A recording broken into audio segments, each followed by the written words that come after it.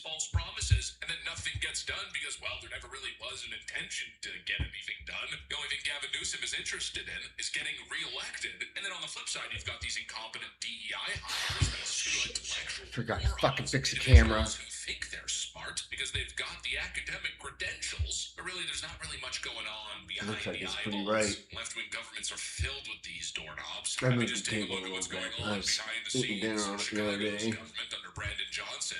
As an abolitionist, when I say defund the police, it is through an abolitionist lens, but again, I'm thinking about abolition more as presence than absence. So thinking about the life-affirming things that we need to build up as we tear down the things that are taking our lives. I think the thing that I would add here, is also the demand to defund is also an anti-capitalist demand. Like what Kennedy was speaking to before, the relationship between policing and upholding the status quo, whether that be for wealthy politicians or for just corporate America and Wall Street. I think that it's really important that we understand how all of these things are connected. And when we're talking about defund, there's a reason that defund also includes cops out of schools, cops out of CPS.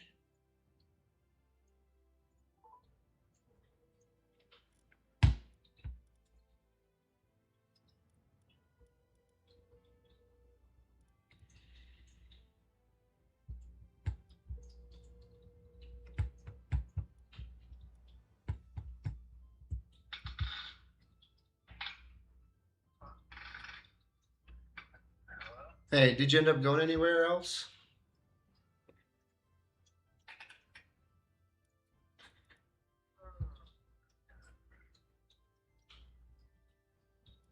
Did you end up going anywhere else?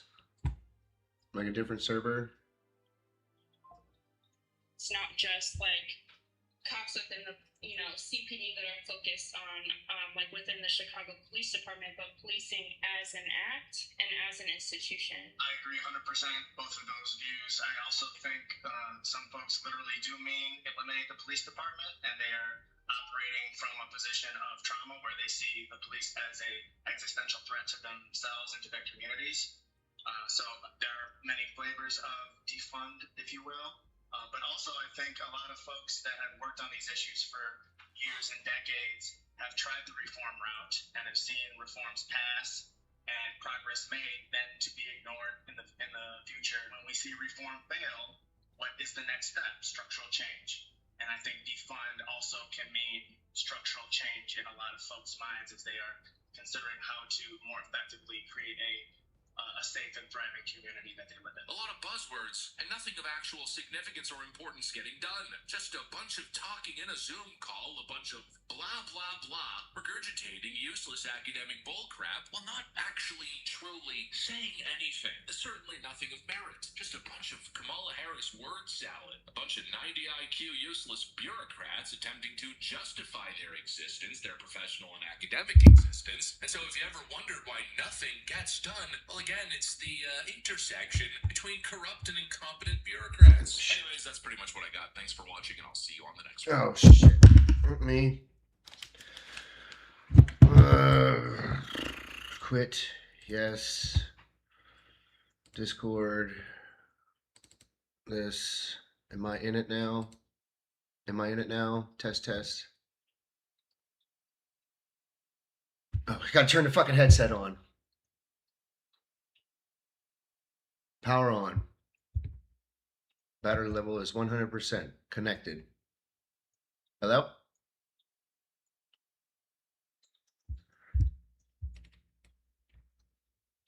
Hello, hello? I'm there. Hello, hello?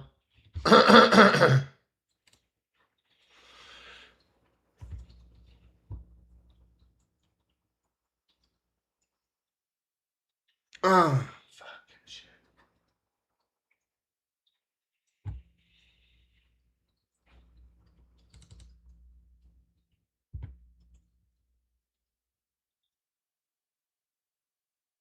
Hello, hello, hello?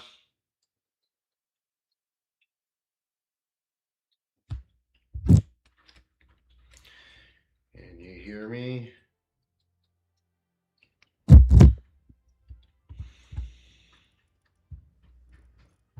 Jesus Christ, dude. Come on, man.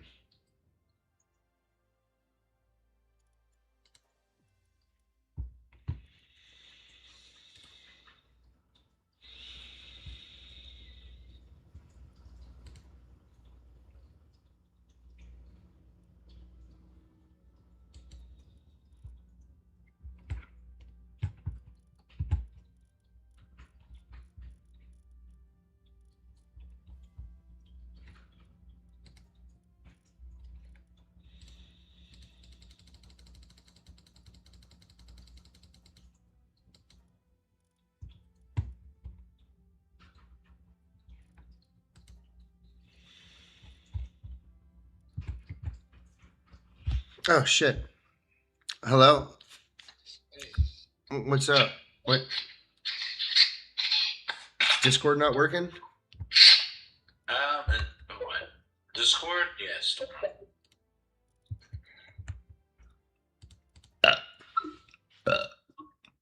I mean, I went in the room.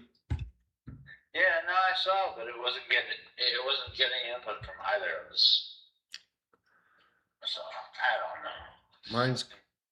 Mine's registering. It's like it's showing green around my picture when I'm talking. Oh god damn! It just fucking switched everything back to the computer. Can't hear you at all. What the fuck?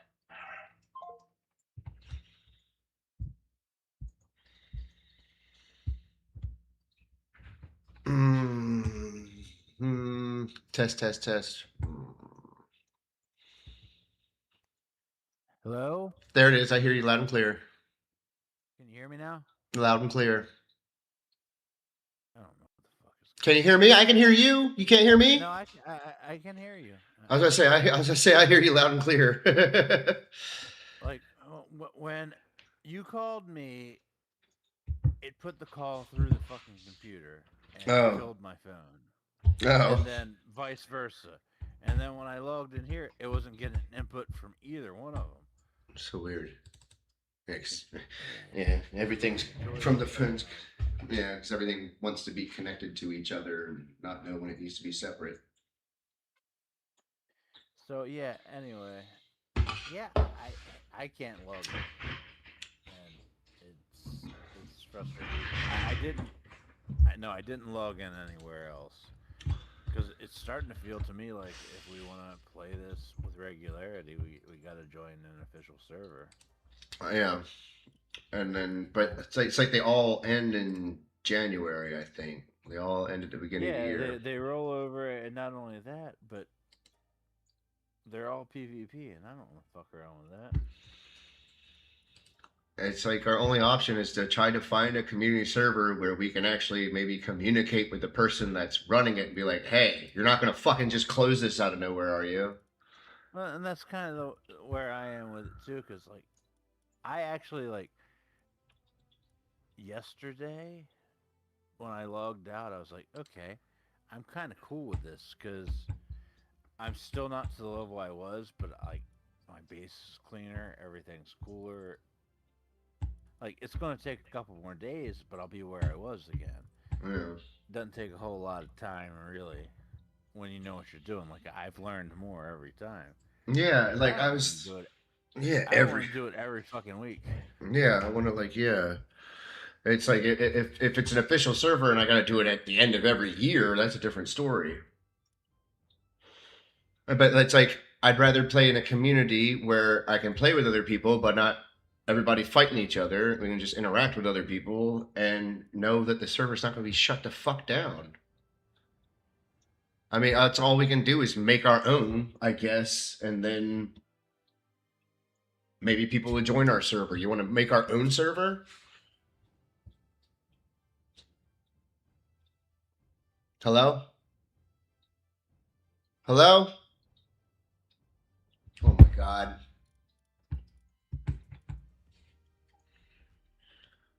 Hello? Ah, he disconnected again.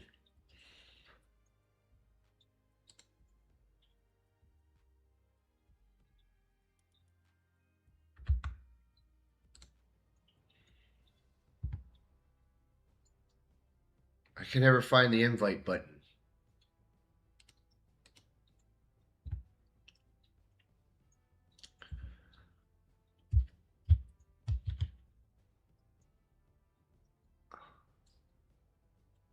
It was here before. Why the fuck can I find it? Invite.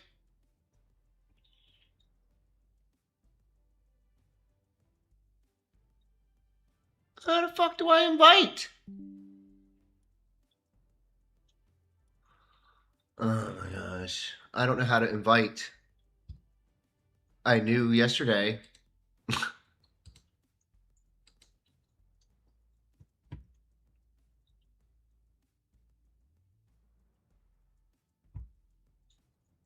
Why the fuck?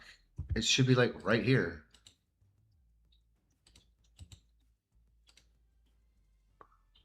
It's not the way I wanted to do it. Where is he at? He should be at the top of the list.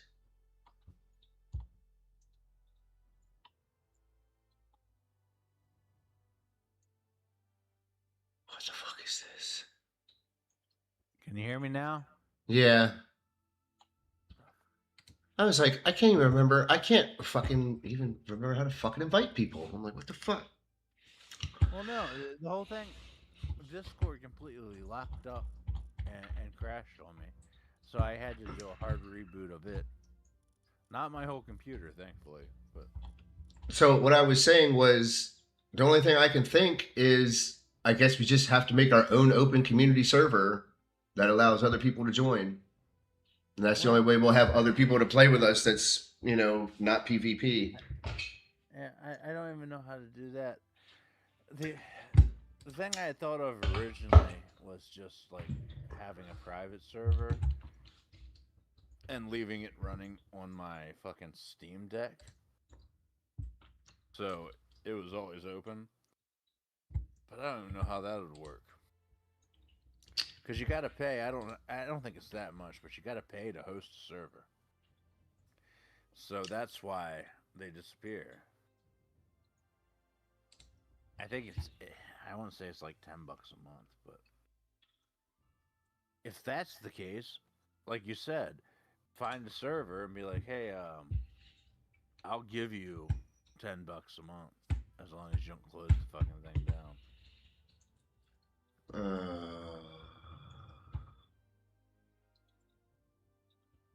Windows with Steam.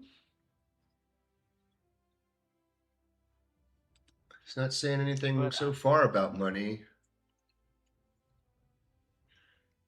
I'm kind of just hoping that like tomorrow maybe they'll figure the shit out. I will tell you the one thing that the server we had joined, the newer one, it lagged like a motherfucker, at least on my side.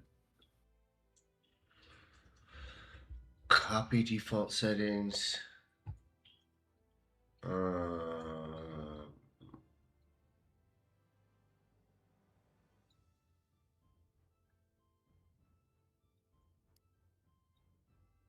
Hey, I'm reading. There's all these different server management things you can do. I'm like, oh my god, I just want to set up all this shit. 5 saves data per 30 seconds, 6 save data for about backup. Next commands. Oh man, there's all kinds of special commands for running the server and unban, save, info, show. Okay, it's just a bunch of backslash options. You can bring that up any other time. Placing shops. Enable. What is this ask? I don't feel like reading all this shit right now.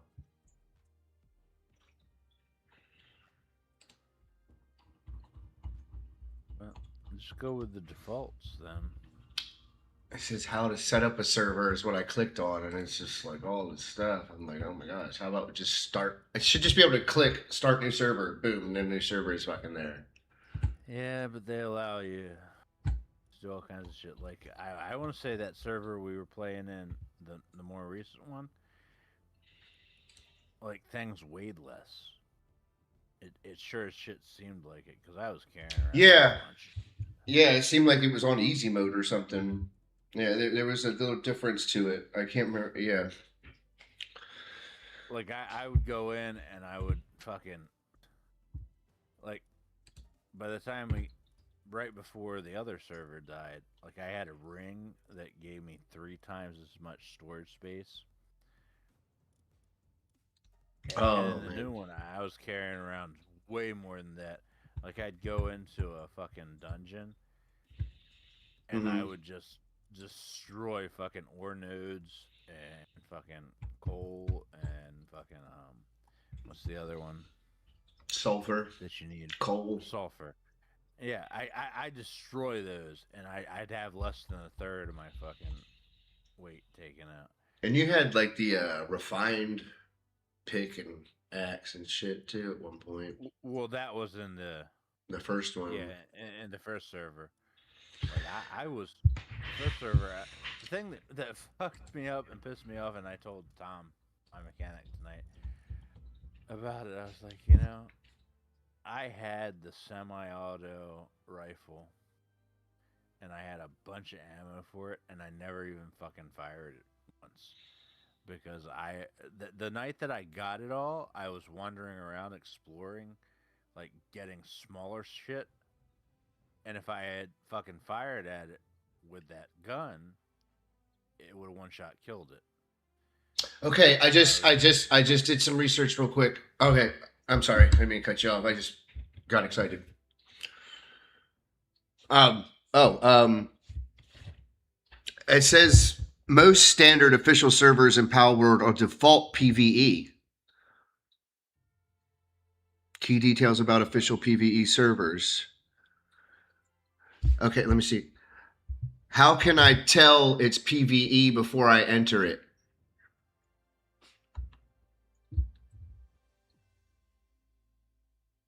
You can verify whether a server is PVE before loading in by checking a few distinct visual indicators in the browser menu. 1. Server naming conventions. Standard official servers. Servers named simply official region. Server number, e.g., official NA server 101 are standard PVE by default. PvP/special servers. Any server configured specifically for open world PvP or experimental modes will explicitly include tags like PvP, Hardcore, or Arena directly in the server name. 2. Filter dropdowns and tags. Use the server type filter dropdown at the top of the server list to narrow down your results. On community servers, look at the server tags or hover details listed in the server entry. Community admins usually list tags like PvE, no raid, or casual directly in the server title or description field. 3. Password and world settings prompts. When joining a community or co-op server, if a confirmation box appears showing world rules before character creation, ensure options like player-to-player damage or pal theft are toggled off. Standard official servers do not show a custom settings prompt because they stick strictly to default PvE rules. Server type filter. That's only like what area? Sort registration. Display servers with different versions.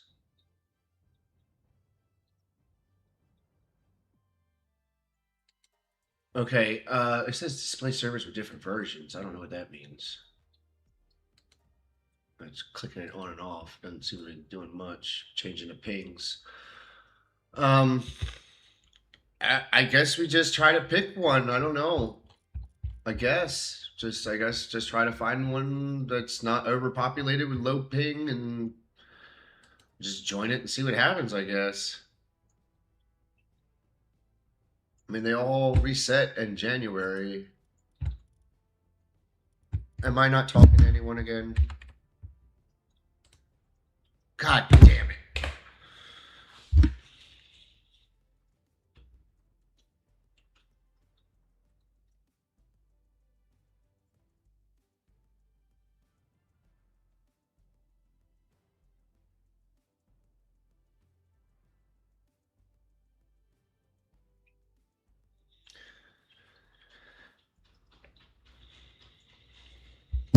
Damn, it's been 20 motherfucking minutes. I want to play a motherfucking game, not fucking sit here for fucking hours wondering how to play the fucking game.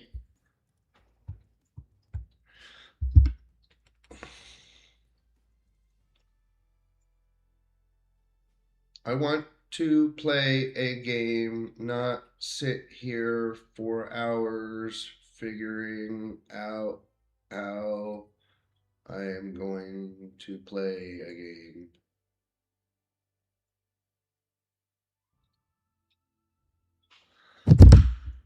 Are you there again?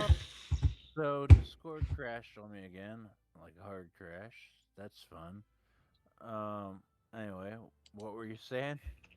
I said a lot of stuff.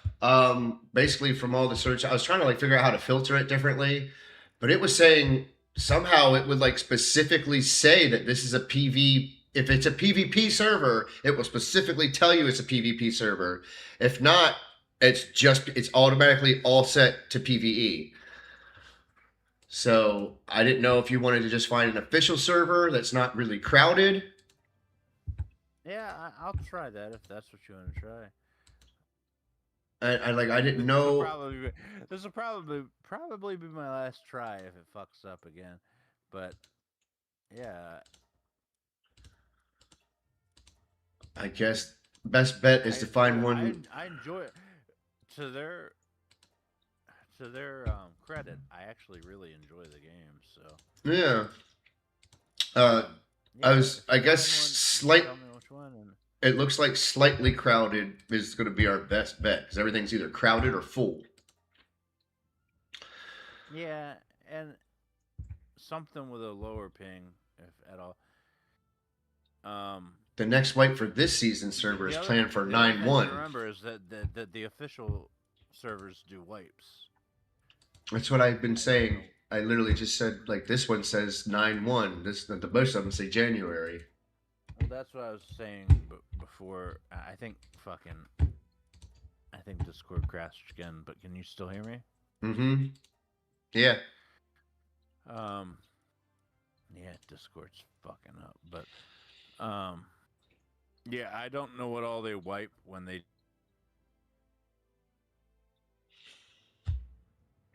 Crashed.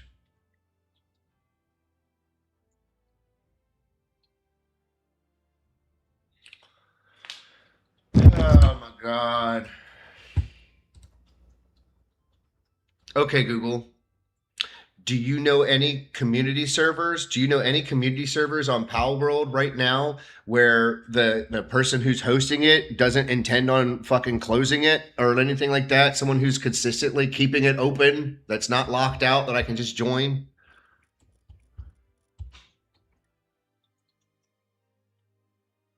Finding a public server without a flaky host is a nightmare. Host-run peer-to-peer worlds go down the second the guy shuts his PC off. So you want a 24/7 dedicated community server. Your best options right now. 1. Large established communities. Best long-term stability. Look for multi-game gaming communities that pay for enterprise hosting. Valhalla Community runs a massive, dedicated 24/7 cluster. You can direct connect via IP. Link to 51.222.10.158, 25,614. Or hop in their Discord. Link to discord.gg to grab their current live server list. Palhaven.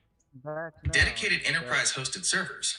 Chicago/Dallas. I'm trying to see if there's a way I can find a community server that's. It says something about Valhalla Community runs a massive dedicated 24/7 cluster. You can direct connect via IP. 51. Oh, you're trying to find one that's lasted a long time. Yeah, one that doesn't shut down. It says Valhalla Community runs a massive dedicated 24/7 cluster. You can, so it's like, I guess it's like a group of people who like, this is what they do. They just pay to host fucking things. I don't know. 10.158. Well, if it drops again, just text me whatever you figure out. But I'm staying in the channel with you. 25614. I'm gonna be up for at least a little while longer. That worked, I think. It's loading. I just typed in those numbers and it's loading something. See what it does. It's taking a while to load. It might be actually loading a game. What sucked is I had put up my global PAL box. Connection timed out. Sorry. So I had put up my global box where I could share with other servers and whatnot. And I didn't put anything in it. I just had it there.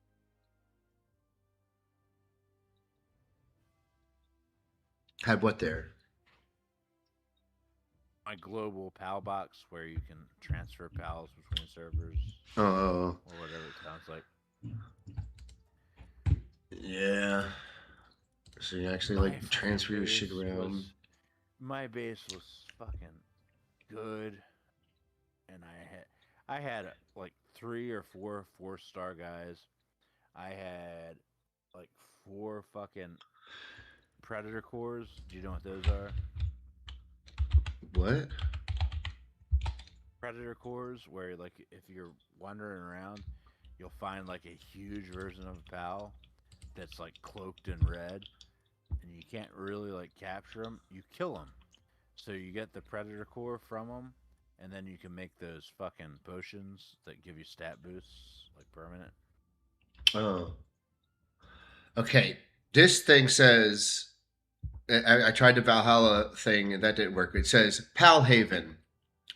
Dedicated enterprise hosted servers, Chicago/Dallas, built specifically to stay up permanently without arbitrary shutdowns. Search PAL Haven in the in-game community server tab. And I typed in PAL Haven at the top in the search under community, and they all come up. The one at the very top says it's been up for 1,400 days. The other one, there's another one that's locked out that says it's been open for almost 5,000. It's like 4,455. So it was before even the 1.0. Yeah. So one of these has to fucking work. Well, I only see 3 that I can actually even click on. Well, 4. There's Mark's PAL Haven, PAL Haven EU dash PAL import on dash PVE 24/7. Then there's one that says PAL Haven EU founding season, and then there's one that just says PAL Haven, and it's not locked out, and it's been open for 14.89. Yeah. I don't know. You want to try that one? It says nothing on the ping. That's making me wonder, but we can try it. See if it. Yeah, that's it. But it doesn't have a lockout. Okay, I'll try it. It says friendly EU. Does that mean European Union server? But it says it's based out of Chicago and Dallas. I don't understand. Does EU stand for something else other than European Union? Does EU stand for something else other than European Union? Yes. Expanded universe. Common in video games and fiction. That's what it is. Friendly expanded universe community server. You want to try it?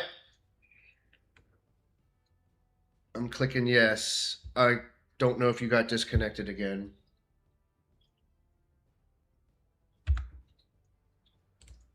He did. Damn it.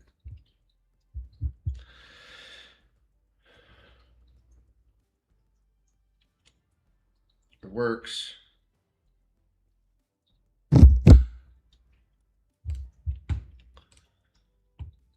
Boop, boop, boop, boop, boop.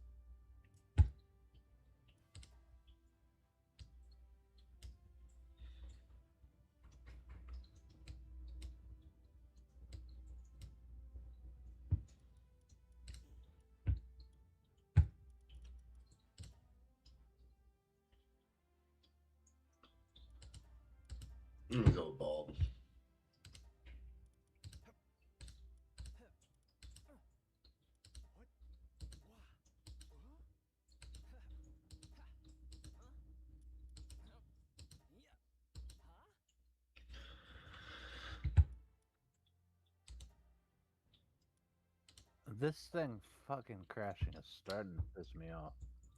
I don't know why it keeps crashing. I didn't know if you want to. I was gonna say, you don't know if we want to try to Steam one. It worked though. It let me right in. I'm still waiting. It was the one that just said Palhaven or whatever, right? Yeah, and it was like no ping. Um, I just created the character and it's doing the little I'm still cutscene. waiting. Maybe my computer's fucked up because I did a bunch of shit trying to log into the old server. Let me hard fucking crash this game and then try again. Why am I playing with the keyboard? All right, I'm gonna hit my bowl. I'm gonna grab this first thing. I don't know if you know, like when you first start in the new area, I keep starting in the first area too. I haven't started anywhere different. That's where I always start too, yeah. But when you start in that little castle area or whatever, run back into that castle, and there's a thing for experience points, like right there in the beginning. So one of those journals. Castaway Journal, day 1-1. Palhaven. And honestly, it looks like it's been running for almost 1,500 days, and there's only one person logged in. So I assume that's you. Yep, I'm really hoping that this one works out. After all that research I did, I'm really hoping that this is it. If not, it's going to be straight up either stop playing or play on fucking official servers. Yeah, or just click the start game button and see what the start game button does. It probably just puts you in a world without a server. Start game, it creates your own private. Maybe that's what we should do, but I don't know. And then just maybe that's what I should have done. Just start a new one. Maybe that's how we start a server. Just start it like that, and then be like, "Hey, come one, come all." Survival guide. All right. Yeah, I have to go look at my survival guide, and that helps me get past the first mission. Pick up fallen branches or hit trees with wood. I wonder if I can build my base in my spot or another spot. I wonder if I should put it. Well, yeah. I want to go higher.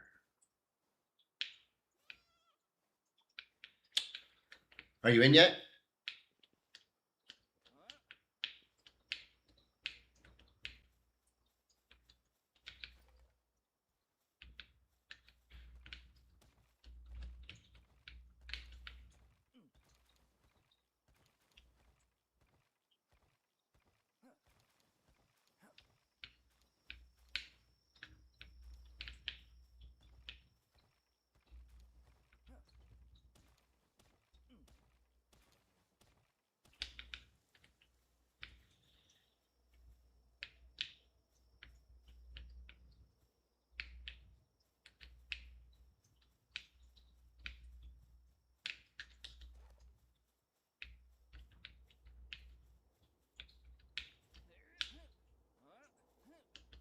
Motherfucker, get out of my way.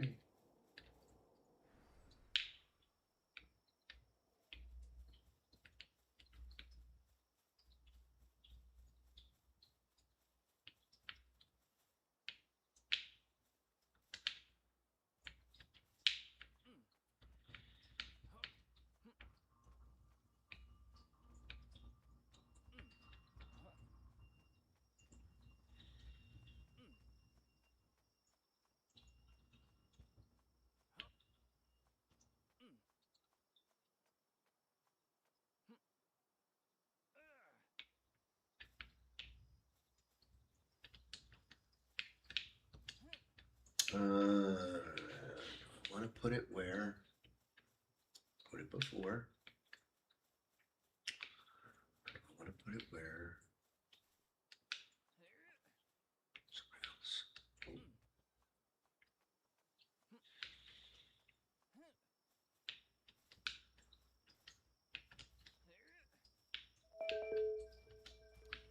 Oh shit.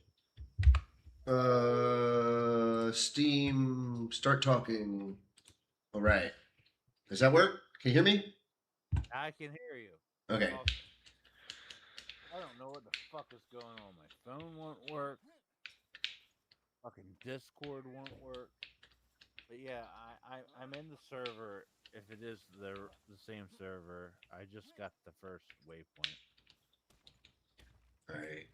I'm like above you if you are in here. Let me see. Yeah. Let me look down. Yeah, I see you. I'm above you. You're up there on the fucking foyer. Yeah, well, I'm climbing up the mountain because I was like, I think I want to start my base up really fucking high. I know exactly where I own my base, where I put my base before. But where are you? Let's go ahead and join up. I climbed all the way to the top of where this big tower is on top up here. I'm gonna stand right here on the pillar in front of the main place. All right, there's not a lot of flat area up here anyways. I don't think I'm going to build up here. It looks too... It doesn't look like this place is like really picked over for as long as apparently it's been running. Yeah. But then again, they might have all migrated their bases into the fucking end game. Oh, yeah. What would have eventually done? Because you only get like three bases or 4 bases even per guild. So you break one down and move further into where you're going.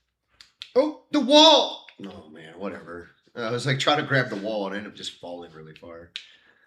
How'd I lose you? Where am I at? Why am I not looking? I'm standing at the fast travel point. Oh, I'm way over here. I gotta go over here. Here we go. Now I'm closer, I think. Where the fuck am I? All right, I'm going over there now. I know exactly where I'll build my base. We'll go ahead and meet up. Start a guild. Swear to God, if this fucking server disappears,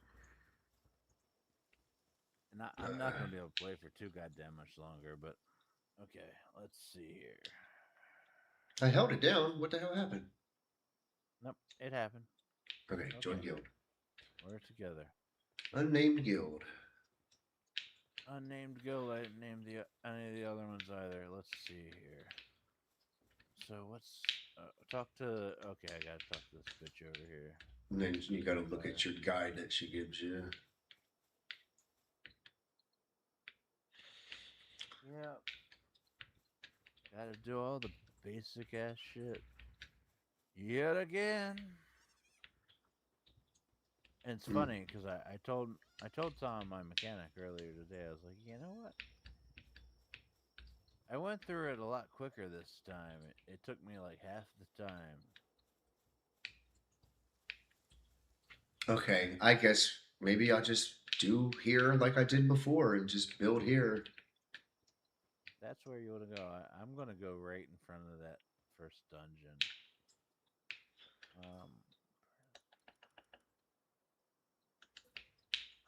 Okay. +1 to strength. I'm off tomorrow, so like hopefully this works out and I can just, or hopefully, honestly, hopefully one of our old servers comes back up. Yeah, I gotta, I guess, call this freaking apartment complex at 8:30. Damn. I'm sending them emails being like, why are you doing this? Why did you do that?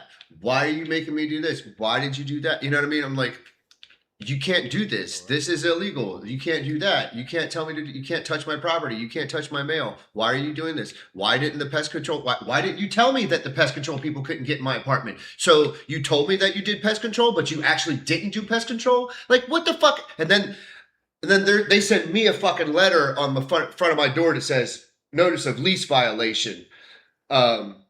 Many emails sent to official office have disrupted business operations due to harassing communication and threatening behaviors. There's not one cuss word. There's not one threat. There's not one fucking thing in here. Like, they showed me highlighted things of my fucking emails and stuff. Now live, saying I didn't have to pay rent for 3 months, but here you are charging me for August. And they highlighted that as being a harassing or threatening thing. No, that's me asking for fucking clarification from you incompetent fucking pieces of shit. This is stupid. People are so fucking stupid.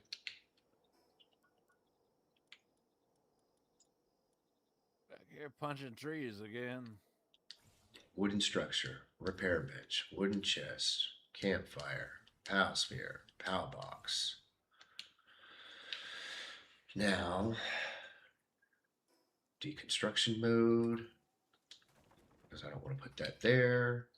I want to start laying some fucking foundation. You're already putting foundation down? I gotta put foundation down and put the PAL box down.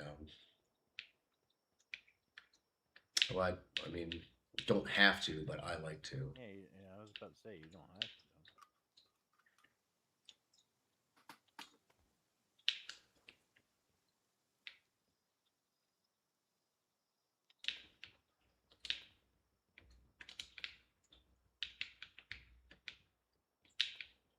Server we were just playing on. All my places that had foundation, I had upgraded them all to stone. Not that it really matters if you're playing PvE. I mean, I guess it does if you get hit by like a really shitty fucking raid. But I think the raids were turned off on that server too, because I never got a single fucking raid. Yeah. Oh, man. God damn. Just punching this tree. Let's make our PAL box. Oh, I need more wood and stone.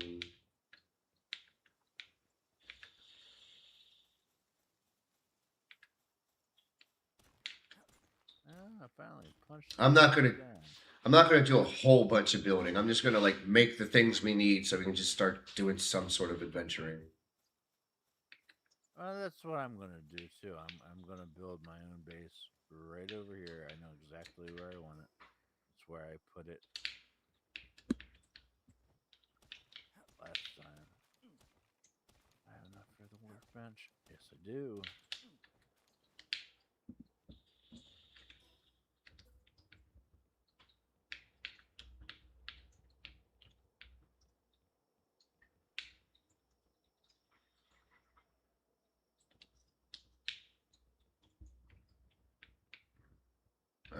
What do you mean? I don't have permission.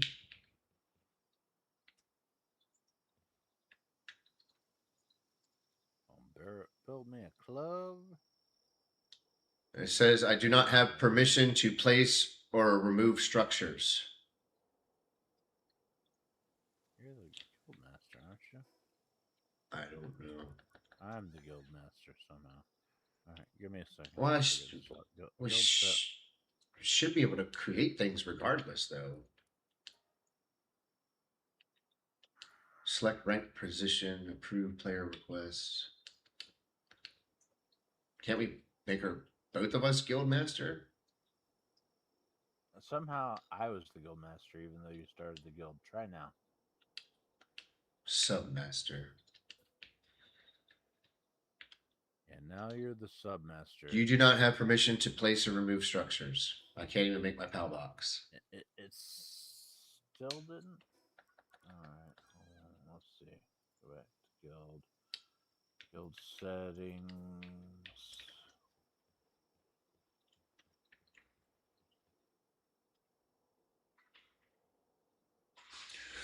I haven't even hit my bowl yet. I woke up and as soon as I saw that letter, just fury began.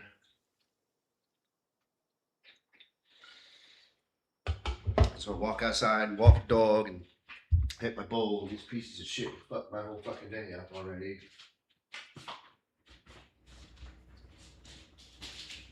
If you don't hear me for a second, I went to the other room to pee.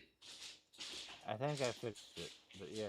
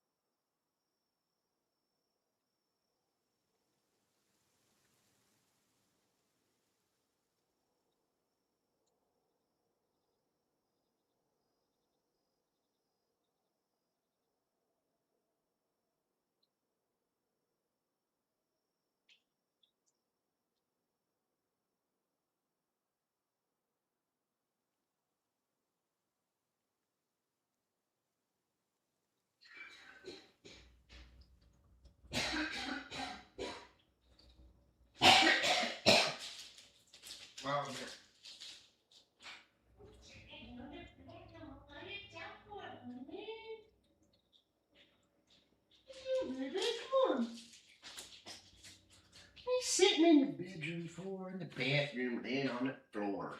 Silly Billy. He likes sleeping on the floor in the bathroom.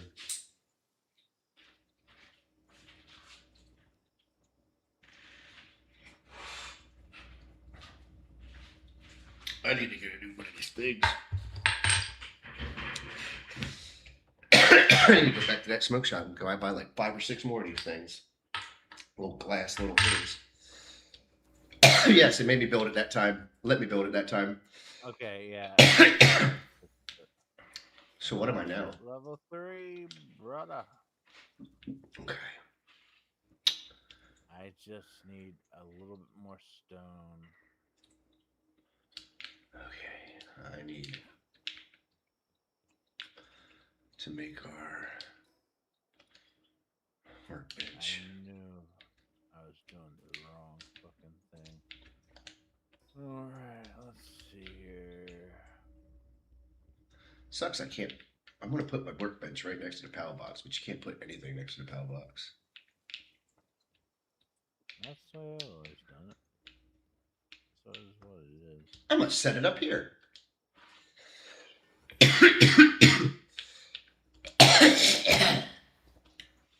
I'll go ahead and make some balls.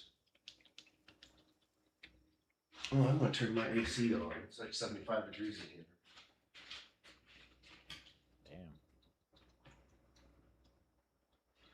Damn. Yeah, it sucks. It's like I'm acclimated. I'm acclimated to it now. But like I was still like setting the thermostat to 68 when I came over first because that's what I always set it to back in Delaware. Me and Mom did. And then I'm talking to people and stuff and this and that, and they're like, yeah, I put it on 72. Yeah, I put it on 70, 71, 70. So I'm like, well, I guess I got used to putting it on a higher setting. Mine's on 70. But it's like you put it on And 72 honestly, and turn a fan on and it like makes it okay. Honestly, I'm old enough now where 70 is actually gets kind of cold this time of year. Dude, oh my God, dude. These people out here. There's this one dude I work with who's he's a dwarf, you know what I mean? He's a small person. Small guy. And he always wears a fucking hoodie. I'm like, dude, I don't know how you fucking do it. I don't know how half you crazy people do it out here. It'd be like, I would be standing out there with a t-shirt and shorts on, and I would see motherfuckers walking by with hoodies, gloves, and like full on weather fucking jackets. I'm like, dude, are you fucking serious right now? Like they have, and these are young people. These aren't old people. You know what I'm saying? Like, what the fuck? Like they have no ability to handle the cold at all. It's crazy. I have no idea why it didn't track me picking up fallen stone. Ooh, I think I might be able to fit this in. Yeah, I've only gotten better at building stuff. Like I do it so much. I can. And like I said, that's why I told Tommy, the guy I work with earlier. I was like, I know where this shit is. I know how to do it better now. It still sucks just doing it again. But once we get to like level 2 or 3 where we have our pals, we have our basic shit. I don't have it yet because over here fucking stone doesn't actually know what I can do. No, I can't because it's not on my base yet. I can snap to your base though. Yeah, I'm gonna Maybe. build this completely different. I'm gonna have it. It's gonna be a mix between my first base and my second base. But it's just gonna be platforms and straight up. Who needs walls? Right? You know what I mean? It's PvE. Walls are just for decoration at that point. Sure. I just need that. that fucking dungeon is open. I just need to get to the point where we can go into it. Yeah, we Pick up one fucking stone, and there's none over here. we just have to do a few basic things, and we can get rolling really quick. It's just a matter of just yeah. Yeah, establishing- there's a reason that like people play the shit out of this game and servers and stuff. There's speed runs all over the place. I found them. I didn't really like watch them closely because I wanted to actually play the game and enjoy it, Mhm. like enjoy the exploration. Side of it. Yeah, like I haven't really looked at, like, even when I first found out about it, like through listening to Asmund Gold playing it, like I just kind of saw him start it up. I was listening to him talk about it, and I kind of like, fast forward to kind of like see what things looked like, And that was pretty much I didn't like see how he played it, see how he gathered stuff or any of that stuff. I just listened to him talk about like other people's descriptions about the games and stuff about it too, about how you can essentially play the game however you want to, you know what I mean, and all this stuff. And I'm like, this sounds like a fun open world game with a lot of fun little mechanics that I think would be funny to play It's, with. Essentially, like most of these are open world survival craft games are very similar. This one kind of has a Pokemon flavor to it. Yeah, it's like Terraria It's meets Pokemon, all kinds of other stuff. Terraria was And Souls-like. and actually they have a working like they have a connection. There is a Terraria dungeon in this game, from what I understand. God damn it! Why can't I find one piece of stone? Of course, has that Minecraft appeal and stuff and everything. That's why this starting area where I'm at's perfect. I got 2 nodes right here. I got trees all right here. There's one. Okay. Hopefully this will do it.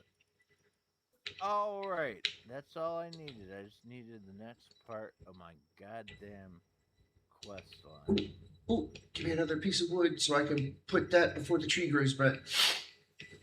Yeah, it was like I like destroy things and then I build over it, and then like when they come back, you can still harvest them and it doesn't mess up your area. Yeah. Okay, so now I need to Mad wood. Sphere. Mad wood there. I know what I want before I start adventuring, and that's fucking parachute or glider or something. Yeah, no doubt.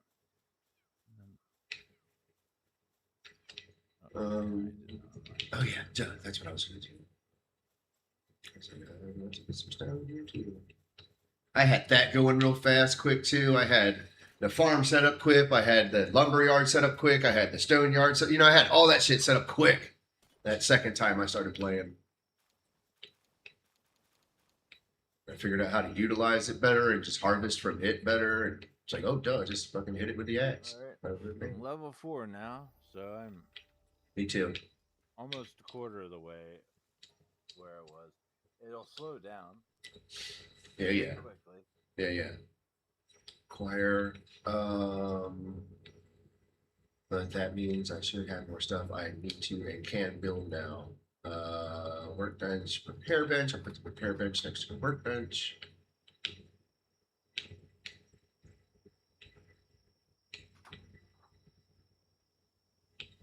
That's not exactly where I'm going to put it. Still there? Yeah, Okay.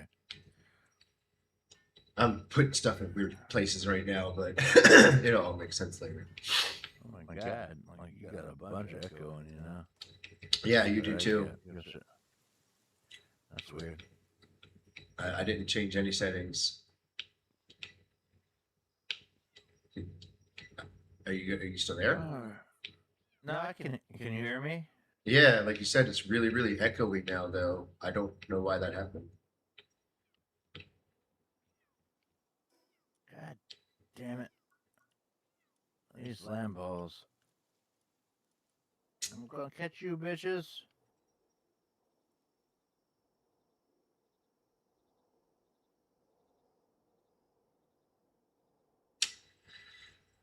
Alright, caught 3 of them. I don't think I need the Well, so- global PAL box. I'm not gonna worry about global PAL box until I like, hey, do we need a global PAL box? You know what I mean? I'm not gonna worry about it right now. I'm not gonna worry about making the stone spear right now either. I'm just I'm gonna get gonna my bow and disconnect arrow. this. I'm gonna disconnect and try to reconnect real quick. And maybe get rid of this fucking echo. Okay. Hopefully.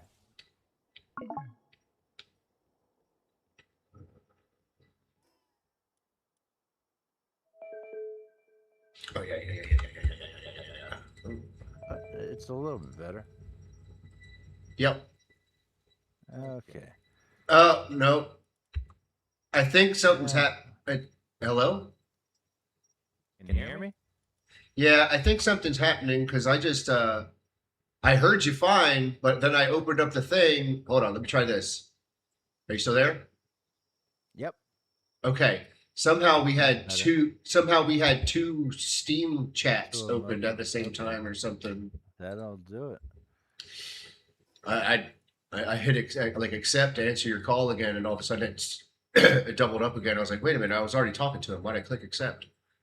I can pull out my torch. I'm not freezing. All right. Goddamn. Now I need to build stuff. Oh, this. That. Build that. Okay. And wood.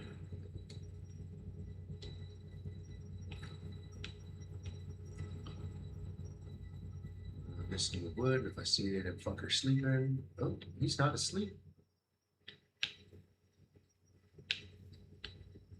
I'll get you. All right. So I need. Come here, Lambo. On a blue node.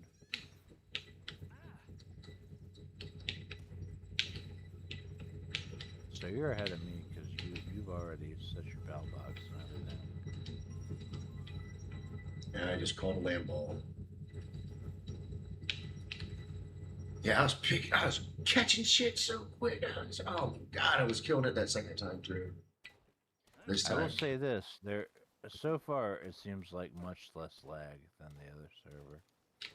But I haven't really done much of nothing but punch fucking trees. Yeah, I've got my axe and I've got all my equipment already. I've got a club, an axe, and a mine pick, or pickaxe. Yeah. I got a torch, fucking. a club. I've got a workbench and a campfire.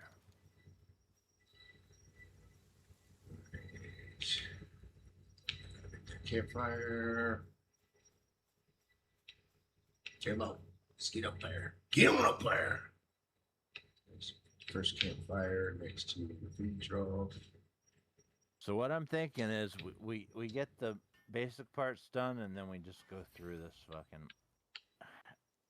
The thing that frustrated me the most is I had just gotten to the point where I got my crossbow and everything, so I wasn't running around just beating shit in with a bat.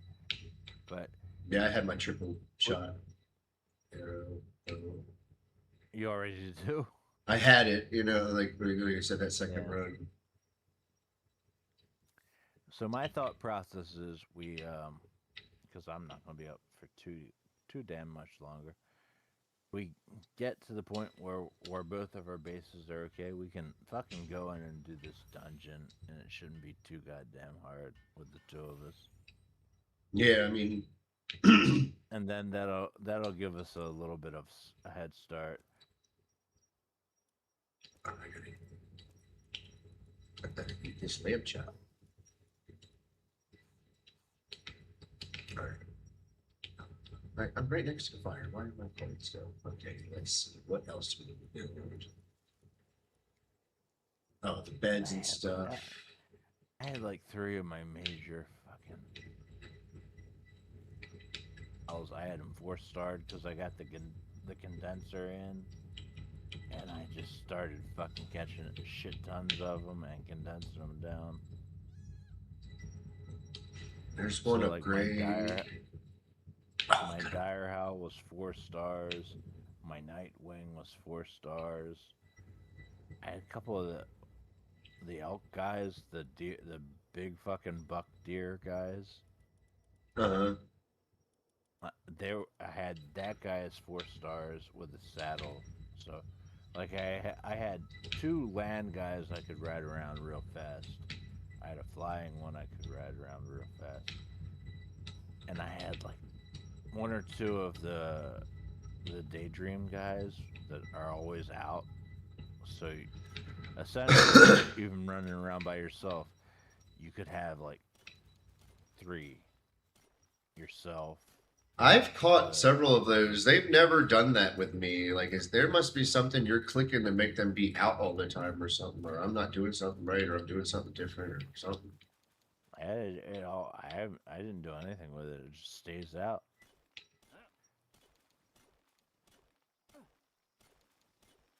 Like if it's if it's in your deck, like in your If it's current. in your party. Okay. Yeah. If it's in your party, it should stay out. Now it might wander around, because I know that shit's happened to me. I'm like, where the fuck is my daydream? And then all of a sudden, there it is. I need to get this guy something to do. But it has that one fucking spell, like where it sends like a dark ball or whatever. For what character? It's called Daydream. Oh yeah. It's got that like dark psychic ball. A lot of other characters have it. Yeah. I know what you're talking about. Yeah, that has like a homing device on it. Yeah. I'm catching some Cativas and some fucking lamb balls. I might as well get my first 5 here. Oh, you little fuckers are running. You made me miss 2 or 3 of my balls. That's right. There's that thing over here too that I forgot to grab. Have some balls in this box. Nope. No balls. Yeah, pick that up. Get some more balls. Oh, do I have technology points to make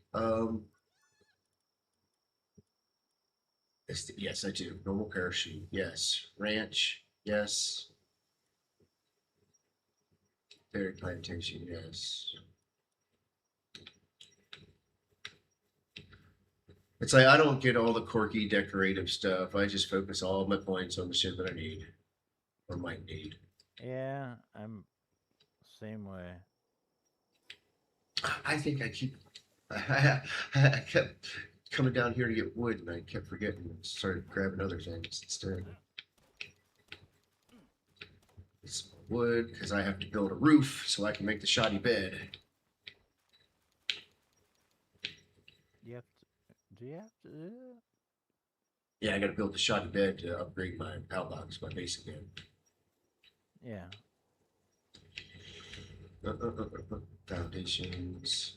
Bam, bam, bam, bam, bam. This one. Bam.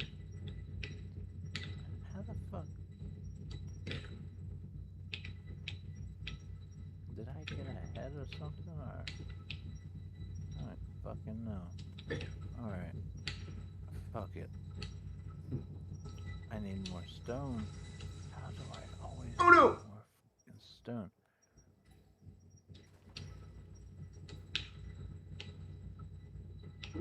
Let's move it up.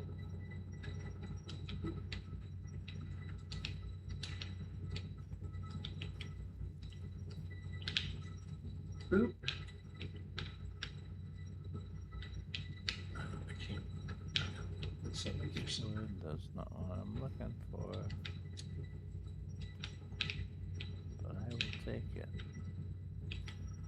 But yeah, I had my shit so set up. I never had to look for wood or stone at all. Yeah. Trying to get that situated right now. I'm building more foundation than I need to be building, but I wanted to get somewhat set up here. I wish I had the ladder sooner. You know what I mean? How soon did you have to wait to get to ladder? Yeah. Yeah, it's kind of fucking ridiculous. Level 10. You have to get to level 10 to get the ladder. Because I'd rather build straight up instead of having to build these stairs.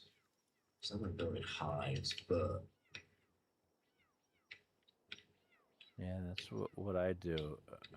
What I did on the first server, like, I built up, but I didn't use the stairs. I used ladders.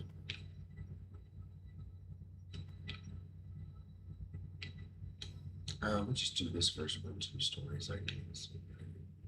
And then I need to switch to roof. I still need one more. Roof material. Roof material. Oh. I got no more wood. Fuck me.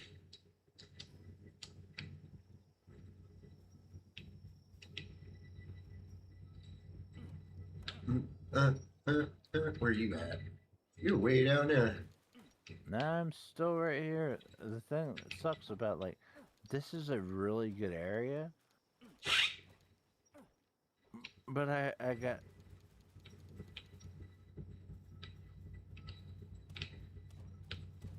I don't understand why people would want their bases really far away.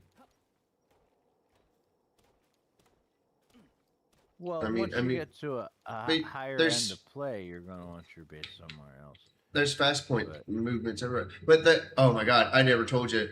On the first one we were in, the server we were in, I was like, I want to go to the World Tree. I was just like running around. I spent like an hour and a half, 2 hours. I went all the way up to the World Tree, right? And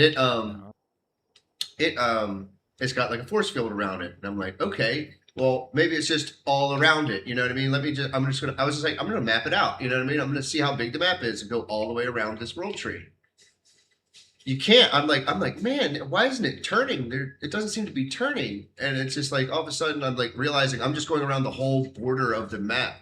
And the map didn't go as far, like it kind of like ends at the World Tree. And then actually, so like there's areas beyond where it's cut off that we can't even see yet or access yet. And so it's like, I think they've given themselves plenty of room and breathing room to grow this game as big and bigger as they want to. You know what I mean? Like World of Warcraft levels.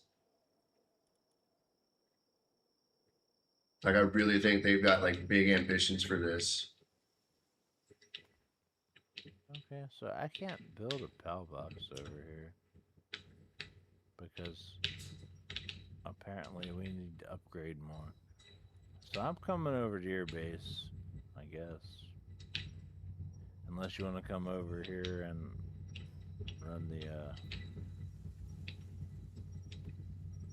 and I mean that's fine. Sharing a base is fine. If you want to come over here and run this dungeon, we can do that. But otherwise, I'm gonna come over to your base and try to build some shit. Yeah, we'll go over there in just a second. Like by the time I get done building some more stuff, that should level me up in itself. But yeah, I spent a lot of time that one day, like an hour and a half or some crazy shit of just I'm fucking gonna try to. God damn it! walking around the whole border of the big part of the map, thinking I'd eventually maybe run into something cool, and it was like, nope. I had my Hell Zephyr. I had that thing, and I just was like flying. I had enough food, and I just was like flying for like an hour and a half, just flying. Probably gonna die because I didn't have a glider when I used one of those fucking jump things. I definitely would make that too. As soon as And possible. now I'm just trying to get to fucking dry land.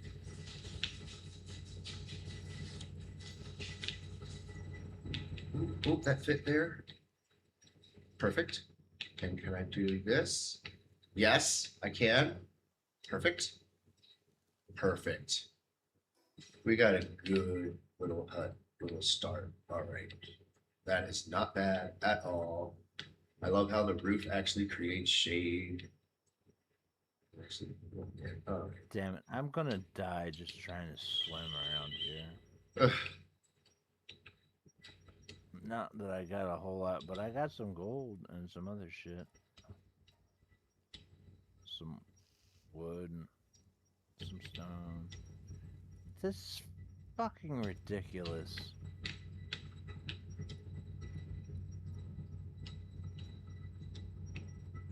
Trying to make some stuff here real quick. How is there not a single place?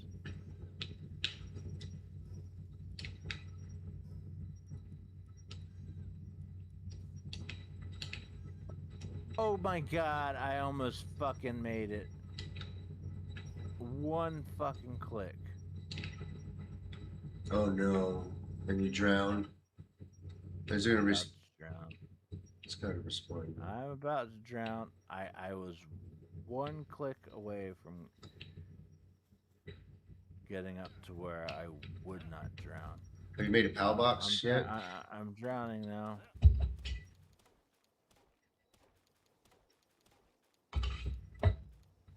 You can either spawn yourself back over here where I'm at, or spawn you back at the beginning.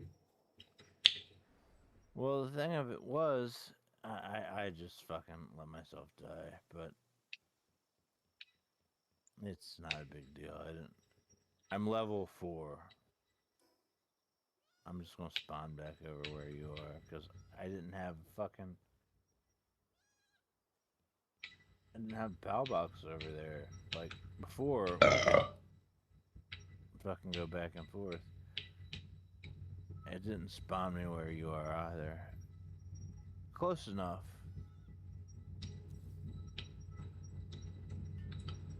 Shoddy bed. Make some beds for animals. This is your base right here, this platform. Yeah, probably. Let's see what about. Yeah. Wrong sentence. Make. Oh, you don't have any fucking clothes yet either. I need more wood already. I have stuff for it. I just don't have. I guess some more wood here. Let me see what can I make technology-wise now. Oh, I'm still level 5. What should I make? I need wood, berry seed, wood. I just need wood.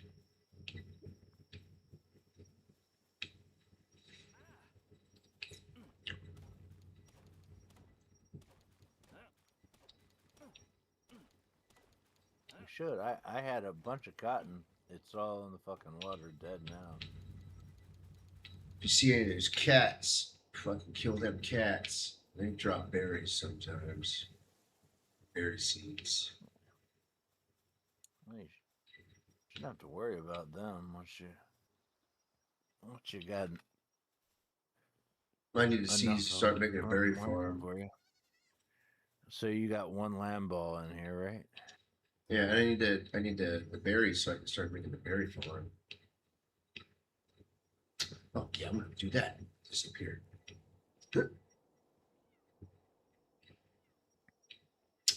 That will work out perfectly-ish. I think I might like that here-ish. That'd be fine.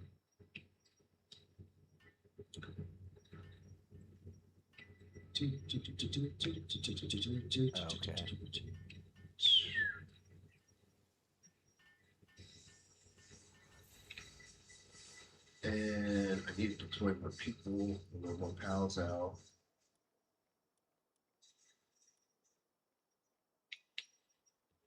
I just need berries to make the farm. I think I'm gonna make another bed.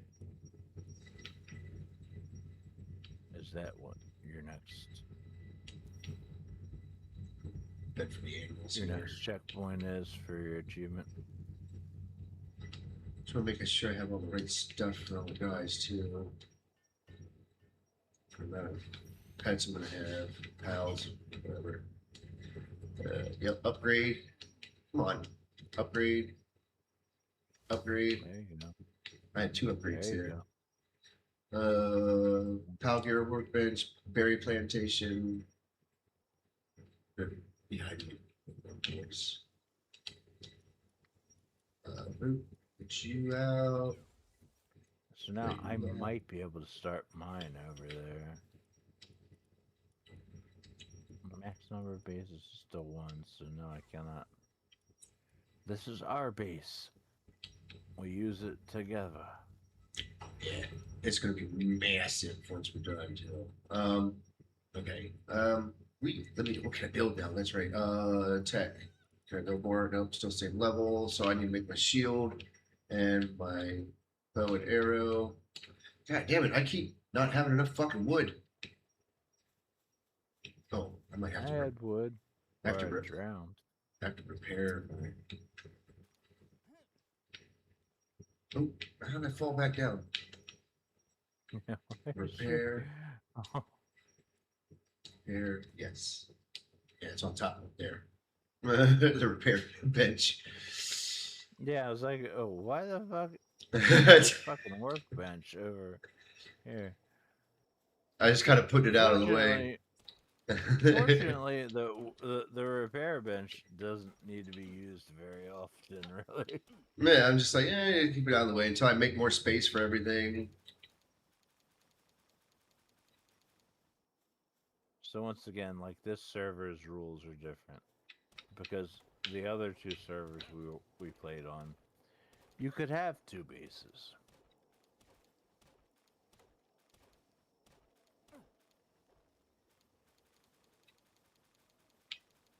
Yeah.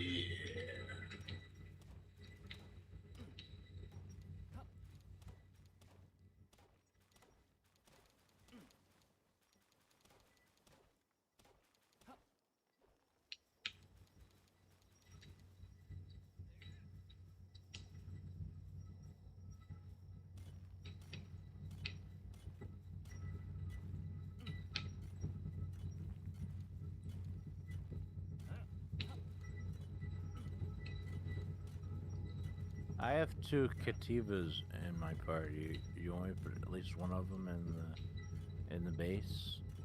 Always put one in my party at least, at least at the start, because it helps you carry more shit. Oh, no, I'm sorry. You had them in the base.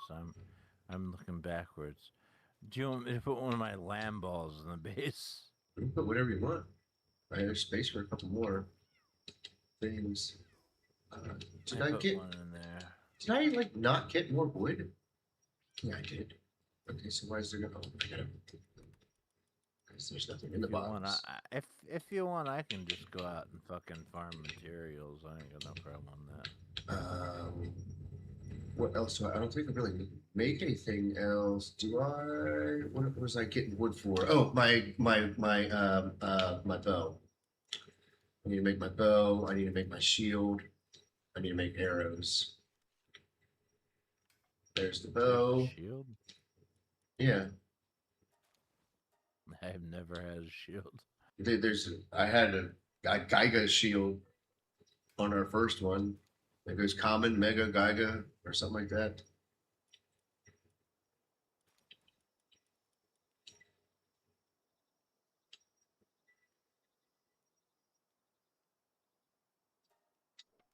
All right.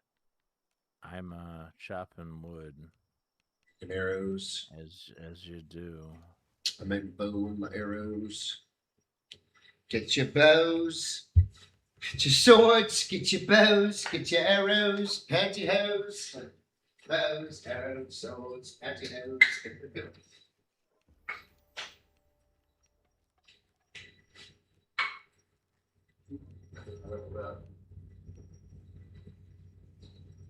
Arrows.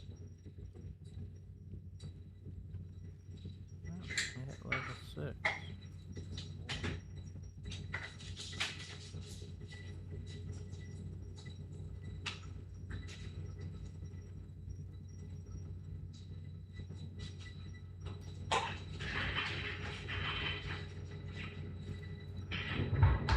Do you have a chest up there?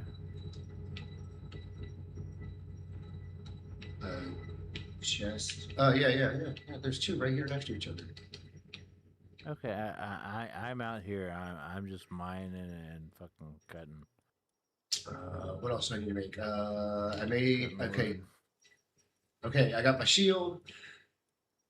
I got my. I don't do that anymore. I'm going to discard that. Berry. All right. I didn't get clothes yet. Oh, put this But money yeah, away. probably three Oh. berry plantations is a good place to start. Oh, I can make a. I can make clothes. And I need to make a berry plantation. I just need seeds. Oh, and I need that. So I need to make cloth. Cloth. Yeah. I would say try to make 3 berry plantations, and cloth will age badly. You're always going to need it, but not as badly. All you really need is one berry plantation, because by the time because you'll have the next thing, before you know it, you'll be making And whatever. this is true, but if you get 3, like, they'll Well- never go hungry. Well, they won't go hungry if you have a chick and a berry thing, because you'll be making eggs and berries all the time. That's what I'm saying. Eggs. Like, Well, because I did that at first. I had 3 berry things at first, and I was like, man, I have way too many. I didn't need all these. well, and if you go over to the right spot and get the cows, you're going to get milk too. So, Yeah, I saw them that last time, and I don't know how I didn't have enough shit to kill it or get it or whatever. Oh, I can make the balls. I make one. Oh, I can make the clothes. I'm going to make 2. Start production. Here's an outfit.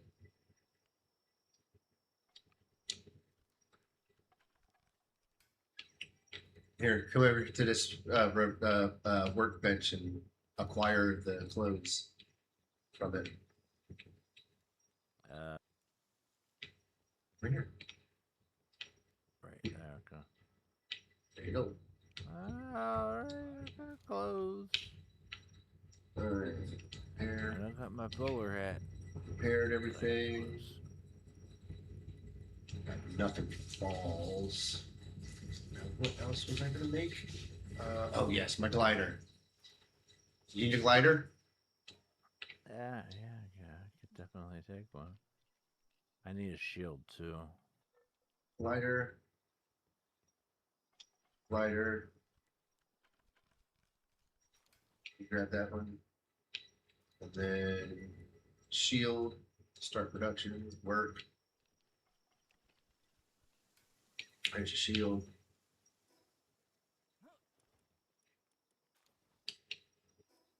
Technology, Power Gear bench, flaming arrows. There's some pieces of wood. Make that fucking Power Gear bench real quick too.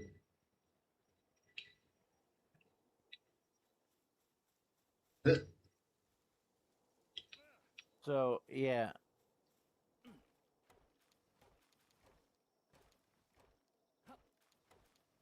Since we're sharing the same base, I'll kind of try to talk to you about some of this stuff.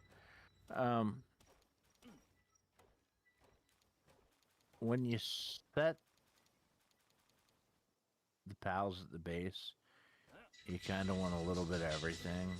Yeah, I only put like So, I try to put one of whatever out there. And sometimes like, very- sometimes you might need 2 waters or 2 fire guys or something. But that's Sure. Essentially, what you really need early on is like grass types and water types, so they can make food. yeah. You need to fire guy. Very to cook early the on, thing. very early on, you want the land balls so you can get the cotton from them. And then once you hit a little bit further, you're gonna want at least one good fire type I'll put this at the end of the bed. Fuck it. to, because the fire types smelt your metal and everything, and they help you cook. You need the foxtail as soon as possible. Foxtails and rubies. Rubies make fire glands. Those are the first two. The Artox, I think, is the one I'm thinking of. That's the badass. Yeah, the big bull, or it's like a big yeah, the ram looking thing It's like or a whatever. big cat with a fire tail. That's like a big ram. Yeah, you're right. You're right. Berry plantation. That's right. Fucking, I don't have Because seeds. when- All I need when is you get 3 that guy, seeds. he outworks all of them. All I need is 3 seeds, and I can fucking make a plantation. Plantation of.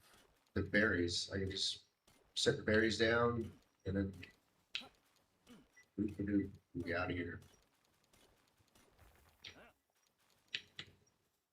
I just gotta find the cats. I need 3 berry seeds. I just need 3 seeds. I just need to find them cats and kill them cats. They're the ones usually have to see. Or maybe sometimes the berry plants. Sometimes there's berry plants down Yeah, there. the berry plants should be all over here. It sucks when I'm used to having my fucking dire howl so I can like run around with him. I've learned to like And he use was my okay. parachute to like jump around and shit. Try Yeah, to clear well, and- distances faster and stuff. I got Not a even T-Front. that, but I learned to like I have a faster fucking glider now too on most servers. Yeah. And then when you carry like them other things, like it really them like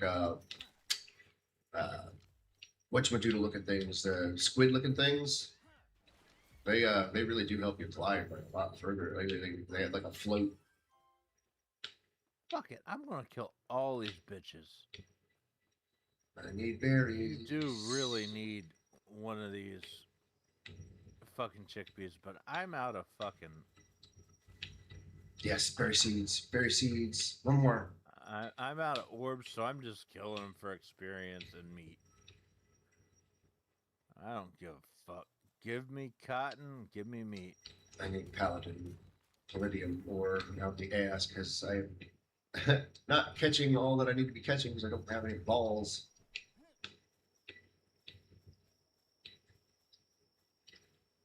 Smash, smash. This Treffin, like, we need that fucking thing for. I got one. Oh, you got one? Okay, cool. There's a bunch over there too. Sorry. That's the thing, like, on the other fucking server, I had fucking condensed them all to the point where everybody was 4 stars. Mm-hmm. Oh, I hadn't done any condensing. Not yet on this one. That's what I'm saying. I know. That's what I'm saying. I didn't have any. I had the condenser, but I didn't even start using it yet. I was trying to get more stuff before I started using it. But wait. What have in my inventory? Right. We're gonna make a berry plantation. I'm gonna put it upstairs next to the ranch thing.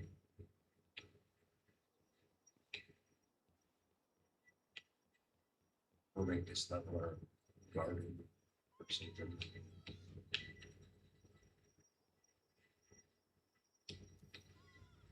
Are you sure about that? It looks like you are. Am I what? I said, are you short a pal bed? Because it looks like you are. Oh yeah. Because I got a lot more space for pals now.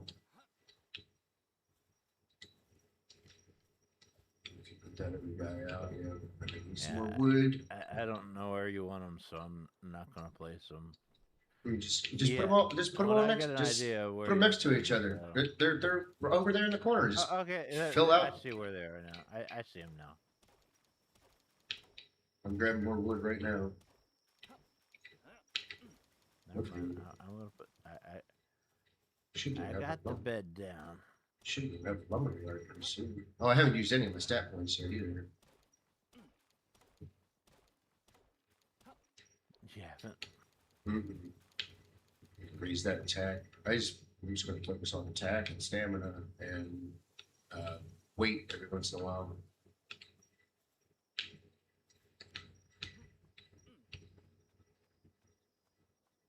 I just used mine. Alright, I mean, you got a pretty big situation here.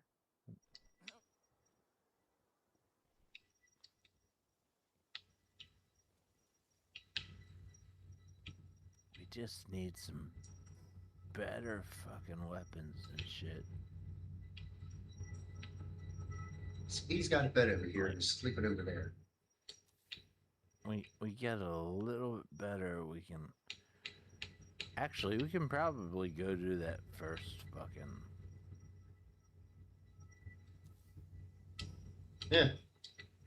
that first fucking dungeon without a whole lot of problems.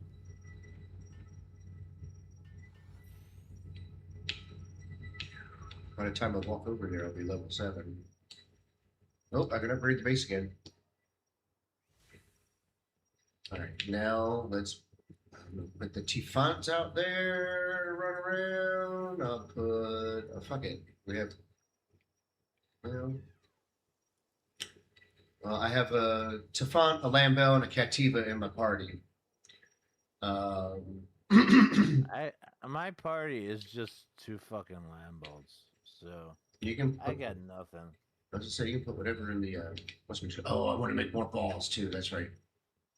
We gotta make the balls. I keep calling them balls, either they're spears. Do you need some balls?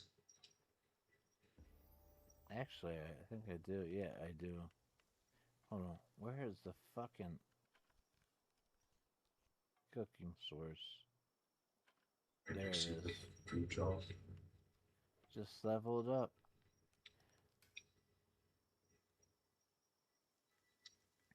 I'm level 7. Yeah, me too. I'm not sure if I even need the monitoring stand if nothing's gonna be coming at us. Right? What's that? I don't know if anything's gonna be coming at us or not, so I don't even know if I need the monitoring stand. Yeah, I don't. Don't know what's gonna be coming at us. You need help with that? We need palladium, wood, and stone real quick.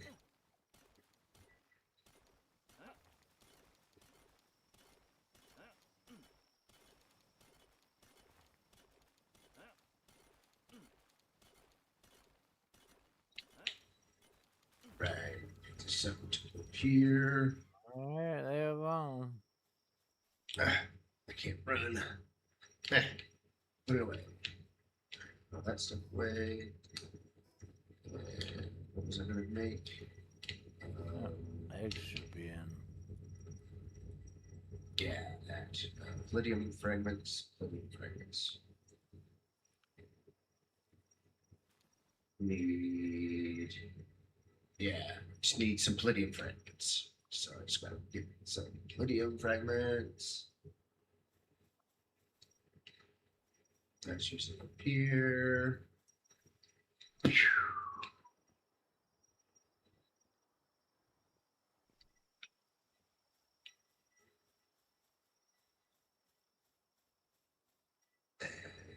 And smoke.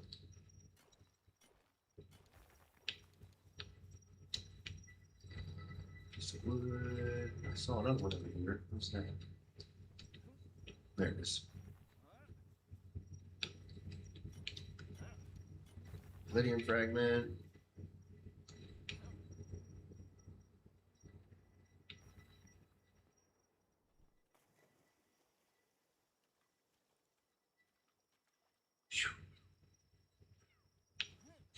Every time I hear the Cativa, it makes me think of the cat werewolf from Spoopies.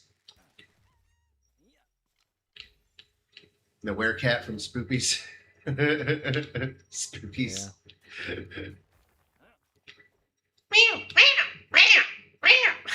It's like, is he meowing?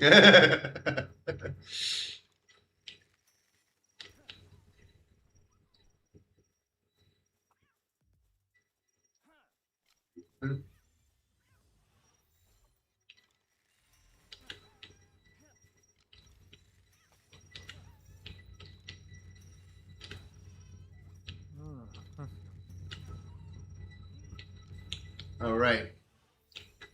I got chicken. Oh, look, there's a level 35 Mamorist boss. Just picking up the egg next to you.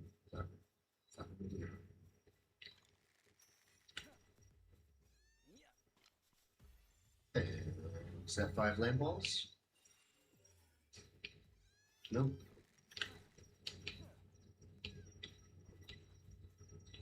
Boop.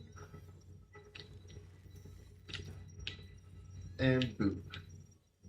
5 land balls. Fucking low.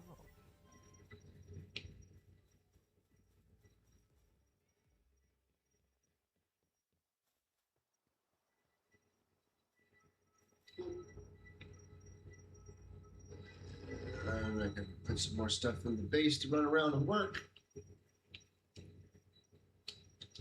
I got a chick. I got chicken now. That's cool. That'll get some eggs.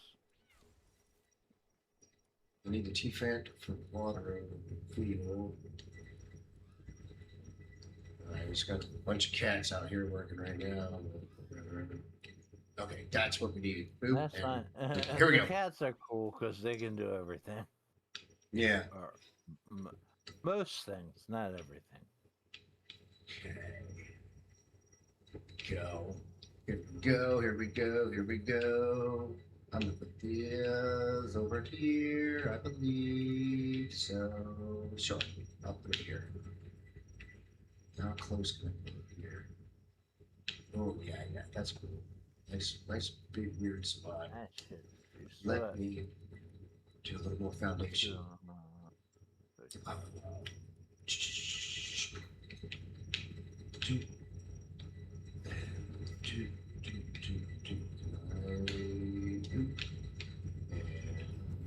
This, and this, and this, and back to this, and boop, boop, boop, boop, boop. Okay. Now back to this, and I'm gonna put this. Let's put it way over here. Fuck it. I'm gonna put it over here. How far out can I build this way? Oh, let's build out this way a little more.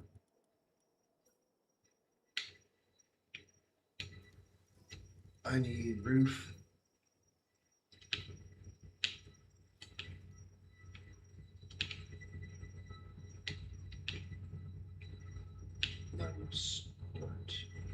That's because there's no wood underneath. There's no foundation underneath. That's fine.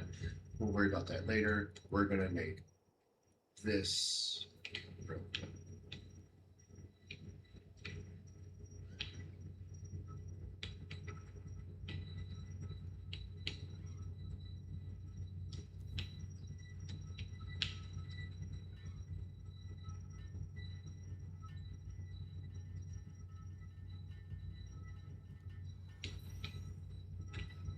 This foundations.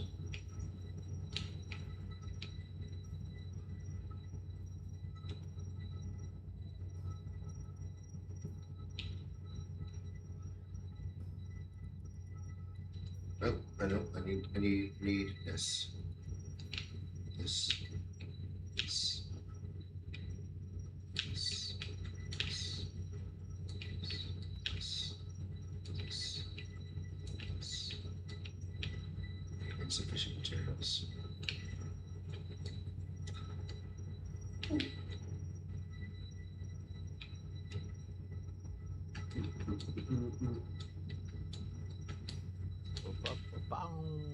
What are you doing? I just stand there. Why? Why aren't you doing stuff?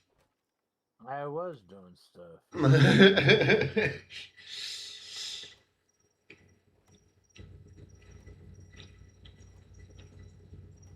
Some wood. But I'm pretty close to going to bed. Do you want to go try to do that dungeon or? Yeah, second here. I have very few fucking pal orbs. Make some.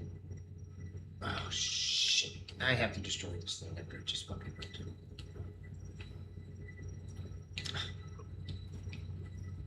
So I can get more fucking space. Here we go. Boom, boom, boom. I think that's as far as I'm gonna go. Now we can fit things in really good over here. Okay. Yeah, I like to keep it all weird and awkward like that. Yep. Boop. All right. Build a stone fucking thing. Stone yard is built. Just a couple more pieces. I had the wood yard built, but I had to destroy it to make a little more room.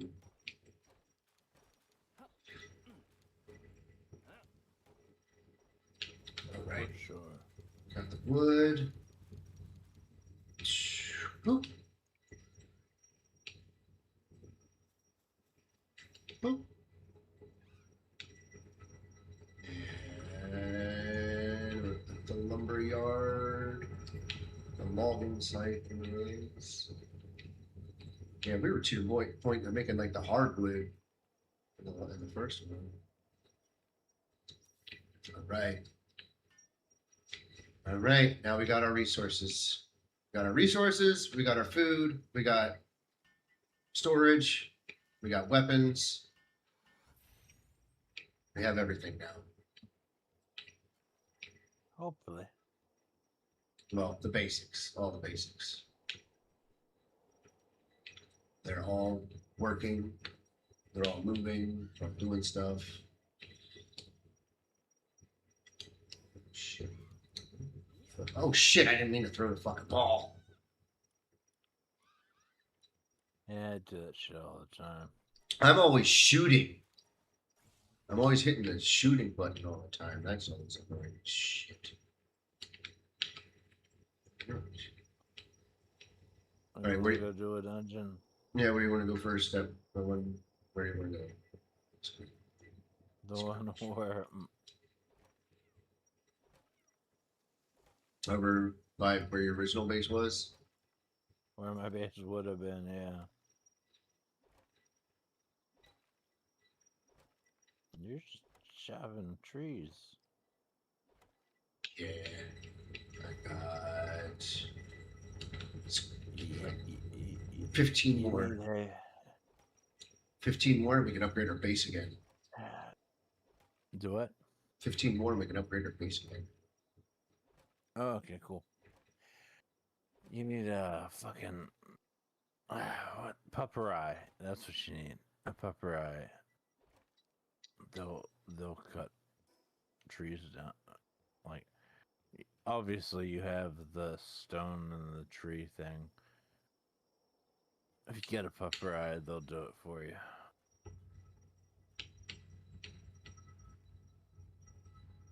Where do I want That's the earliest one I found.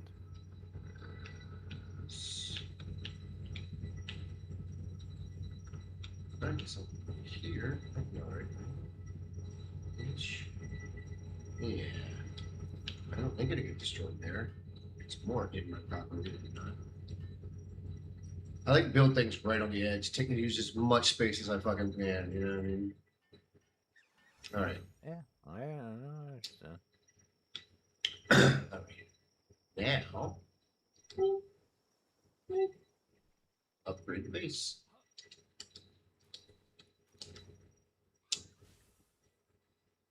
Base level 6. Okay. Deploy another mutton chop. Oh, we got one base, so for this server, I think we're only ever gonna get the one base. Let me put stuff away. Put stuff away. Cook. Cook some stuff. Quick.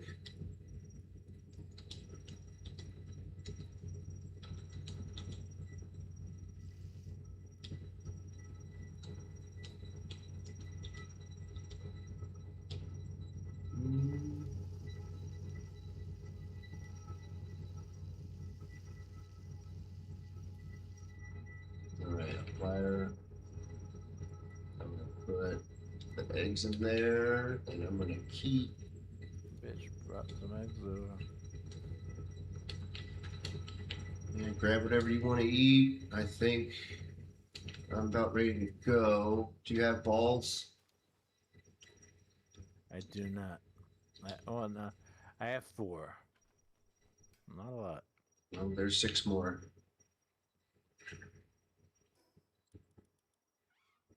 All right, let's go do this shit. I don't have ranged, but I got no problem with. Why didn't you make a fucking bow and arrow? You had all that time standing around. You didn't make a fucking bow and arrow? I don't really get any ranged until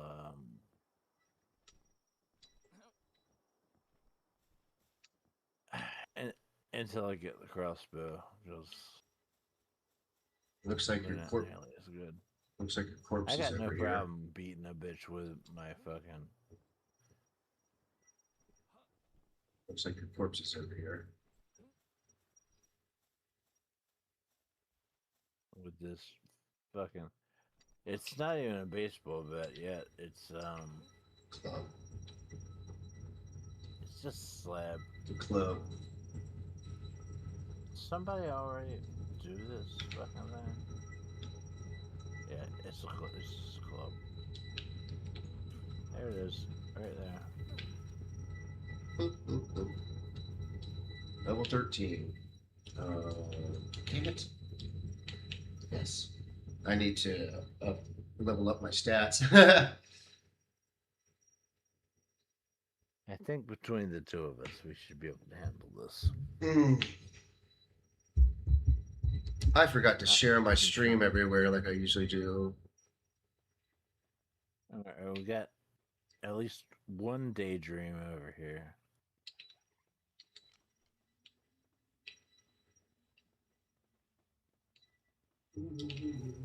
He used to be being way stronger than I am right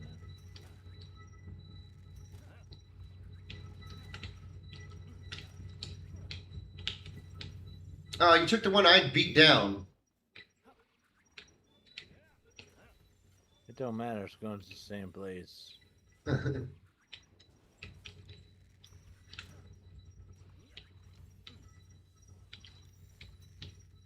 Did you capture it already? I captured one of them. I'm almost out of fucking.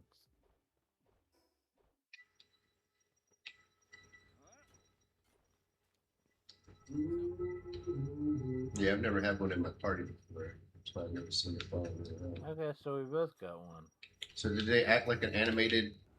Yeah, they act like they're out all the time. How Yeah, about this? they're always out. Yeah. So you can have like it and another pet out and shit. Exactly. Yes. That's insane. That is the cool part about them. They refuse to be. They're like Pikachu refusing to be bottled up in the ball. I gotta heal up a little bit here.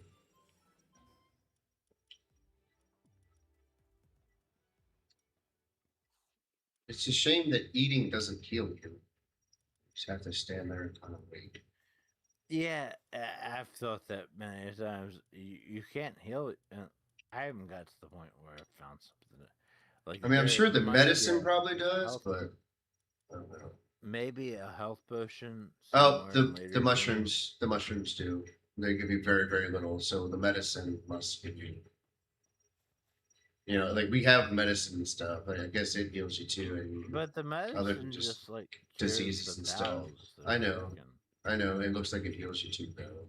'Cause I just ate one of those mushrooms and it healed Goddamn. me. Okay, it'd be really cool to catch one of these mouths because they run away like a motherfucker. You know where to run in the dungeon.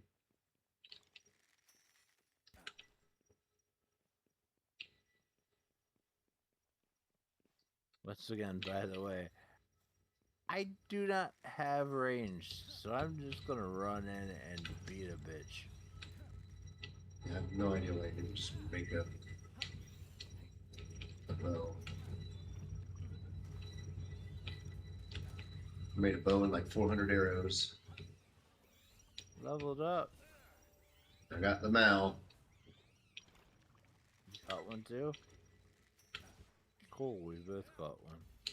Boop, boop.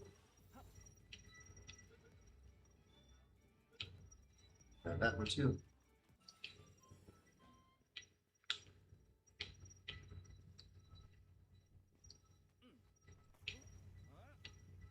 Right. More of them over here. Bow, bow, bow. I missed a boat. But playing the other day, I had the condenser, so I was just catching everything. And then condensing it. Because you condense them and like level them up and shit. Bring 'em Yeah, up. no, I had a bunch of shit that was like 4 stars. Do they like change into other things like evolve into other things? No, they don't evolve, they're just versions.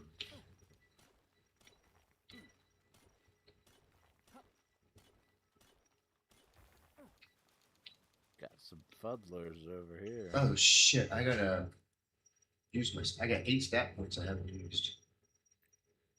Jesus, wow. 3 to stamina, 5 to attack. Oh, okay. I completed a task too for actually upgrading my stats for once. Come on. Oh, shit, these bitches are about to kill me. Look out, because they're coming now. They're running around. I aggroed them. Miss me. Come on, bitch, where you at? Bam! Got you now. Fucking fuddler. Yeah, that's the level I'm at now. I'm running away from fucking fuddlers. Did I catch that other one? Sound like it, yeah. Well, I had 5 of those. Damn, I'm lost though. I got turned around.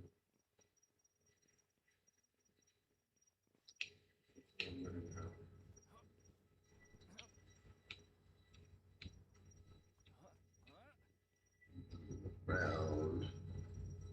Okay. I think it came from that way, didn't it? It came from that way. So we have it over here. Or maybe we missed something on the way back. I don't think we did. That room led right into this room, right? In this room. We came this way. It's gonna be like a bridge over here. You went that way, and I went that way. So that means that there should be an end to this, unless this is just one big dead end room. Which is what it's looking like.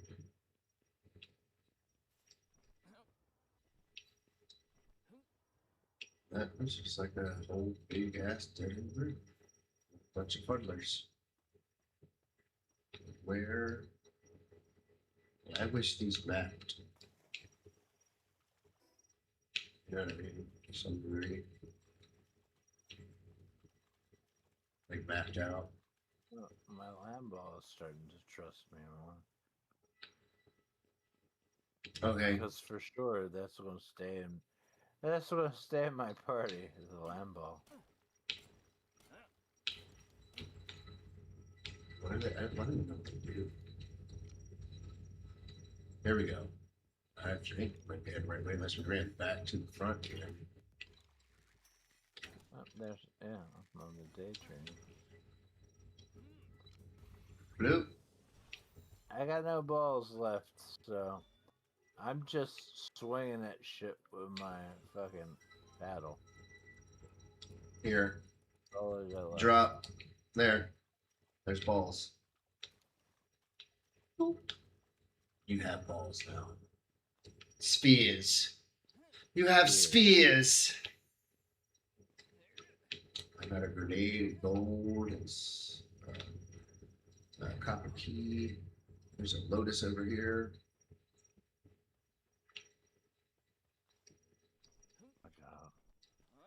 Yeah. Speed. On the other server, I had all them, and like between 2 and 4 fucking Predator souls. So many motherfucking things. What's Predator Soul? Is that like pals, like combined? Is that what you're saying? That's what Predator Souls are? The There's like, Predator souls or whatever the fuck they're called exactly is am I just running around in can fucking take- circles? Oh, here's a Thug Syndicate. you can take them and mix them with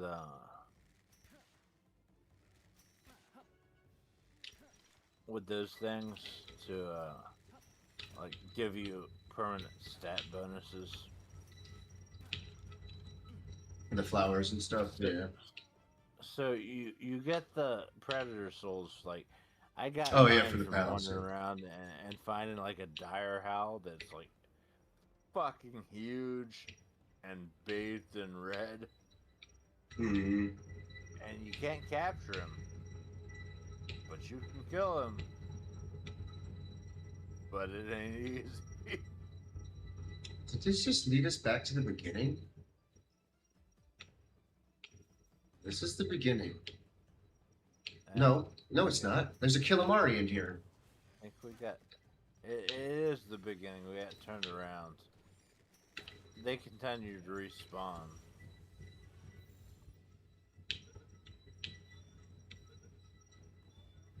It's definitely the beginning.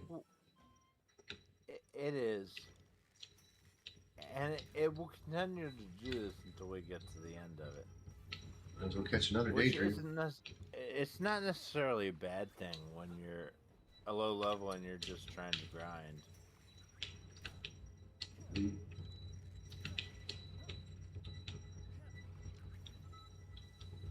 I don't even know which one of these belong to us and don't. I got 4 now. There you go. Just one more. So you get the effigy.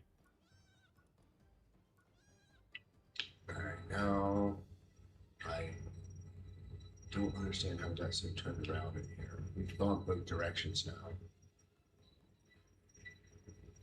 It's Did we- easy to get turned around. Did we go Especially every... in like this one in this version of a dungeon, like it will turn you around. I've seen some other crazy twisted ones before too. Like I was starting to get the higher level Oh. ones. Absolutely.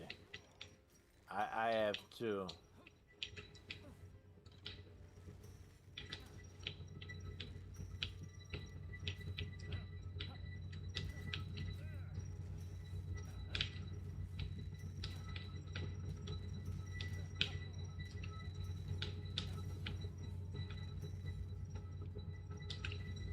Not all of them? Music's still playing. Well, there. Just remember that around here somewhere.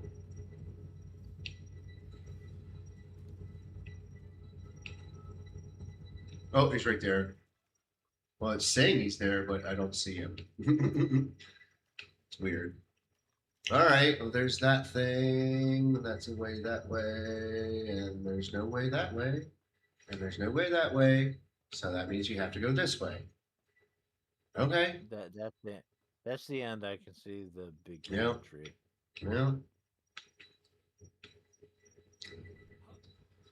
No fishing supplies yet. Okay, so best case scenario, one of us catches the big one. It's a depresso. Oh, I've got a couple of those recently. I will follow you. Well, I'm the melee, so tell me.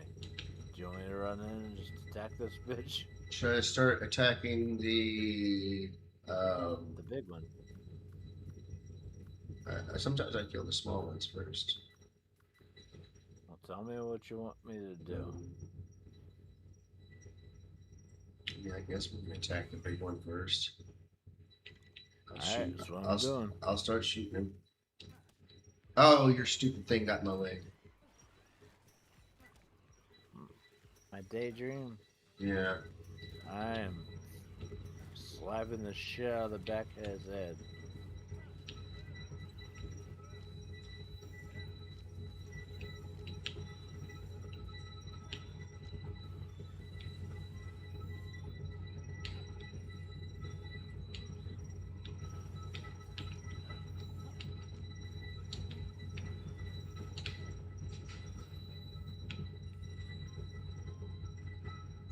Only caught one. Only caught one out of all that shit. And there's like, oh, I got 3. It took a second for it to catch up. I think I caught one of the smaller ones. More increased its trust. Sometimes I just check around out here on this upper platform. Sometimes there's stuff up there. Sometimes, not all the time. Sometimes there's stuff up around here. Not very often. Do you want the work speed or the tech points? Or sometimes it's a difference. It's a speed enhance or it's a tech enhance. You know, The tech enhance. right. The tech enhance is on the left. The speed is on the right. Tell me which one you want. I'll take the other. I did speed enhance.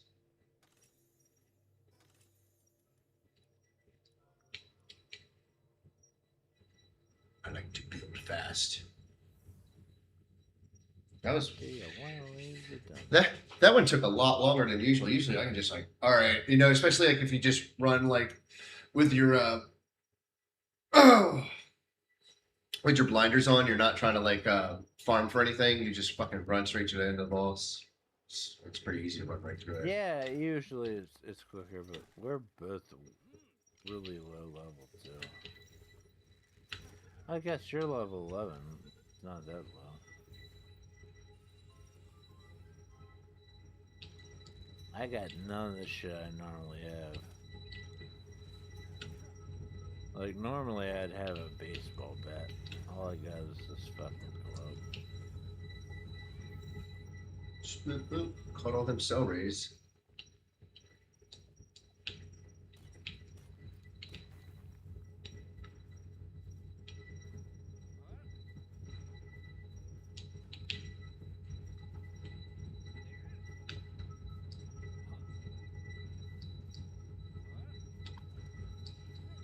Oh, can I teleport back to my base? Probably not. Is there any fast travels down here? Don't think so.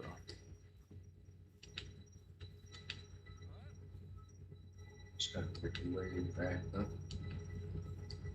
to the jump points. Oh, I guess there's a jump point down there, but I forgot about it. Whoa. I'm pretty close to the base now, I think. Nope. Not. Oh, my neck. Oh, there we go. If this ever lasts, I hope it does. me too. I will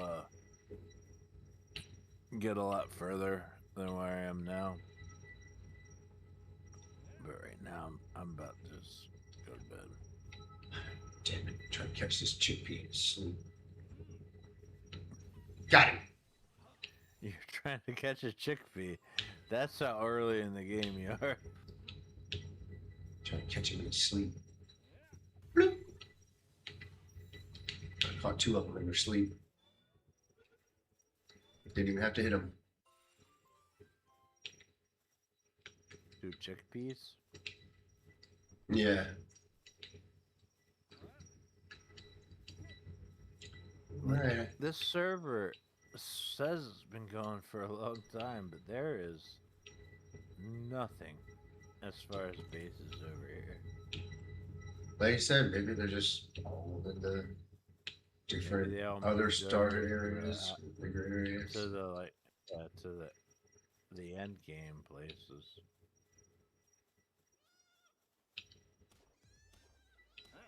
That would Beat you to make death with my sense. pickaxe.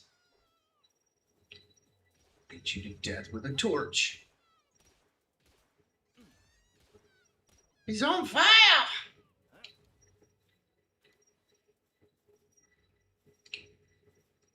Daydream's a bitch. Well, and then also you gotta look at like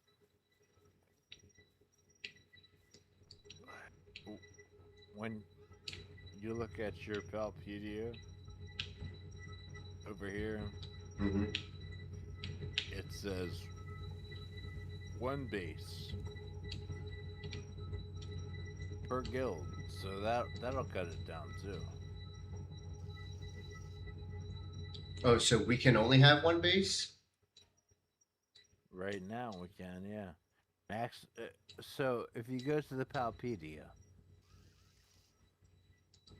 and you look at the upgrade, it says max pals working at base. So right now it's 9. It'll go up to 10. If we In upgrade the Palpedia. I don't see it in the Palpedia. Palpedia, I'm sorry, your pal box. I just did see something in the Palpedia that was interesting that I've never seen before. What's that? Habitat? Oh, you can, I guess, select. Yes, you can select the PAL and it shows you the region that they're in.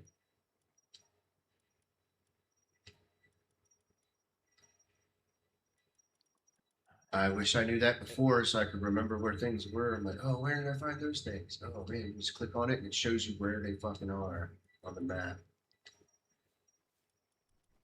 But yeah. Wow. If you Like, if you look at the Palpedia, wow. your pal box and get a base upgrade, it says max pals working at base. So right now we got 9. Next upgrade we get 10. Max number of bases 1. Next level still 1. It's usually like 2 or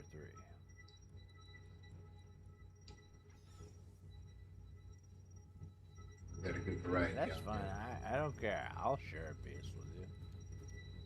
We got a good variety out there right now. And we can build and make whatever we want and just work on it. And it makes sense. I mean, it was actually, I mean, you should be able to make another base somewhere else. I thought those portable PAL boxes made it so you could make multiple bases or something, but I think you just have to tear it down and build somewhere else. But that'd be cool if you could start building somewhere else and then it gives us 2 different spawn points and 2 different, fast travel That's how points. most of them are, but we're playing with community servers here where, like, when you looked at starting your own server, all the shit, all the options you click on and off, it's different. Every fucking server. Do we want to have a daydream out or do we want to have the Killamari out? Do daydreams work? They probably don't work very good. Oh, this one's a workaholic. What's this in? He says he's abnormal. Mercy here. Coward. Burly body. We'll put the burly body one to work. Runner.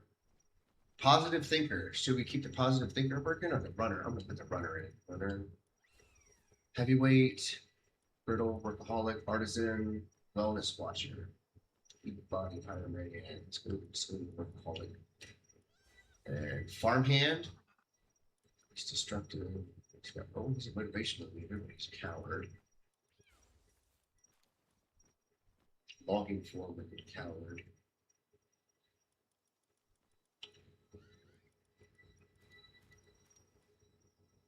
Fuck it. Chicken, this, to that, this, noble. Bonus watcher. Noble. There's a fiddle one in. Pollock, Vanguard. Okay. Hydromaniac. Pacifist. Pacifier. Hydromaniac. Alright, fuck it. Alright, cool. I like that group. Are you still there? I gotta make a bed. Yeah, I'm here. Not for too much longer, but I'm here. Bed.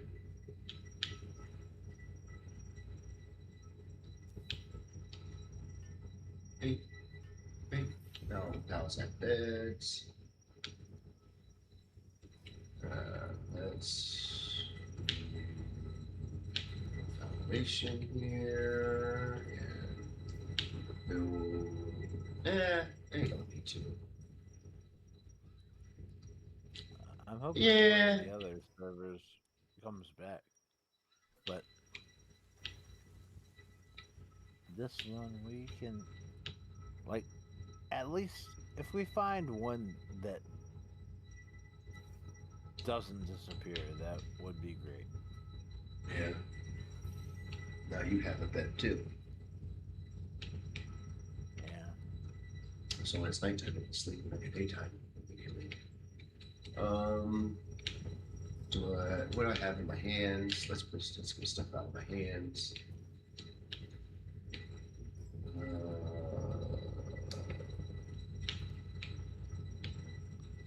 For me, the next quest is to go to the small settlement and talk to the chief. I ain't doing that right now. Says produce a But pal if you sphere. want to do it, that's fucking fine. It says produce a pal sphere from a primitive workbench. I'm like, I've made like 100 by this point. Oh, it's probably because I did it not on this quest or whatever. You boys should be producing me a lot more wood.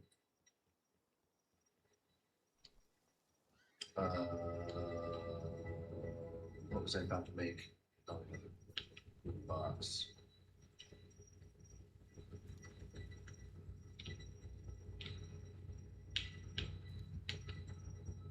Let's just put it here.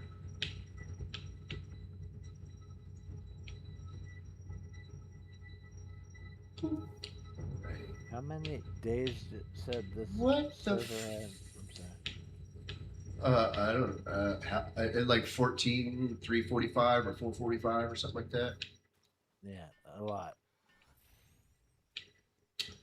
Um, There, I don't see. Once again, they're probably all over in the fucking end game area. Mm-hmm. Highly possible. This here, and this. If you gotta put stuff away, feel free to put stuff away. Feel free to make more boxes. Feel free to make more food troughs, refrigerators. Just try to make it make sense. Sure. Yeah. And then I got some civilization parts. Okay.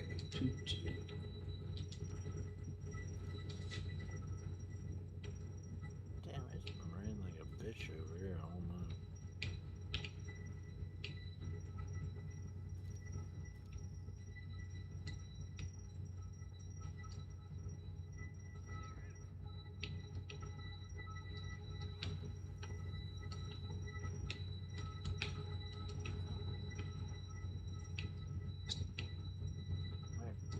I'll be back in a few minutes.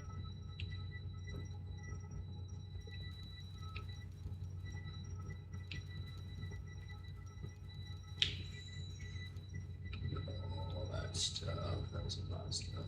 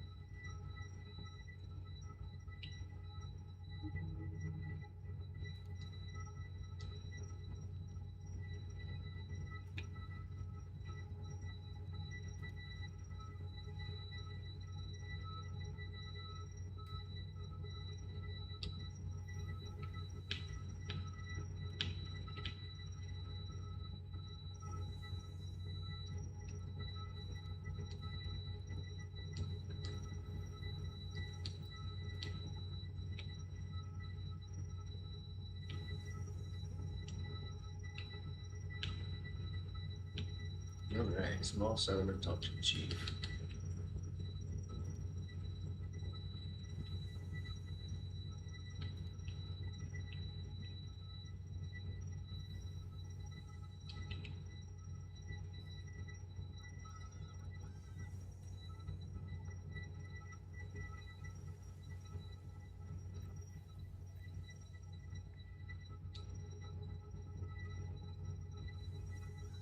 Alright, I'm back. I'm level 11 already. Yeah, I think that's where I am too, actually. Ladder. No, I'm level 8. Nails. 3 shot. You are throw. the master of the base. We're gonna see if we can make a couple things real quick. What do I need? Okay. Do you want me to show you where the cows are? So we can at least get some movement. Sure.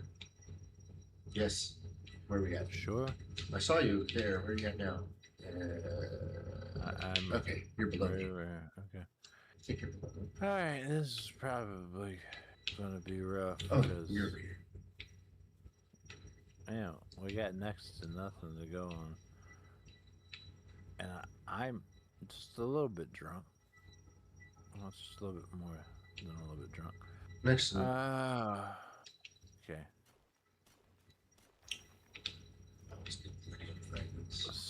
So we haven't got any of the fucking short shots, have we? Short shots?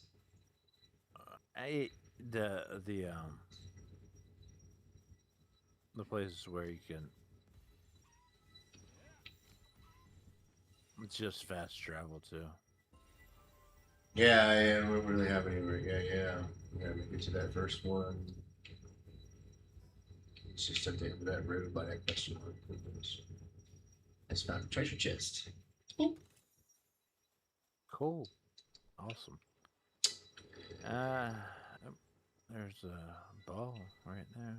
That's Ooh. cool. Berries. This is The thing that makes me highly critical about this place is there's nothing anywhere here. God damn, there is a big ass Mamorest. We don't want to fight that bitch. Yeah, I saw them earlier, level 30 something. Oh, that's an even bigger one than the one I saw. No, that's a gigantic level 38. There's 3 Pupperai right here, though. Yes. You want one of those, if not all of those. Got one, I got For one. one, they cut wood. Also, they are very fucking strong. Okay, I'm running over to. Oh, they help you with your melee attacks. Yeah, no, they are very good at it. Okay, I'm running over to the quick travel. Yeah, so I can grab that palaces. Man, I swear they were super close when I saw them cows that last time I started to play. I was like, fuck, they're right here. And then I never saw them again. I was like, oh my God, how come I can't get it? Do we want to run over to the small settlement? You can. But you're going to show me where them cows were. I can show you where they are. We can go over and turn that in.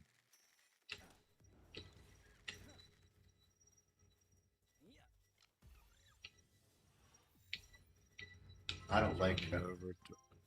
Over to around where the cows are. It's this way.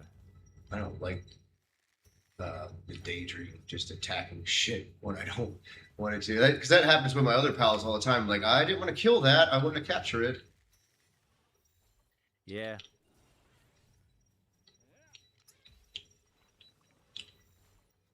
I've got just about all the gun losses. God damn. got a bunch of clovies over here. I ain't trying to fuck with them though. Jump up here. Oh yeah. I'm obviously far enough in the game. Ooh. Oh god damn it! We got that Oh. big one. I'm And coming. it's just I'm fucking coming. attacking I'm me. coming. I'm coming. Yeah, I ain't trying to kill it. Just run away. Where's he at? The specific level 10 one. God, they're everywhere, all attacking you. I see the cows though. I'm just running away. You saw the cows?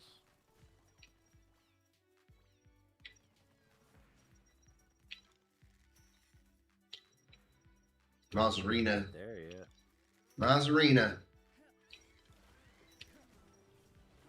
Yeah, the Mazarinas. But that ain't where they spawn. I caught one. You caught one? Okay. That's cool. But that's not where they spawn. All these clovies running back to place. I guess you got away from Yeah. them. I got fox sparks over here and shit. We're jumping over where we're supposed to be. That's what's happening here. I just got 2 Mazarinas. Okay, and that's cool. Because you put them into the Now we got our milk, bathtub and when I or get whatever the, and then when I get the they're miller, they're gonna start producing milk. and then when I get the other miller, we can make flour with the wheat, and bada bing, bada boom, we got cakes, unlimited cakes for the breeding farm. It's just good to get them early because you get more milk. You're going in like the opposite direction of the settlement. I don't know where you're going. Yeah, it's Ooh, like I said, that's not where they spawn. pangolins. Ah, damn it. I want that pangolins. Come here, bitches. Oh my god, they all fucking ran away from me. How the fuck did you get away from me? When you get over to where I'm showing you, I'm trying to kill these it makes bitches. life a lot easier. Come on, hit one of them. Wanted to get them to attack me and stop running from me. It's where the night wings are. It's where the dire howls are. It's where the fucking cows are. We're a little low level still for it. But it is a great place to farm.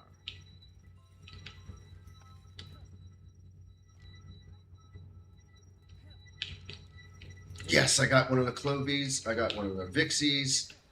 I've got one of the fucking. Come here.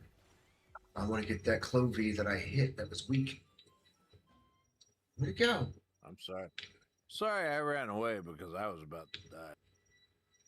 Oh no, there's weaker ones up here. Got him. What? They're great. You get They're great for having those in the base. Infinite stamina and dying over. when you get the fucking crossbow, that's when this game opens up. Like there's 3 fox sparks right here I'm looking at. Get them. I know if I attacked them, they'd fucking off me.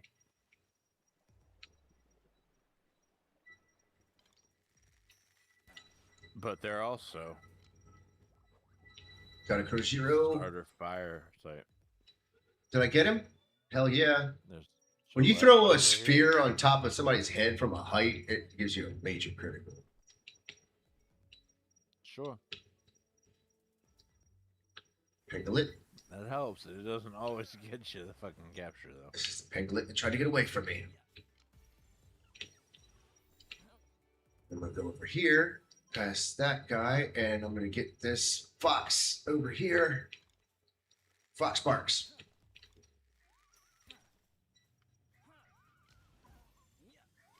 Where the fuck you are? Well, come up. Try to come up close to where you are. Yes, just caught 3 fox barks. There's a big ass chillet running around. Do I have food? I was following you, and then I got sidetracked. I started following you again. I got sidetracked again, and then I was like, "Oh, there's a fast travel over here. How we got all the way over here? I don't know, but there's fast travel. Somebody will get it." So there is a big ass chillette. It's level 11. It's just running through the middle of where I am. I found 3 more Mazarinas. Where the fuck are you?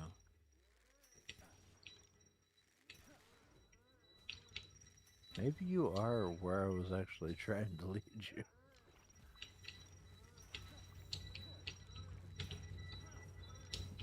Because there is this place, and I think that is actually where you are.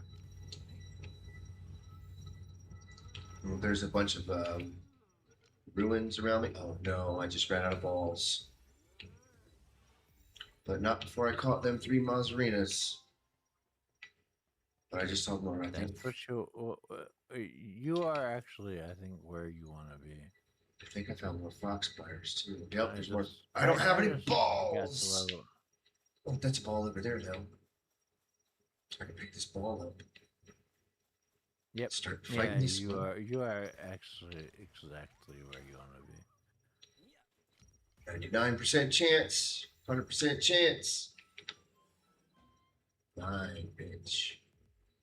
Not I know I caught some swimming pals before too that you could actually ride, but like the ones that can surf. yeah, but I never got the chance to do all the stuff I needed to do to them to be able to ride them. Because you can ride them, and there's like little places you can fish off of in the middle of the water and stuff in some areas. But you have to have a riding pal. And there are a lot of fast travel places Oh, you're around coming. here. You're coming up on me. So You just got to explore. I thought I just saw you. There's a fox sparks over there. There you are. Yeah, that's what I'm saying. I ran out of balls though. I don't have any more spears. I've caught all kinds of shit, dude. We gotta either find another fast travel or get back up to that fast travel or.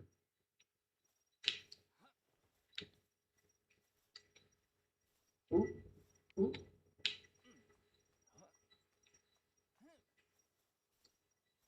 I don't really got a lot of. Yeah, I got a bunch of stuff. There's a fast travel close by. There's a Capritia. I don't have any balls. There's more arrows on the ground. I think somebody got fast travel. That fast travel is over there to the west. It's over here, I think. There it is. Because there's a dungeon over here. See it bumping out. Fox fires and everything.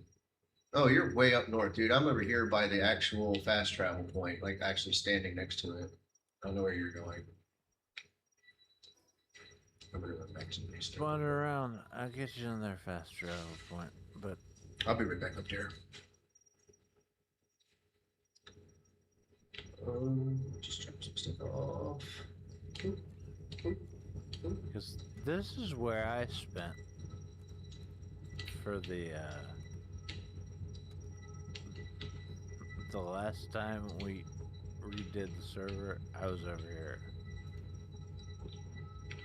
all the time, just killing fucking deer and cows and fucking. There's so much shit over here. Okay, there's the fast travel spot. Make another storage Found box. It probably won't give it to you. It might. We'll see. Give it all to you. Supply drop initiated. Did you do that? I'll tell you one thing I'm gonna do though. I'm getting rid of this fucking daydream.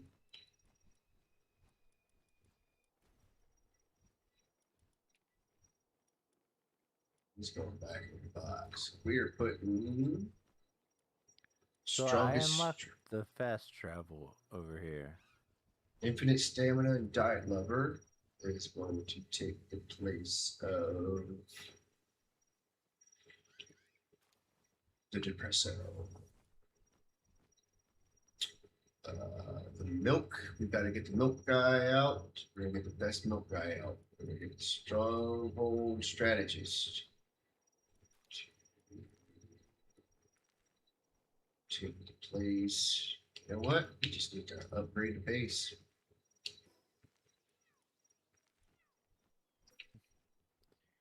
Give me a minute.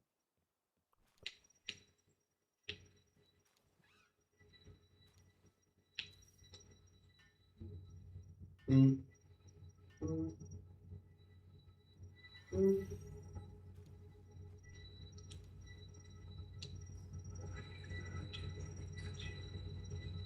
Just need stone and hot spray. Just need stone. Need stone. Need stone.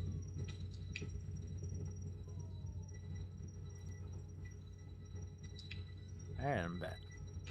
Right. Just need wood and stone. Put another guy to work.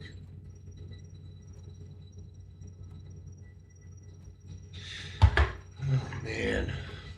Sip my water. I haven't eaten nothing. Oh, I gotta feed Lulu. Oh boy.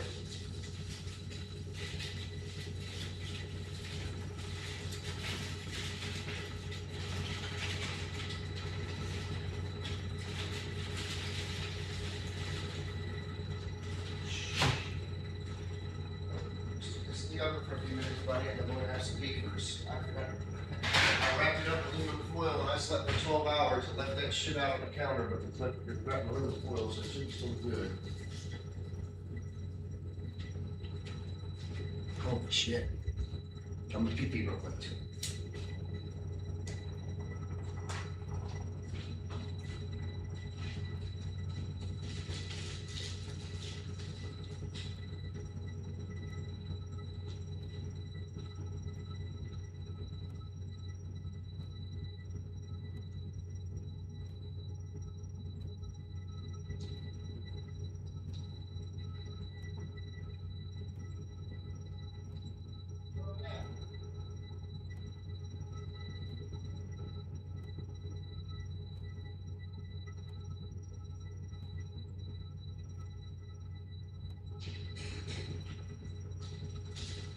You know another thing about that other area we were in? The other place we were in before this one? It made all our storage spaces bigger too. Because I was just thinking, I was like, man, I'm making already a whole bunch of these little wooden boxes. I was like, man, this wooden box is huge in that last area. And this little box was fucking little again. Hello? Still there? Hello? Yeah. Did you hear me? I can't. Yeah, I hear. I was saying, what was I just saying? Oh, these boxes, the small storage units. In that last place that we were in, the small storage boxes were as big as the big storage boxes. Like they like made it like super easy. I don't know if you noticed that too. Like they did all kinds of shit like that. But like, other things you're pointing out. Furnace. Furnace. Stone.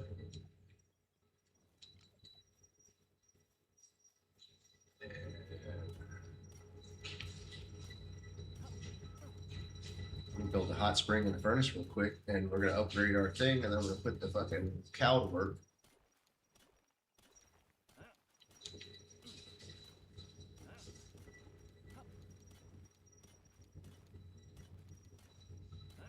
I have unused stack once again. Level up that much already? I'm 14 already.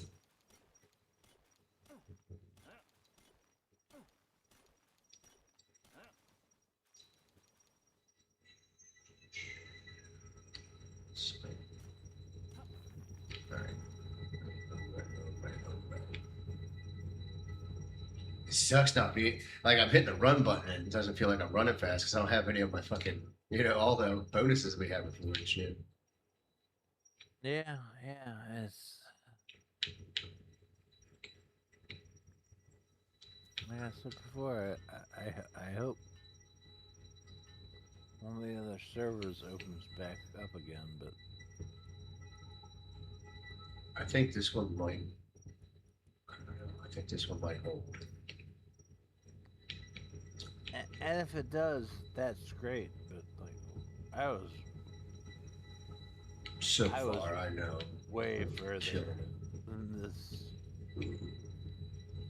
I know we were killing it.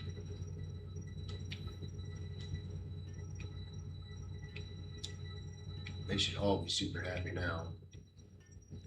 Regardless,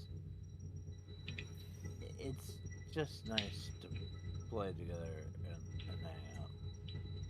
Have a good time. A shared thing, yeah. We actually enjoy a game. It's like leisurely. It's not like it can be hectic, but like only when you want it to be. You know what I mean? It's like it's a nice leisure. Doesn't have to be stressful or Well, intense it or doesn't high. have to be, but the frustration just seemed to keep laying on top of it. So like fucking Discord fucking up I would want you to make 2 berry plantations at least. over and over again.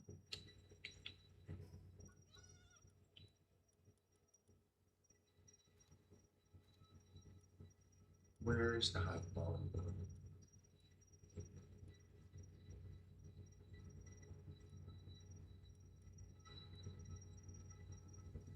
How long until you get the high? Where's the high quality? It's priorities and no items. Oh, there it is, high quality. Oh, I have it. I can make it. I get it. Nails.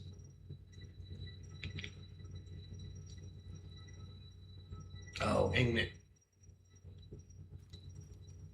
Mad ignorant.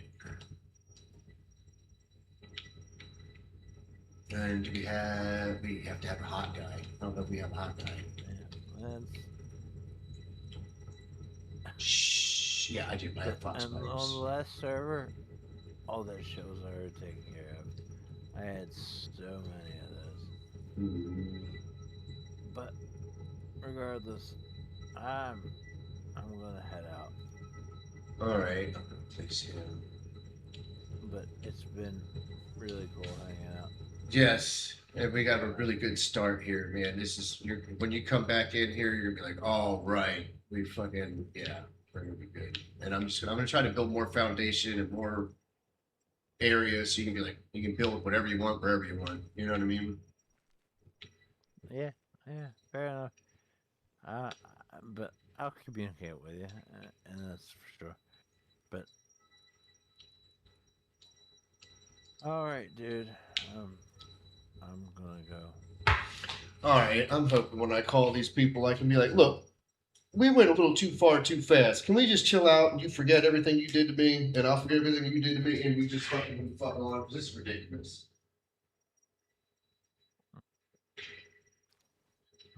Well, good luck. I will talk to you tomorrow. I hate dreading having to do dumb Good shit day, like this. sir. Take care. Good night. Sleep well.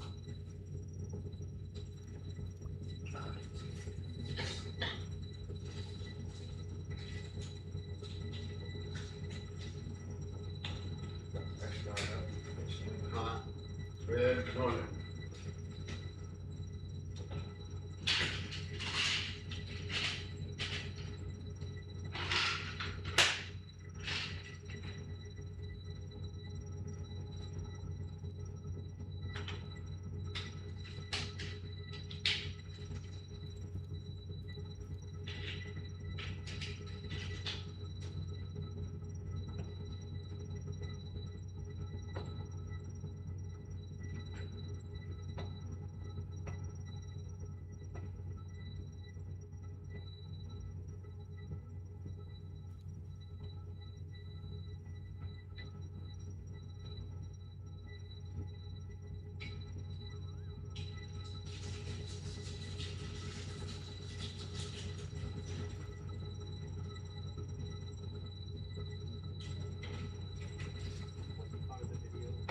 Playing from Transposed.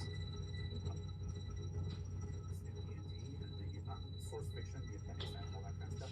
So please do leave all that in the comments below, and then you can on there. If you post to join me on social media, you'll find links to blog, you'll find all those links to support Patty Roll One that we talked about earlier, and I appreciate all the support from these folks that I get. So all that will be down in the show notes. But we'll also say this once again as a reminder, because I do keep hearing this from folks. If you're not seeing my videos in your home, you're not doing anything wrong. I don't think I'm doing anything wrong. The algorithm is deciding what you watch based on the most current thing that you've been watching. And of course, we're all people that have diverse interests, right? So, and I see it happen to me all the time. My wife will send me a recipe and says, make this for dinner or whatever. Sure. And I forget to change from my Daddy Roll the One account to my personal account. And I watch it on my Daddy Roll the One feed. And then the next time I log in, half the videos on my home feed are recipes, right? Obviously look at a lot of cocktail recipes as well. Those are showing up to where my feed is now full of that instead of the D&D content. So if that's on me, I need to remember to switch accounts. But if you're the one who only has one account, just know that a machine is deciding what it thinks you want to watch. It's not listening to what you want to watch based on who you subscribe to. And the best way to avoid that is you can hit the bell icon and make sure that you've enabled all notifications. You can, or, don't, skip your home feed. So the subscriptions tab, that's another thing that you can do. Or, just remember every Tuesday at 11 a.m. Pacific, there's a new video on.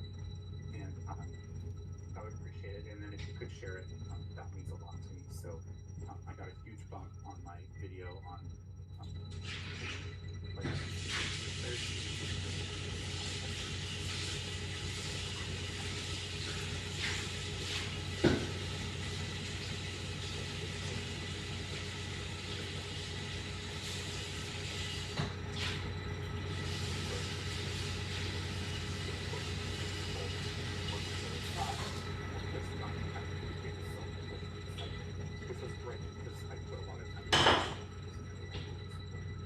So anyway, with that, I would like to say thank you so much for watching the video. Stay safe, happy gaming, and I will talk to you next time. Okay, and now it's time for the bonus content. What I was drinking, what I was listening to when I made my notes for this video. Just slide the arm out of the way here really quickly.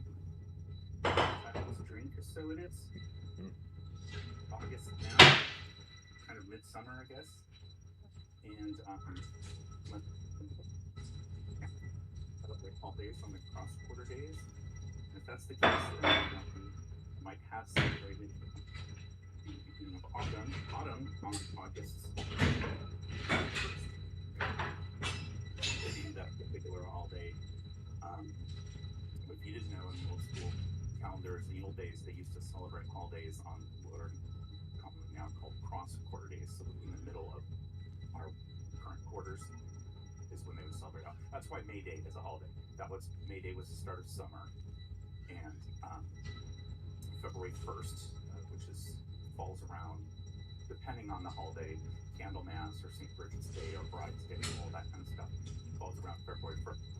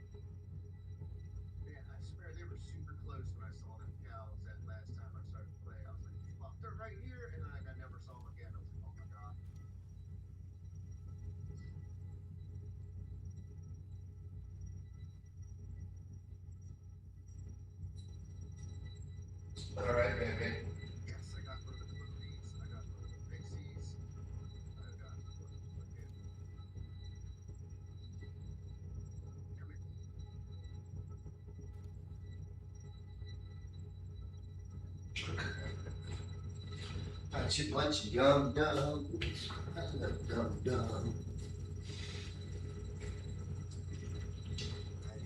Right here, symbolic of what it's all about. This is the world's heavyweight title. When I say this, I mean it in all sincerity. The world's title, held by Harvey Davis, not once but twice. Over half of my life, over the life.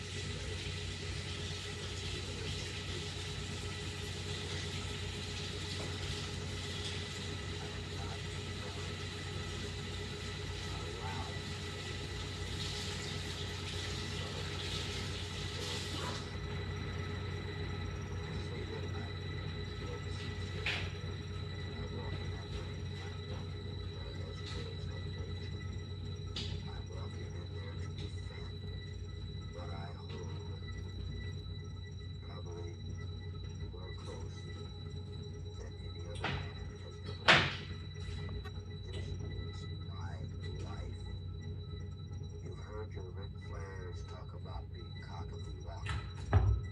You've heard your Thunderbolt Pattersons.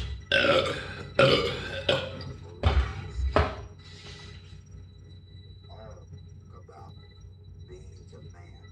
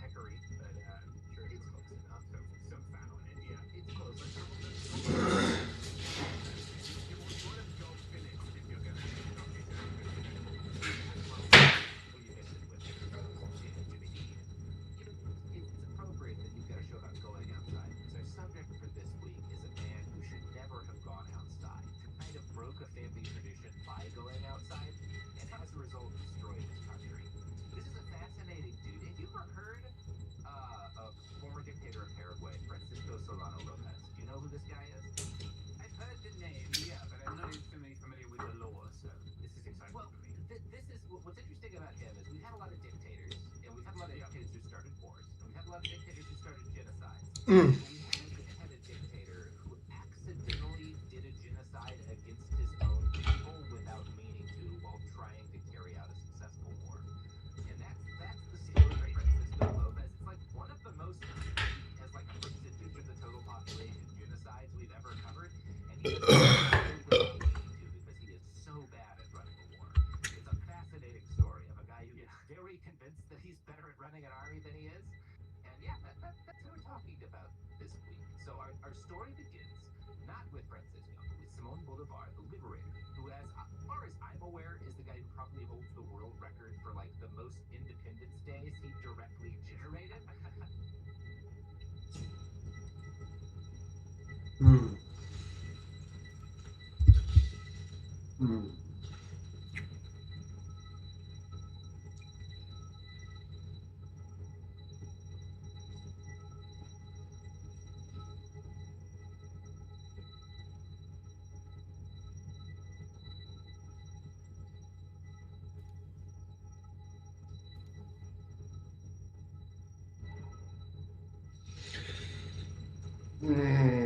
God, why isn't this fucking working now?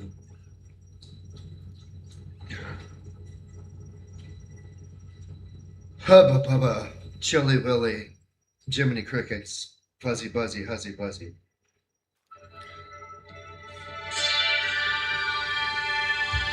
Hey guys, welcome to the Liberal Hive Mind, a channel solely focused on exposing the abundant hypocrisy of the left. And here's the meme of the day, brought to you by FiveMind.com. You know, usually I'll start my video by kind of laying down the context, trying to make some overarching kind of thesis point that the rest of the video is going to feed into, and, you know, we might get to that later in the intro. But for this particular video, I want to start off a little bit different. I want to start off by singing praise for arguably one of the best accounts on X. That's, of course, Maze. He goes under the handle Maze More. This friggin' guy. I mean, if we're talking about a gift that keeps on giving, it's whoever this anonymous Giga Chud, you know, Giga Chad, 6'3", muscular, 200 IQ guy behind this account is. I don't know how he does it, but whatever the topic is, whatever's going on, he always has the most obscure, just the best clips from years and years ago. He's got the receipts on pretty much everybody, on all these crooked Democrat goons. He just comes up with the most incredible finds, and he found this clip here of Gavin Newsom from 2014. And yeah, you probably know exactly where this is going if you got this like 20-year-old clip of Gavin, or in this case, 12-year-old clip. Well, you know exactly what it's going to show. It's going to show what a lying scumbag Gavin Newsom is. His consistent track record, not of delivering, but of false promises. And that's exactly what we've got here. Just an incredible clip, and frankly, a warning to everyone. Honestly, what to look out for when scouting these politicians, what to avoid. And of course, Gavin Newsom is the flashing warning sign. Let me show you guys what I mean by that. We got some stuff to get into, so let's roll the tape. All right, folks, so take a look at the latest find from Maze More. I was out there promoting a $33 million project. I was out there promoting ridership that was 55% higher than current projected ridership. I was there promoting a third of the money coming from the private sector, 25 to 33% from the federal government. I was out there promoting the fact that this would generate revenue and not cost taxpayers a subsidy. I was out there promoting it, and none of those things now are taking shape. It's a $68+ billion project. They just announced 2 months ago, went up another $1 billion just for this new 130-mile first phase. Started with $33 billion. It went to 96. We value engineered it, so it's no longer quote unquote high speed rail. It's higher speed rail. We wildly overstated the ridership projections. We manipulated some of the revenue projections. There's only one true high speed rail system in the world that generates real profit. I thought there were two. And I remember when President France was here a few months ago, I complimented him on being one of the two, and he laughed. And his ministers laughed. I said, what do you mean? They said, well, don't believe what you read about us generating profits on our high-speed rail. The only one is Osaka that generates, and that's a different kind of concentration, urban concentration. So this is going to be a subsidy. The bonds, you double the cost of the bonds is the actual cost the taxpayers will be paying. I mean, it's a burden, politically speaking. Candidly, I was there with Schwarzenegger and Tony Blair on the screen. I'll never forget it. Governor Pataki from New York State, all celebrating cap and trade. Not one person at one of the events I was talking about money going to high-speed, we're talking about energy efficiency programs, we're talking about retrofitting buildings. I was vocally concerned with my legislative colleagues up there about taking cap and trade money. When you set out a 5-year capital plan, as the governor did, Gordon actually read, which showed $56.7 billion of capital expenditures, 25.6 going just for the high-speed rail. It goes to half that money, not for the deferred maintenance needs, not for local transit projects up and down state, not for real jobs, real that are desperately needed analysis, would conclude that there's no private sector money and there's no capacity for this to be built. But that said, if that were the process, you would kill the project. Of course, because we break with the tribe, there's consequences. I doubt very much, even the most optimistic assessments of the next decade, the facts seem overwhelming that this project is not going to materialize in our lifetime. You know, it's very interesting, and I think it speaks to a larger phenomenon. I ask myself the question, how do they get away with it, you know? How has Gavin Newsom been in political office for, almost 20 years at this point? How are they bouncing this guy's name around as possibly being a presidential contender when he is very clearly an abject failure as California's governor? You know, we could go all the way back to 2008 when he was making all these grandiose promises about homelessness. He was saying, we're going to launch all these programs and we're going to tackle the homelessness crisis in California. And of course, he took it to the next level. That's basically been his entire shtick as California's governor. Year after year after year, all these empty promises. We're going to tackle homelessness. We're going to fix the problem. And yet he's done jack squat. The problem's worse than it was when he initially took office. Now you got this whole high-speed rail thing. He was on the record years ago saying, we're going to do this thing. I can say with confidence that this project is going to be completed. And now look, it's been over a decade. And they haven't even broken the film. I mean, technically, they did a little teensy-wincy amount. They technically put a shovel in the ground. They built one portion, essentially, as a test, and that's it. You got countries in Asia who build entire systems within a decade. Meanwhile, in California, after going on 2 decades now, you have so little rail that you can capture in one photo everything that they've built. Literally, by the way, this is all they've built. This tiny little strip. Congratulations, you have been played, is really what comes to mind. Congratulations, you played yourself. And just speaking to what I said earlier, how the hell do you get away with it? How do politicians get away with this crap? And especially Democrat politicians. Because for the most part, I mean, I'd say this is more of a Democrat phenomenon than anything else. Are there certain Republican politicians who stood the test of time despite being complete unmitigated disasters? Sure, I mean, Mitch McConnell instantly comes to mind. But it's usually a different issue when it comes to Republicans. Republicans aren't usually the ones leading with all these big, ambitious promises. We're going to do this and that. Remember Barack Obama's promises on solar, all of his promises on healthcare. And in most cases, they either under-deliver, they deliver the opposite of intended consequences, or they deliver nothing. Billions of dollars spent and absolutely nothing achieved. That, my friends, is surely a Democrat phenomenon. And nobody will ever do this. It's a leftist phenomenon, and just to borrow a term from these woke leftoid morons, one of their fancy academic terms that they love using, intersection. In my view, it's the intersection, again, like I always say, between corrupt, self-interested narcissists and incompetent, gullible buffoons. You have people like Gavin Newsom who just want to ride the wave, make these false promises, and then nothing gets done because, well, there never really was an intention to get anything done. The only thing Gavin Newsom is interested in is getting reelected. And then on the flip side, you've got these incompetent DEI hires, these pseudo-intellectual morons, individuals who think they're smart because they've got the academic credentials, but really there's not really much going on behind the eyeballs. And left-wing governments are filled with these doorknobs. I mean, just take a look at what's going on behind the scenes in Chicago's government under Brandon Johnson. As an abolitionist, when I say defund the police, it is through an abolitionist lens, but again, I'm thinking about abolition more as presence than absence. So thinking about the life-affirming things that we need to build up as we tear down the things that are taking our lives. I think the thing that I would add here, is also that the demand to defund is also an anti-capitalist demand. Like what Kennedy was speaking to before, the relationship between policing and upholding the status quo, whether that be for wealthy politicians or for just corporate America and Wall Street. I think that it's really important that we understand how all of these things are connected. And like when we're talking about defund, there's a reason that like defund also includes like cops out of schools, like cops out of CPS. It's not just like cops within the CPD that are focused on like within the Chicago Police Department, but policing as an act and as an institution. I agree 100% both of those views. I also think some folks literally do mean eliminate the police department, and they are operating from a position of trauma where they see the police as a existential threat to themselves and to their communities. So there are many flavors of defund, if you will.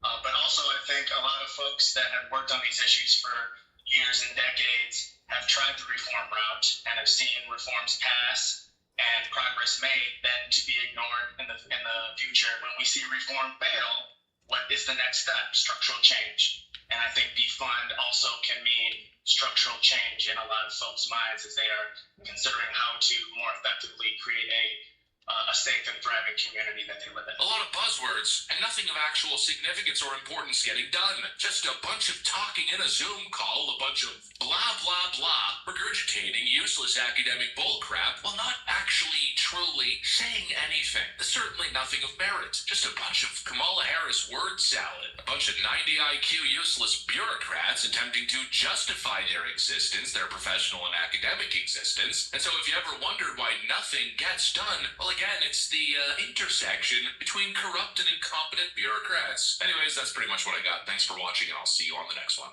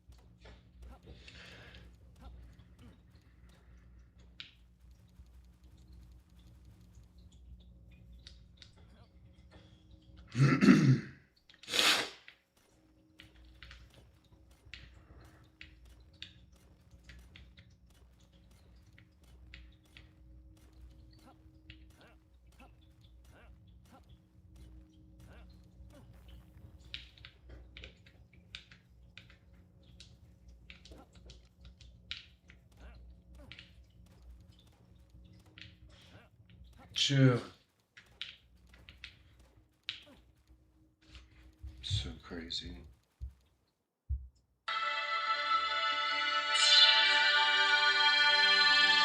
Hey guys, welcome to the Liberal Hive Mind, a channel solely focused on exposing the abundant hypocrisy of the left. And here's the meme of the day, brought to you by FiveMind.com. Well, folks, it was truly inevitable, now wasn't it? And I'm frankly very relieved to see what's going on, because this is what I predicted months ago and was frankly hoping to happen. In terms of my midterm analysis, one of the factors that I've been mentioning over the last couple of months is the current division and disillusion within the Democrat voter base. The far left is the blue-on and Democrat voter base, and of course, they want Abdul El-Sayed, they want Francesca Hong, they're interested in the far-left candidates, but now you got this overall situation where the establishment Dems are essentially working to block them. And this creates, I think, a very interesting scenario, a very interesting situation, where the Democrats are relying on two things to usher in a blue wave here, the first being voter enthusiasm, and the second being unity. They need to form form a unified front. But not just that, a very enthusiastic unified front that's ready to rush to the polls and usher in this massive blue wave that the Dems are looking for. And I don't know, something tells me there's a rift that's being created between these two sides, these two factions, these very opposing, diametrically opposed factions, frankly. And the question, of course, being, is that going to have an impact? Are young Democrats going to show up in droves in an off-season election to vote for a party that is actively attempting to oust them from said party? Well, only time will answer that question, but let me tell you, we're certainly starting to see some evidence of a massive rift being created. Let me show you guys exactly what's going on here. We got some stuff to get into, so let's roll the tape. All right, folks, and once again, we've got Democrat strategists sounding the alarm. Take a look at this. Look, Hassan Piker may be an asset in a primary where people want a dog whistle, as Hogan said,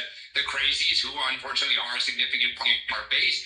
But he is poison in a general election. And whether it's in Michigan or Wisconsin, he is not, there's a reason he's not on the ballot.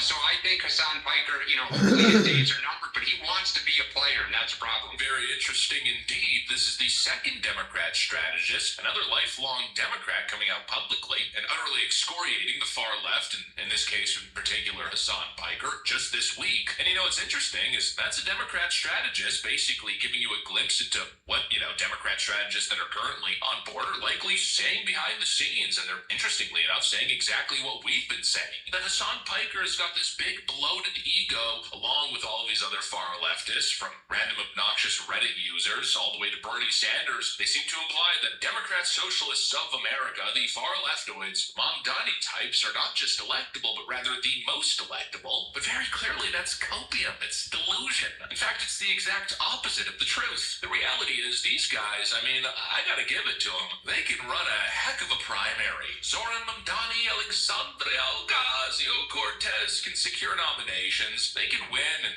far left blue districts and big blue cities, but in a general election sense, let's just put it the way Dan Turrentine put it, they're electoral poison. And that puts these Democrats in quite the interesting predicament. Because currently, as it stands, it seems almost as if you have to bow down to Hassan Piker and his fans to even stand a chance in the nomination process. Now, obviously, that didn't exactly work out so well for Francesca Hong, but that's Wisconsin, and I'd say there was some bigger issues there. Probably the biggest issue being Francesca Hong herself, kind of like a Kamala Harris phenomenon, just a very awkward, very lacking in charisma kind of individual, and it really felt like she had no wind in her sails as this thing was going into the late game. She looked, frankly, like she didn't actually want to be there, like she had essentially given up, and of course people can sense that subconsciously. They could just feel that, there wasn't any passion there. Then put all the scandal on top of it, and, not exactly a brand of confidence. But if you look before the downfall, again, speaking to the Democrat primary process, going on Hassan Piker's stream was almost like a rite of passage. Show up there and,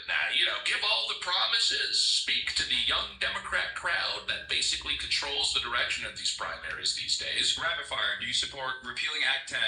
Yes. Universal child care? Yes. Free school meals? Yes. Guaranteed pay leave? Yes. Abolishing ICE? Yes. A 1-year data center moratorium? Yes. Breaking up Big Ag? Yes. Public grocery stores? Yes. Right to repair? Yes. Legalizing cannabis? Yes. Overturning Citizens United? Yes. A workers' bill of rights? Yes. A free Palestine? Yes. You kind of need to, kiss the Hassan ring to even stand a chance, especially in more far-left states. We're still seeing this phenomenon play out, by the way, despite the crashing of Francesca Hong. I don't know if I can give this to you or your guy here, but I'd love to get on the stream sometime. It just lays out why I think this race is worth fighting, worth winning. Thanks for standing strong, brother. It's been a hell of a couple weeks. Good luck. Yeah, thank you. That's Michigan Democrat William Lawrence, who's currently running for a House seat. That clip, I think, pretty self-explanatory, speaking to this phenomenon of showing up on Hassan Piker's stream now being a rite of passage in the Democrat circles. So Democrats truly are, in my view, stuck between a rock and a hard place in a very difficult situation. This stuff is electoral poison, but they also can't afford to disavow it. I know you're a Democratic candidate for Congress. You are, however, a member of the DSA, and there are opponents of that movement who point to the failed socialist governments in Latin America as proof that socialism don't always work. And the DSA just in the last few days put out a statement commemorating the 100th birthday of Fidel Castro, which says in part he was an organizer, a fighter, and endures as a stalwart symbol of anti-imperialist struggle and self-determination for the global South. You agree with that sentiment? And does it concern you that this type of celebration of Fidel Castro is what might validate people's concerns with the DSA? I am not concerned with how people construe this organization. I am interested in finding what we have in common so we can move this country forward based on bold policies, which that poll suggests people are wanting, irrespective of political ideology or generation. They can't even sign on to a letter opposing communism. They can't even say the words. They cannot utter the words, "We are capitalists." And yet they essentially need to. They need to disavow all of this far leftist stuff if they plan on standing a chance in the general election. And so it's kind of wish-washy and flip-floppy and weird, and it seems like a general theme of utter dishonesty kind of oozing from this party right now. You've got these people speaking out of both sides of their mouth. You've got some of these individuals saying one thing, then the others saying another. You've got Hakeem Jeffries appears denouncing the entire policy agenda. Do Democratic Socialists belong in the Democratic Party, Leader Jeffries? Well, what I can say is that I do not support defunding the police. I do not support open borders. I do not support abolishing the Senate. We're focused on actually solving problems that hardworking American taxpayers want us to solve, which is to lower the high cost of living in a situation where life is far too expensive in this country. That's the Democratic agenda. That's what House Democrats are fighting to achieve. And so I think, regular, common, middle ground voters, they're going to be confused as to what the Democrats actually stand for. And then you've got the far leftoids who will be totally disillusioned, who will feel this intense feeling of betrayal. And that, to me, of course, signals complete dysfunction. And I just wonder these days how that's going to play out in the midterms. And probably more importantly, how that's going to play out in 2028 when all the attention, all the focus, basically across the country is going to be on the election. That's the real deal election season, not an off-season midterm. And that's, of course, where Hassan Piker and his, ragtag crew of communist morons will be out in force like you've never seen before. Be able to lead into their victories. It'll be less difficult. It'll be easier to deliver our message. It'll be more difficult, though, because the establishment will not underestimate us. They will continue to undermine us, but they will not underestimate us. So the knives will be out. And that's where these communist revolutionaries are going to make their biggest plays. And if you think these people are content with sitting on the sidelines, well, you have another thing coming. I got a bridge in Brooklyn to sell you. And so people are going to see Democrat infighting. They're going to see a Democrat party in complete dysfunction and disarray. And likely on the flip side, a unified MAGA front. I think these far leftists are really in for a rude awakening. And actually, I think you see the proof everywhere. I think what mostly speaks to this phenomenon, this delusion that the far left is kind of living under right now. They think Mamdani is like the peak of electability, the peak of leftist leadership. But Zoran Mamdani can only ever win in a far left district, in a far left city like Manhattan. I mean, simply zoom out even in his own state, and you see that Kathy Hochul, she's nearly tied in the state level polls against any Republican challenger. These people are political poison, and I think that's becoming harder and harder to ignore, especially for the Democrat establishment that's very clearly currently in a full-blown state of panic. Anyways, that's what I got. Thanks for watching, and I'll see you on the next one.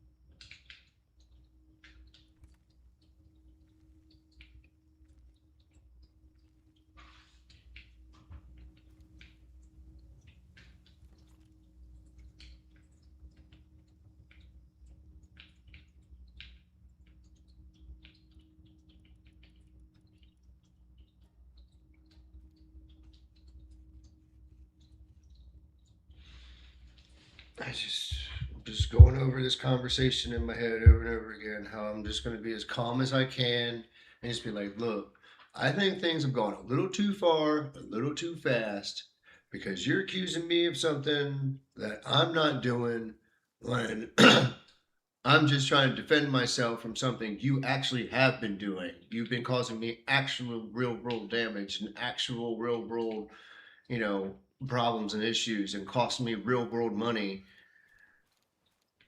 and somehow your feelings get hurt, and all of a sudden I'm harassing you and threatening you, which is absolute and utter nonsense. You know, you've intruded on my property, you've violated my property, you've manipulated my mail. You can't touch people's mail. How do you not know that? And clearly what you told me wasn't true, because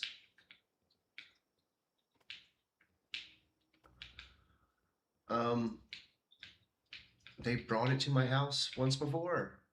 They brought it to this exact location, exactly.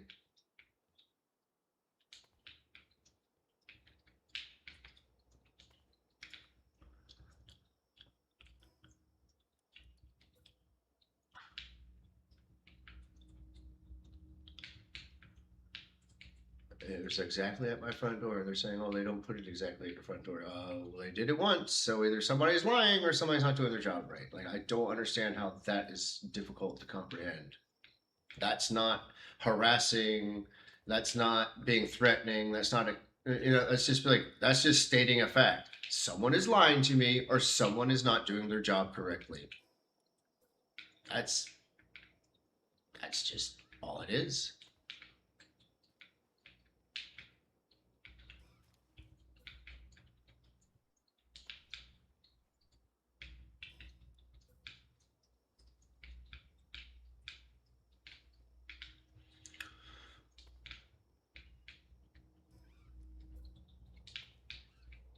That's simply stating exactly what happened from my perspective. That's exactly what happened. You're either lying to me, or someone, either you or the male person, is not doing their job correctly. How is this so hard to comprehend? I don't understand.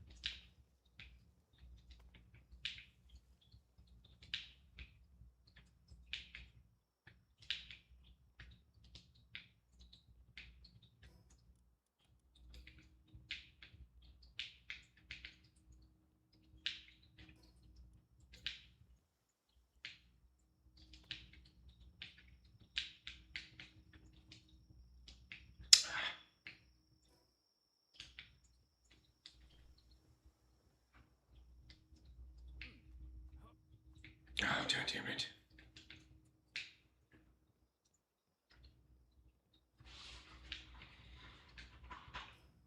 Oh, I need it.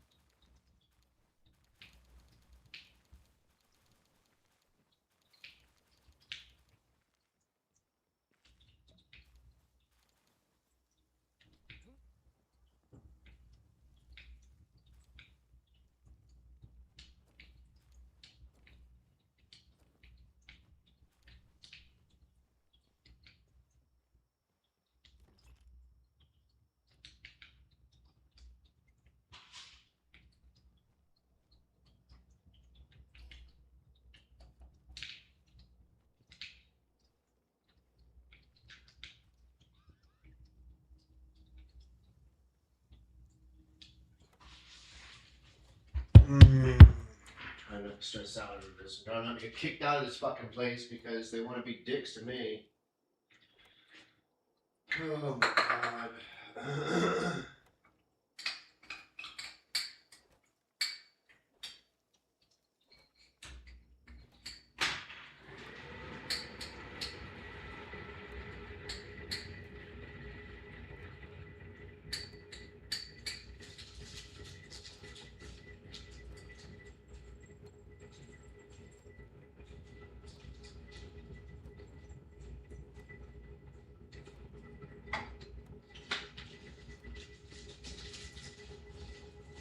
Pee-pee, real quick.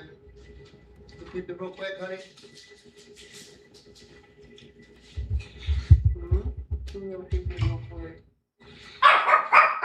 Oh, I'm sorry. Look at me. You've been waiting. You've been waiting. Look at me.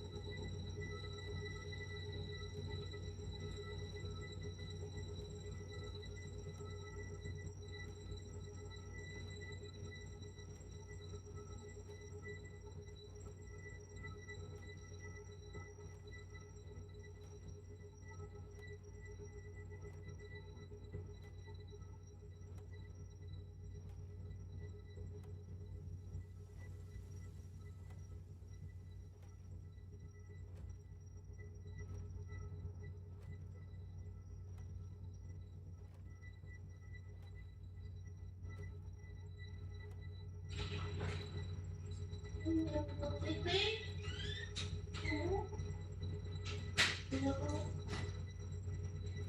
you okay, Lonnie? You alright? Are you alright, baby?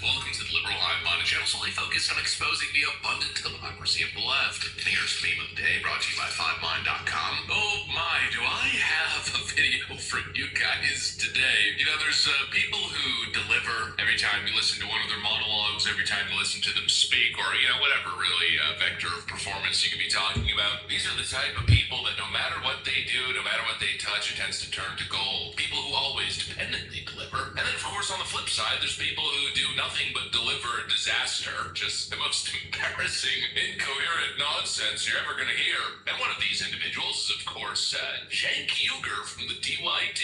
It's absolutely wild. The guy's a walking paradox. He claims to be the pillar of virtue, yet he's a complete, arrogant, bloated maniac who can't keep his cool for 2 seconds. He's an abusive clown. Not to mention, kind of hard to present yourself as the pillar of virtue when you have something like this in your resume. I believe that if I were the benevolent dictator of the world, I would legalize bestiality where you are giving, where you are pleasuring them. And that's not just Cenk Uygur's claims of moral excellence, but also his claims of intellectual excellence. He is so much smarter and so much more informed than you. That tends to be his debate tactic. What are you, stupid? I'm right about literally everything. Just freaking Google it. You got me there. The unions give money to the Democrats. Am I angry about that? Does it upset you as much as, you know, bankers giving money to Republicans? No. The corporations give way more than the unions. It's working on corporations. It's not. That's okay. Look it up. You can Google it. It's really easy. Who was the one who came up with the Southern strategy? That was the Republican Party.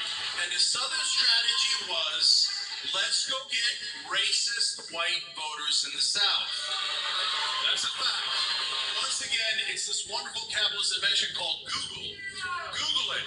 It's the all-knowing, highly intellectual Cenk Uygur, guys. Don't challenge him. He knows everything. You just need to Google it. This freaking guy, I mean, he acts as if he's the smartest person in the room who understands and knows everything. Yet every time you hear him speak, the only thing he delivers is, well, probably the dumbest thing you've heard all year, and that's exactly what this is. Holy freaking crap. Oh, my lord. You just got to imagine the Democrat strategists behind the scenes are freaking out that Cenk Uygur and others like him are steering the policy direction of the party. Let me show you guys what's going on here. We got some stuff to get into, so let's roll the tape. All right, folks, so Cenk Uygur said it, so I guess this is the official stance of the far left, the DSA Democrats. There are young women who've been locked out of the opportunity to compete fairly and to succeed because somebody has come in and said, I identify as a woman, still got testicles, still got testosterone, still got male bone structure, still got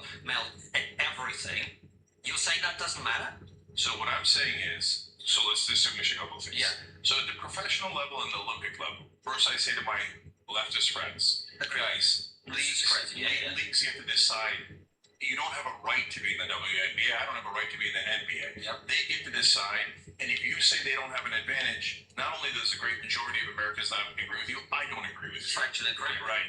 A trans woman entered a weightlifting contest in her 40s and instantly lifted 200 pounds more than the biological woman. Yeah. Although there's a meta study that studied 7 people and it was inconclusive. I read the studies. Nonsense. Now, why do I have a different position at the high school level? Because it's a balancing act. It's tiny. What is it, 13 kids, 130 kids out of a country of 330 million people? So when I look at the balancing interest there, I go, I understand what you're saying. I understand that it might be unfair, right? On the other hand, now we're going to have to check the genitalia of kids. I don't want to do that. That's too much. And you're going to tell a young trans kid, we're going to otherize you. We're going to ostracize you. You're not really a woman. You're not really a woman. But they're not a woman. Okay, all right. But they're not. No. But they're not. No. If you've got a No. and you've got male No. testosterone and male bone structure, No. you're not a woman.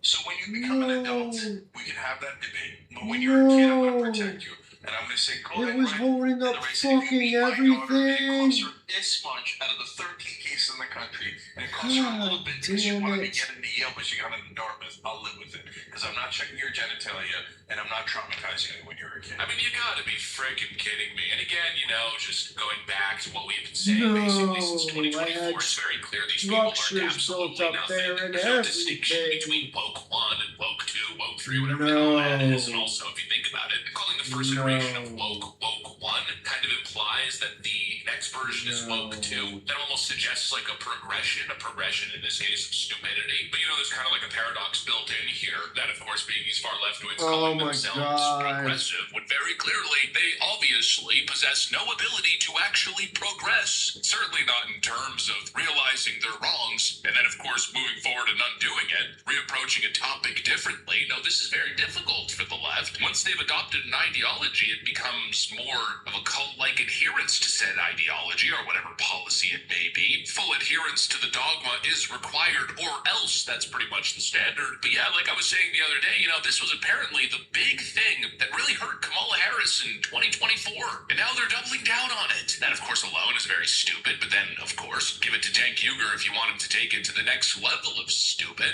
And that, my friends, is exactly what he did. Cenk, who can do no wrong, hits us with possibly the dumbest thing I've ever heard. When, of course, men can play in female sports. What's the alternative? Traumatizing young people by asking to see their genitalia? Holy, I can't even say it without laughing because it's so incredibly dumb. And of course, it once again gives us a glimpse into Cenk Uygur's overall psychological disposition. And that's where he immediately goes. Mr. I would legalize bestiality if I was king of the earth. Immediately goes to, well, we're going to have to look at those people's pants. He's such a moron. I can't even handle it. As if that's the way you tell gender. What an absolute ignoramus. And again, the party of science people. Oh, the party of science. Party of friggin' airhead cultists. No, Cenk, you don't need to traumatize anyone. First of all, people have, what are those things called again?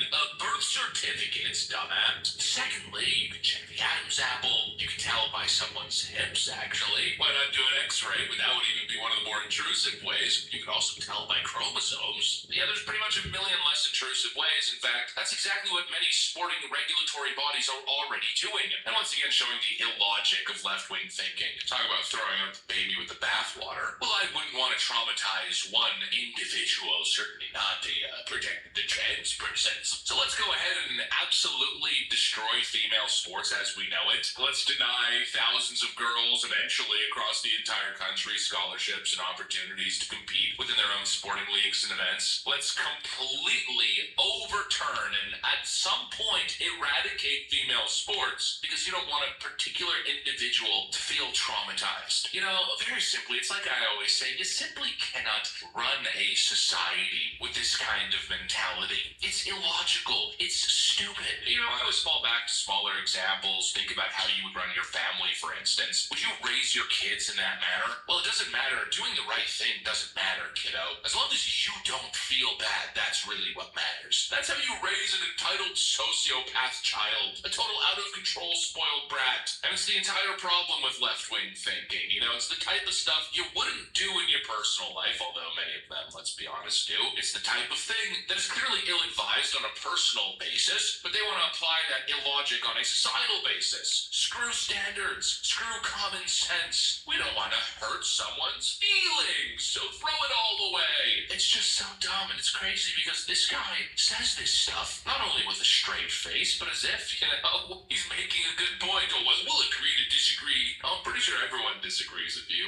The dumbest thing I've ever heard on multiple different levels. But Cenk, of course, Cenk just can't see it. Either he can't see it or he doesn't care, but I don't know, something tells me he just can't see it. I don't think he's the sharpest tool in the shed. 10% of those married are married to their first cousin. 1 in 10 married couples you know are married to their first cousin. In the world. Yeah, so in the United States. By the way, you think you don't know anyone who, in America, you were joking around, the 1 in 10, etc.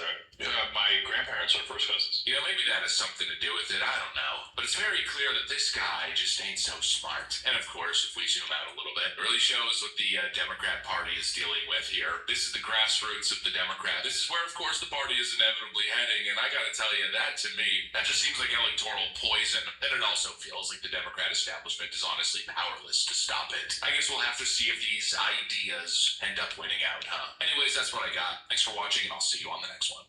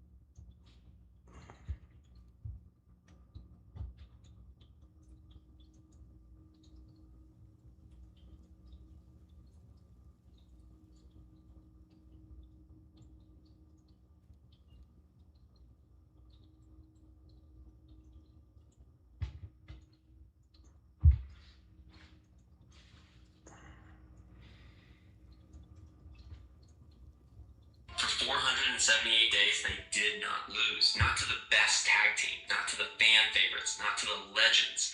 For nearly a year and a half, two men in black leather and war paint held the most important tag team prize in the wrestling world, and nobody could take it from them.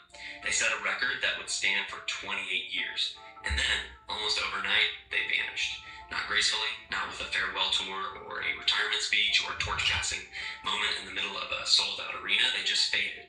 One of them got sick, another walked away, a third disappeared into a completely different character, and within a year of holding that record of being one of the biggest acts in the entire company, they were gone, broken up, repackaged, forgotten by the very promotion that had built them into monsters. Today, most casual wrestling fans couldn't tell you their names.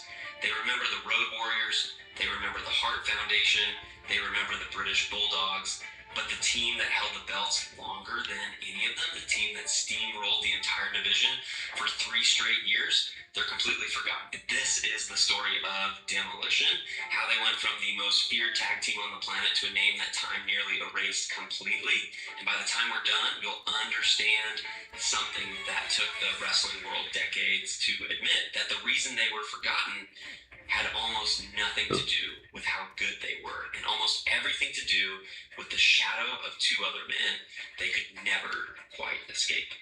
In this video, we're going to trace the entire rise and fall, the origin nobody talks about, the record-setting reign, the single decision that killed their momentum, the health crisis that changed everything, and the strange, quiet aftermath where 2 of the 3 men involved would end up in prison, in obscurity, and in an early grave.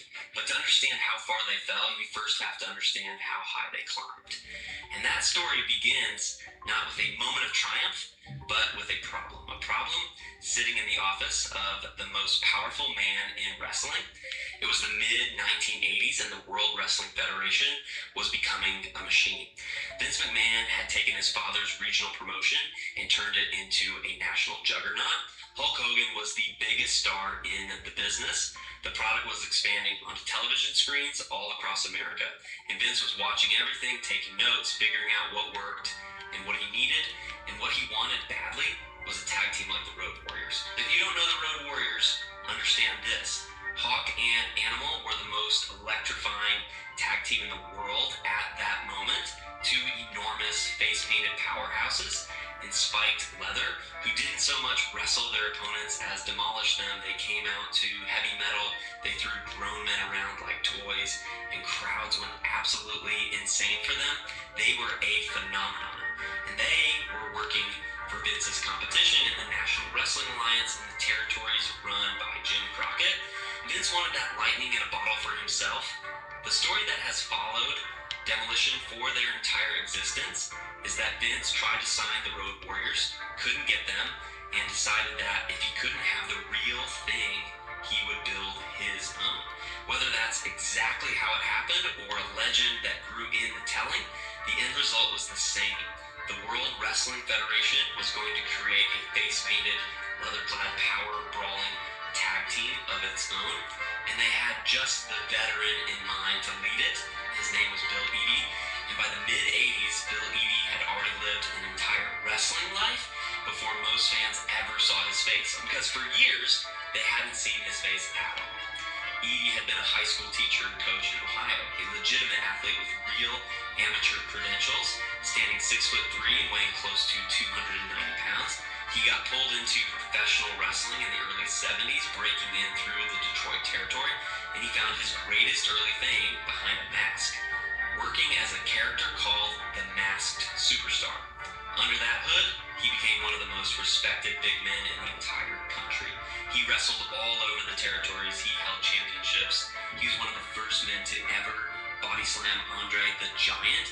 He challenged Bob Backlund. He crossed paths with a young, rising Hulk Hogan. This was not some rookie. This was a seasoned professional with more than a decade of experience and the trust of everyone he worked with.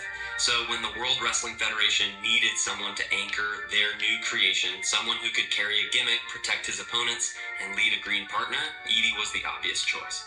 He took off the mask, he painted his face, and he became Axe. Think about what that actually meant for a man like him. Eadie had spent a decade and a half building a reputation as one of the most respected big men in the entire industry. A wrestler, other wrestlers looked up to, a legitimate athlete who'd earned everything the hard way, and now he was being asked to put on a costume that was, by its own design, an imitation of somebody else, a manufactured act, a knockoff of a team working 3 states away.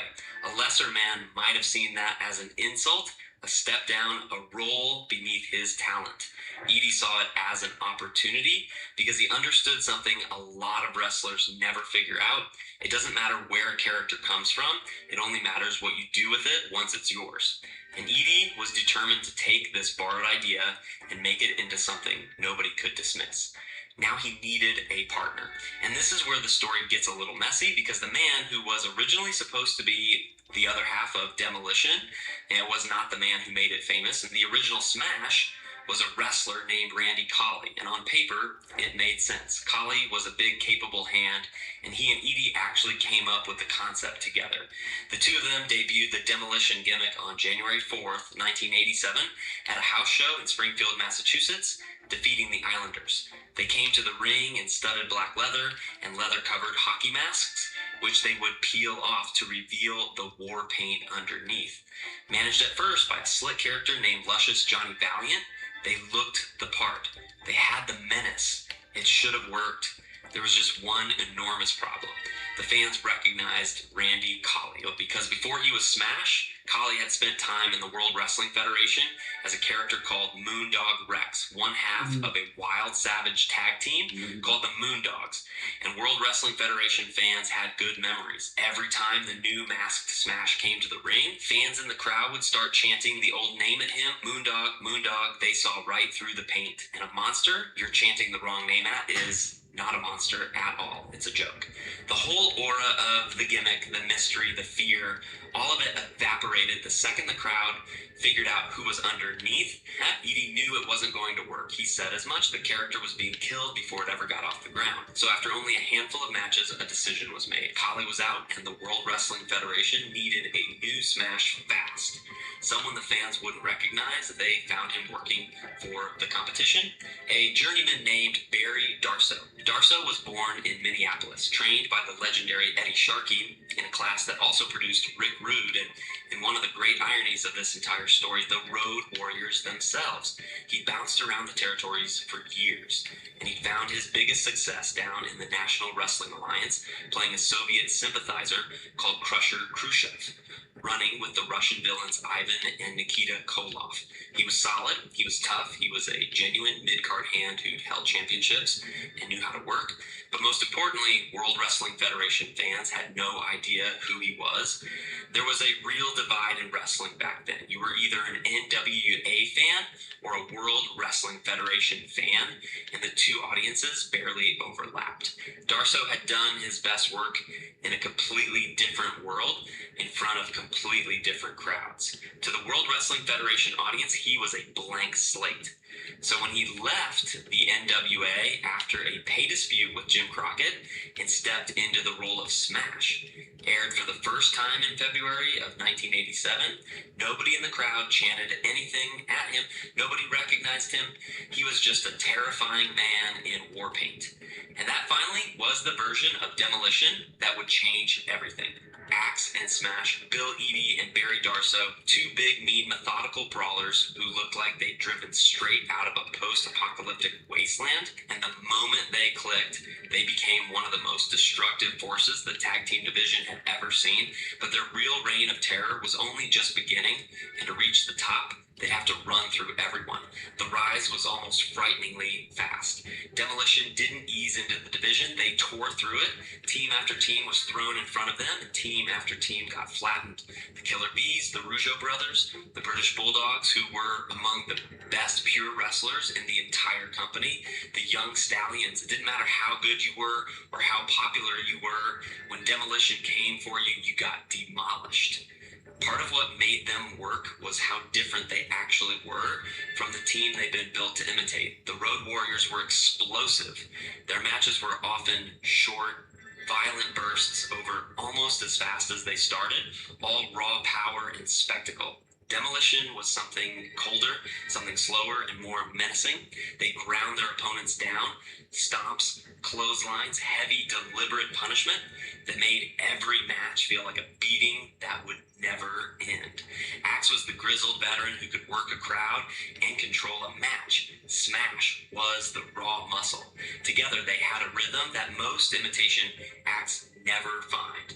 They weren't just a costume, they were a genuinely great team, and their look sold it completely. The black leather, the studs, smaller and sharper than the Warriors, giving them their own identity. The war paint, usually black and white and red and silver, sometimes shifting into other colors. They came out to a pounding, ominous theme that told you, before the bell even rang, that something bad was about to happen to two men in the ring. You have to understand just how stacked that division was to appreciate what Demolition were doing. This was not a weak era for tag team wrestling. This was arguably the deepest the company's tag division has ever been before or since. There were teams full of world-class technicians, teams built on high-flying speed, teams anchored by future Hall of Famers, all of them fighting for the same shot at the top. And Demolition didn't just survive in that environment, they dominated it. They walked into the most competitive tag scene in the world and made it look like their personal playground. Every night a new challenger, every night the same result. Two men in war paint standing tall while their opponents got carried out. Their undefeated streak finally ended in June of 1987 against a popular team called the Can-Am Connection. But a single loss didn't slow the momentum at all. If anything, it made them meaner. And around this time, they got the final piece of the puzzle. Their manager, Johnny Valiant, moved on, and their contracts were handed over to a cackling, cane-wielding master of villainy named Mr. Fuji. Fuji was perfect for them. A devious, cheating, endlessly entertaining heel manager who would do anything to help his men win, from distracting the referee to cracking opponents over the head with his cane when nobody was looking. He even started wearing war paint around his own eyes to match his team. With Fuji in their corner, Demolition became not just powerful, but protected. Every match now carried the threat that if their opponent somehow found an advantage, Fuji would erase it with one swing of that cane. All of it was building toward one night. The biggest night of the year, the grandest stage the company had, WrestleMania 4, March 27th, 1988, Atlantic City. And the tag team champions at the time were Strikeforce, a beloved duo of Rick Martel and Tito Santana. Martel was one half of that Can-Am connection that had handed Demolition their first loss almost a year earlier. So there was history here, a score to settle, and Demolition settled it in the most Demolition way imaginable. Deep in the match, Martel had Smash locked in his submission finisher, the Boston Crab. The referee was watching the hold, and that was exactly the mistake Fuji had been waiting for. Axe grabbed Fuji's cane, cracked Martel across the head while the official's back was turned, and Smash rolled over and covered him. The referee counted 3, and just like that, Demolition were the World Tag Team Champions. They had reached the mountaintop, but here's the thing about Demolition that almost nobody predicted. Winning those titles wasn't the peak of their story. It was the start of the greatest tag team title reign the company had ever seen. And the strangest twist of all was still coming. Because the most feared villains in the division were about to become the most beloved heroes in it. And it happened almost by accident. For the first stretch of their reign, Demolition were monsters. Hated, dominant, protected by Fuji, doing everything the wrong way and getting away with all of it. But something was happening in the arenas that the company couldn't ignore. The fans were starting to cheer them anyway. It's one of the oldest phenomena in wrestling. Sometimes an act is just so cool, so tough, so undeniably compelling that no matter how villainous you make them, the crowd falls in love. That's what was happening with Demolition. People wanted to see them destroy their opponents, the war paint, the entrance, the sheer brutality of it. All of it was too much fun to boo. So the company leaned into it, and they did it with one of the great double turns in wrestling history. In the summer of 1988, a powerful new team was brought in to challenge Demolition, the Powers of Pain, 2 enormous face-painted powerhouses of their own, the Warlord and the Barbarian, brought in as heroic monsters to finally stop the champions. The 2 teams feuded across the country, and it all came to a head at the very first SummerSlam, and then boiled over at Survivor Series that November. At Survivor Series, in the middle of the chaos, Mr. Fuji turned his back on the team he'd guided to the top. He abandoned Demolition, he sided with the Powers of Pain, and in doing so, he flipped the entire dynamic on its head. Suddenly, the crowd's beloved monsters had been betrayed by their own devious manager. Demolition were now the wrong party, the tough guys stabbed in the back, and the fans who'd already wanted to cheer them now had every reason to. The Powers of Pain, the team that had been brought in as heroes, became the villains. It was a clean, total swap. Demolition were now heroes, and they were more popular than ever. The feud culminated at WrestleMania 5 in April of 1989 in a handicap match where Demolition faced both the Powers of Pain and the traitor Fuji, 2 men and their turncoat manager against the champions. And Demolition won, catching Fuji with their devastating finisher to retain the gold.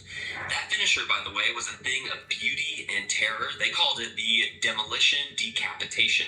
One man would hoist an opponent up across his shoulders in a backbreaker. The other would climb to the top rope and come crashing down a flying elbow or clothesline onto you show him pictures of it, you can't describe it right. What a fucking idiot. It looked like it could end a career. Puts him on their knee like a backbreaker. They usually do a backbreaker. But WrestleMania 5 wasn't just another title defense, it was a milestone, because on that very night, Demolition officially became the longest reigning World Tag Team Champions in the entire history of the company. They broke a record that had stood for years, held by the Valiant brothers, who reigned for 370 days. Demolition blew past it, and they kept going.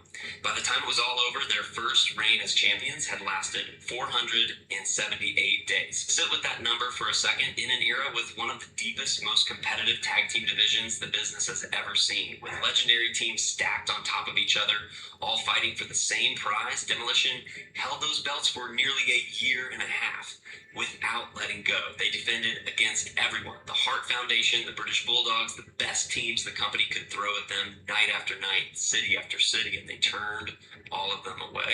That record would not be broken for 28 years. It would stand until 2016, when a trio called the New Day finally surpassed it. And even then, in terms of the classic version of that championship that existed from 1971 all the way to 2010, Demolition's single reign remains the longest anyone ever held it. Nobody in nearly 4 decades ever matched what Axe and Smash did in that one stretch. They were, at that moment, arguably the most popular tag team in the entire company. Adored by kids, feared by opponents, moving merchandise, headlining house shows. There were Demolition posters and Demolition t-shirts and Demolition action figures. There was even, and this is real, Demolition peanut butter. They had crossed over from a wrestling act into a genuine pop culture brand. This was the top of the mountain. This was as high as it would ever get. And the terrible truth is that from up here, there was nowhere to go but down. The first crack in the empire was about to appear, and it would come from a legend riding to the ring on the back of a much bigger legend. Every reign ends, and Demolitions finally did in the summer of 1989 when they ran into 2 of the most cunning veterans in the entire sport, the Brainbusters, Arn Anderson and Tully Blanchard. These weren't power monsters. They were technicians and ring generals, 2 of the smartest, most polished workers alive, and they'd come over from the NWA to challenge the World Wrestling Federation's best. They caught Demolition in a 2 out of 3 falls match on Saturday night's main event, and they had help, because at ringside, lending his enormous presence to the challengers, was Andre the Giant. With Andre's interference tipping the scales, the Brainbusters did what no team had managed for 478 days. They beat Demolition and took the titles, but this is the part that tells you how strong Demolition still were. Losing the belts didn't end them, it barely slowed them down. Just a couple of months later, in October of 1989, they got the titles right back, capturing the gold for a second time. The Empire was wounded, but it was still standing. Their second reign was shorter, and it ran into a familiar wall. In December of 1989, they lost the championships to a team called the Colossal Connection. What a team it was. The Colossal Connection was Andre the Giant himself, paired with a genuinely terrifying powerhouse named Haku, and the 2 of them were guided by the smartest manager in the business, Bobby the Brain Heenan. Losing to Andre and Haku set up one more enormous stage for Demolition, one more shot at glory, one more WrestleMania, WrestleMania 6, April 1st, 1990. Demolition challenged the Colossal Connection for the titles, and this was a chance to make history all over again, because a win here would make them 3-time champions, one of the very first teams in the company's history to reach that mark. The match had drama, it had size, it had legends, and when it was over, Demolition stood tall. They'd overcome Andre and Haku. They'd captured their 3rd World Tag Team Championship. The crowd roared for them. They were on top again. But there was something happening in that match that almost nobody in the building understood at the time. Something that, in hindsight, marks the exact moment one era ended and another began. WrestleMania 6 was the last time Andre the Giant ever wrestled a televised match on American soil. The Giant was breaking down. His body, which had carried him to a level of fame no wrestler had ever known, was failing him. That night in Toronto, the men of Demolition later said they could tell he wasn't feeling well, though they didn't know it would be his last American appearance. Andre trusted them. They had a good match with him because he liked them, and anyone who knew Andre knew that if he didn't like you, nothing good was going to happen in that ring. It was, without anyone quite realizing it, a passing of the torch. The old Giant, on his way out, and the champions he was handing the moment to on the verge of their own collapse. Because here's what almost nobody watching that celebration knew. One half of Demolition was sick, really sick, and the decision the company was about to make to deal with it would, more than anything else, be the thing that killed them. Bill Eadie's body was betraying him. By 1990, Axe was dealing with serious health problems. The exact nature of them has been described different ways over the years. Some accounts point to an illness he picked up on a tour of Japan, something that caused temporary heart issues. Others have referenced a severe reaction, possibly an allergy that laid him low. Whatever the precise medical cause, the effect was the same. Eadie was getting sick enough that retirement was on the table. He was a veteran, he'd been going hard for the better part of 2 decades, and his body was telling him it might be time to stop. The company had a champion who couldn't be relied on to make every date, and they had a hot act they didn't want to lose. So they came up with a solution They would add a third man. His name was Brian Adams, and he became Crush. Adams was a genuine specimen, a huge, powerful man from Kona, Hawaii, who had trained in Japan under the legendary Antonio Inoki. He was younger than Edie and Darso, physically imposing, and on paper he was a logical insurance policy. If Axe couldn't go, Crush could step in and the team could keep defending the titles without missing a beat. To make it all work within the rules, Demolition adopted what wrestling calls the Freebird rule, the idea that any two members of a three-man group can defend the tag team titles on any given night. Named after the fabulous Freebirds who made the concept famous, it let Axe, Smash, and Crush rotate freely. On screen, they spun it as villainous cunning, 3 men to cheat with instead of 2. In reality, it was a medical accommodation for a sick veteran, and it fundamentally changed the chemistry of the act. Because Demolition worked as 2, Axe and Smash were a pair, a duo, a matched set of monsters that fans had spent 3 years learning to love. When you added a third face, when you started rotating the members, when Axe began fading into the background or taking on more of a managerial role, while the younger Smash and Crush did the heavy lifting, something was lost. The team that had felt so tight, so inevitable, so complete, now felt diluted, watered down. Crush, for all his talent, never quite meshed with Smash the way Smash had meshed with Axe. The magic was thinning out, and that would have been a manageable problem. A team can survive a lineup change.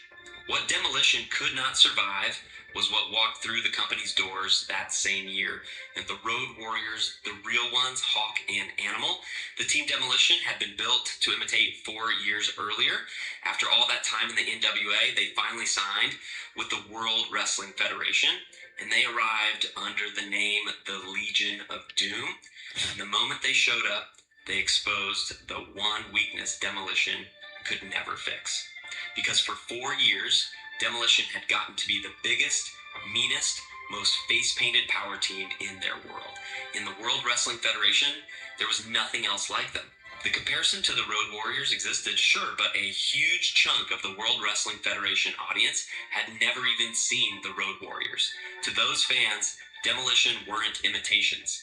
They were the originals, the one and only, and then the actual originals walked in, and suddenly, standing right next to each other, the whole illusion came apart. Now everyone could see it.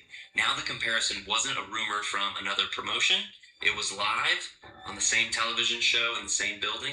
And no matter how good Demolition were, no matter what records they held, they could never again be the only team of their kind. They were permanently and visibly the other guys, the copies, the ones who came second. And the company knew what it had. It knew the Legion of Doom were a bigger deal, a bigger draw, a bigger future. And once Hawk and Animal were on the roster, the World Wrestling Federation's interest in Axe and Smash began to quietly drain away. The fall wasn't going to be a dramatic defeat. It was going to be something much colder, a slow phasing out, and it started at SummerSlam. SummerSlam 1990, Demolition, now operating as a 3-man unit, defended their titles against the Hart Foundation, Brett and Jim, in another 2 out of 3 falls match. And the finish told you everything about where Demolition now stood in the company's plans. The match was designed around their new gimmick, the 3-man shell game. When Smash and Crush started the bout, but at some point, with the referee distracted, Axe secretly snuck down to ringside and swapped himself into the match, trying to use the extra body to steal the win the way villains do. It was clever. It was the whole point of having 3 men, and it got exposed in brutal, humiliating fashion, because the Legion of Doom, the very team that had made Demolition obsolete, came marching down to the ring and blew the whole scheme wide open. They pointed out the deception, they snuffed out the trick, and in the chaos, the Hart Foundation captured the titles. Demolition's third and final reign was over. Crush took the fall. Think about the symbolism of that. The team that Demolition had been created to replace was now the team that personally ended their title reign, standing in the ring, exposing them as frauds in front of the whole audience. It was almost cruel, and it set up the feud everyone should have wanted. Demolition versus the Legion of Doom, the imitation against the original, two face-painted power teams finally colliding after 4 years of the wrestling world wondering what it would look like. On paper, it was a dream match. In reality, it was a disaster, because it came years too late. By the time those matches actually happened, Demolition was a show. Axe was sick and fading. Crush was still finding his footing. The team's momentum was gone, their aura punctured, and the Legion of Doom, fresh and hot and beloved, simply ran through them. The dream feud everyone had imagined turned into a series of one-sided beatings, with Hawk and Animal easily disposing of the team they'd made irrelevant. Even when the company added the World Wrestling Federation champion, the Ultimate Warrior, to the mix in six-man matches, it only underlined the point. Demolition were now the guys getting beaten to make other stars look good. And this is the real tragedy of the whole thing. Imagine if that feud had happened 3 years earlier. Imagine two fresh, dominant, face-painted power teams at the absolute height of their abilities, colliding when both were unstoppable, when the whole wrestling world was buzzing about which one was better. That would have been one of the greatest tag team rivalries in the history of the business. It could have drawn money for a year. It could have produced classic matches people would still be talking about today. Instead, the wrestling gods gave it to fans too late when one team was already broken, and it landed with a thud, a dream that curdled into a formality, the right match at exactly the wrong time, and Demolition were the ones who paid for that timing with the last of their credibility. Axe faded further and further into the background. His health wasn't improving, and late in 1990, Bill Eadie left the company. The man who'd conceived the whole gimmick, who'd taken off the masked superstar's hood to become Axe, who'd led this team to a record that would stand for nearly 30 years, was simply gone, quietly, without ceremony. That left Smash and Crush, 2/3 of a team missing the third that mattered most. They limped along for a few more months, and then came the final indignity. WrestleMania 7, March 1991. Smash and Crush went to the biggest show of the year, and they lost. Not in an epic battle, not in a hard-fought classic. They were beaten in a short, one-sided match by a pair of Japanese wrestlers, Genichiro Tenryu and Koji Kitao. It was quick, it was decisive, and it was clearly the end. Shortly after that, the company officially disbanded Demolition, the most dominant tag team of its era. The record holders, the Peanut Butter Jar Pop Culture Crossover Act, were done, not with a send-off, just switched off like a light in a room nobody was using anymore. And here's the part that stings the most. What came next for these three men? Because the way each of their stories continued tells you exactly how completely the wrestling world had decided to forget Demolition ever mattered. Start with Barry Darsow, Smash, one half of the greatest tag team reign the company had ever seen. He got repackaged into a comedy character, the Repo Man, an over-the-top, sneaking, cartoonish villain who dressed like a burglar and stole people's things. He crept around ringside, swiping objects. He hung opponents up with a tow rope, and he cut goofy, theatrical promos. And here's the detail that really drives home how thoroughly Demolition had been erased. The company never once acknowledged on television that the Repo Man was Smash. There was no story about a former champion falling on hard times, no callback to the 478 days. Nothing. It was as if Smash had simply never existed, and this new clown had appeared out of thin air. The Repo Man feuded with the British Bulldog and lost. He stole Randy Savage's hat and lost. He faded to the lower card and then out of the company entirely, and he'd go on to a string of other forgettable gimmicks. The Blacktop Bully, a golf-obsessed character called Mr. Hole-in-One, a record-setting champion reduced to a punchline. Then there was Brian Adams, Crush, the youngest of the three, the one with the most future ahead of him, and his story is the most complicated and ultimately the saddest of them all. Adams actually did the best of the three in the short term. He left, spent a year back in the Pacific Northwest, and then returned to the World Wrestling Federation in 1992, completely reinvented. He was still called Crush, but now the war paint and leather were gone, replaced by a laid-back Hawaiian surfer character built around his real upbringing in Kona. He came out to island music, he wore bright colors, and for a while, this new Crush looked like he might actually become a breakout singles star. There was real potential there, but it never quite took off the way it should have. He got squashed and injured in a program with the massive Yokozuna. He turned heel, blaming his friend Randy Savage, and the two had a violent personal feud that led to a match at WrestleMania 10, which Crush lost. He cycled through gimmick after gimmick, an angry ex-convict, a biker in a menacing faction called the Disciples of Apocalypse, a member of the Nation of Domination, and the ex-convict gimmick cut close to real life because Adams actually did serve time connected to gun smuggling charges in Hawaii, a fact so real the company even referenced it on television.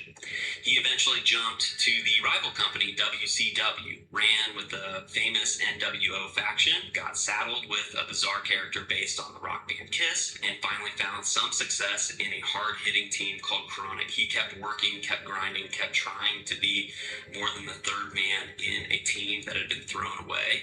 And then on August 13th, 2007, Brian Adams was found unconscious in his home in Tampa, Florida. His wife discovered him not breathing in his bed and called for help. Paramedics couldn't revive him. He was pronounced dead at the scene. He was 43 years old, gone far too soon, like so many of the men from that brutal, punishing era of the business. And finally, there was Bill Eadie Axe, the architect of the whole thing. Eadie's story after demolition is, in some ways, the one that hurts the most because of what it revealed about how the business treated the men who built it. After leaving, Eadie tried to keep the demolition name alive himself out on the independent circuit. He brought back the original Smash, Randy Colley, and added another partner, trying to resurrect the gimmick he had created. And the company that had disbanded and forgotten him did not simply let him have it. They sent him a cease and desist letter. When he pushed further, when he actually filed a lawsuit in the mid-1990s to try to win the rights to the demolition name and character he'd helped invent, he lost. Think about that. The man who conceived the concept, who led it to a record that would stand for 28 years, who gave the company one of its biggest acts of the late 80s, couldn't even use the name after they were done with him. He was locked out of his own creation. So there it is. That's how demolition went from unstoppable to forgotten. Not because they weren't great, they were. Not because their record wasn't real. It stood for nearly 3 decades. But because the wrestling business is a machine that is always looking for the next thing, and the moment the real Road Warriors arrived, demolition became yesterday's idea. A copy standing next to the original. And copies, no matter how good, no matter how successful, get quietly thrown away when the company decides it's done with them. They got sick, they got split up, they got repackaged into comedy characters that pretended they'd never been champions at all. One went to prison and then to an early grave. One got locked out of his own name. And an entire generation of newer fans grew up remembering the road. What did happen to Crush? Keeps up at company WCW, ran with the famous NWO faction, got saddled with a bizarre character based on the rock band Kiss, and finally found some success in a hard-hitting team called Chronic. He kept working, kept grinding, kept trying to be more than the third man in a team that had been thrown away. And then on August 13th, 2007, Brian Adams was found unconscious in his home in Tampa, Florida. His wife discovered him not breathing in his bed and called for help. Paramedics couldn't revive him. He was pronounced dead at the scene. He was 43 years old, gone far too soon, like so many of the men from that brutal, punishing era of the business. And finally, there was Bill Eadie Axe, the architect of the whole thing. Eadie's story after demolition is, in some ways, the one that hurts the most because of what it revealed about how the business treated the men who built it. After leaving, Eadie tried to keep the Demolition name alive himself out on the independent circuit. He brought back the original Smash, Randy Colley, and added another partner, trying to resurrect the gimmick he had created. And the company that had disbanded and forgotten him did not simply let him have it. They sent him a cease and desist letter.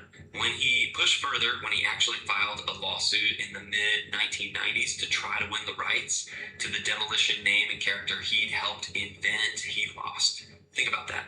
The man who conceived the concept, who led it to a record that would stand for 28 years, who gave the company one of its biggest acts of the late 80s, couldn't even use the name after they were done with him. He was locked out of his own creation. So there it is. That's how Demolition went from unstoppable to forgotten. Not because they weren't great, they were. Not because their record wasn't real. It stood for nearly 3 decades. But because the wrestling business is a machine that is always looking for the next thing, and the moment the real Road Warriors arrived, Demolition became yesterday's idea. A copy standing next to the original. And copies, no matter how good, no matter how successful, get quietly thrown away when the company decides it's done with them. They got sick, they got split up, they got repackaged into comedy characters that pretended they'd never been champions at all. One went to prison and then to an early grave. One got locked out of his own name. And an entire generation of newer fans grew up remembering the Road Warriors, the Hart Foundation, the Bulldogs, and never even hearing the name of the team that held the belts longer than any of them. For a long time, that seemed like the end of the story. A cautionary tale about being second, about building your whole identity on being someone else's answer, and then being discarded the moment the question changed. And Demolition became the ultimate what could have been a team whose real legacy lived only in the memories of the fans who were there and the record book that nobody bothered to read. But wrestling has a way of circling back, of remembering eventually the people it once tried to forget. Because in early 2026, decades after they'd been switched off and cast aside, the announcement finally came.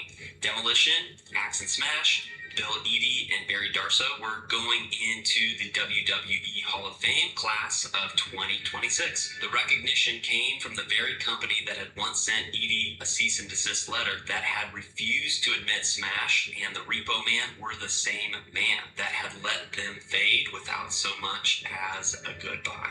All these years later, they finally got the induction their record demanded. It's a bittersweet ending because Bryan Adams isn't here to see any of it.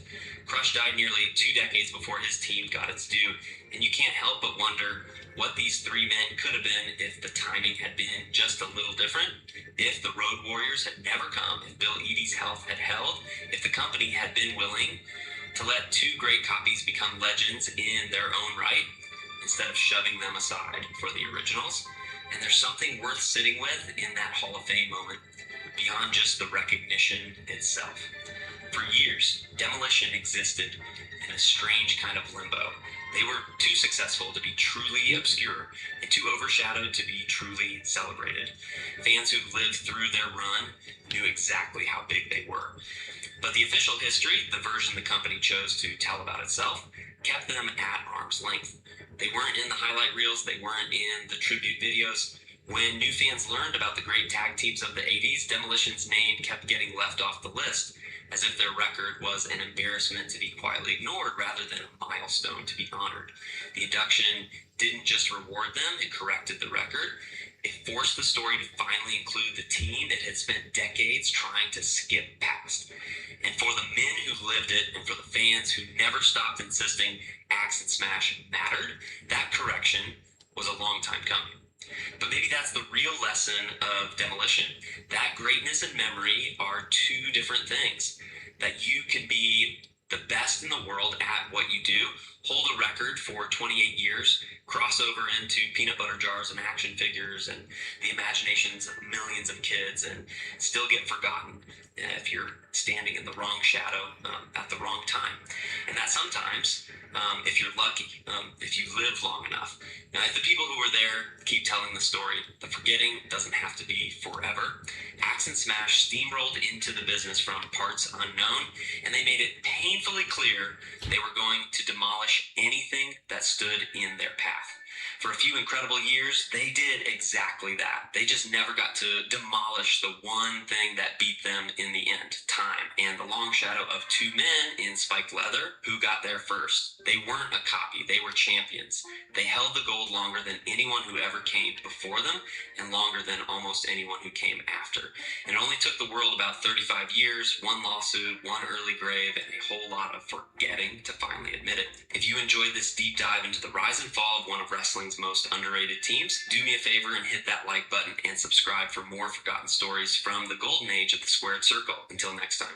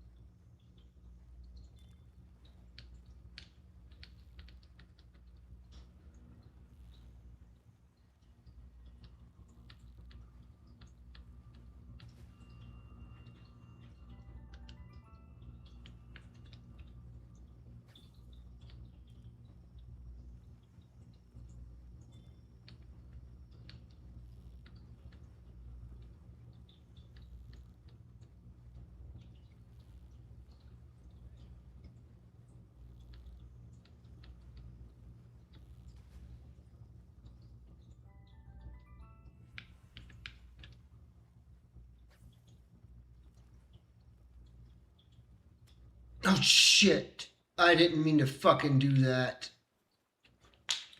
Stupid sensitive fucking trigger bullshit. I hate this shit.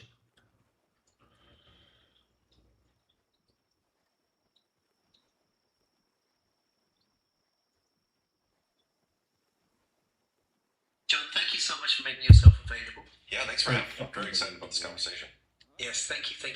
Me too. You are one of the team at Badlands Media, and you have all sorts of fabulous stuff on your platforms. I'll have the links in the description below where people can find you. And I wanted to speak to you about continuity of government and evolution. And I've heard these phrases around and everything, but I don't quite understand it. And it's something to do with, I think, what's going on in the United States with the Trump administration and the globalists in power. So what is continuity of government? Yeah, so this is it's a theory that I actually stumbled on. Like, I didn't come up with the concept of devolution. Back when Trump was the president the first time around, he was, clearly the election was stolen from him, right? And at that moment, I was like, there's no way he's going to let somebody else come in and steal the election from him. And I was just kind of looking for answers to what's going on. And especially like after he actually walked away, my mind was kind of blown. And I stumbled across this guy, Thomas Wichter. He was talking about this concept of devolution. He wasn't going super in depth, but he was kind of laying out some of the initial breadcrumbs. And so I started looking into it. And the more I researched, like, wow, this does seem to be what happened here. It's the only logical explanation, I think, that mapped onto the world as we were witnessing it unfold. And so, yeah, devolution, it's a form of continuity of government. And I don't know if you want me to just like get into what that means and or how you want this to go, but willing to take this wherever. Sure. Well, I understand English. Continuity means something's carrying on. Yeah. Of pertains to government, that which rules over us and tells us what's good for us. Yeah. It's the polite way of putting it. Yeah. That's right. Yeah. So you're right. So for that to keep carrying on, telling us what's good for us and managing our lives for our betterment, really. Yeah. I mean, that's probably, I don't know, over easy and cynical way of explaining it. But that's the principles of it are right. Continuity of government means, and think of where it started, the Cold War. When we were, supposedly going to have a nuclear fallout with Russia, and our government wanted to basically protect itself if that worst case scenario happened. So you could go back and look this up. I think the first bunker that we found out about in the United States was the one with the golf course in West Virginia, the Greenbrier. Like if you look up Greenbrier just in your favorite search engine, there's a golf course, and underneath it was like 120,000 square foot bunker with blast doors and everything. And the idea was that's where Congress was going to go in the case of a nuclear fallout. Okay, so that's one. And then you have like Raven Rock. I know everybody's heard of Raven Rock. That's in I think it's in the mountains in Pennsylvania, Mount Weather in Virginia. Like all over the country, there's these fallout shelters for government. You know, and there's movies and everything about these fallout shelters, but it's a real concept that our government had put in place, a real framework, real executive orders, real emergency actions and personnel and budget that is dedicated to the scenario that, well, what if there's a nuke that drops on Washington and most of our government is taken out? How do we continue forward with some sort of functioning society? And so when you look into that, a lot of the context about it is with the worst case scenario of a nuke, and there's other pandemics and other disasters that take place. But the flip side of it is like, what if it wasn't a physical thing? Like, what if it wasn't a nuke that took out our government senate, right? Our presidents and the Congress and people who lead us. What if it was an attack on the process which elects them, our elections? What if somebody hijacked or stole?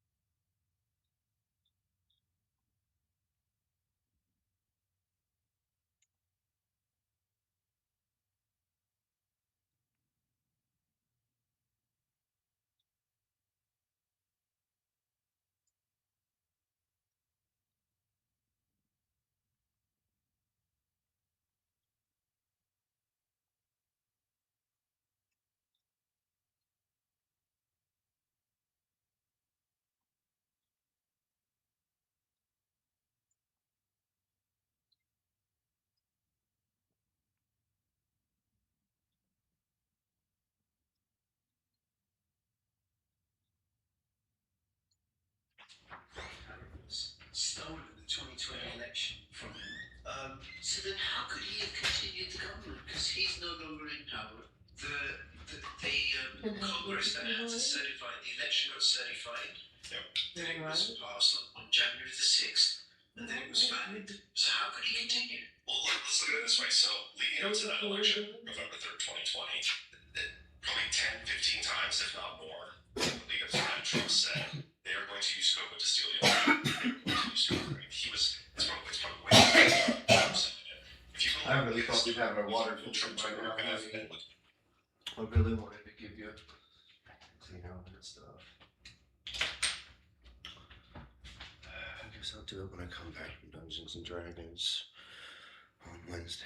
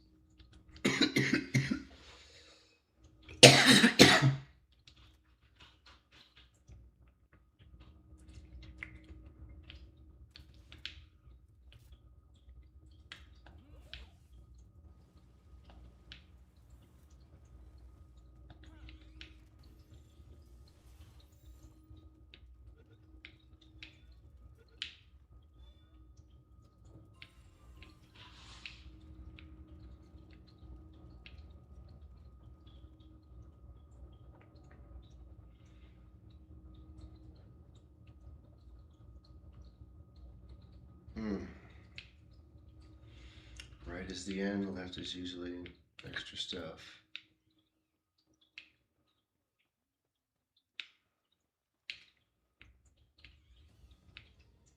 So for extra stuff.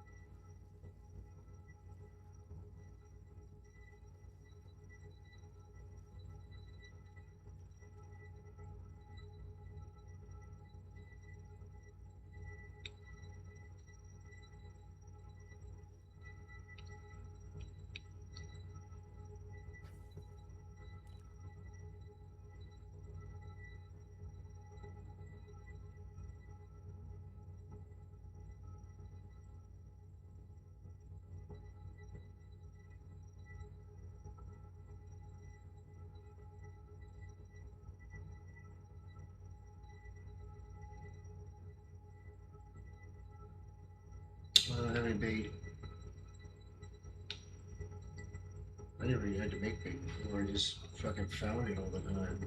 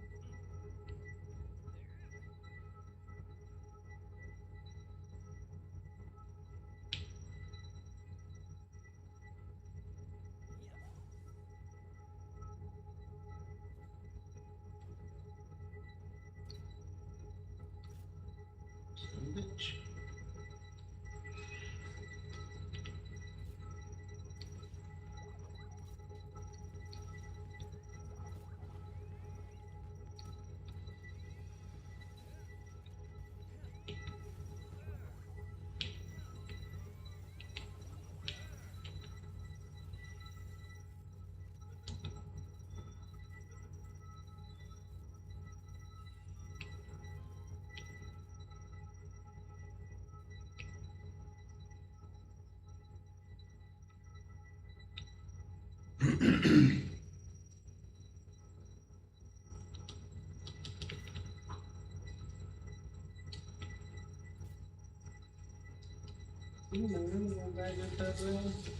into your bedroom, buddy.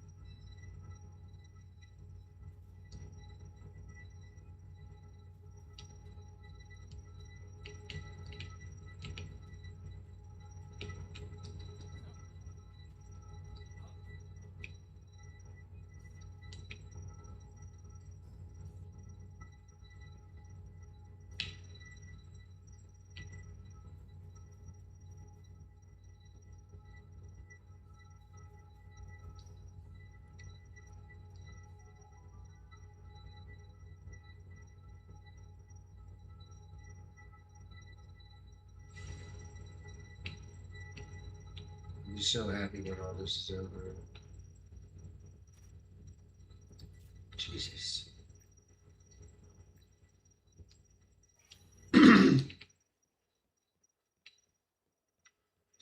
Just leave me alone.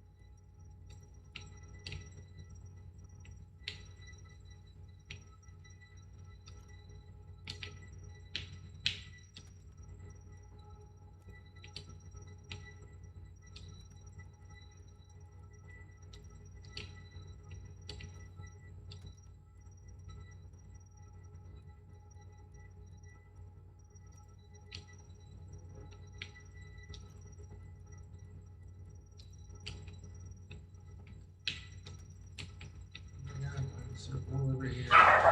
Hey, what's the matter, Lou? Hey, what's the matter, baby? What's the matter, Lou? What's the matter, buddy? What's the matter, Lou?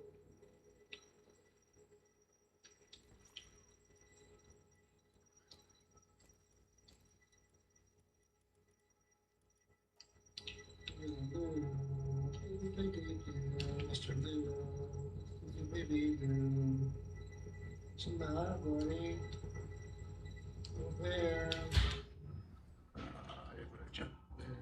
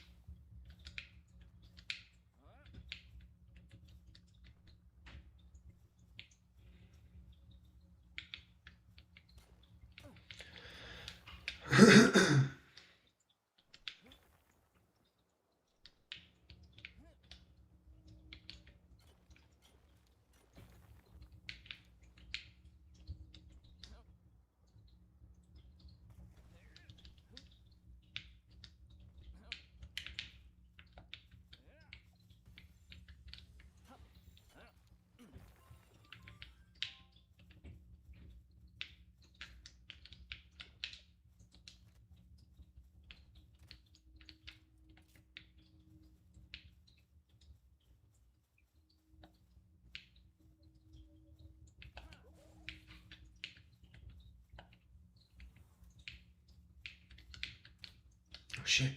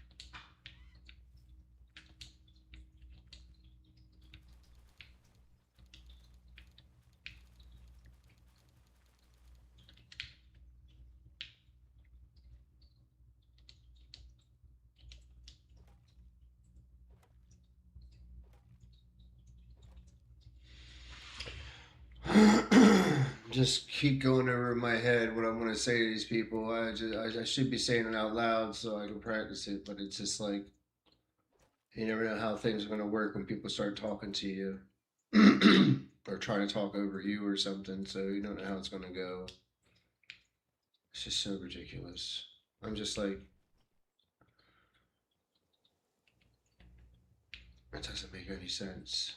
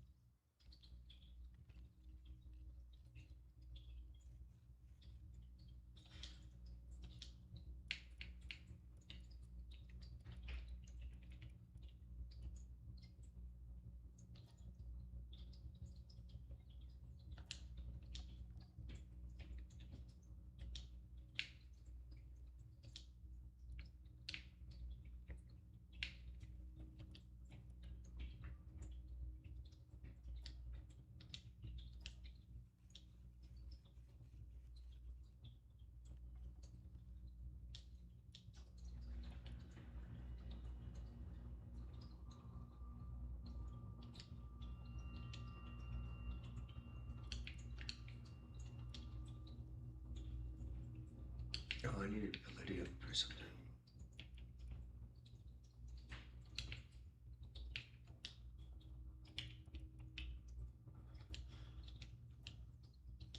We got a lot more boards. We got a lot more everything, everybody.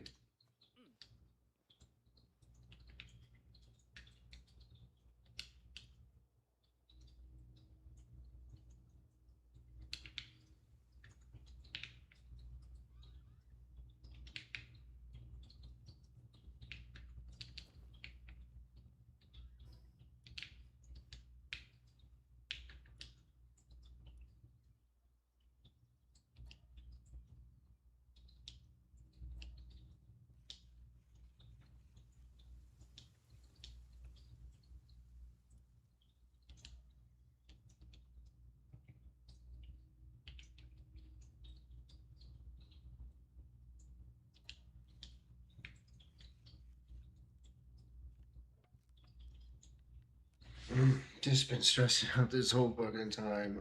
Oh my gosh. Threatening me with this dumb shit.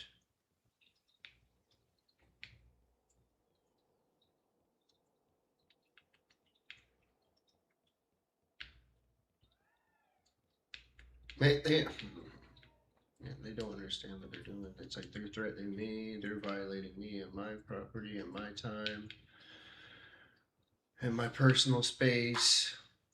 And it's like I'm asking for clarification and demanding why you're treating me like this, and why why don't you just leave me alone, or how can you keep doing this to me? Of course I want this done. Why would you think not? You know what I mean? Why are you jerks being like this to me? It's the only time I said like a direct thing, like, why are you being jerks? Stop it. You know what I mean? It's just like, dude, it's unreal what these people have like relentlessly done to me. It's insane. It's like, dude, just leave me alone.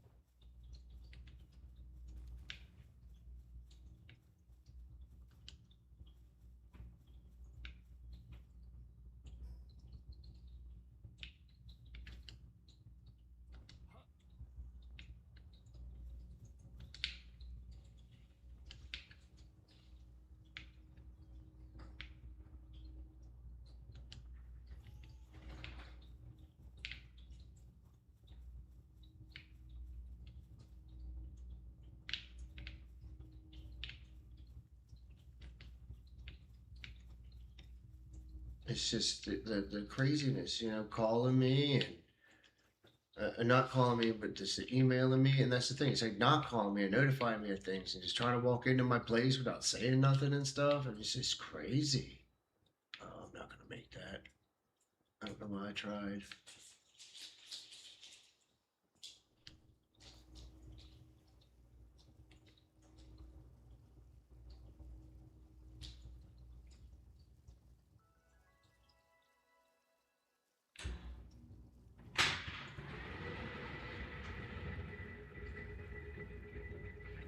It's like, dude, I'm just gonna be like, can we just call it even? As soon as I like, look, you guys have bothered me.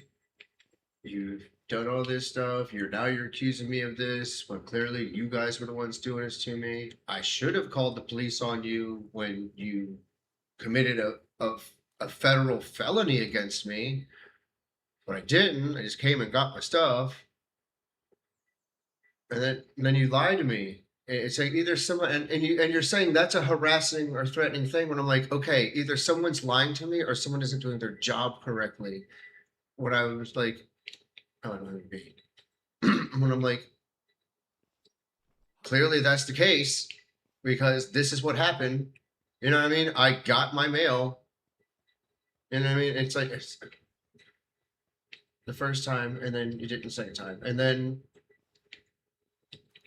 what's this mess? The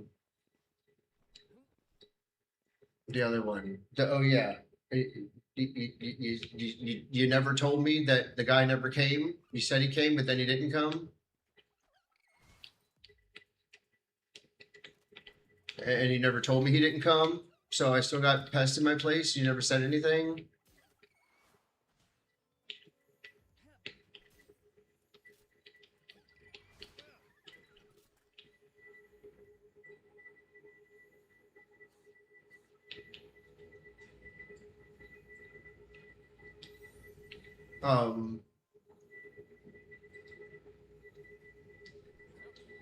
I mean,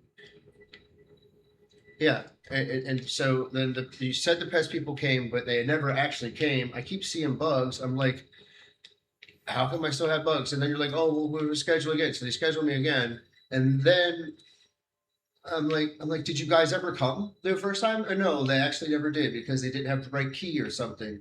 And then the second time they came while I was in the shower, and Lucius is just doing his thing. I don't keep him anywhere. I don't have anywhere to keep him. He does his thing. He goes wherever he wants to.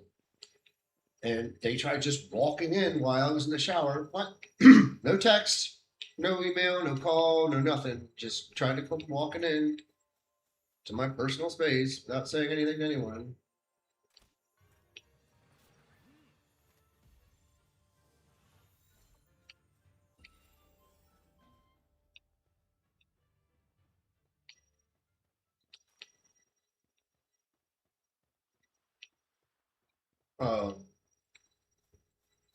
Yeah, not saying anything to anyone.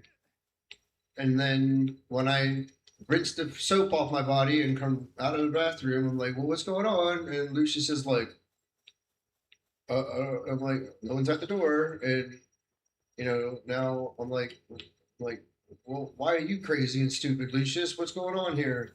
And they're like, and not realizing now I'm like chastising him for no reason.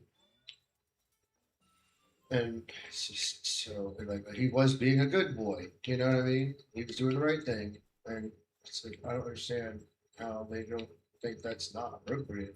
And then like not explaining themselves, and then violating me and my property, touching me, and it's like not even saying that they're not going to do it anymore. Just saying that like, oh, that's what they do. I'm like, no, that's not what they do because clearly it's not what they did the first time. So. That's not the precedent that was set for me, so I don't know how we're coming to these conclusions.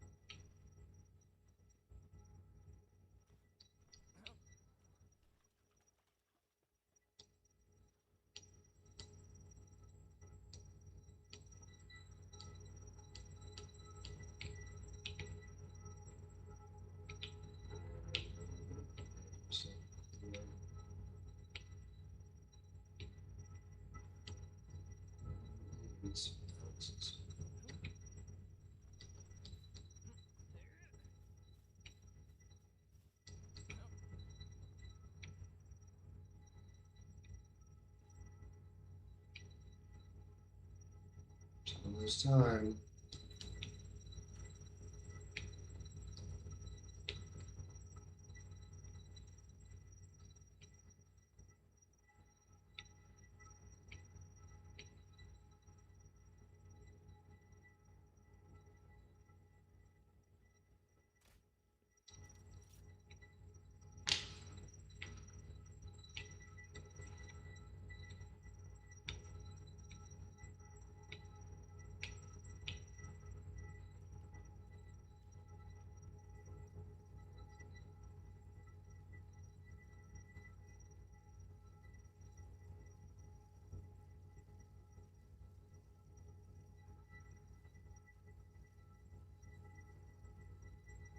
I mean, I'm having serious like pit my stomach, heart palpitation, fucking like the shit they put me through.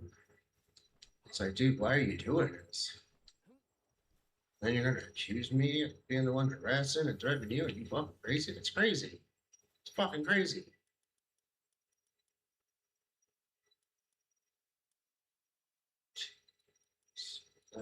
That, how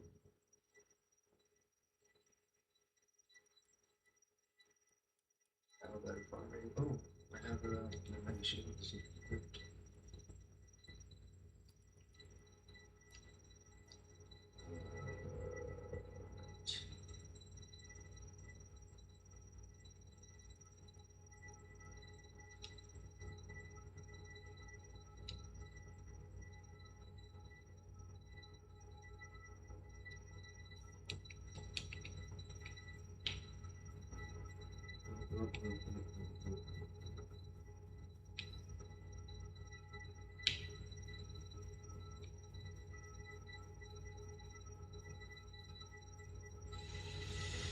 All right, it's 8:30. They're technically open now.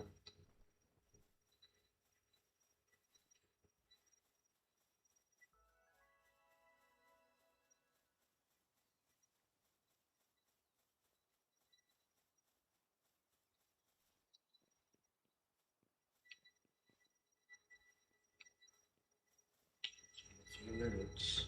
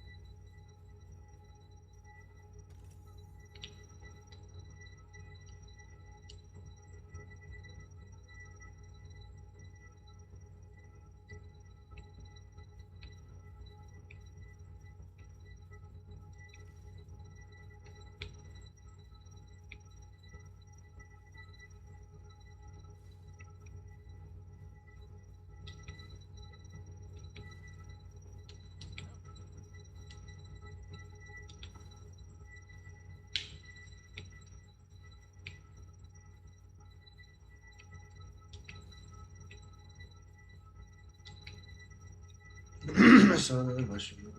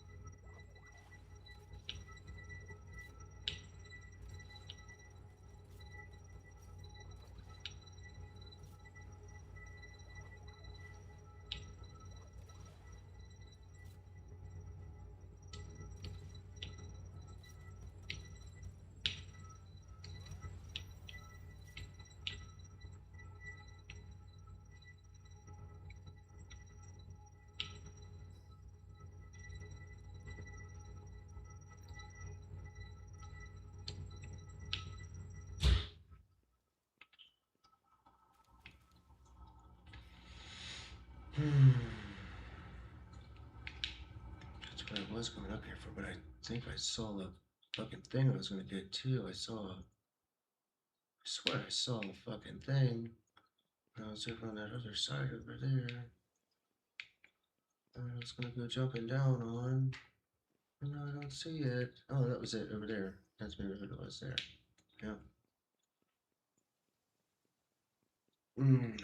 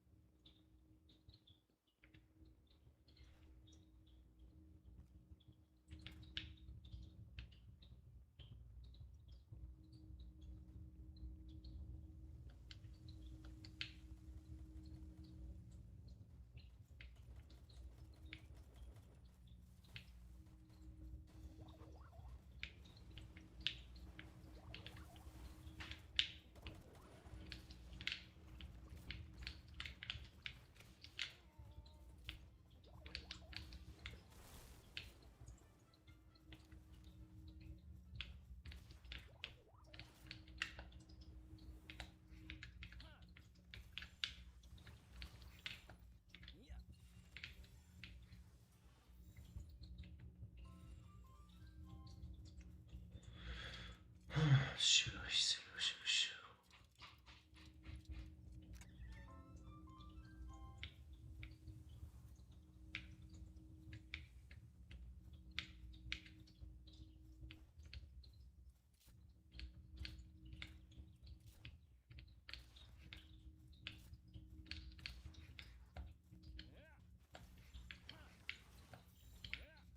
Damn it.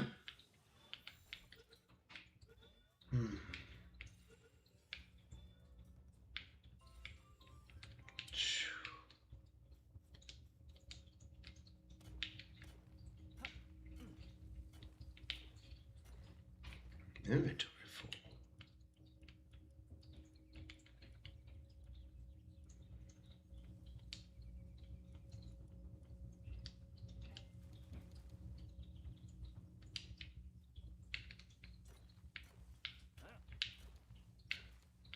Ooh.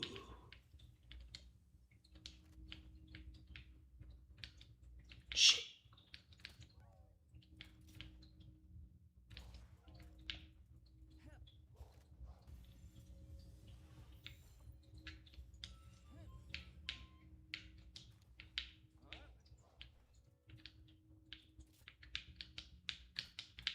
Damn it. Oh my God.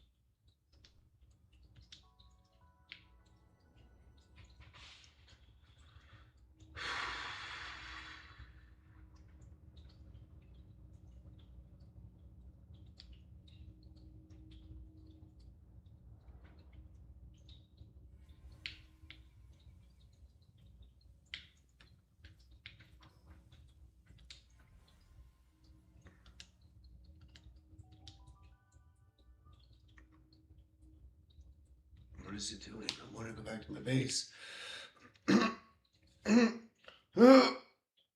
Oh, fuck, dude.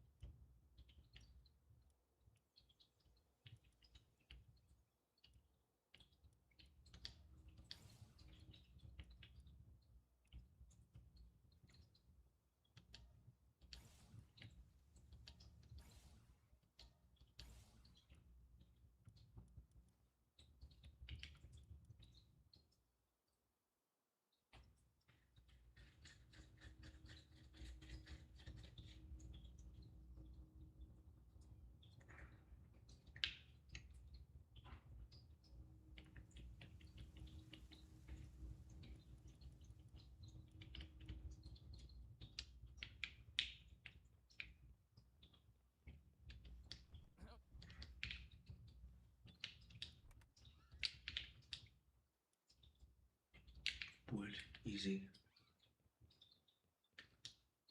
What was I thinking of?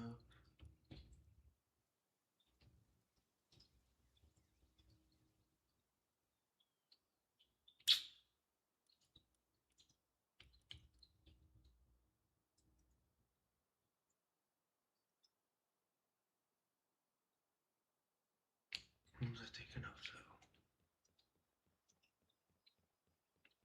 I was going to do that, but then I was like, no, I'm going to go over here, and I was also going to make something.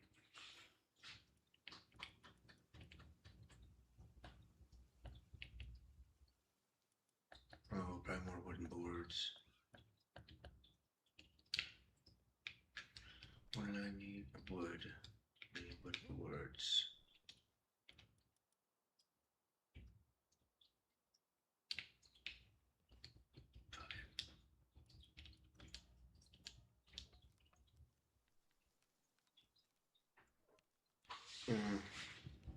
I gotta fucking call these people. God damn it, I don't want to do this.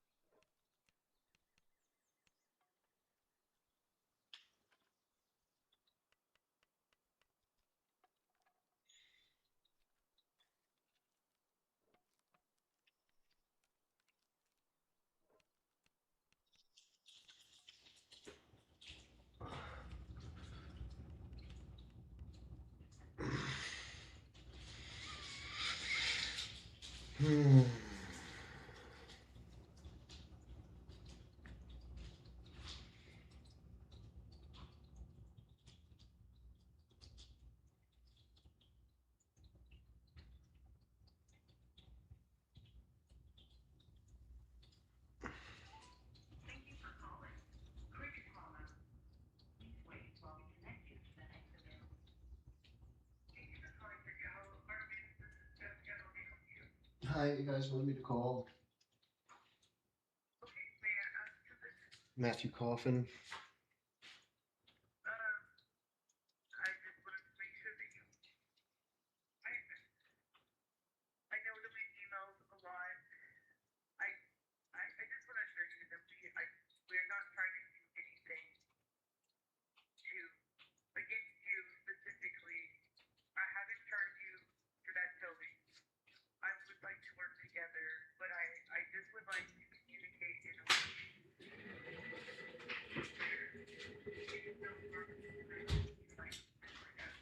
No, I'm tired of having heart palpitations and having pits in my stomach every day for being violated for my personal space and stuff. It hurts.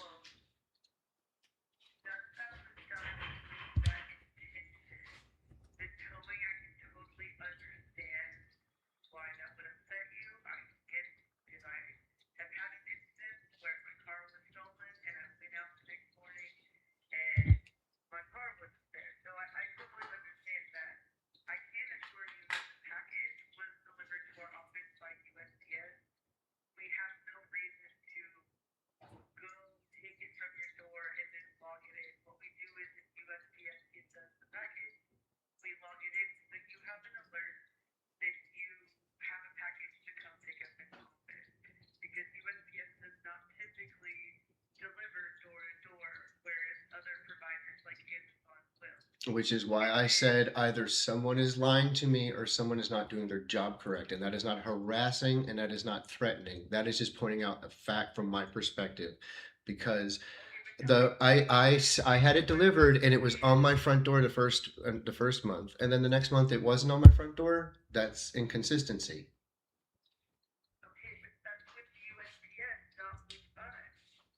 So, right, exactly. That's what I'm saying. I didn't say you weren't doing your job correctly. I said either someone is lying to me or someone isn't doing their job correctly. That means either the post office people aren't doing their job right, or somebody's not somebody. I wasn't inferring anyone specifically. Someone is all I said. Because obviously it wasn't. It was there on my step the first month, and it wasn't there on my step the second month. So that's inconsistency. So when I'm being told that this is how you normally do it, well, that doesn't seem very consistent. So somebody didn't do their job correctly the first time, or someone lied to me. That's not being harassing or threatening. That's just pointing out my perspective and observation that I saw and witnessed and had to deal with.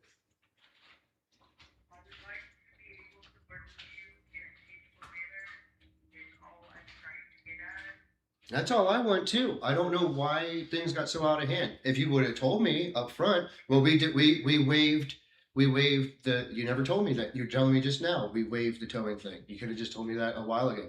You could have told me the thing about the mail a while ago. You know what I mean? I'm like the Friday after the Thursday, you told me I could pick it up at my convenience, and I sent you the first email and said, right now is my earliest convenience. I have to sleep during the day. Like there should have been things fixed.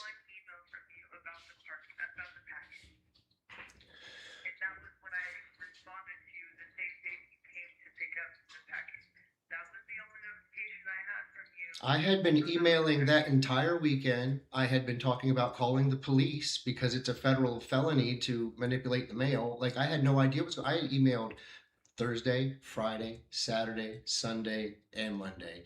And I explained everything I was doing the entire time and wondering what was going on that entire time. I was in a complete panic state the entire time.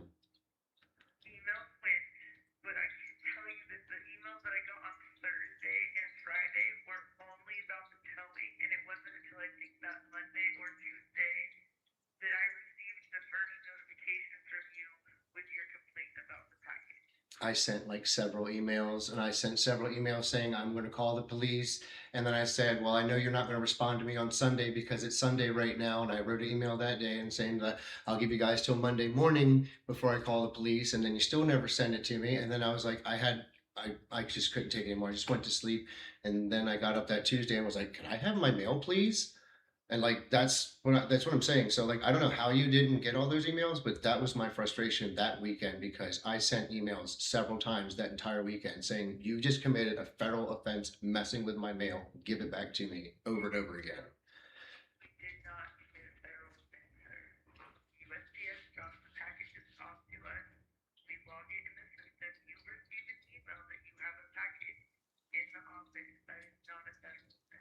Well, this is what I was explaining originally.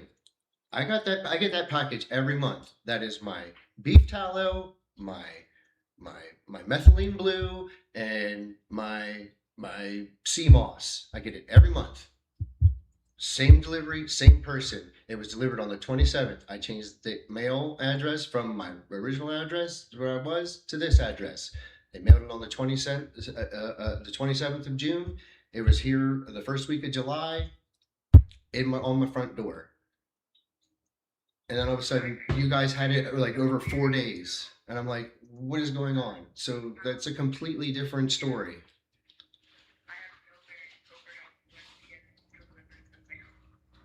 That's what I'm saying. So that's what I'm saying. That's what I was saying up front originally. Either someone is lying to me or someone isn't doing their job correctly. I.e., could be the mail person, could be anybody. Wasn't suggesting or trying to be threatening or mean or harassing to anyone. I was just saying, this is what happened. So I don't know why things changed. And I work overnight, so I'm not going to be able to go to the office. I'm not going to be able to get to your office all the time because I'm usually asleep or I'm just getting off of work. Or sometimes I work really late and I don't get off until like 9 and I don't get home until like 10. And then I am dead dog tired. I just want to go to sleep. Or it's like later than that, and I have to run around and do the business things that I have to do during the day and try to get to sleep before I have to be to work again the next night. Like I have no time for anything. And when I'm constantly having to do extra things that cost me time and more money, it's not very fun. And it's not really cool. And it feels very disheartening. And it's hurtful. I'm like, dude, why? I have done nothing to you guys. Why are you doing this to me? That's how it feels. That's why I've been reacting the way I've been reacting.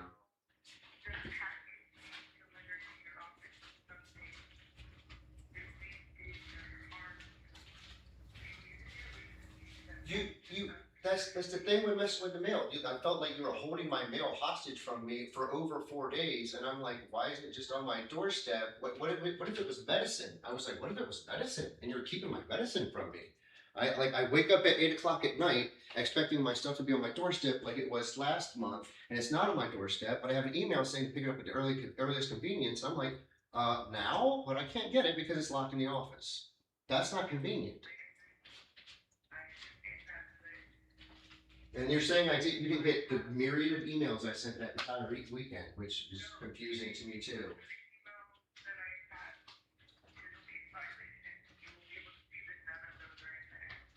Which, like I said, makes no sense. I'm gonna have to dig them up myself because I just was replying to something you sent me, and I just kept replying to it.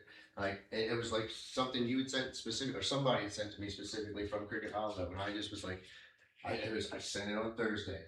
I said, I remember that distinctly was my first email. I said, right now is my earliest convenience when I wake up before I have to go to work and expect it to be on my front step. And it was just one email after the other, and I was getting no response. And then I even wrote an email saying, I see you guys all standing out in front of your office here on Saturday. I'm about to go to bed. Can someone please bring my package over to me? No answer, no answer, no answer. Like I sent so many emails. And you didn't respond to any of the emails until Tuesday when I walked in myself. And like I said, that makes no sense to me because I didn't get the whole time. So there's something just got lost in translation. I feel like I just wasted hours of my life emailing you guys with no responses.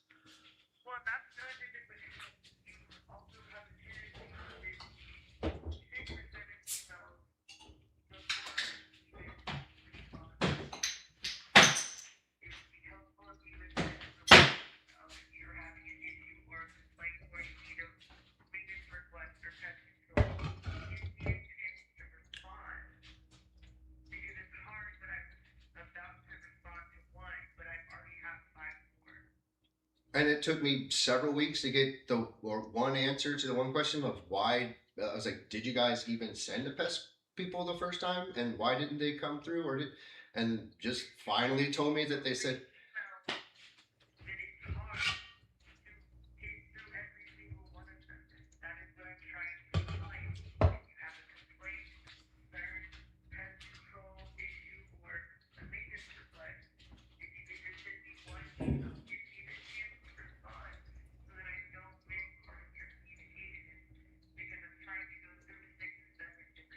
Well, those two things could have toned down everything immediately if you'd immediately told me that you were going to waive the towing thing. That would have toned things down immediately. And the other thing, was what it should have responded immediately to me when that Friday morning when I emailed and woke up that Thursday and realized my package wasn't there.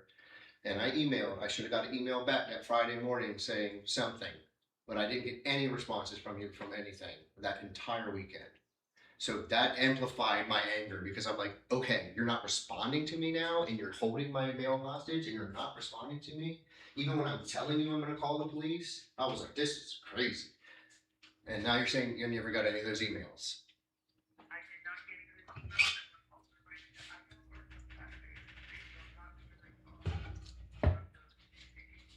And like I said, that Saturday, I stepped outside to walk Lucius to let him pee a little bit, and I looked over there, and it said open, and it was open or whatever, at 10 or whatever, and there was like 5 or 6 girls standing outside. I was like, okay, so people were working.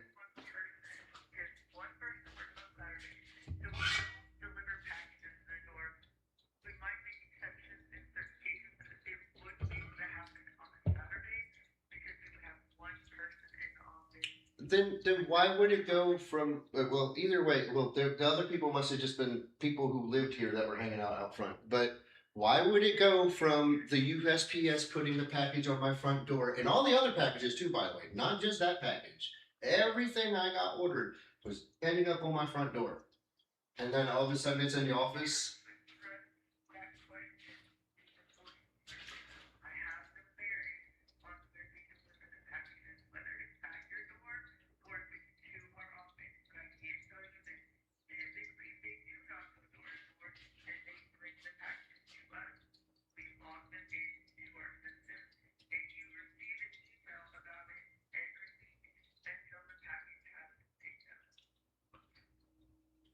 I don't understand how that changed in a month's period of time now. I don't understand what that seems like extreme laziness on their part. You know, like why can't they just come to the door?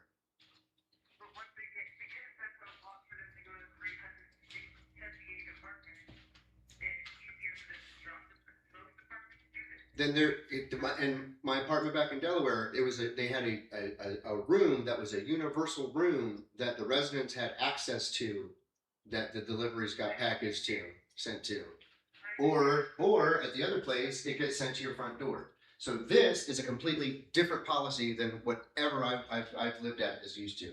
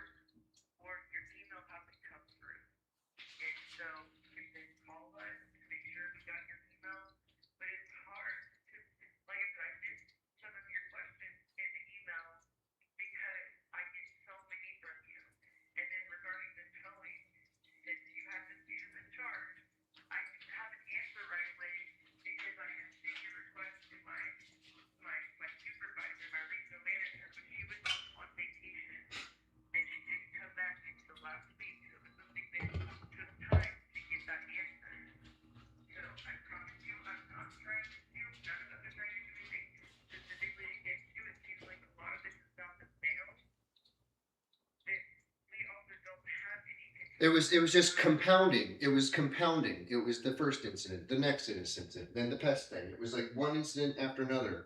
I'm like, why is this just one thing after another? That's what was getting frustrating. It wasn't just any one thing. It was the compounding. And it was like more trauma, more stress, more aggravation. And yeah, it makes no sense. No one told me that was the process for mail because I was under the precedent that, oh, okay, cool, it just comes to my door just like the last place I was at. They just drop it off at the door, my mail goes in the mailbox, and the packages come to the door. That's the way the routine seemed to be set up. And all of a sudden my package isn't there, it's in your office, and you're explaining this whole different program to me. Like that's a shock to the system. You know what I'm saying?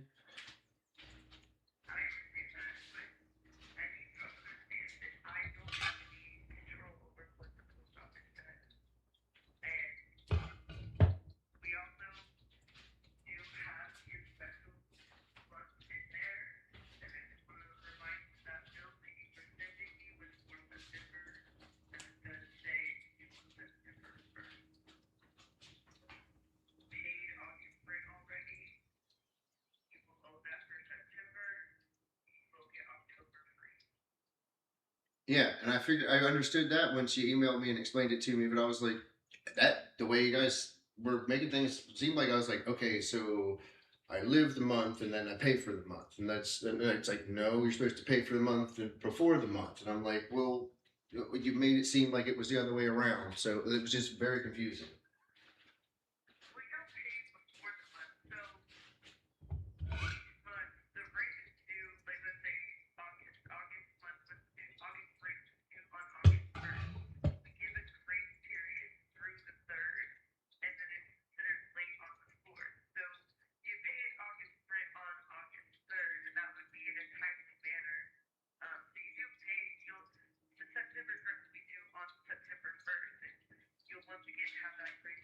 That's what I'm saying. I paid for August.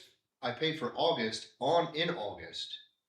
Unless that's what I'm saying. Like you pay for at the beginning of you pay for the month at the beginning of the month, not at the end of the month. Is what I was saying.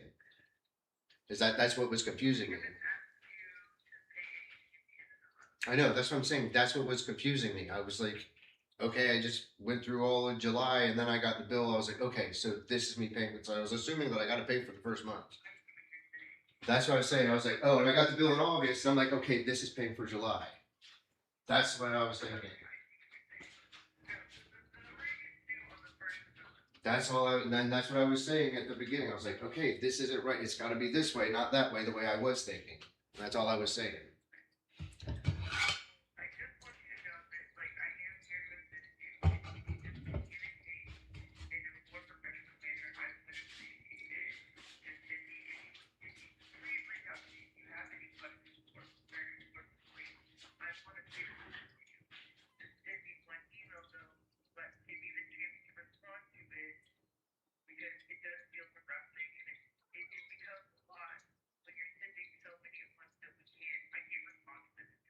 It was hard when it was like, I mean, you didn't even get all those emails, but that was just like a severe panic attack that entire time. So that just compounded on my frustration, being like, oh, they're just going to be completely non-responsive to like that really hurt me. I'm like, and then all of a sudden, oh, you didn't get any of those emails? I'm like, oh my god.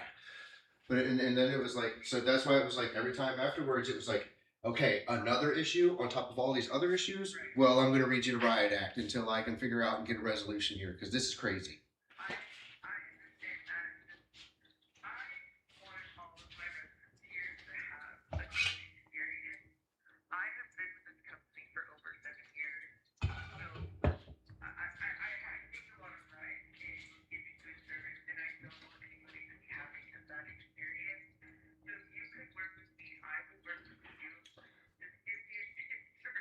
Like that whole weekend where you said I didn't get any of those emails, dude, like it's hard. Like that's the busiest time of the weekend when I'm working over the weekend at the strip club and I'm just like sick to my stomach, delusional, feeling like I'm gonna have an ulcer, having heart palpitations, like, oh my gosh, what are these people thinking of me? They're gonna be mad at me, I'm gonna get kicked out and I don't even know what's going on.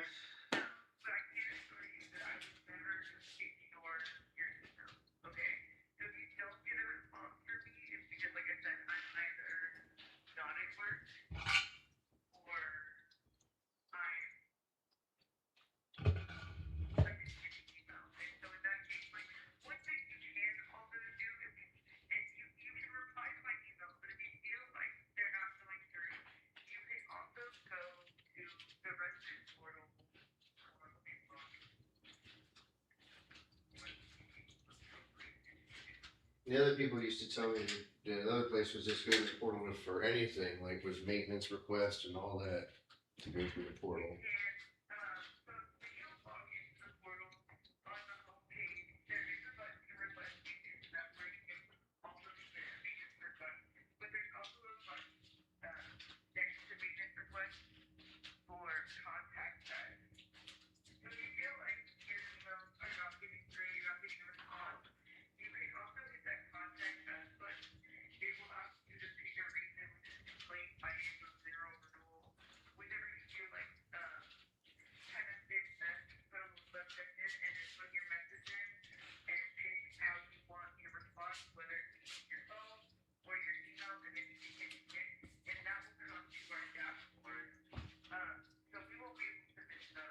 Mm-hmm.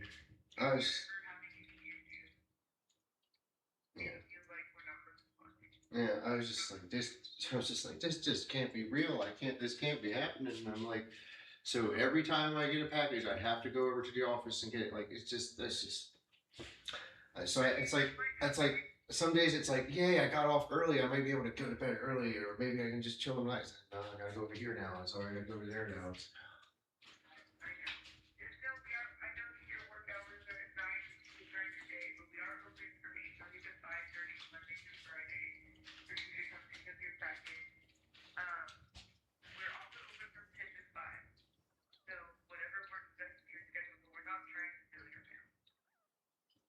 No, I didn't think it's just like just handle it, just whatever. I mean, anything. It's just like that. I've had so many jobs and businesses that I've dealt with. I've had homeless outreach for years, so it's like liability is everything. You know.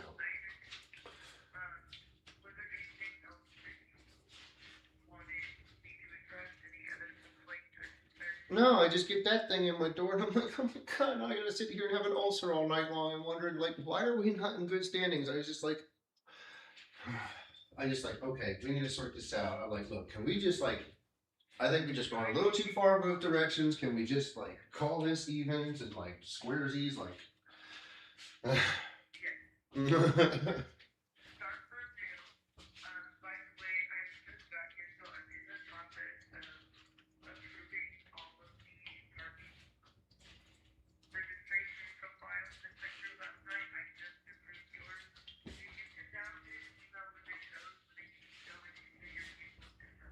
I was gonna say, I so they can put the license plate in there, yeah.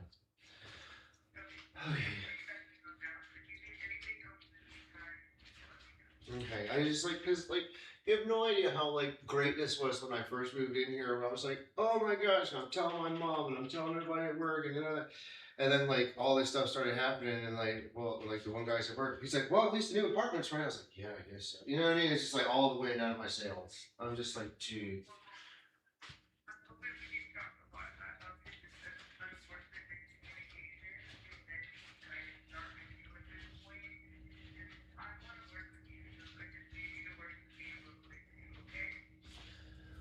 Right, like I said, I'm trying to be more patient and whatnot, because like I know you guys are busy and working and stuff. I know you're trying to deal with all these other people and whatnot. I was like, why is this changing? Why was this one way and now it's this way? Why is people trying to just walk into my apartment while I'm in the shower? Like, it was just really weird.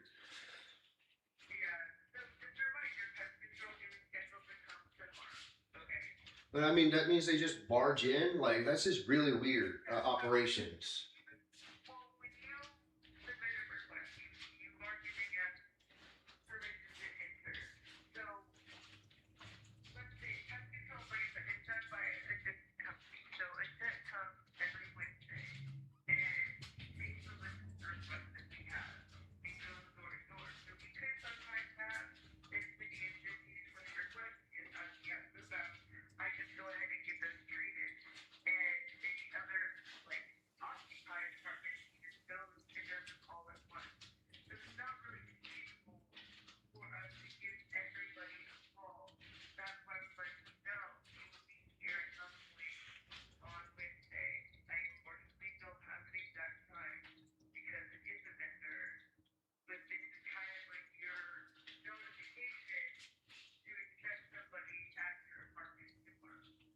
So that's what sucks too. It's like the one day I'm also off, but I have to try to actually go to bed earlier because the comedians that I hang out with have Dungeons and Dragons, and I have to be awake at 6 o'clock instead of 8 o'clock to go pick up another guy and take him out there. So it's like, God.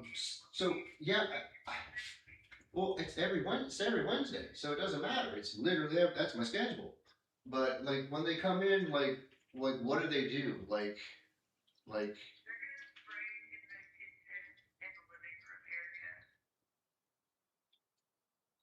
All right, that's why I was like, what do I have to pick up and move stuff? Like, I don't want them like, because I have my dog's like water filter and stuff in the floor, and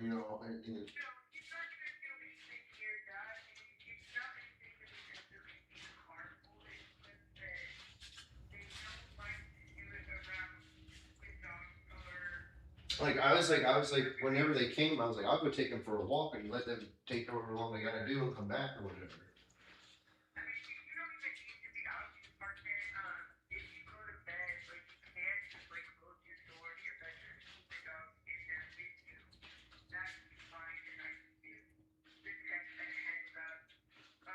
Well, I mean, we got to get the source of wherever they're coming from or getting in from, because like I said, I've seen them in the bathroom too. So I mean, they're getting around, however they're getting around.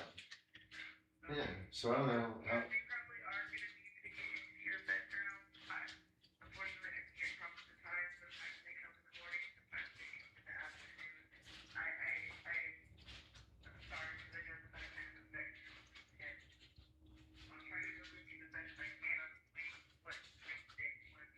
It's like if they can do any Wednesday, if they could try to prioritize me as like being like one of the first ones they do or something in the morning. So, you know, it's because.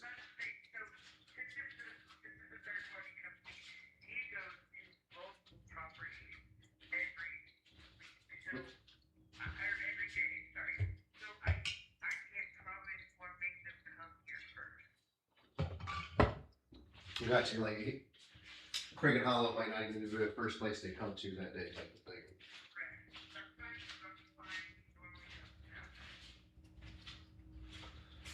Like, how late did they come? Because, like, if it's after 6, that'd be great. Oh.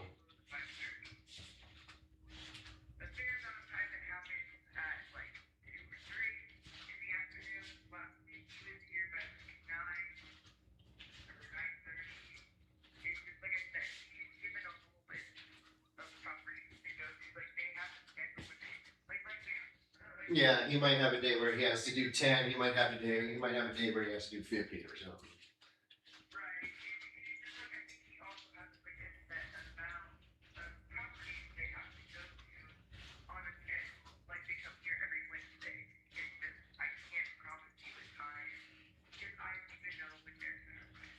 Yeah.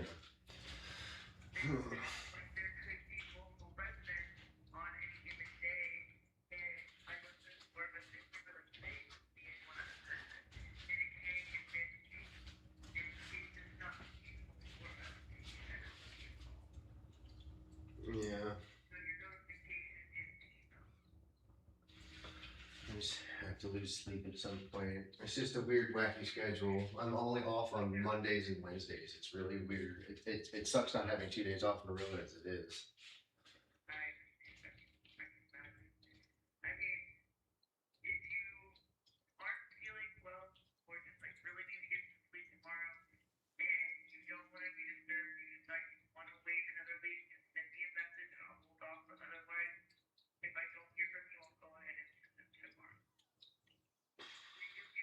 I mean that's the good part. Like if I am just sleep, what sucked was I was in the shower covered in soap, so I couldn't even get out of the shower. But if I am sleeping, as soon as somebody taps on the door, the dog's going to start freaking out. So I'm going to wake up anyways.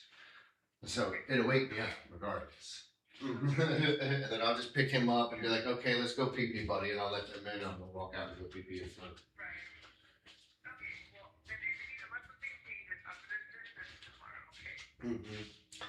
I appreciate it. Sorry for everything. I just like, I appreciate you.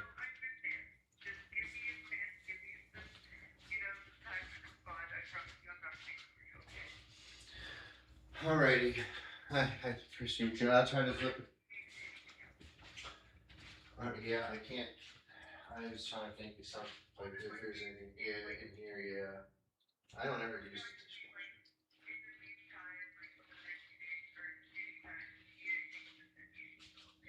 I got you.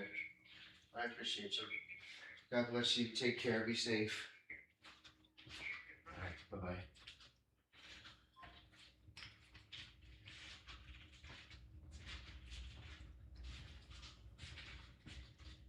Oh, let me finish this thing. We can relax and chill. It's all over. I knew if I just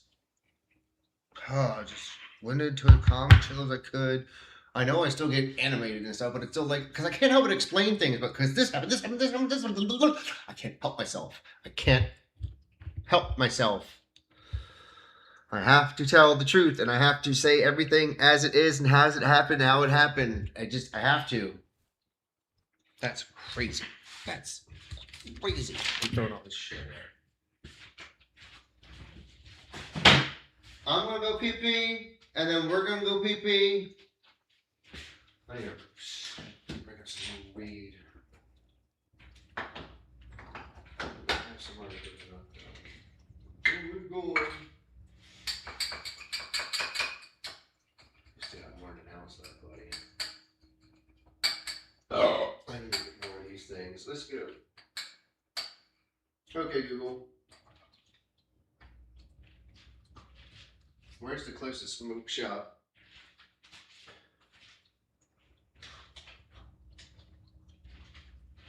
The closest options are Z Smoke Shop at 900 East. I got pee-pee. And Double Smoke Shop at 11,220 North Lamar Boulevard, East 2. Both about half a mile away. The nearest smoke shops nearby.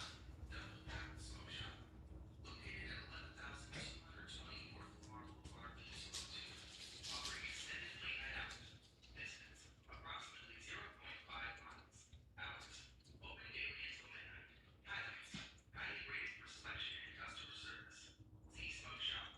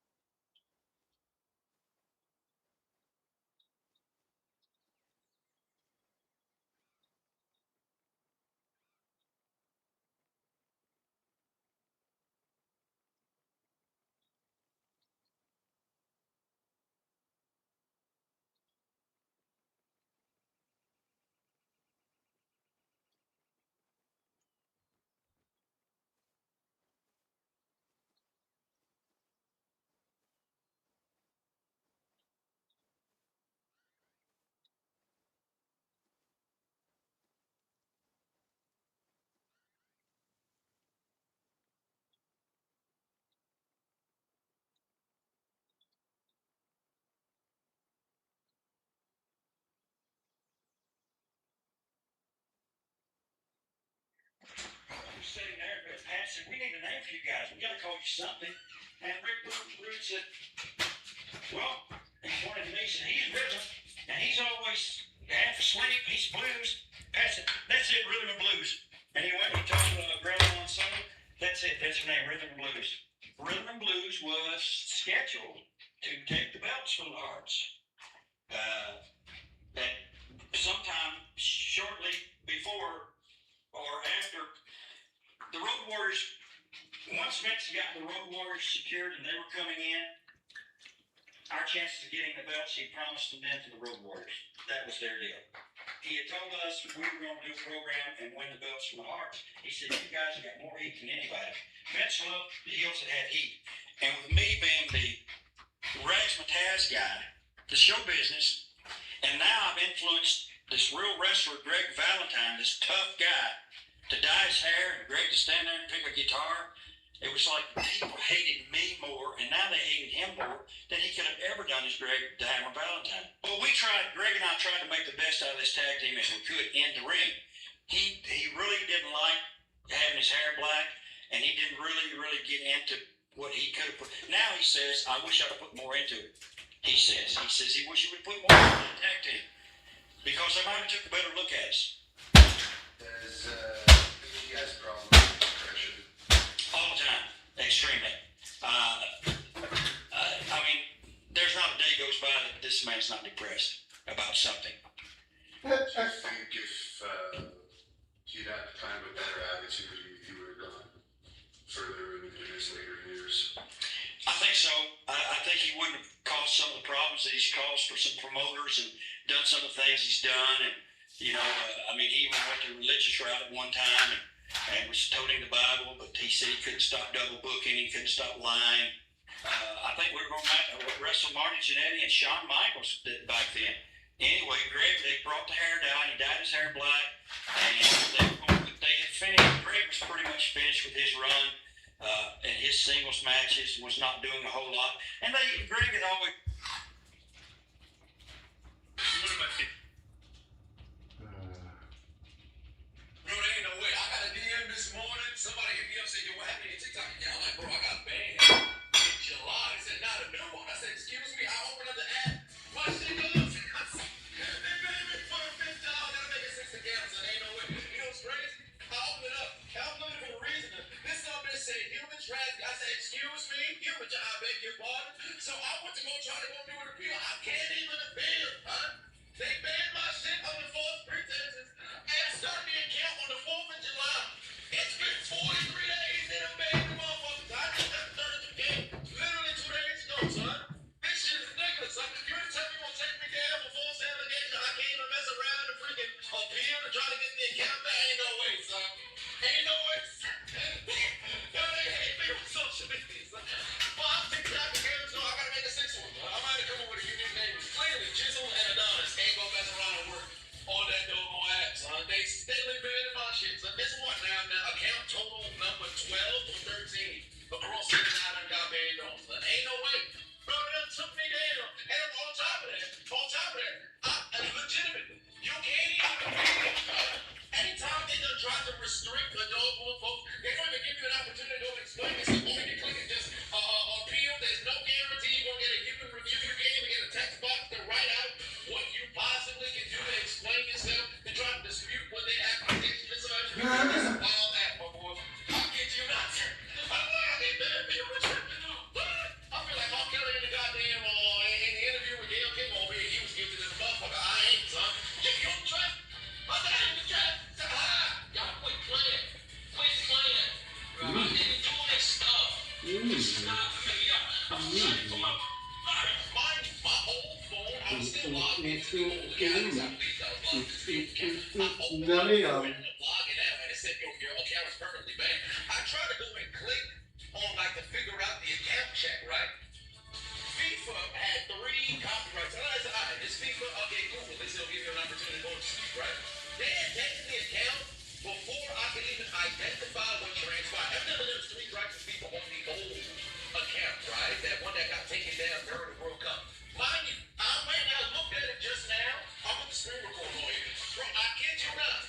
I clicked on the 3 where they had a bill. It spot. Bro, you ain't gonna give me a chance to talk about that spot. I get you. This app makes you don't mesh. You know, I'm making other moves. There's more exposure, fam. Ain't no way. Ain't no way.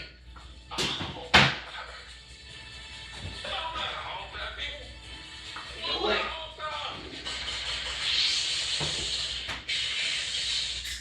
way. I got a DM this morning. Somebody hit me up and said, yo, what happened to your TikTok account? I'm like, bro, I got banned in July. They said, not a new one. I said, excuse me. I opened up the app. My shit goes. They banned me for the $5. I gotta make a 6 accounts. And ain't no way. You know what's crazy? I opened it up. I'm doing it for a reason. This up is saying, Right back. I said, excuse me. You but I beg your pardon. So I went to go try to go do an appeal. I can't even appeal, huh? They banned my shit under false pretenses and started the account on the 4th of July.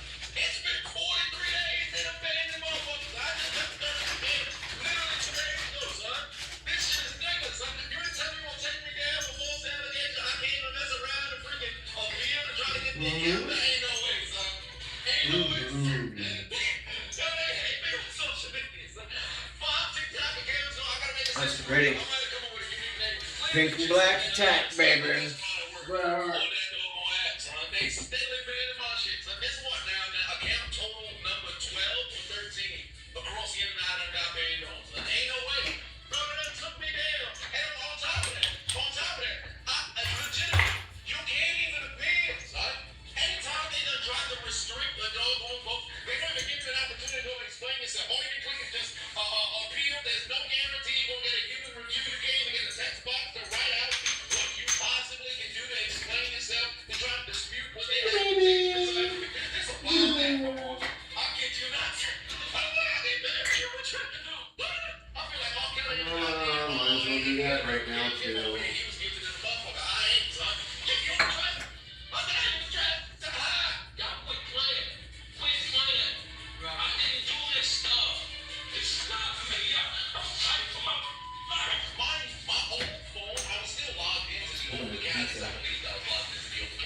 I'm gonna make pizza. I try to go and click on like to figure out the account check, right? Perfect. FIFA had 3 copyrights. Oh, that's hot. It's FIFA. Okay, cool. Let's see if an opportunity to go to sleep, right? They had taken the account before I could even identify. Eat a pizza, and I'm gonna sleep. I'm gonna sleep my fucking ass off like I did the night before. I'm gonna go to work. We're gonna fight. We're gonna get some shit done. Stop. I clicked on the 3 where they had a bill. They said, yo, the appeal. You know what? Timeline is 6 months. Bro, you ain't gonna give me a chance to talk about it. It's fine, bro. I kid you. This app, you know, man. I'm making other ones. I'm just more exposure, fam. Ain't no way. Ain't no way. Oh,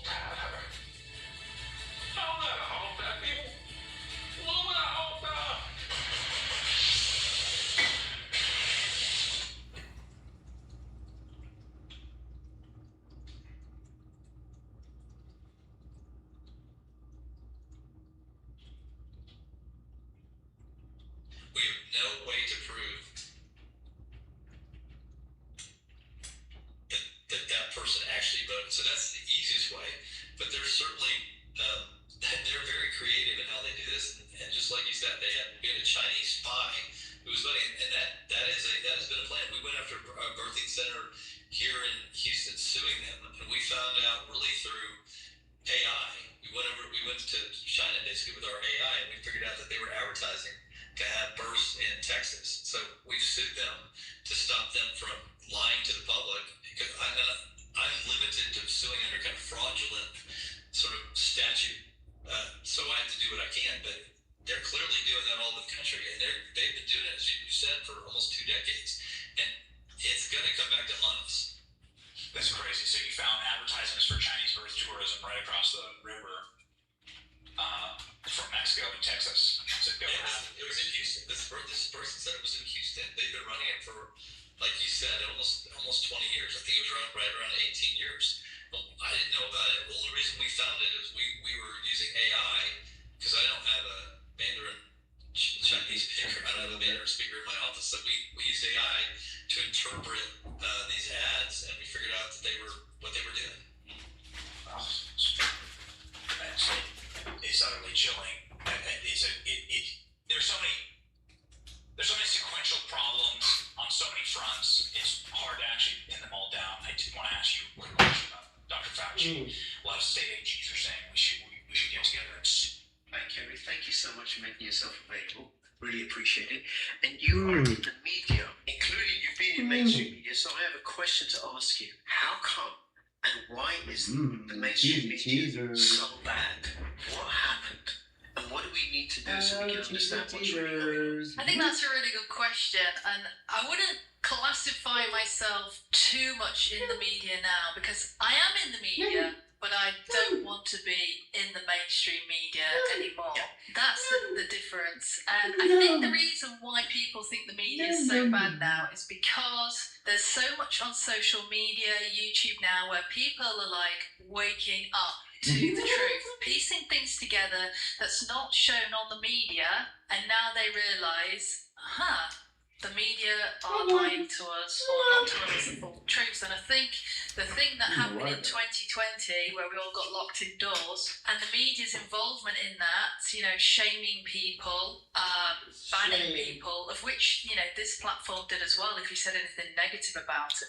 It's a shame because this thing was really cool. It does a whole bunch of things. It does do the bottle opener thing, and it does do it pretty easily, but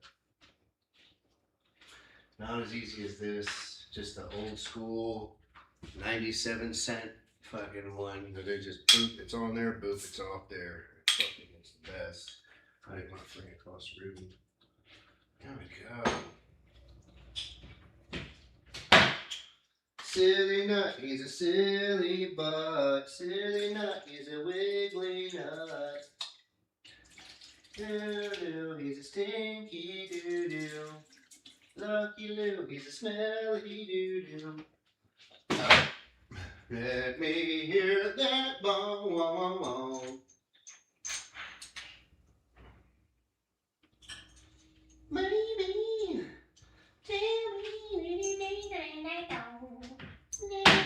Take it away now. Keep it. You know it's broken. Oh, yes, that's what I want to do too. Shit, I need to.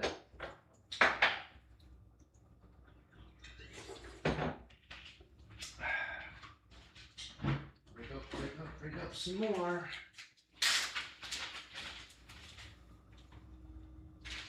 Hey now, you're a ding dong with a ping pong and a ding dong. Hey, you're a ding dong with a wig wong. Ping pong go. Hey, all that wavers is witter woo. Woogie wiggy woo woo. The wing wang woo woo.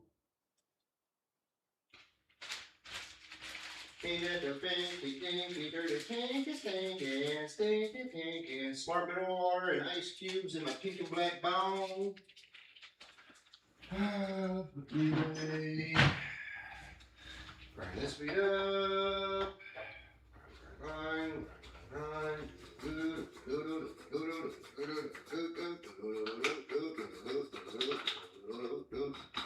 This thing is the best one I've ever bought ever. It's just simple, it's straight to the point, solid fucking ceramic and metal, just solid fucking metal. That's what it is, it's just solid fucking metal. No fucking bullshit. Little small pieces that can break, it's just a hard fucking thing that guarantees it fucking works.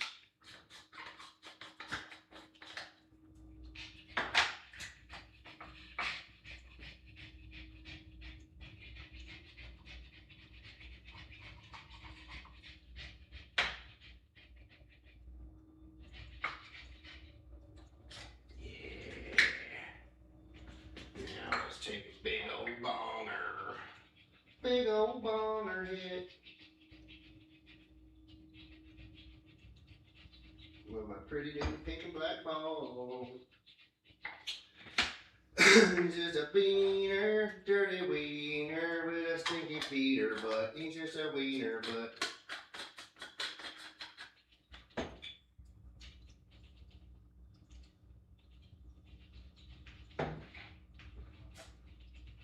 Oh my goodness.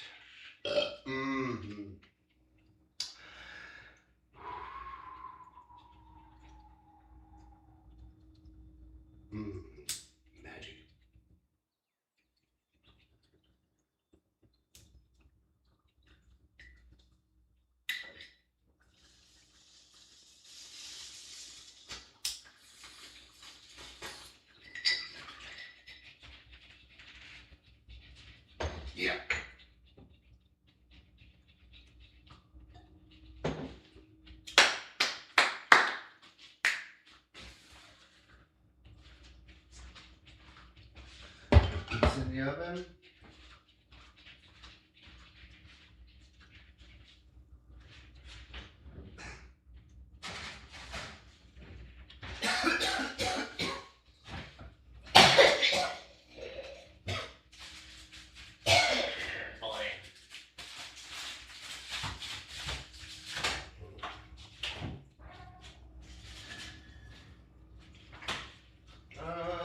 Splatter day. Yeah, I like that ball a lot better than that thing.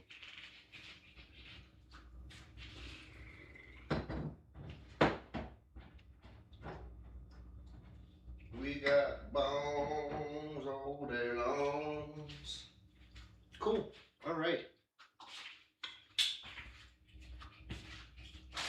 Gave me a nice school bag because I bought a bong and this and that. Sold it to me for cheaper. He didn't have to work me down. I wasn't even trying to work him down, and he dropped the price anyways. I was like, he's like, well, if you want to get this one, I'll drop it down to 80. I was like, Jordan's got a bug in the bottom anyways. So I was like, whatever.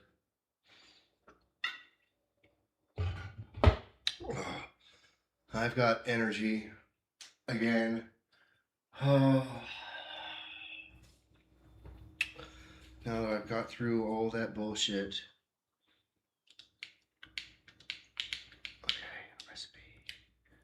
What do we want to do? Okay, we want to change our outfit.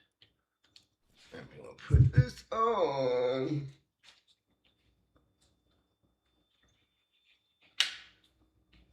Sure. The safe and effectives. No, the safe and effectives are very, very safe and effective, as evidenced by Fauci's emails and his diary that's been released. Sorry, not his emails, his diary and his text messages and everything. Very, very safe and effective. I still have hourly boosters, and I hope you do too. I think I would be dead now if I'd done that. No, it's very safe and effective, Karen. Trust the Guardian said so. Yeah, there's no doubt since then that people have woken up, unfortunately, because of the independent journalists out there, the podcasters, on the likes of Instagram, YouTube, X, and Facebook a little bit. We really are. I'm seeing everything we were taught at school. A lot of it is a lie. History is different. Even the media I work for, I'm now seeing it in a different light. Because last October, I spent about 1,000 hours researching, when I was looking in the UK, what on earth is going on. And I spent about 1,000 hours, 7 days a week, was going to bed at 3 in the morning sometimes because I couldn't stop watching, like a 10-part underground documentary until I'd seen episode 10. I couldn't go to bed. So I put the effort in then. But then, what that's done is, it's made me now look at everything that's happening, and I'm like, yeah, I knew that was coming out. Yes, this is now coming out. And I haven't got the same level of fear. So when I was seeing, Wayne Broadhurst, God rest his soul, get unalived on the streets, I had a lot of fear at that point for the people in the UK. But now, when I've worked out the coding, the systems, the symbols, how everything works, I'm looking at things in a whole new direction. So that's what I'd like to help your viewers today on Decode. Sure. So now, just for our American viewers, Wayne, and I don't remember myself either, Wayne Broadhurst, what was that? Yeah, he was walking his dog, and somebody on the street in London, not really sure exactly how I can describe it, but with a knife, murdered him. Okay.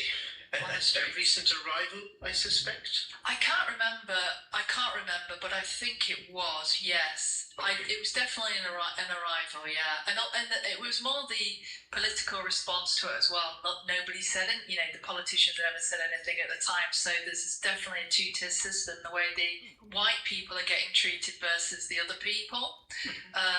If you're of a faith and a minority, and something bad happens to you, you're going to get singled out by the politicians, by the leaders. But if you're Christian or you're white, or Christian white, or even atheist, nothing gets said.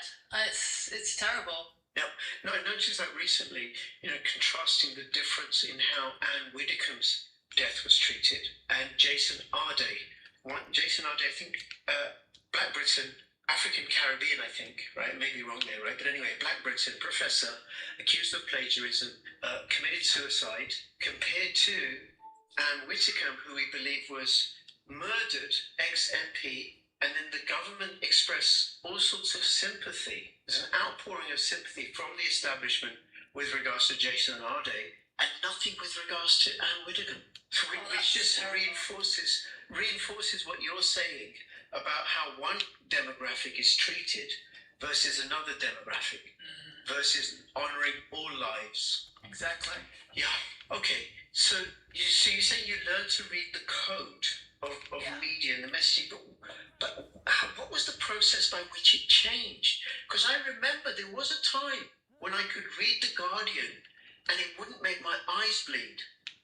When it was a campaigning newspaper that's to the power and had diversity of opinions. And now I just go in and check and it is I have to stop after a few minutes because the blood starts seeping out my eyeballs and it just gets too painful.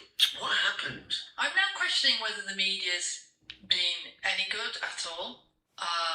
All along, to a certain degree, ever, because it is mass propaganda. And it pumps one viewpoint from the people who own the media, so they're never in the media, those people, because they own it. So, for example, if you look at the as a journalist, when I worked at the BBC and ITV, we used to always write up what the newswires said, which is Press Association, Associated Press, and sometimes Reuters. Now, if you look at the Press Association logo, PA Media, you'll look closely at that logo. Now, back in the day, most people and still do not understand what that logo means. But that logo is actually a cube.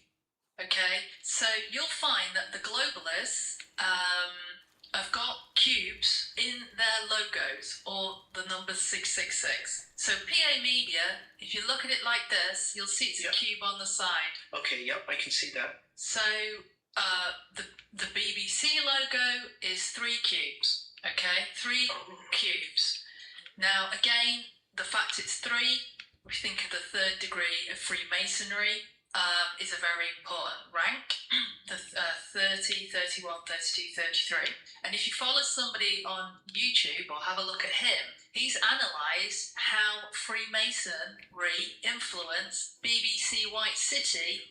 The building is called S. Williamism, and he's done a tour of BBC White City, which shows that it's like the Eye of Horus, the Freemasonry checkerboard floor, the 2 columns, the logo, the cube. Everything to do with the cube is to do with Saturn, which some people think is to do with worshipping Satan. So there's a cube in the PA Media logo. Got the BBC, that's got cubes in it. You've got the Freemasonry layout, which S. Williamism goes into more. And then you look at the logos, even the Mercedes logo. When you look at that, you'll think it looks like a cube on its side. It's a cube. And you go like that. You can see it's kind of the side of a cube. Yes. You see it? Yeah, no, I can get it. Where I'm looking at the corner of a cube when it's going out. Yeah, It's okay. a cube. So they've hidden in plain sight all this messaging they're all talking to each other, all these different globalists, and they're all showing who they're worshipping. And it ain't the Heavenly Father, I don't think. My research shows it's satanic, right? Okay. Can you hold on a second? So 2 questions. What is the significance of the cube? Like, how is that satanic? And then also, isn't it like you're just reading too much into it? Somebody came up with, BBC, British Broadcasting Corporation, white lettering on a black square. It just looks good. It's unique. It's easily identifiable. Same with the Mercedes logo. You conspiracy prophets look far too deeply into this sort of stuff. So another thing it could be is a triangle as well, which is the Illuminati. So there's just too much in it for it to be not relevant. So Coca-Cola, that's got the number 666 in it. The Disney logo has got the number 666 in it. The Nickelodeon logo, it looks like Epstein Island. This is just too... there's just too much. It's all the same thing. So 666, the cube, or a triangle. So no, and that's what the globalists want. They want they're part of this new world order. At the bottom, you've got the useless eaters, or the cattle, the sheep, which is the average person. Next up, you've got the mainstream media pumping. Well, if you start at the top, I think you've got Satan. Then you come down, you've got the royals. You've got these. Then you've got the secret societies, of which is about 13. Religions, the globalists. You know, without us buying all this stuff, these people couldn't have got all this much power. And so when you start looking into, like with Disney, you'll see there's some disgusting imagery in some of their films. But you have to analyse the screen. You know, I think there's one where there's somebody on a ride, and then on the mirror there's like a naked woman, or there's something like that. So there's some not very nice things on Disney. So I wouldn't recommend watching that. You know, putting your children in front of that. Fair enough. Kerry, sorry, hold on 1 second. For those of you that are watching, just put in the comments, apart from the things that Kerry's mentioned, Disney, the BBC, what other examples can you come up with of where there's this sort of imagery? Okay, Kerry, please carry on. Yeah, you'll find a lot. I think I've even done videos on it as well, showing some of these images. And it's actually, once you learn it though, you can then protect yourself, because what they're going to be putting, what their job is to take your money and to put spells on you, witchcraft. And you might think, oh, that's a load of rubbish. And I'm sure some people do. But the reason why I've worked out that this is all about being Antichrist is because I'm like, well, these globalists, not all of them, but the leaders are doing witchcraft, they're doing rituals, they're doing terrible things to children, to adults. And this goes back to Sumerian times, this started. So it's a long, long time ago. And they are so antichrist. This is why we're seeing the destruction of Christianity in Europe right now. Okay.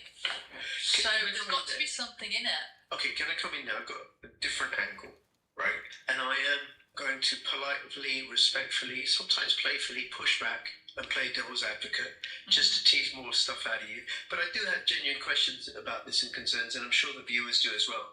So, yes, they do terrible things to children, absolutely. And if I mentioned to you that I'm a qualified child protection social worker, so done professionally, not worked in child sexual exploitation and child trafficking, but I do have a sense of what horrible things parents do to their own children, never mind adults doing to the children of other strangers. And they do terrible things to adults. And with the safe and effective injections and all the other stuff they're doing, that they're out to genocide us, because that's a common trait of elites. Pol Pot, Stalin, Holodomor, many others. So why not on a global scale, when you've got a globalized world, that the elites would do that? You can't do that and be a God-fearing person. You can't do that and be a believer in the message of Jesus Christ, whom, by the way, Muslims revere. So then you have to have something else. But couldn't it be enough that they're just atheists? Why? I mean, all this stuff about witchcraft. Come on, Kerry. Come on, seriously? No one does witchcraft anymore, Kerry. Excuse me. Have you signed up for my free newsletter yet? Go to richdoespolitics.com. Well, you'll find that a lot of the big name pop stars are actually like high priestesses. And if you watch something like, just put in YouTube the opening ceremony of the Olympics or the London 2012 opening ceremony. There's the games in the US as well, the NFL. You will see all the pop stars and the musicians doing the Illuminati symbols, which is the triangle, doing the devil's hand signals. I'm not going to do it now because people will screenshot it. And then they'll say I'm controlled opposition. Doing the, and then so somebody that knows, understands witchcraft, will sit and analyse it and explain it all. But because we haven't been taught it, we've been taught, back in England we used to burn witches, but now we know better. In fact, there isn't even a god, you're from monkeys. Well, look at the state of the UK now that this is all commenced. It's about the 1950s. It's in a right mess because people have left God. So when you look at the analysis from people who understand witchcraft or who have got, like, the head of the Church of Satan in South Africa, he's spoken about it. I've spoken, and now he's turned Christian. I've spoken to a pastor in the US. He was a Satanist, and he used to say every month the church would have a meeting, the Church of Satan, on how they're going to destroy Christianity through the films and the media and the mainstream news, and what they're going to do and what they have done the previous month. There is a 100% attack on it, and I really recommend everybody look into it, because when you put the effort in like I have, like I said, I've done 1,000 hours. Well, that was last November. Now I've done more. It all pieces together, but you need an expert to explain it to you. And our generation haven't even. Well, they've taken the Bibles out of hotels. Yeah, like I said, you had the people like Stephen Hawking saying that there's no God, yet he's in the files, isn't he? So you've got these group of people, or maybe Nephilim, some of them are, I'm not sure, going around making out God's not real, because even if you're not a Christian, being Christ-like has got certain power. So, for example, in the 1940s, they told us to have 8 glasses of water a day. So you'd think, oh, they really care about us, the government, don't they? Well, what year did they also put in fluoride in the water? It was in the same year they recommended to have 8 glasses of water a day. What does fluoride do? It kind of calcifies the pineal gland, and we have got a connection to God. Like, some people say, no, that's New Age, but definitely you want your pineal gland working. And some people say it's all through the Holy Spirit, but they want you, to be dumb, godless, and that is the goal, to be transhumanism, to put a microchip in you and a thing in your, in your brain, Neuralink, right? They want to take away the human's link to God. And so when they tell you they don't believe in God, they definitely do, and they're here. I don't know if they're working with God because we've turned our minds away from God. They could be working with him because he's now going, oh, you've turned away from me. This is judgment now. When I speak to a few pastors, that's what they tell me. But the Bible does say, and anybody, I haven't even read the full Bible. I'm trying to read it as quickly as possible, because the answers as to what is going on is in Revelations, the book of Revelations. So that's why Christians understand exactly what's going on now. Not just somebody who says they're a Christian, but a follower of Christ, because it's in the Bible what is playing out now. So they're lying to you if they're saying they don't believe in God, because they definitely do believe in God, and that's just to get you away from God. Right. And there's plenty of evidence out there showing that they believe in God because of the things they wear, the symbols they do, the hidden hands, that they show. I used to think before, why does Prince Harry and Prince William always hide their hand in their suit coat? Well, if you look, the hidden hand is kind of like this, right? Yeah, it's part of the secret society. And all these societies, these 13 societies, like the Freemasons, and there's 13 Jesuits. Yeah, Jesuits. They all believe in Lucifer and Satan. It's the same person. Satan was up there. The other way around. Lucifer was when it was up there. Satan's when he's down here. They're all worshipping him, which is why a lot of them have so much power, because you have the choice. You have the choice to. Well, firstly, they have the choice. They're here. Yeah, let me think about this before I say it. So they've chosen to have earthly gains over spiritual, like eternity in after this life. But I think they're also used by God as an instrument as well for judgment as well, because everything we do is a test. Everything we do. And the closer you get to God, the more peace people are going to have, especially in the UK, which is a mess. And I was more fearing back in September. I was so worried about it getting invaded, a war happening. But now I've worked out the system, and now as a result of seeing their witchcraft and spells and working it all out by intense research, you got to put the work in. It means staying up late at night watching this stuff. Now I'm like, now I understand what's going on, and I don't have the same fear in me anymore. So you've got to think everything they're doing is against the people, more or less. Nigel Farage. Okay, if I can hold on, because you said that's great. So one is, I've got a few points. One is you mentioned the Nephilim. And for people who don't know, these are Praise the non-human Lord. entities, is what I understand, right? Then the other is, when you say about that they believe in God, well, of course they do.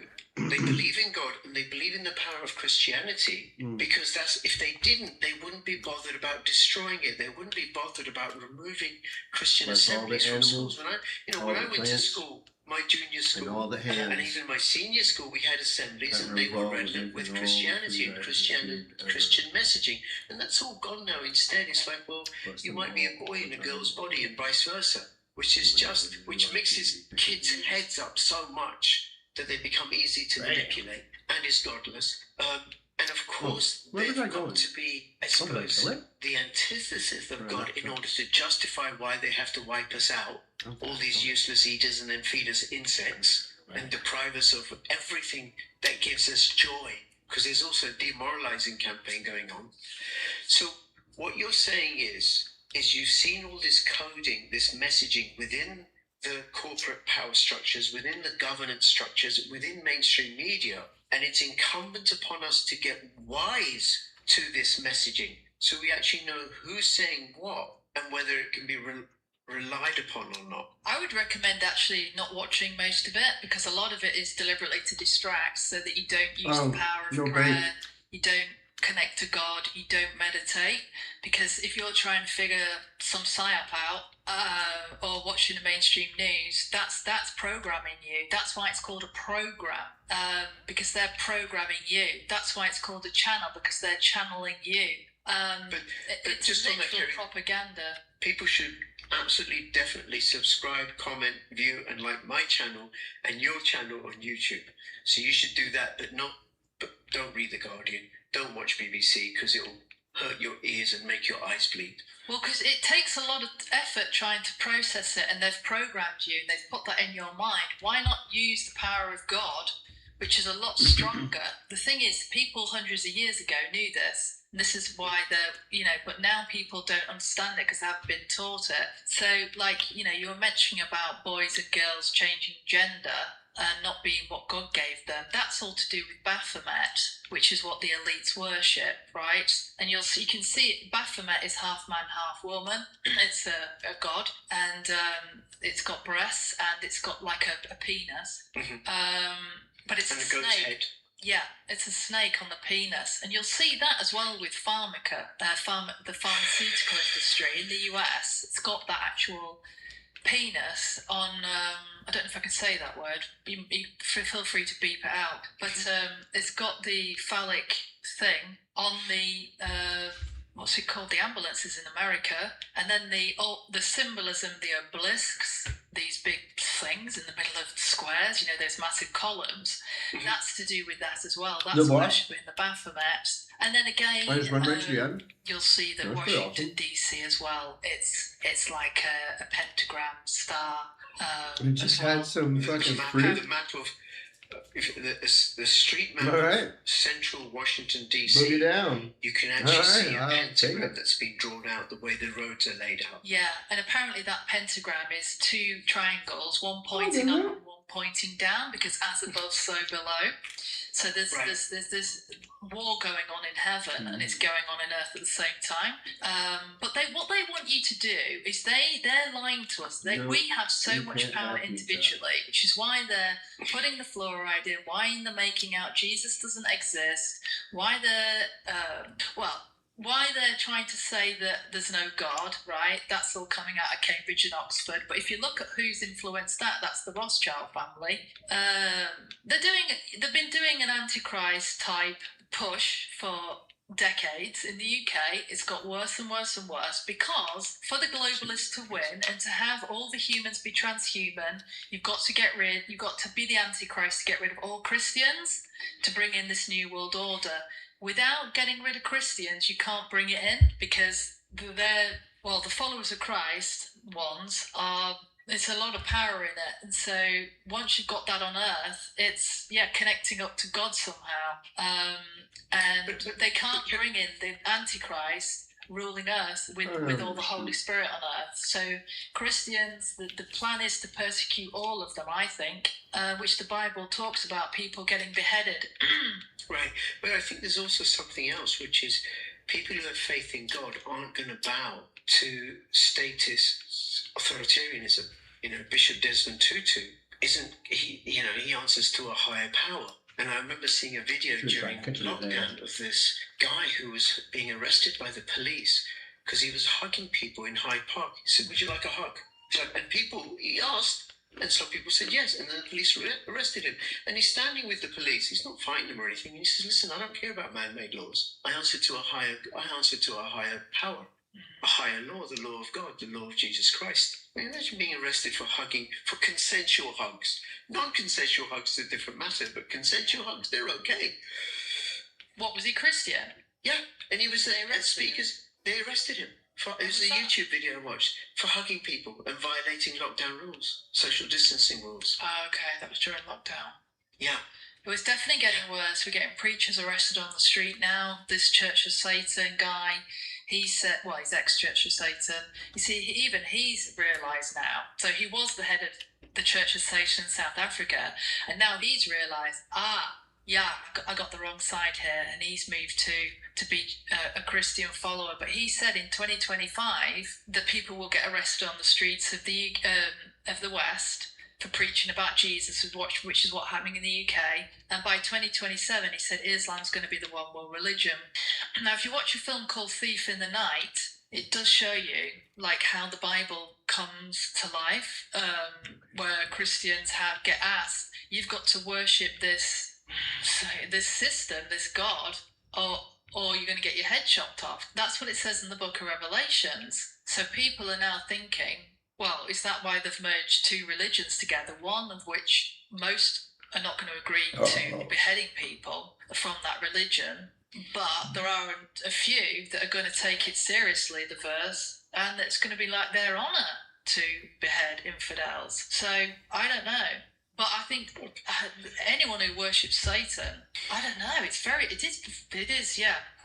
But Kerry, why Islam? Because put very simply and bluntly, Islam is the book of the Jews and the book of the Christians, and then a third installment, and that we revere Moses, we revere Jesus as prophets, and we say there was another prophet that came along, the Holy Prophet Muhammad. We also revere Mary and Joseph.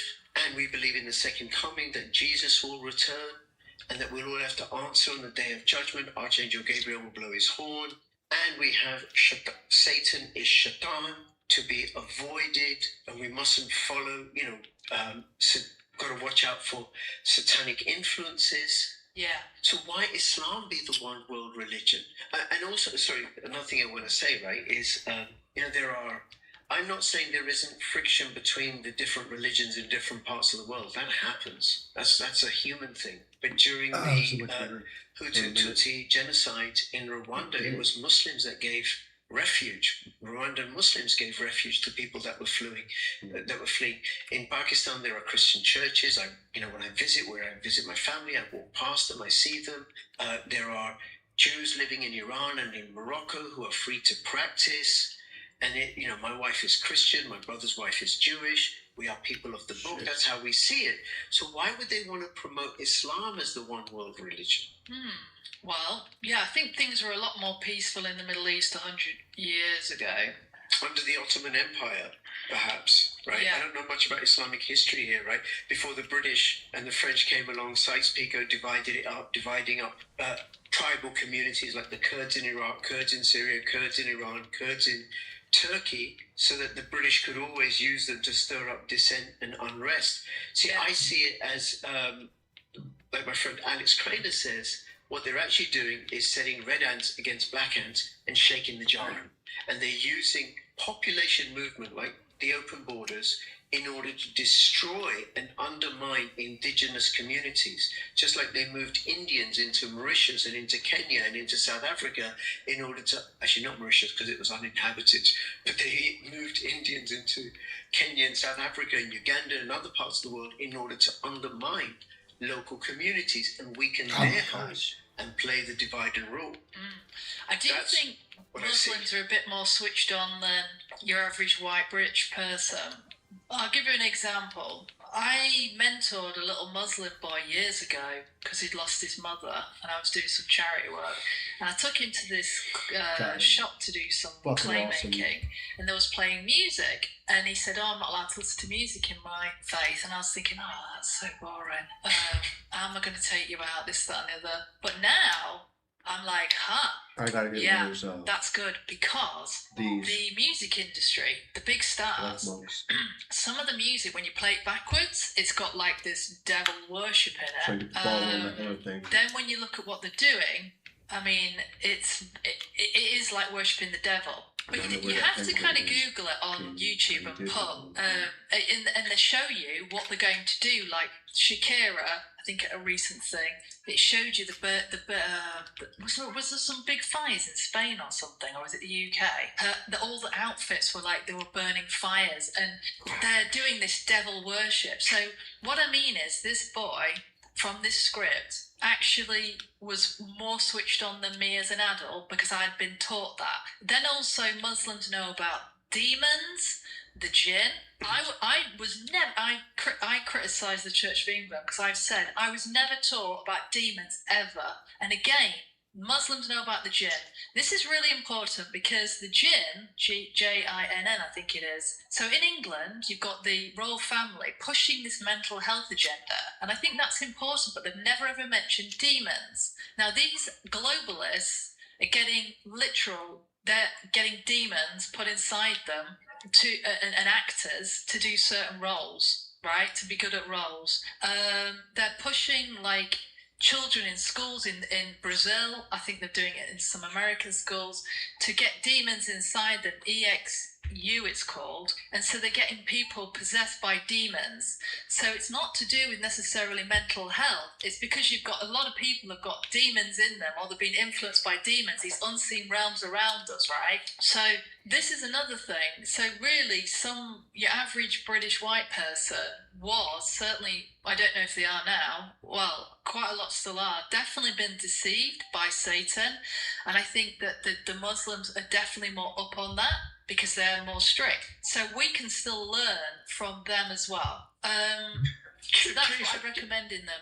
Yeah, come with that. I think we all got to learn from each other, because I think what you're saying is complementary to what I'm saying is what the globalists are doing, is they're shaking the ant-charge to get the red ants and the black ants to fight each other, because that's what the 100%. City of London and its proxies have done throughout history, through the British and other European empires. Now, what you're saying about, I'm a pretty liberal Muslim. I went to Quaker meetings for 10 years. My son is a devout Sufi Muslim, which he did of his own volition, and in terms of Islam, and Sufism is the spiritual tradition of Islam, and I think it predated the Muslim Brotherhood as well, right? Which was created and corrupted by the British in order to sow dissent amongst the Middle East, the part of that world, right? That part of the world. And I completely get what you're saying about demonic possession, but it's not all Muslims that are switched on. Some are those that were involved in the Pakistani rape gangs, and I use the word Pakistani deliberately, they're possessed. It's demonic possession. And just like the Catholics in the church that abused children, they were possessed. And the Orthodox Jews in New York and in Central America that were abusing children, they were possessed. And the thing that I'd say to people who are watching this, and also to you, Kerry, what we're doing through dissemination of these ideas is we are engaged in a battle against demonic possession so that the human spirit can be free and our love can flourish and express itself, because love is what defeats the jinn. That's what the Holy God is. It's all about love. It's all about we can love. tap into that, but yeah, a lot of people don't realise that they've got demonic possession right now, but they don't have the Holy Spirit inside them either. But these two things are transformative to get demons out and the Holy Spirit in. But yes, about the red and black ant thing, that is, I mean, do you know about the Albert Pike letter from 1871? I don't know about Albert Pike, and there is another point that I want to make, but please continue with Albert Pike. Okay, so the goal for World War III is the Zionists and Islam to fight each other, and the letter says it's going to be what's happening? They're deliberately trying to get Muslims and Christians to what I mean by the evildoers that are working for I'm going to call them Satanist globalists. Sure. Not every globalist is a Satanist, but I'm talking about certain people like WEF, those guys, the main ones, or the main senior ones at the UN. The ones at the top, the elites for sure. Yeah, the elites. The others they're just middle managers. Yeah, the ones that are leading these 13 groups. The aim is to have Islam versus Zionists. So there's certain people in the UK deliberately stirring up hatred between the two groups so that you hate each other, because what the globalists want us to do is kill each other, and that's what we've been doing for hundreds of years. That's what they got us to do in World War II and World War I. I mean, look at what happened in World War II. How many people died? Like 60 million, and all the white race killing each other mainly. Yes, there was a bit of Japanese in there as well, but it was mainly the white race and the Christians killing each other, and just to make money for the bankers. There was nothing else in it. This is what the war is. It's run by these elites to depopulate. It's also some sort of sacrificial thing, right? Satan loves that. Jesus says, "Thou shalt not kill," or "Thou shalt not murder," and they've rewarded people killing each other by giving them medals, giving them knighthoods. Giving them power and money, and giving them power, money, countries to rule over. Like to be proud of it. And it's just for bankers to make more money. And, these poor families are traumatised for years over it. They've lost a loved one, even the soldiers as well. They've gone and done things they wouldn't have normally done. And, I'm worried about people getting drafted. I saw in Ukraine this guy recently, his girlfriend was screaming, he didn't want him to go. They're just forcing them to the meat grinder. Yeah. So it's just, this is also these satanic globalists can, depopulate. The Georgia Guidestones says they want to get it down to 500 million. Bill Gates said ideally he'd like 10 to 15% down. I mean, this is what they want, and they get off on it. It's sick. Yep. It is a spiritual war. Yeah. We do got to unite, and one of the things I say to people, if you are one, please subscribe to my free newsletter, and if you have subscribed to my free newsletter, come and join the RDP community, where we are having conversations to support each other and empower each other and come together in order to be better equipped to face these Satanists and these globalists. That thing appears. I was like, that looks like it's rare. And I got it. And now what I do, Kerry, is it to Zoom. Anybody who's in the community can join, and then I'm there. We just have a back and forth dialogue. It's not me delivering anything. It is an open discussion. So that's richdoespolitics.com. Thank you, Kerry.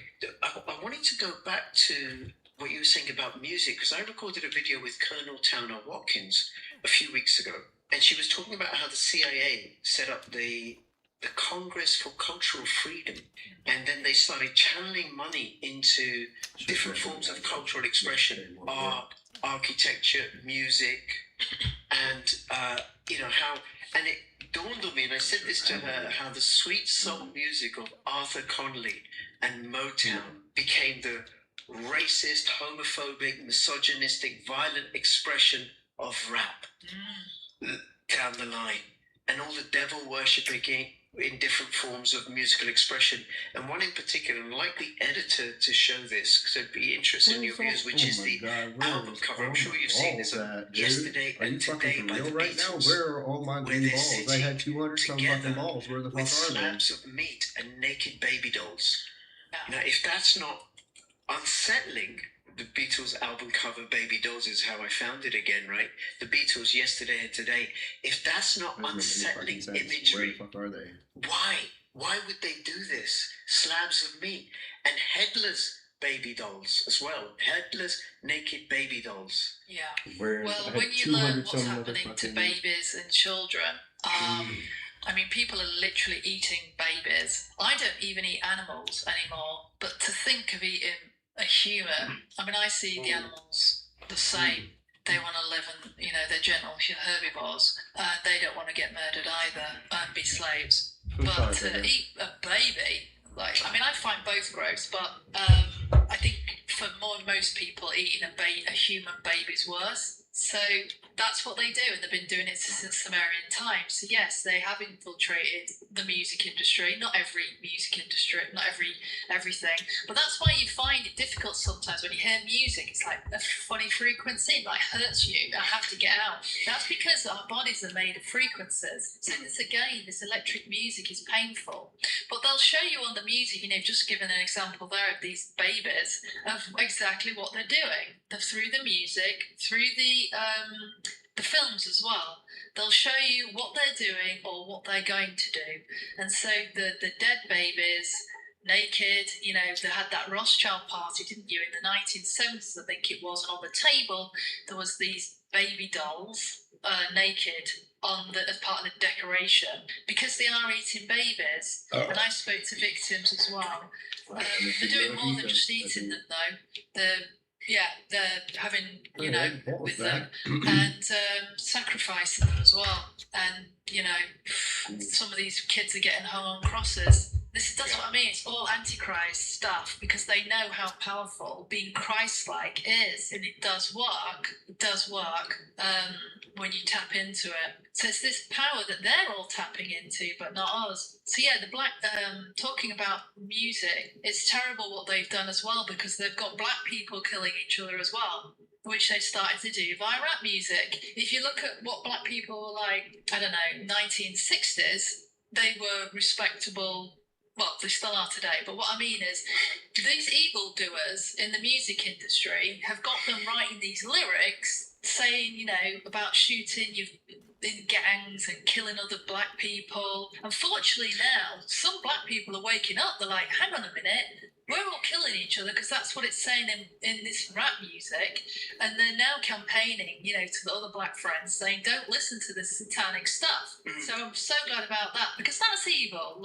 Absolutely. That's how sick these people are at the top. Well, Kerry, I love Motown, and I love Northern Soul music. And you being a Briton may know about Northern Soul music, because in America it wasn't a thing. For people who want to know, in the early 70s, Northern Soul music, these all-night dance clubs, no alcohol, people just danced to up-tempo, obscure 60s and 70s American soul. It was wonderful. Songs all about love and celebrating each other.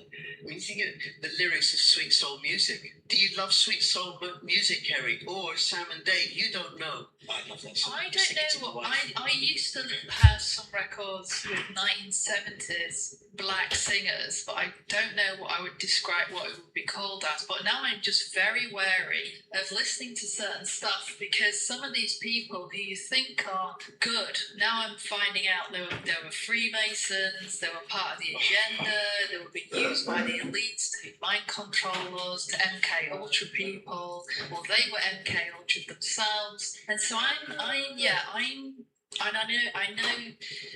can't think of any names right now, I don't want to say the wrong names, but there was definitely some musicians that I thought were the good guys, but now I'm finding out they're not. So I'm very careful now what I listen to. So piano music, that's what I like. But yeah, I literally turn the radio off now. Or there is devotional music and classical music, because that would have predated all of this, I hope.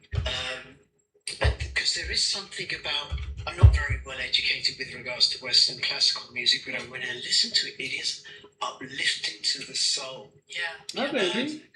And then in Islamic culture, certainly in Pakistani culture, there's Qawwali music, which is devotional music about God and our love of God.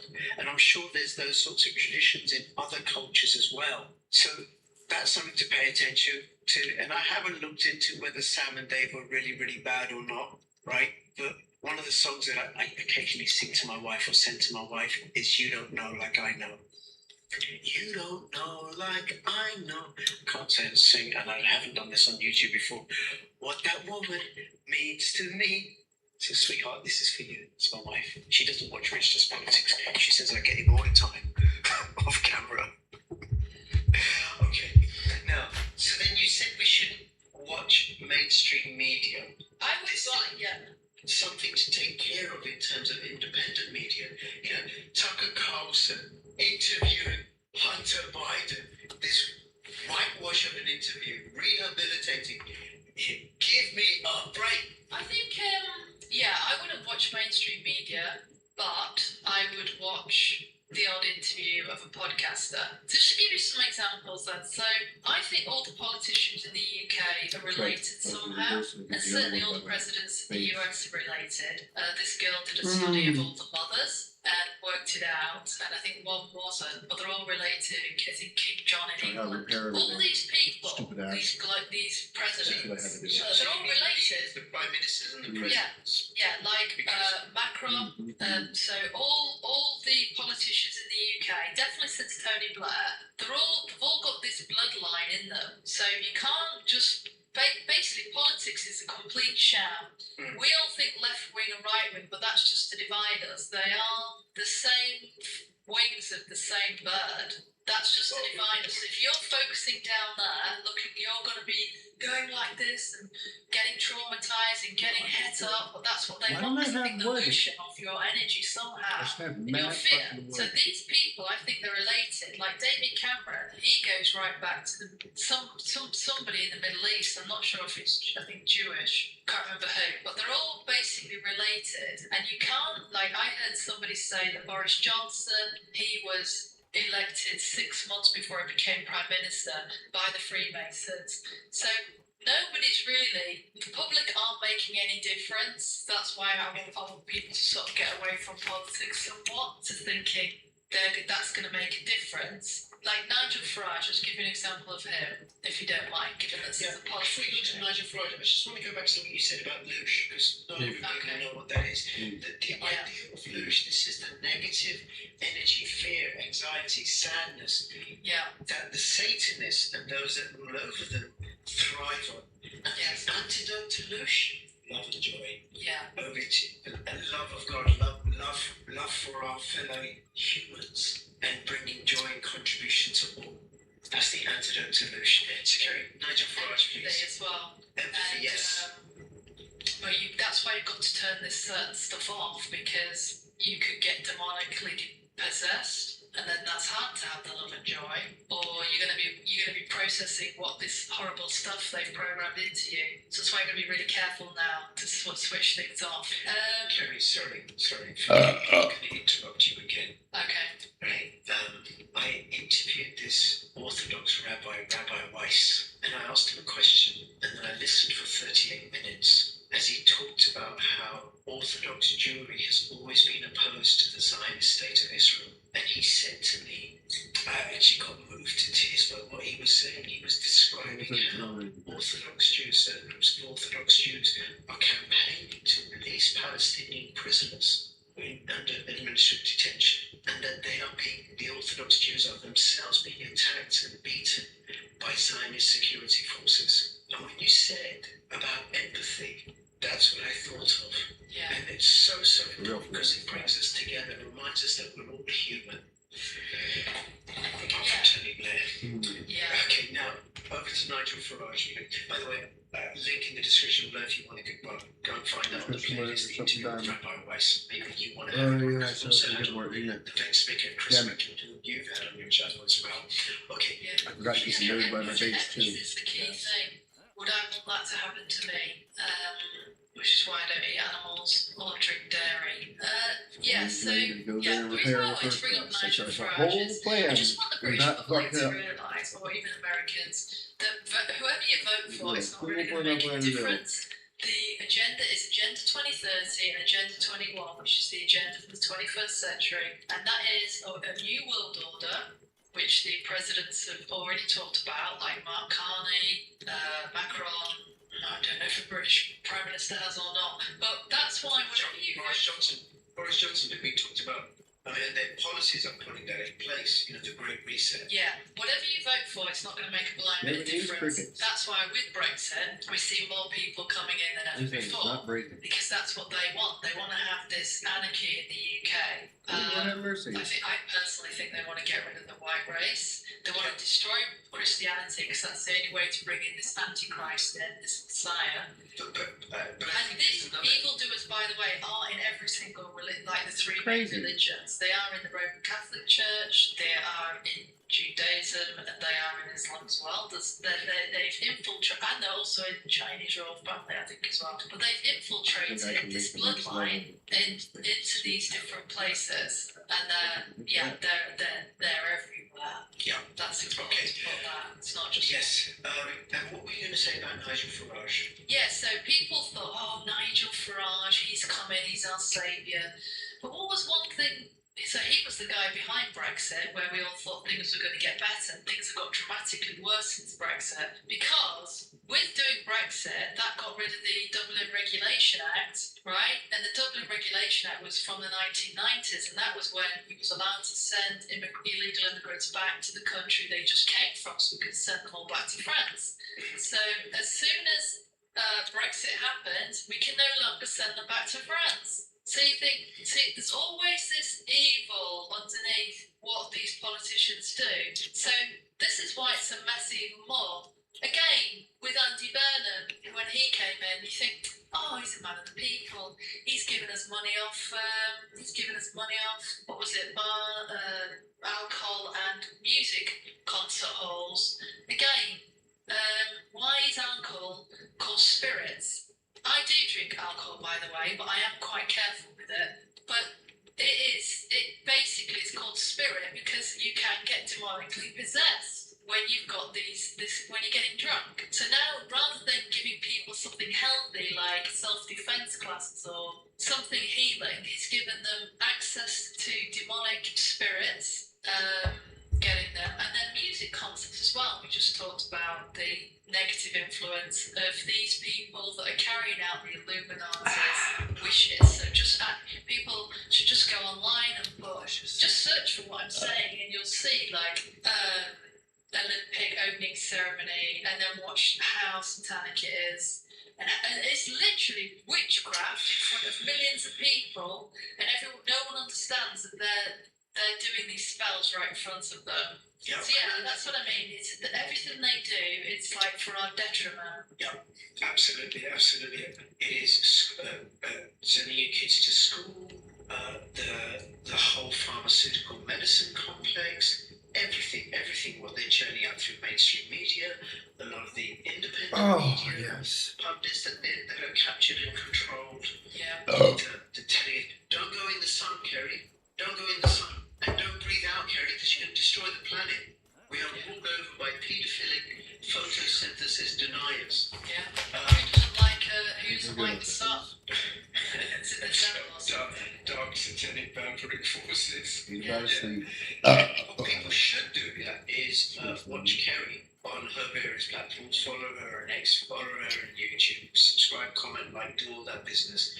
Kerry, thank you so much for coming on. Look forward to having you on again at some point. Everybody, comments, questions, what have you learned from this? What can you contribute? And what is some of the imagery that you've seen with regards to what we were talking earlier about the cube and secret signs in everyday places, and to also become a community member? This is Rich and Kerry signing out. All the best. Bye-bye.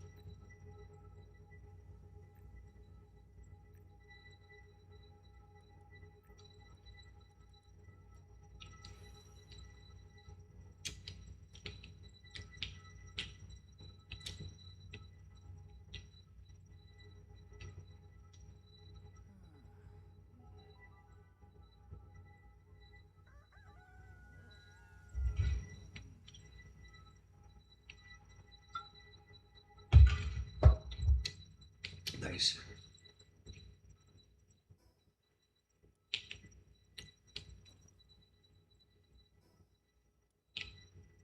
Those are some really good. Of course it is.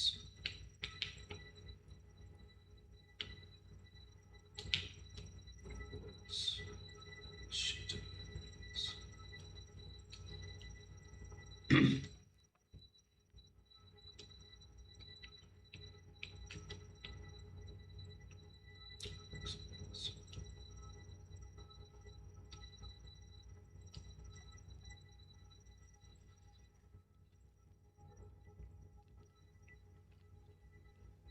I need to do some dungeons.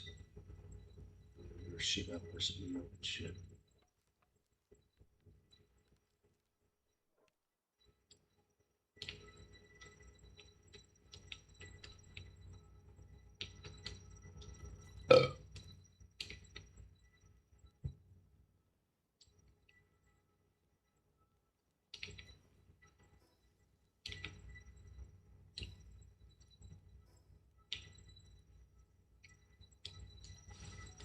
Let's just go to that dungeon if it's open right there. I was running looking for bounties and stuff, starting to build that stuff up.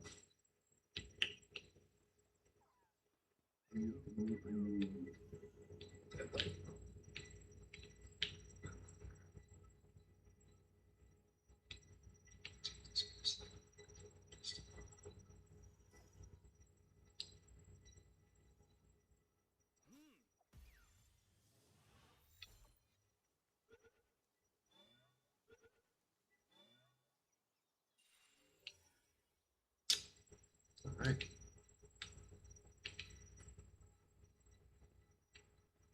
It's actually pretty fucking easy. Boop, boop, boop. It's just going right in my fucking thing.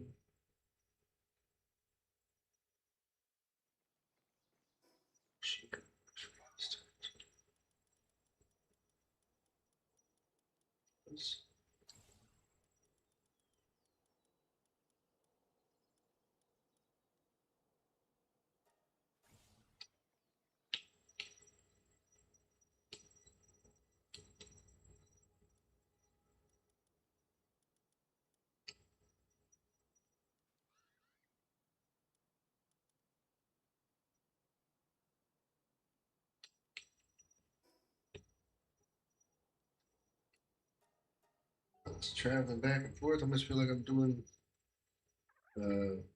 sport quests or something. Escort quests.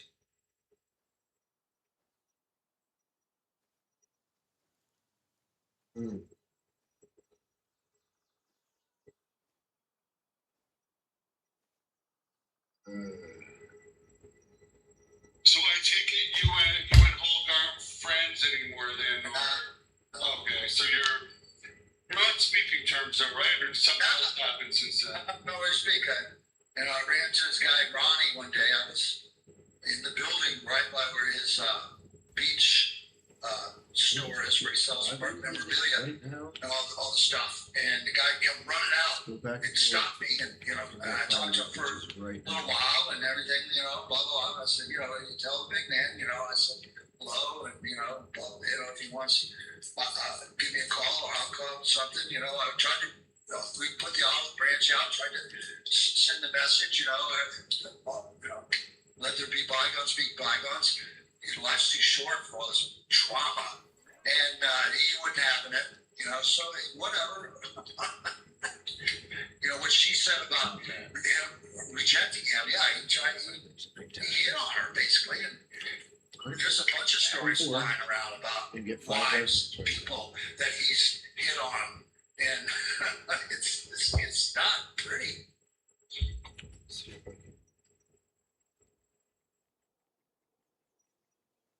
The occult religions is like the counter.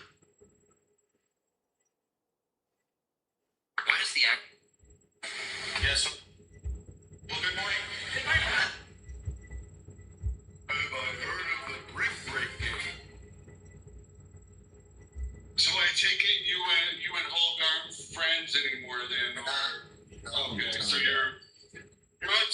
terms of right, or something else happened since then? No, I speak. I ran to this guy, Ronnie, one day. I was in the building right by where his beach store is, where he sells memorabilia and all the stuff. And the guy come running out and stopped me. And, I talked to him for a little while and everything, blah, blah, blah. I said, you tell the big man, I said, hello, and, if he wants, give me a call or I'll call something, I tried to, we put the olive branch out, tried to send the message,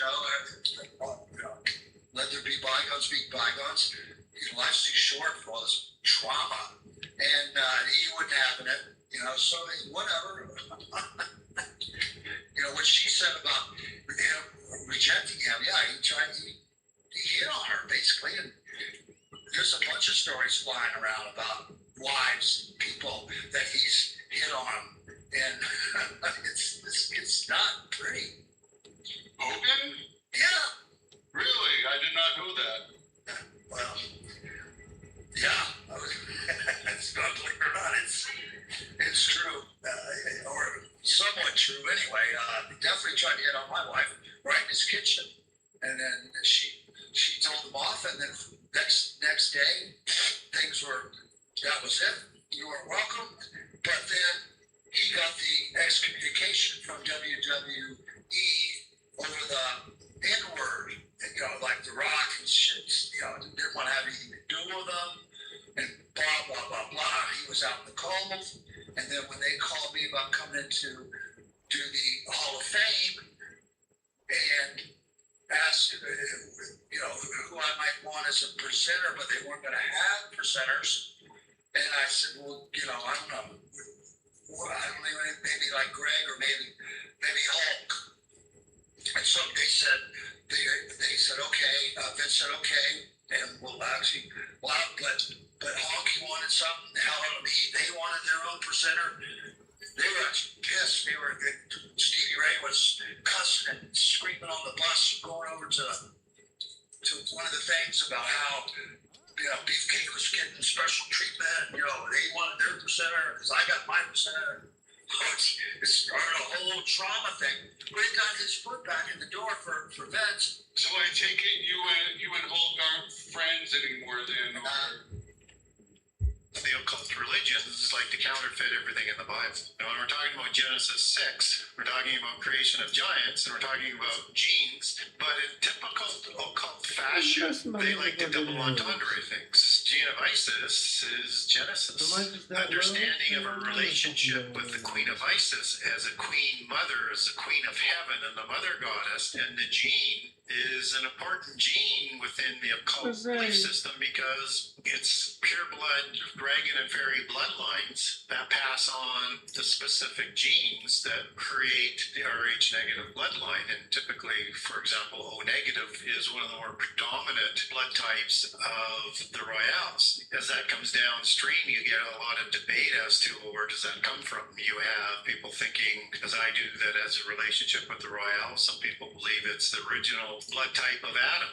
I think when you look inside the occult, they put such a important emphasis on it, it's worth pursuing. Rh negative is divided into two groups. You have Rh negative or Rh positive. When you are Rh negative, you are missing the D antigen. The antigen is key here. People would say you can't add something in that's a negative. So if it's not there, how did you add in Rh negative to the mix? But yet we know that at some point in time, there's a convergence of positive and negative. Where it comes from is the disputed part. So people will sort of poo-poo and say, no, can't be bloodline of the giants because they came along after the creation of humans and you can't add something in that wasn't there. But they know we've been brainwashed not to ask critical questions. So you have to say, okay, is it the blood type that's being passed down? The answer is only as a manifestation of the gene. So it's the gene that you want to be focused on. So it's the gene that is going to produce Rh positive, whichever type, or Rh negative, whichever type. So a lot of focus on the gene as the occult does, because they have a lot of records that they like to keep, that they place a heavy emphasis on the bloodline. The gene of Isis is speaking to that.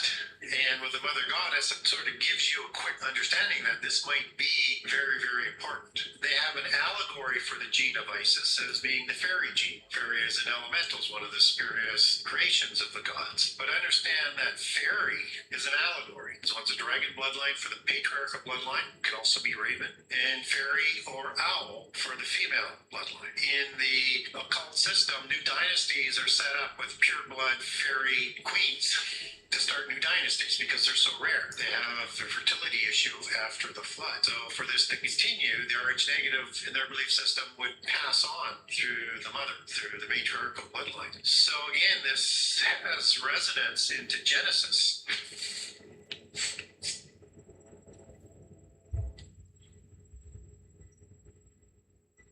The occult religions like to counterfeit everything in the Bible. And when we're talking about Genesis 6, we're talking about creation of giants, and we're talking about genes, but in typical occult fashion, they like to double entendre things. Gene of Isis is Genesis. Understanding of a relationship with the Queen of Isis as a queen mother, as a queen of heaven and the mother goddess, and the gene is an important gene within the occult belief system because it's pure blood dragon and fairy bloodlines that pass on the specific genes that create the Rh negative bloodline. And typically, for example, O negative is one of the more predominant blood types of the royales. As that comes downstream, you get a lot of debate as to, well, where does that come from? You have people thinking, as I do, that as a relationship with the royales. Some people believe it's the original blood type of Adam.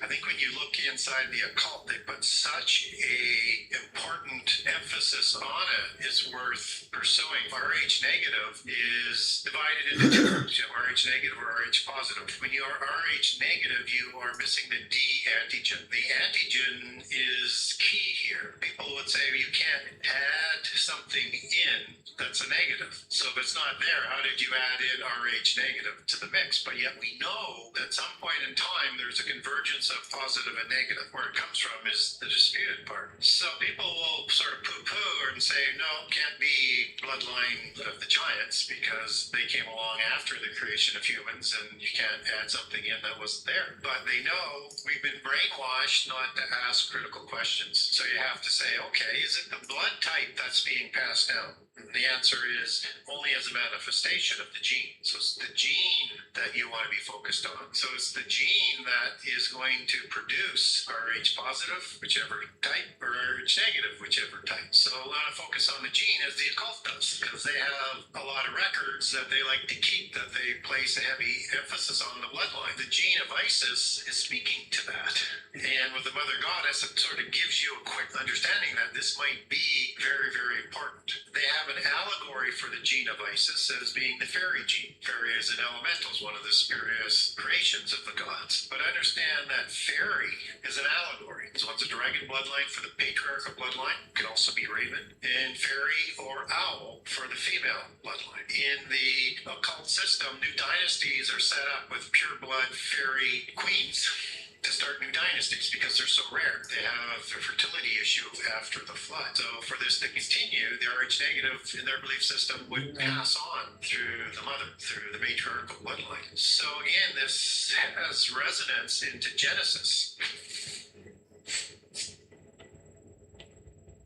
The occult religions like to counterfeit everything in the Bible. And when we're talking about Genesis 6, we're talking about creation of giants, and we're talking about genes, but in typical occult fashion, they like to double entendre things. Gene of Isis is Genesis. Understanding of a relationship with the Queen of Isis as a queen mother, as a queen of heaven and the mother goddess, and the gene is an important gene within the occult belief system because it's pure blood dragon and fairy bloodlines that pass on the specific genes that create the Rh negative bloodline. And typically, for example, O negative is one of the more predominant blood types of the royales. As that comes downstream, you get a lot of of debate as to where does that come from. You have people thinking, as I do, that as a relationship with the Royale. Some people believe it's the original blood type of Adam.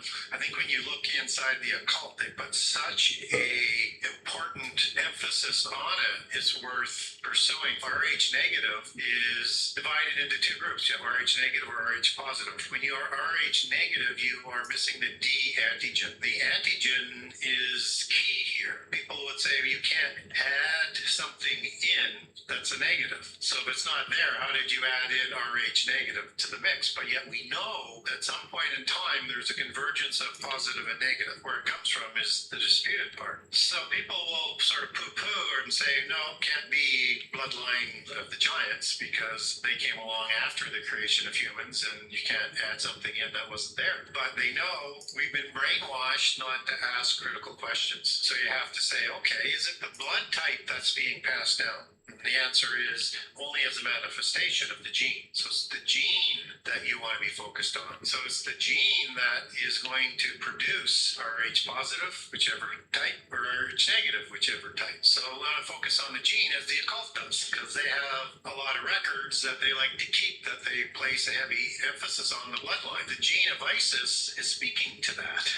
And with the Mother Goddess, it sort of gives you a quick understanding that this might be very, very important. They have an allegory for the gene of Isis as being the fairy gene. Fairy is an elemental, is one of the spurious creations of the gods. But understand that fairy is an allegory. So it's a dragon bloodline for the patriarchal bloodline, could also be raven, and fairy or owl for the female bloodline. In the occult system, new dynasties are set up with pure blood fairy queens to start new dynasties because they're so rare. They have a fertility issue after the flood. So for this to continue, the Rh negative in their belief system would pass on through the mother, through the matriarchal bloodline. So again, this has resonance into Genesis.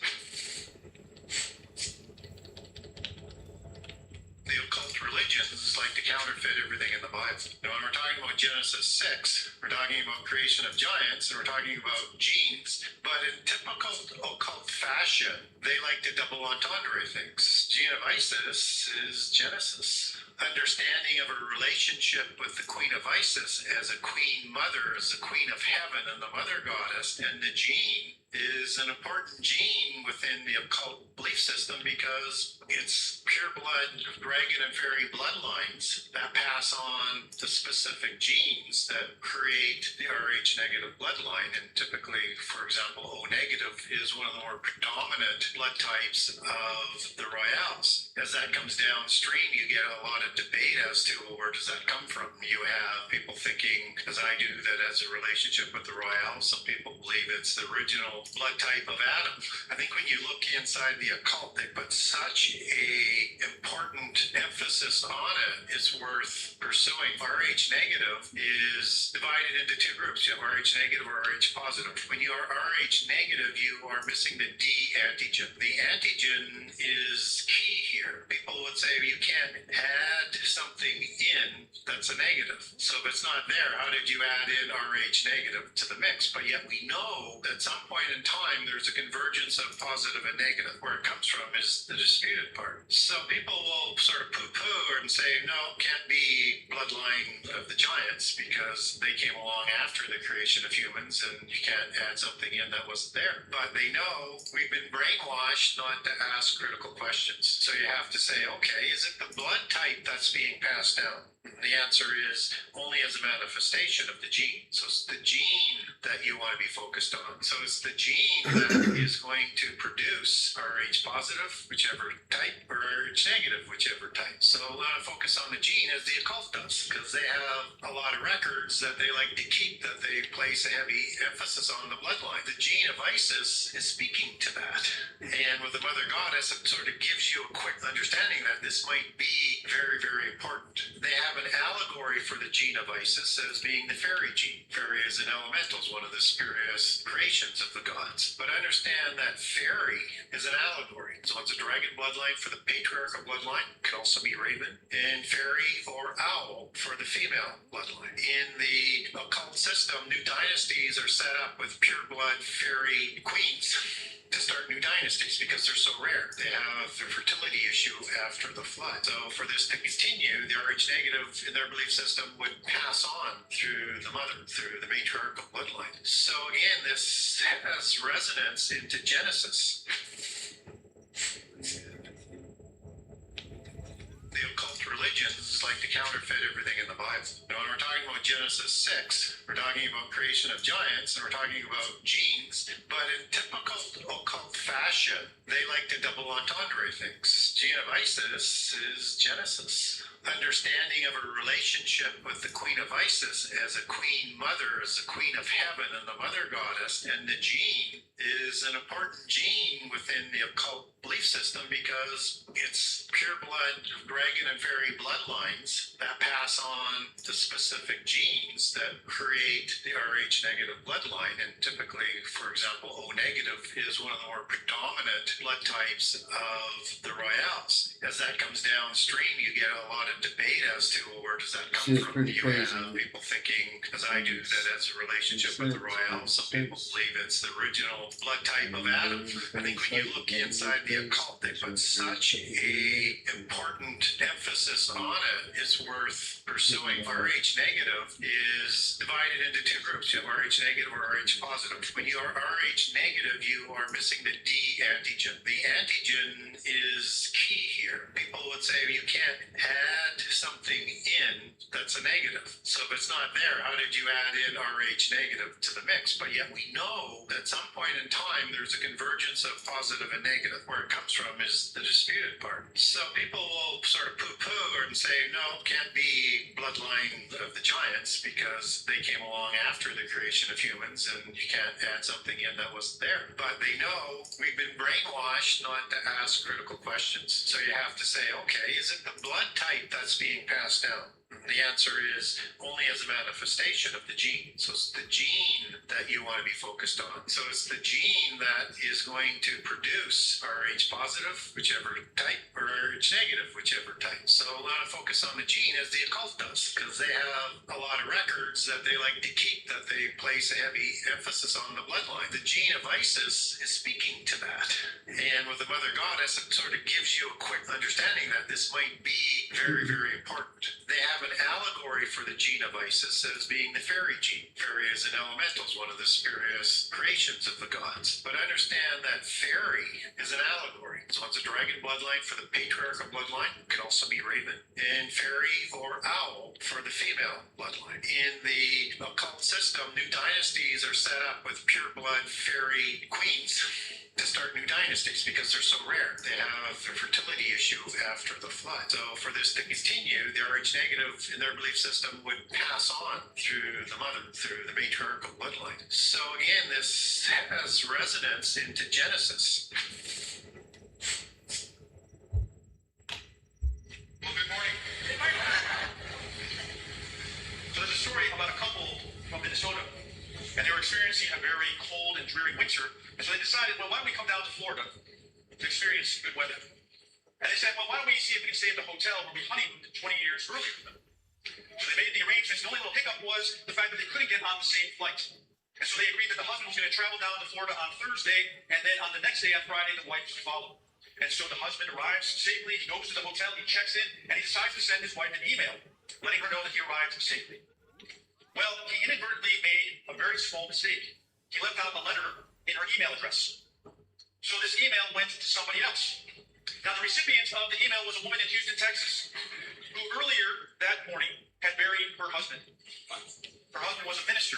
And in the evening, she said, well, let me check my email because I'm expecting that some friends and family who were not able to attend the funeral might be sending me some words of condolence and encouragement. Well, needless to say, when she opened up the first email, she fainted. And her son ran into the room to discover her. She was okay. But he looked at the computer screen, and this is the email that he found. To my loving wife, I've arrived. I know you're surprised to hear from me. They have computers here now, and you are allowed to send emails to your loved ones. I've just arrived and been checked in. I see that everything has been prepared for your arrival tomorrow. Looking forward to seeing you then. Hope your journey is as uneventful as mine was. P.S. It sure is hot down here.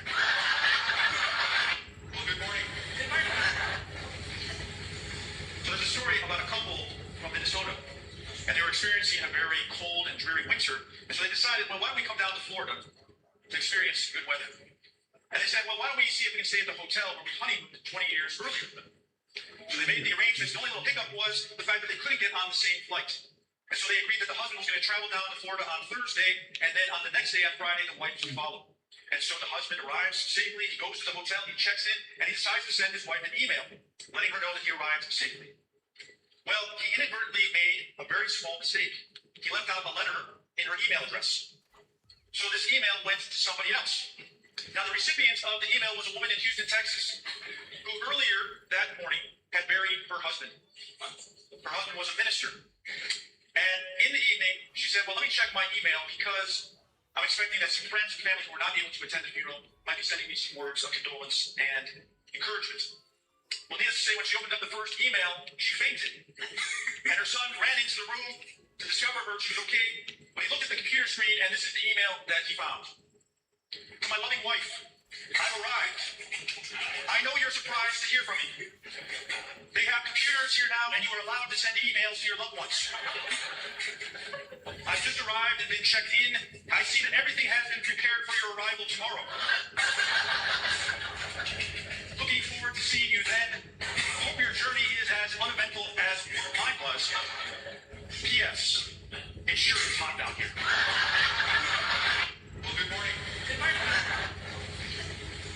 So there's a story about a couple from Minnesota, and they were experiencing a very cold and dreary winter, and so they decided, well, why don't we come down?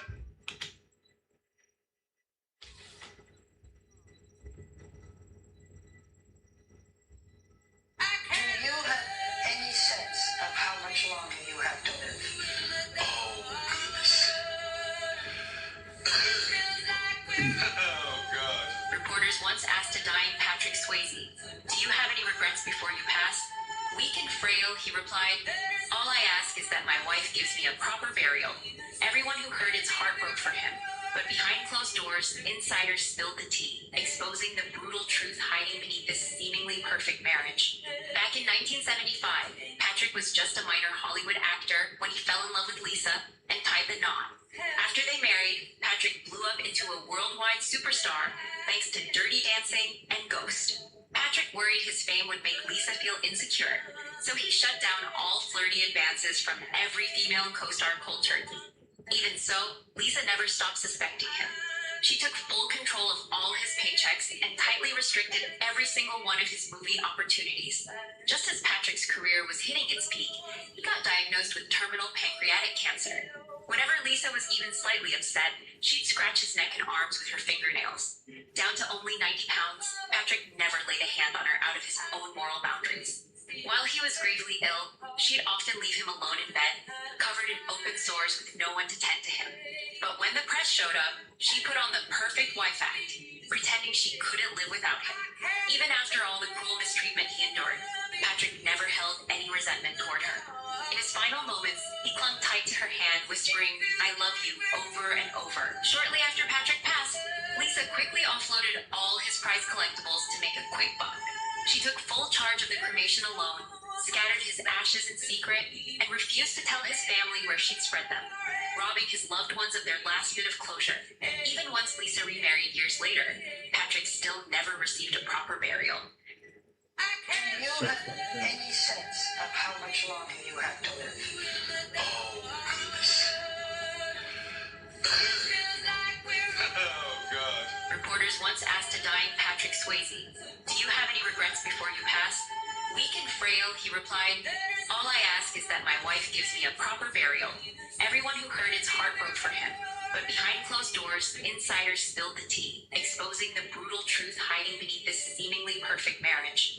Back in 1975, Patrick was just a minor Hollywood actor when he fell in love with Lisa and tied the knot. After they married, Patrick blew up into a worldwide superstar thanks to Dirty Dancing and Ghost. Patrick worried his fame would make Lisa feel insecure, so he shut down all flirty advances from every female co-star cold turkey. Even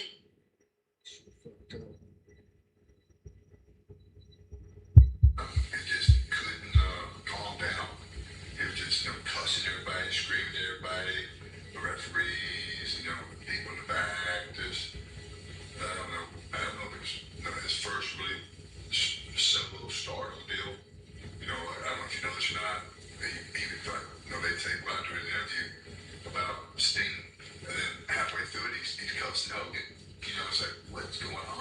Everybody look at each other and go. And I don't know what was his problem in the WWE, why he didn't last there, but I knew he wasn't going to last there either because you're not going to talk to people like that there for very long. Yeah. You know? Yeah. Was he, when you actually got in the ring with him, did he calm down, or was he still, He was just erratic, man. Just nervous. I don't know what. I think the pressure was too much for him. When they first gave his first singles match against Ric Flair, he bombed terribly. Oh, back in the day. Yeah. Okay, yeah. Absolutely. Okay. He never shook that. Never shook that. You know, and that's why I still say that Rick was the better of the two. You know, Rick had all the tools, in my opinion, to have been anything he could have wanted to be. He could have been the next Steve Austin. It's been documented by everybody involved that Rick Steiner was actually supposed to go over on Ric Flair at Starrcade '88 in under 5 minutes for the world title in somewhat of a squash with Dusty booking at the time, and Flair went above Dusty to Turner or Crockett and got it changed. Well, he did that to me too. Really? I was supposed to win the belt that night in Chicago at Halloween Havoc against Sting. Right. But that was probably my greatest night of wrestling, and I didn't even know the finish. What we were told is I was going to win, and how it was going to happen was we were going to do a match with it finished, throw him outside the ring, throw him through the back door, and as he's coming back through, he's going to work his deal with someone hit him in the head, walk into the ring, blow him up, 1, 2, 3, count the champ, okay? I've been told this now for 3 months, I did interviews for 3 months, I was going to be the next champ. Ric Flair came to me and said, "Sid, you shouldn't be saying that." That's what Ole said I'm going to do. You know, so I'm going to say what Ole tells me to say. And so I know that he was the one who went to the upper people and said, "Sid's not ready for this." You know, just to close out on the Rick Steiner deal, if Rick would have went over as planned, do you think he would have wound up becoming that big star that you think he could have been? I think he could have been. If, you know, for instance, if he had the right people in his ear saying, "Okay, Rick, to be the champ, to be the top single guy, you got to give." And that's, you know, I got in his ear like that a little bit at the end there. And I let him know then that, man, the only reason you haven't gotten to where you should be is because people are scared of it. I feel so much better now that I've gotten all this stress off my shoulders about the apartment complex. Most first I Hard to believe that I'm about to analyze 3 Little Pigs. Oh, This feels like a I'll trap. They won't let me if I play that.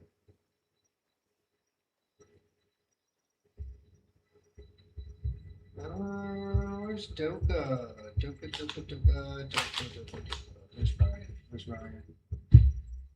Where's Doka?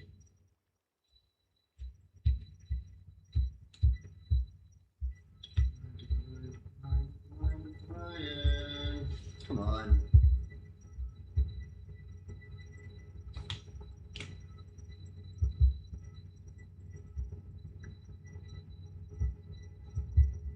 I just want to go to this page like I would normally be able to go to this page.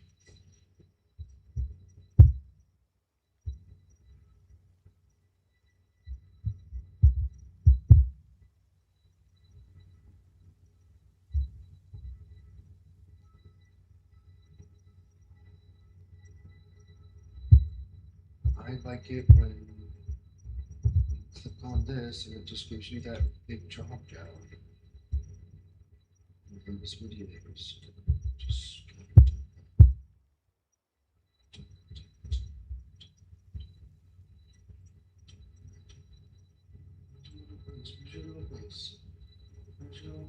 there he is. Boop.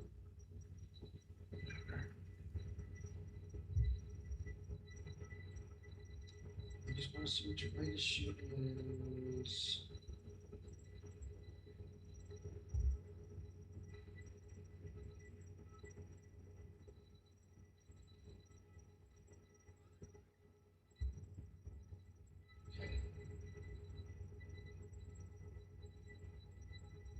Let's make an entire pot of coffee with Pepsi. Oh god. I never thought of doing that exactly.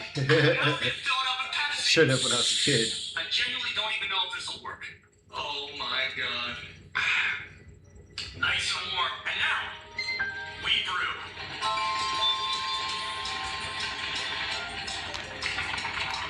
You would not believe how much it smells like Pepsi right now. Oh my god. It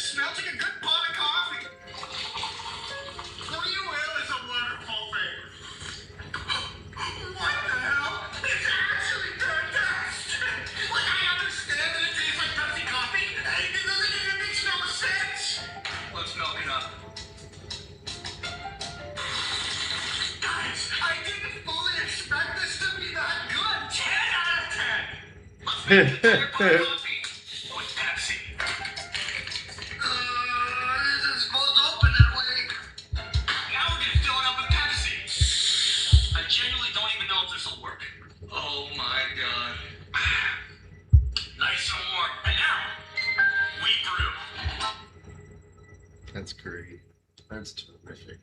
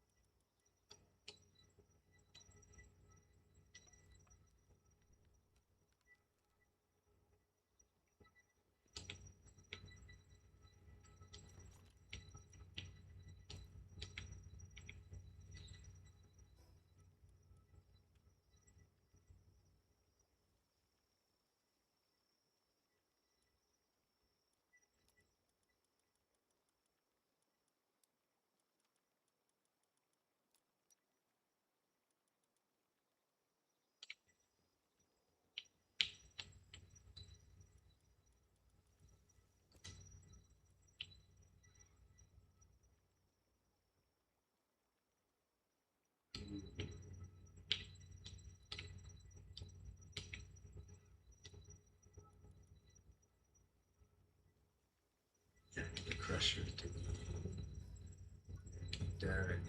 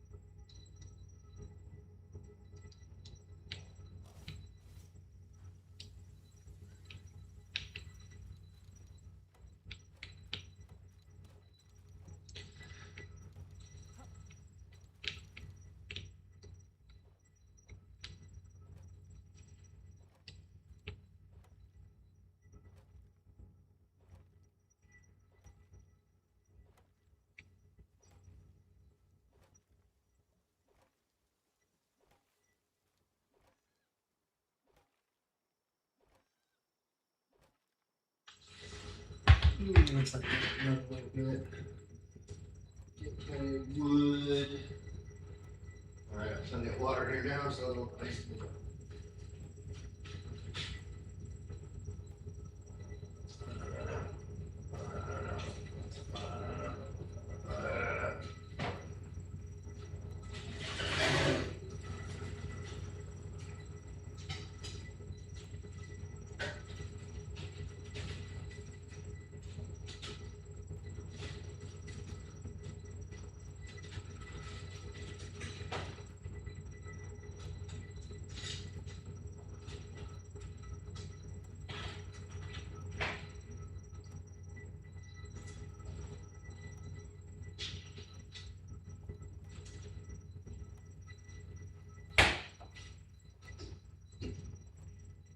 Oh, my back, my neck and my back.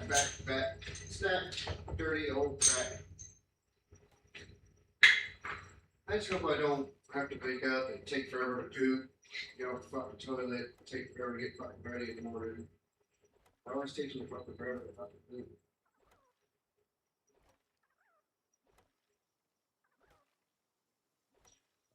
What did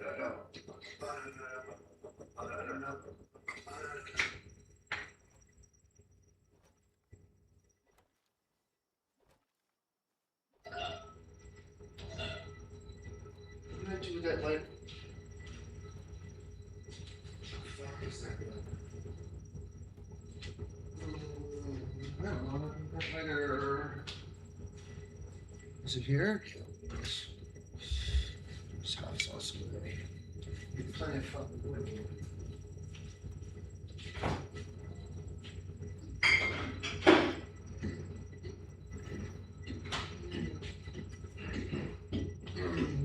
Let's turn this light off. Here's that light. Hi, baby. What are you doing, pretty boy? and pretty and precious. I love you so much. Mr. Leo. Well, I'm gonna lay back down just now.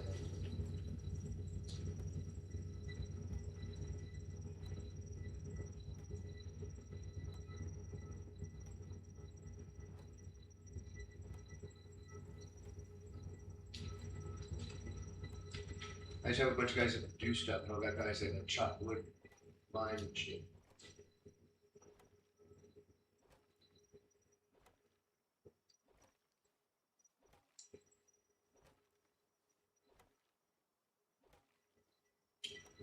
Big combats. Green fuckers. Oh, big green fuckers.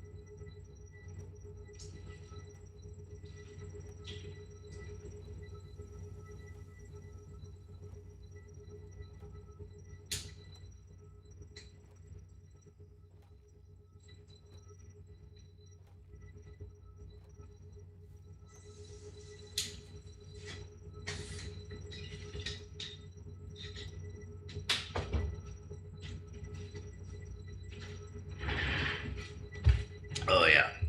I'm mixing Stro 80 and Shinar into a shot. I have no idea what this is gonna taste like.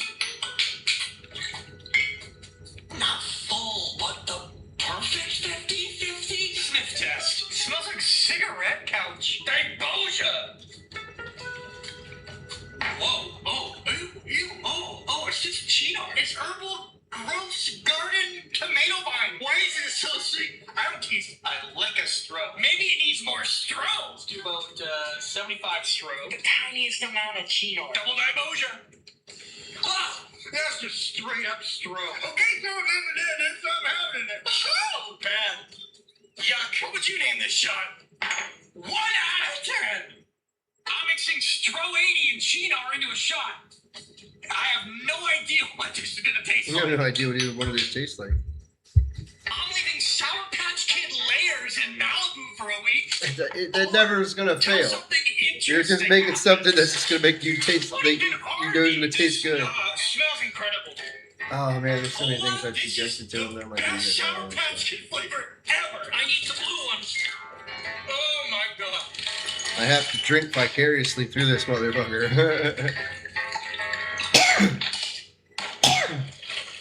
And now we wait. Well, it's been a week, and what the fuck? Those are some fat kids.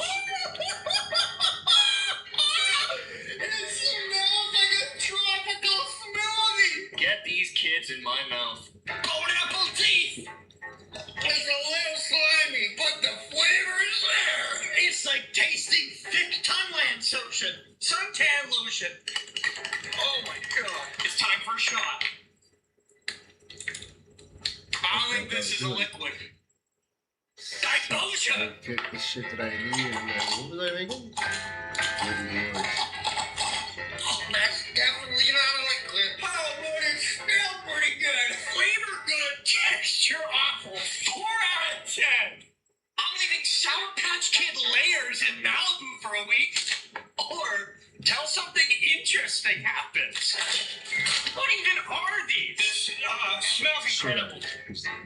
Hola, this is the best Sour Patch Kid flavor ever. I need the blue one. Oh my god. It's time for a shot. I think this is a liquid. None of this is a liquid. Bullshit.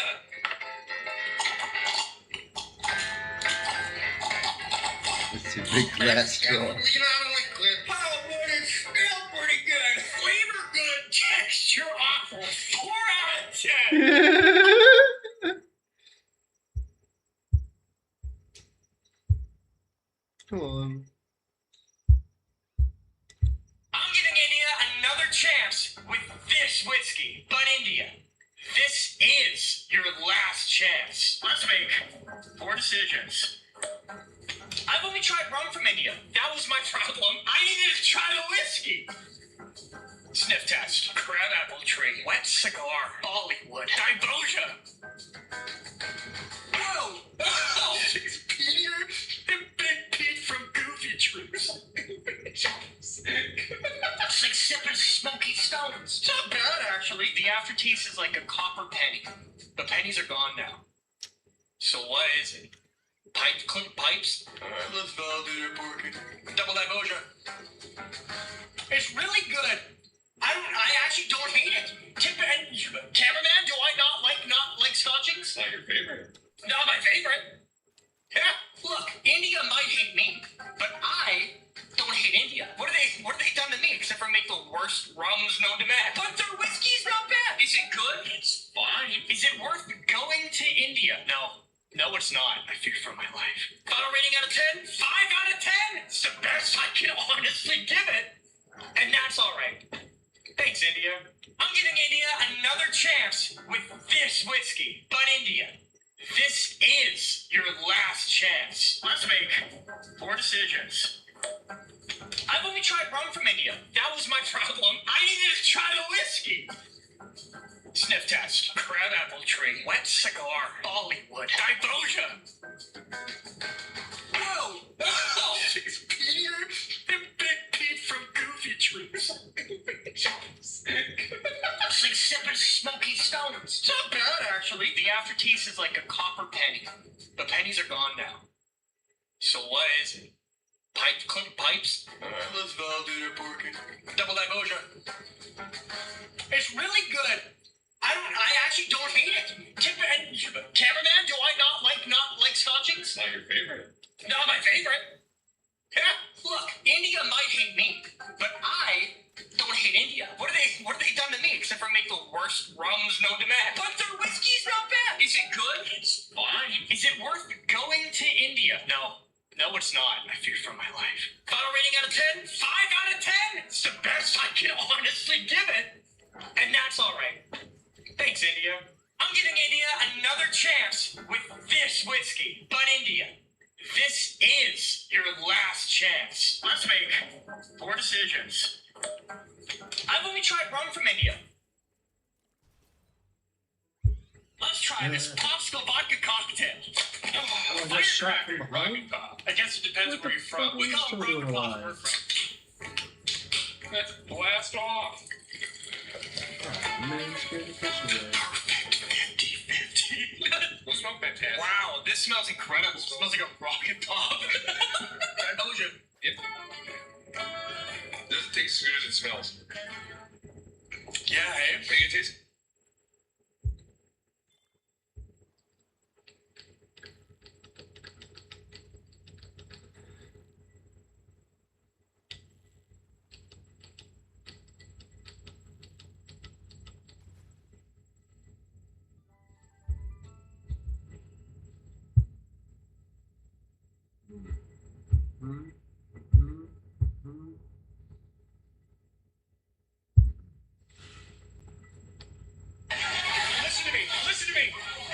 Listen to me. Why are you all in such a hurry to buy this?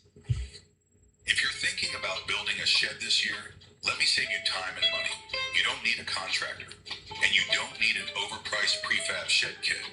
In just 2 days, with basic tools and the right shed plans, you can build a solid, professional-looking shed yourself. It's not about experience. The #1 one thing trying to take over. It is Israel.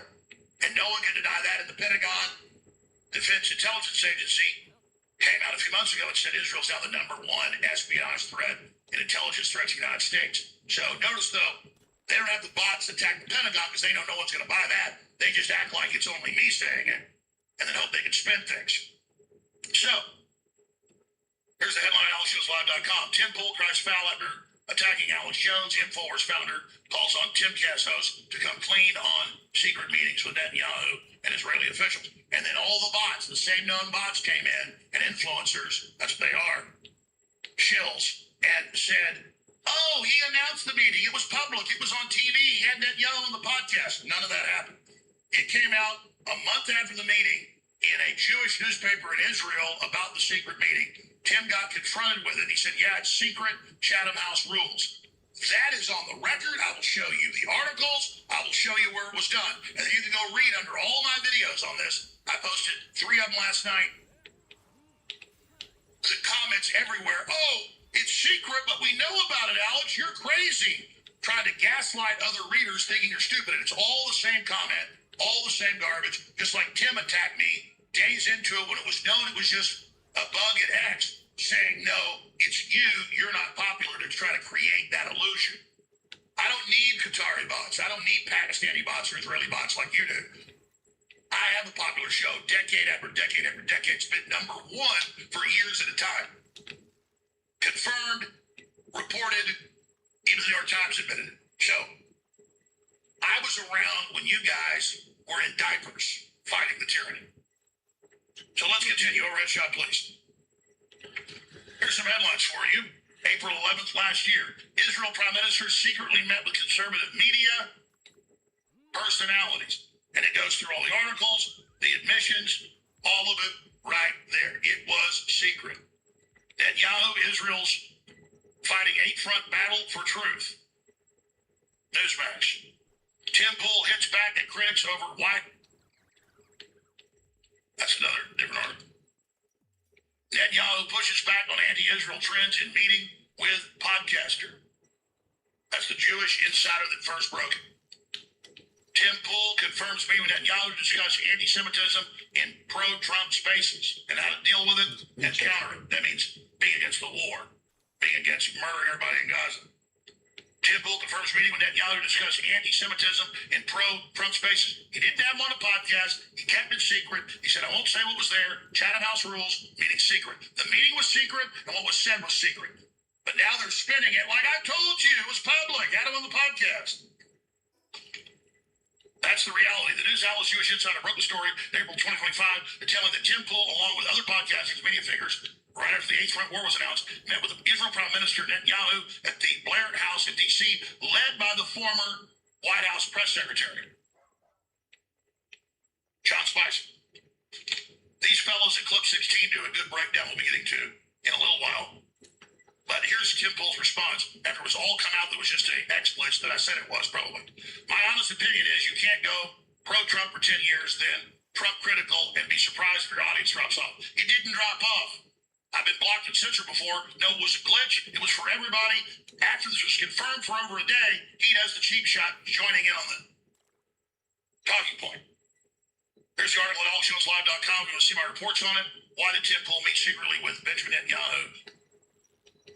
And has he received money from Israel or any other subsidiaries?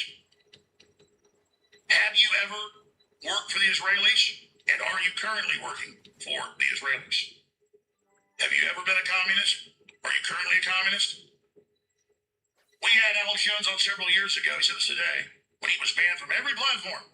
Yeah, because you could monetize it. YouTube deleted the episode on some BS reason, so I called Michael Malice immediately and said, we're doing the show again. Yeah, good for you. Alex got the call. That's the simple explanation. The call. The call is known to be getting the Israeli call. But he spins it around. Who did I get a call from there, buddy? The Easter Bunny? Said, I got a call from who? Benjamin Netanyahu, like you?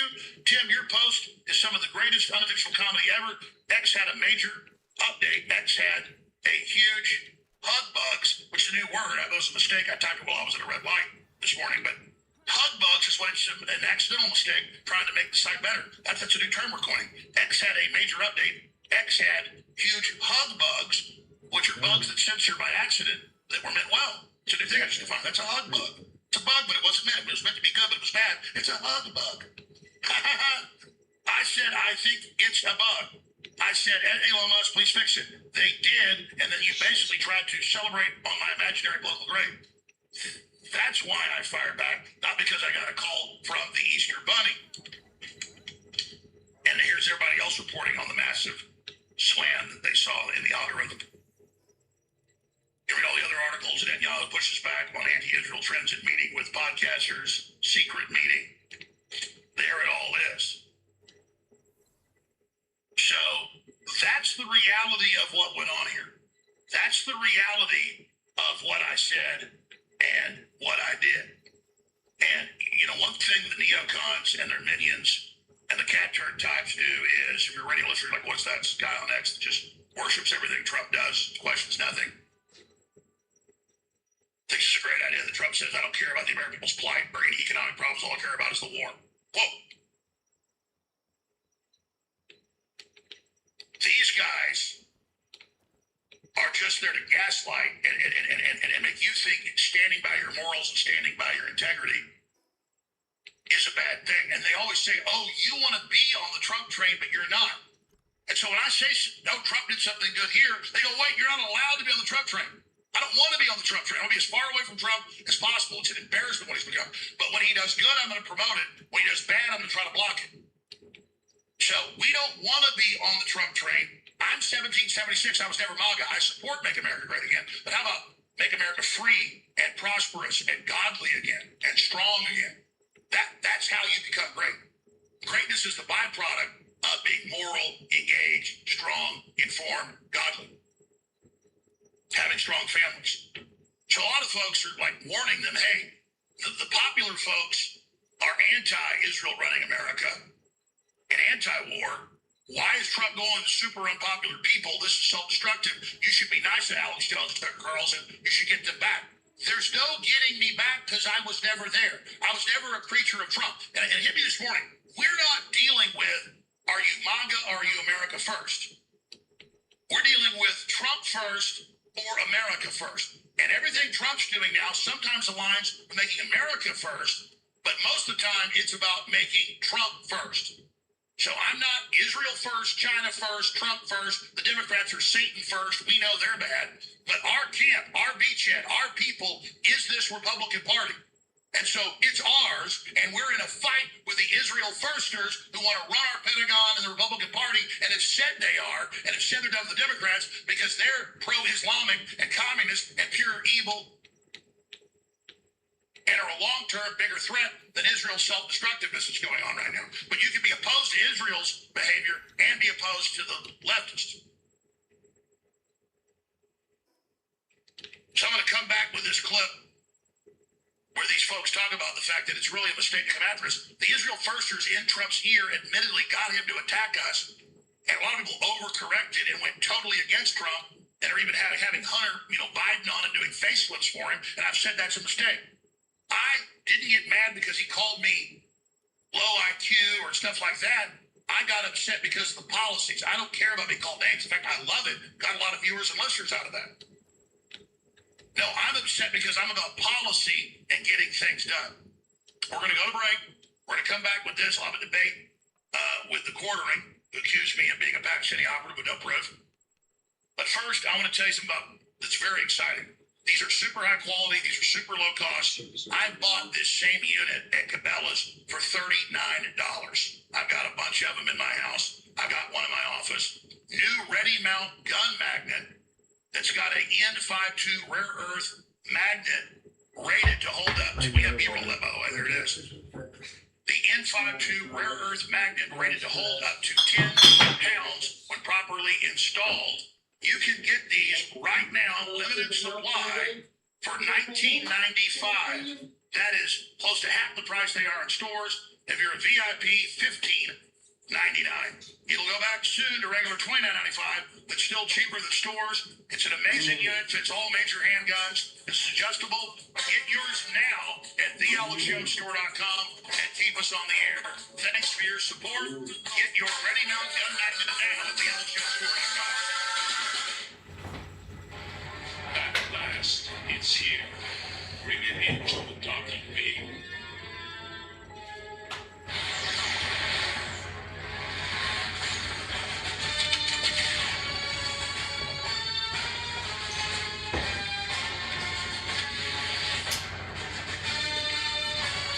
Stab that hole in my cheek at once.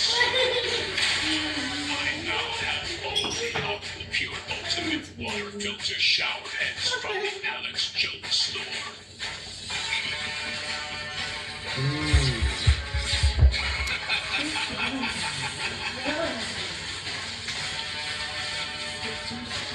There's something about this water I feel kind of funny.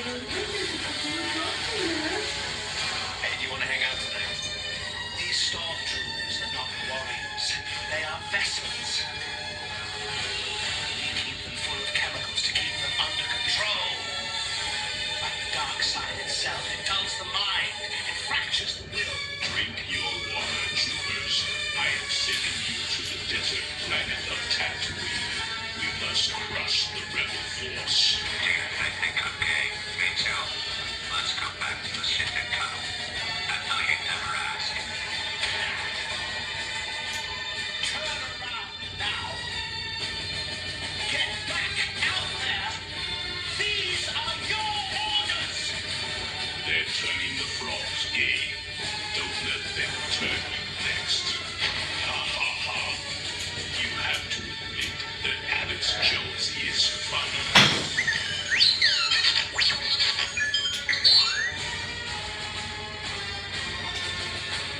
AlexJonesLive.com. Share the link. Spread the word. Days, weeks, and even years ahead of the news cycle. AlexJonesLive.com is tomorrow's news today. Someone was planning to raid against your base, all right.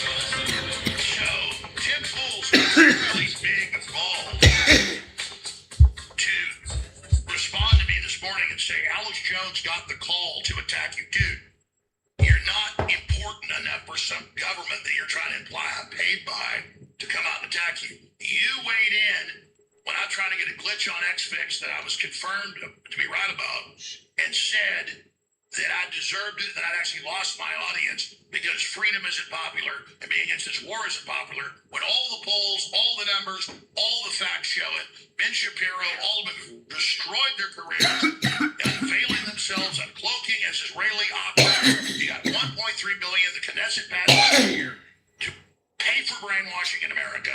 You have the Israelis trying to take over the NDAA, the Defense Authorization Act. You've got them primarying people and bragging about it. And you have the Jewish Insider last year about the secret meeting. And then Tim Pool gets asked about it. And Netanyahu talks about it. And they admit that Netanyahu called and asked him to be there specifically because he was going to expose Qatari agents over at Shot Place. He was going to expose the Qatari agents with no proof. And the guy I got coming on next from the court, he said in a post, no, it's because your Pakistani bots were asleep. And he'll say it's a joke, but it's not. I have never taken any foreign government money. I've never taken money from the Israelis, the Republican Party, Democrat Party, anybody. Back when I had YouTube, right before they banned me, it was crazy because we're number one, millions of views, every month or so. And boom, 20,000 spent by 5,000 by the Marines. I was like, this is cool. There were news articles. What are the Marines and Air Force doing? So yeah, the U.S. government, without me asking, because I was wide open on advertising, I had the thing where I was selected. I That's the only government ever put any money into me that I know of, magically through some circuitous route maybe. Remember when they had a Russian company bought part of a file sharing site where you give them your files, they give you your files, you upload them, and the Tim Pool that came out was getting some Russian money. When he came out and said, I didn't know I was getting Russian money, I believed him because I know how that stuff works. I never did one of those type contracts because I knew that kind of stuff was involved. So I never got money from the Russians like Tim Pool. I never got money from the Israelis. I got money from the Air Force and Marines. And it became a big national scandal. You can look it up. Oh, God, the left's like, look, what's he doing? Any money? We had giant viewership on YouTube, and we had a huge audience of young males. That's their target influencers. What's going on? So that's where we are. That's the reality. So I'm going to tell you, Tim, you got big old huevos rancheros there, pal. Saying, I got a call. Who did I get a call from, pal? Because I didn't meet in secret. I didn't meet in secret with Netanyahu. Hi, buddy. What you doing, Bunker Bear? No, I didn't. What you doing, I showed you the headlines. Met in secret. Oh, he said, Alex got the call. That's the simple explanation.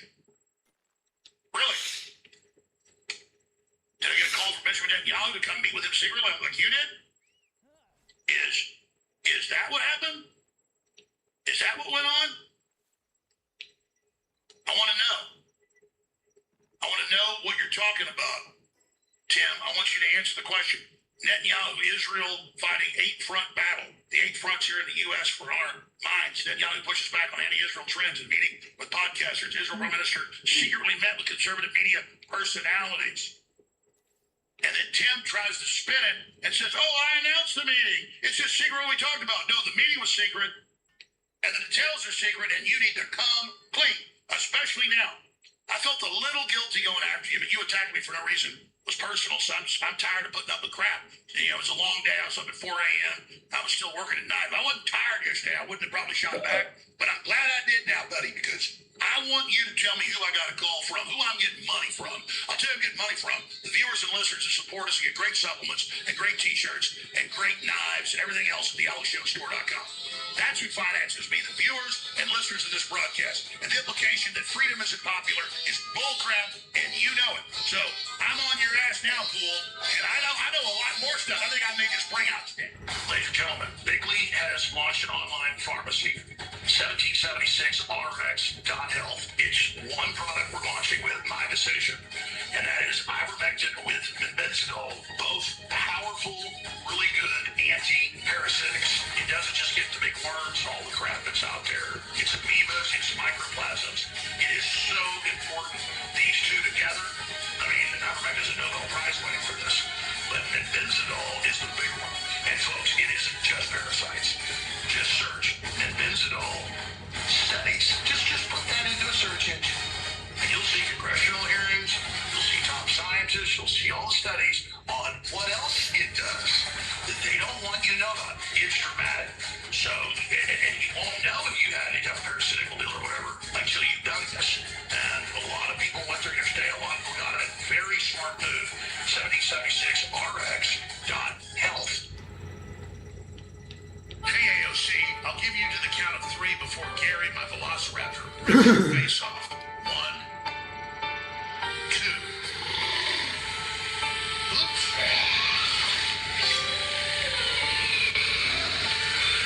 Goblin Force.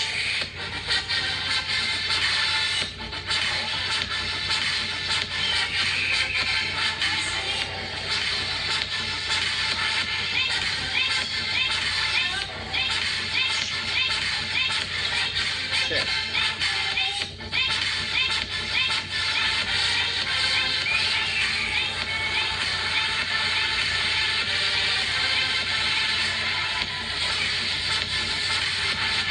Fly, Blackie, fly.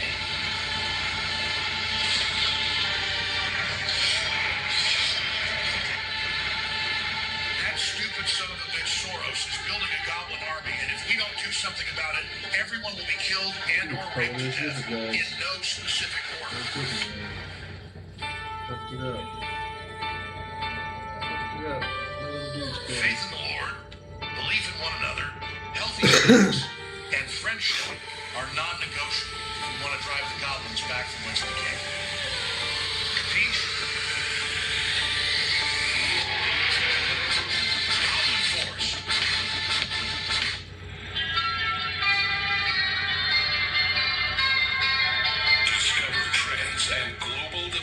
events years before they happen, right here on The Alex Jones Show. Well, I've challenged Andrew Wilson to debate me in the last week. He won't even return the call back to my producer, but he calls my son up asking what's going on because he knows him. I guarantee you, and I'm challenging right now, Tim Pool to come on and debate me. If there's no money involved, he obviously won't do it. If there is some money, he can't control himself. I'm sure he will. He thinks there's like a nickel or something involved. But Jeremy from the Quartering will come on and debate me. And I like Jeremy, been on his show off and on for years. And I appreciate him coming on. But I think the main thing he does is hides behind that he's just crap posting or it's just a joke. But he said maybe the Pakistani bots are asleep when I was talking about the big live streaming glitch on X. It was confirmed to be a glitch that they fixed by Monday morning. Alex is a daily viewer. I personally tuned out since you've been on this shoes kill Charlie Kirk nonsense. I'll tune back in when you come back to your senses. Well, again, they're all playing on that glitch with me pointing it out that was affecting all live streamers, saying you're not popular. No, it's the war. It's the economy in deep trouble. It's Israel trying to take control of our Congress and they're trying to run our foreign policy. That's what's unpopular. I don't want my main issue to be Israel. I'm all over the Muslims. I'm not in the Red-Green Alliance. But Israel is bragging that its primary people in Congress is bragging that Netanyahu wrote the subsection of the NDAA 219 that literally merges them with our military.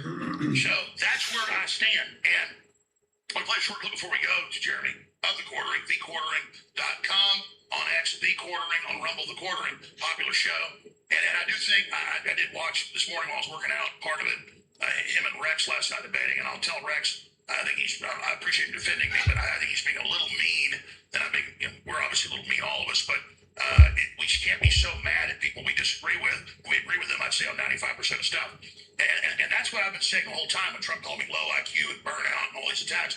That doesn't make me mad. It makes me mad that he's siding with never Trumpers, with almost no viewers now, like Ben Shapiro, and it's going to make us lose the midterms. And the war is literally cutting off energy and the fertilizer. And now J.P. Morgan and others say we're going to have a global food crisis and mass migrant floods. I just think multi-level stages in, it's kind of a curse, I guess. It's how I think. Talk about 3D chess. We're doing it here. That's how we predict tomorrow's mistake. But here's some reporters breaking down the fact that it's very destructive to have the Israel First lobby come in, become Trump's brain, and attack everybody that questioned the war. A lot of them got emotional and did overcorrect, and basically have become Democrat apologists at some levels in all this. But I'm not those people, and I'm not mad at them.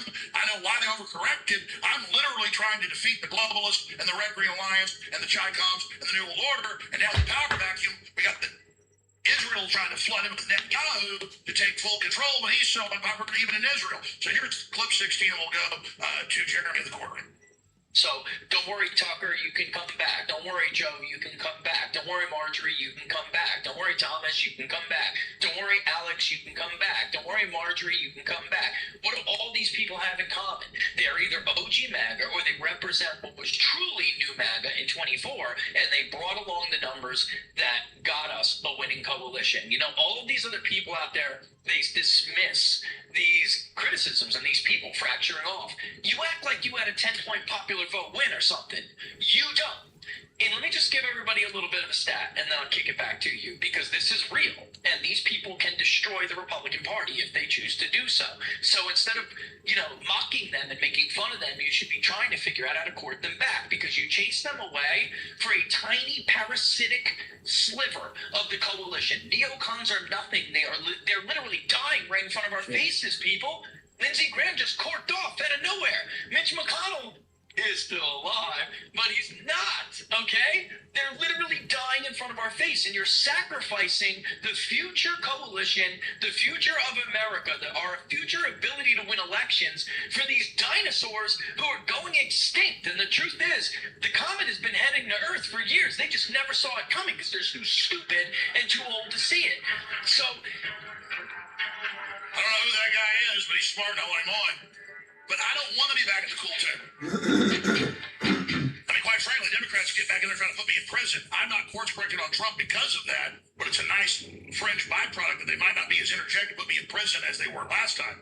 But they will, because I'm going to come after them. I'm not going to do softball interviews with Hunter Biden. So, bringing in Jeremy of The Quartering, popular YouTube and Rumble commentator with millions of subscribers and owner of the coffee brand, Coffee quartering.com and a political coffee company seeking just to get people great coffee. So I'm plugging for you. The quartering.com. I like his show. I like his clips. Though, if he's not taking Israeli money and not meeting with the Prime Minister of Israel secretly, and I'm not saying he certainly is regurgitating the points, or maybe he just agrees with them. So, Jeremy, good to have you on with us.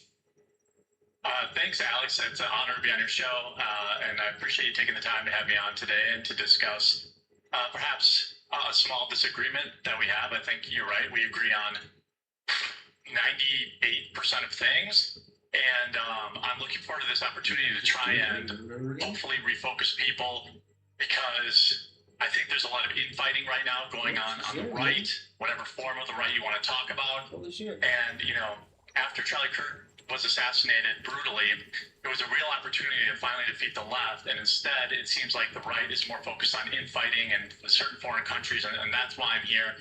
I want to try to hopefully realign together before a complete disaster with the midterms and then the 2028 election. I agree with that. And, early on, because the trannies were saying they were going to kill him and they celebrated, and George Zinn jumped up and, diverted and all that, and a bunch of them turned around instantly cheering. They knew. I was like, no, I don't think it's Israel, and I still can't prove that. That's the majority of people, I think that. And then I get called an Israeli operative for saying, come on, let's look at everything here. But then I learned about Kash Patel killing investigation into foreign involvement from other sources later, directly from Joe Kent, the head of counterterrorism, and then just everything else. I don't know what happened. I just don't buy the story. And I even told TPUSA highest levels early on, I said, have you asked Kash Patel about the 10 posts in the 3 days before in the town saying he'll be dead when he comes here? And then they celebrated it, and he said, yeah, we think they might have known, but we can't convict them, so we're not going to go after them. Well, there's the proof. So why did Kash Patel do that? So I'm in the middle here, not on purpose. I'm usually decisive, but this is such a quagmire, such chaos, that I've criticized a lot of the stuff Candace has said, Egyptian planes and Fort Huachuca, and I get called, but then I've also criticized people saying, well, no, it's all open and shut when there's a lot of problems. So that's where I'm at. Well, I think where I'm coming from, and obviously the bot conversation was not about you. The comment was not about you specifically, and sometimes that gets lost in translation on places like X. It's about anything, Israel bad seems to be heavily bought on X. I have no evidence of that, but that's a... Oh, there's definitely forces pushing the The Russians are, the Chinese are. Qatar spends $40 billion a year on propaganda. That's going on. So yeah, definitely the anti-Israel stuff does get pushed. Well, my concern is that it's being pushed to do exactly this. Now, I find this opportunity, which I'm very grateful for, as a blessing, because it's my hope that maybe we can work together to point out the fact that there very clearly is a concerted effort to divide the right. Now, you've gone from a staunch Trump supporter to somebody who's been critical of him, and I think many of the criticisms you've laid at the Trump administration's feet is valid. I don't support Trump attacking you, calling you low IQ or whatever stupid personal attacks he gave out, and you're right to be mad about that. But I'm concerned that you're getting a little, when you tweeted, I believe Israel was involved, has that changed? Do you still believe that Israel was involved? Because I think that is the core wedge issue on the right now, when we should be focusing on the left, who is laying back and continues to be demonic and continues to want us dead. And they are just gathering power across this country. We see Muslims winning elections in Michigan. Texas is being overrun by Muslims. You guys are having more Islamic foot washing stations in there. People aren't talking about that. They're talking about, whether or not the Jews killed Charlie Kirk. I am talking about Islamic. I am talking about Islamic foot washing stations and the giant Islamic invasion. You are of Spain. Yeah. And then when I do, people go, "Why aren't you just attacking Israel?" I cover China. I cover Israel. I cover the UK trying to pass internet ID laws in the US. I'm against any foreign group manipulating our country. Me too. But I think when you say stuff like people are mad at me when I say this, it makes me concerned that you're worried about what people think, and that's not the old Alex Jones I know. I think you were on the right path when you were debunking a lot of this crazy conspiracy theories. There's zero evidence connecting Israel. Look, I'm sure they've done a lot of bad stuff. I'm not a pro-Israel guy. I think we're both the same here. I'm America first, America only. I don't care about Israel. I don't care about Qatar. I don't care about Germany. I care about American citizens in America, just like those people in Israel, Qatar, and Germany would care about their own citizens. But I have a problem. I have a real concern with people getting sucked in to what I believe is a concerted effort to divide the right. And I feel like some people are getting sucked into it because they see all the interaction and they see how popular this stuff is on X. And so they think, well, maybe I'm wrong. They gaslight themselves because, the bot army, I mean, who benefits from dividing the right now? And that's what we should really be asking ourselves, not whether or not Candace Owens' absurd lies about Tyler Robinson are true or not. She should be ignored completely because she is clearly driven to destroy the right and perpetrating her narrative, which is, of course, exclusively, anybody who's looking at this honestly, is that Israel killed Charlie Kirk. She's had a bunch of offshoots from that, but that is the core tenet of what she is claiming, and that is why I believe it's also artificially inflated on multiple places. Okay, well, I'm just being honest when I point out. We'll get to Hassan Parker in a moment. Frothing communists, Islamicists. But I just call the balls and strikes. So when you say people get pissed off at me at one thing or the other, I don't care, but I do mention what people are saying because I'm into what the population thinks. So any implication that I go to what pressure is the opposite. I neurotically do whatever I believe is real. So my brain doesn't ever think about pulling back from pressure. In fact, I tend to go into pressure. But that said, people go, well, what's up? You expose Israel financing all this propaganda in America, and you expose the other. Which side are you on? I'm on the side of being aware of this. So yeah, it's known that Qatar spends all this money. It's known these other people do. But so does Israel, is my point. And then you got Tim Pool saying, Alex must have gotten the call. Well, I'm wondering, he needs a name from who? Because I didn't get a call, as Tim admits, from Netanyahu to meet secretly with him. And then when it came out, Tim said, yeah, I did meet, but it's secret what we said, Chatham House rules. So nobody's got me meeting with people secret. No one can find it. If they ever do, it's AI. It's not real. I am funded by the listeners.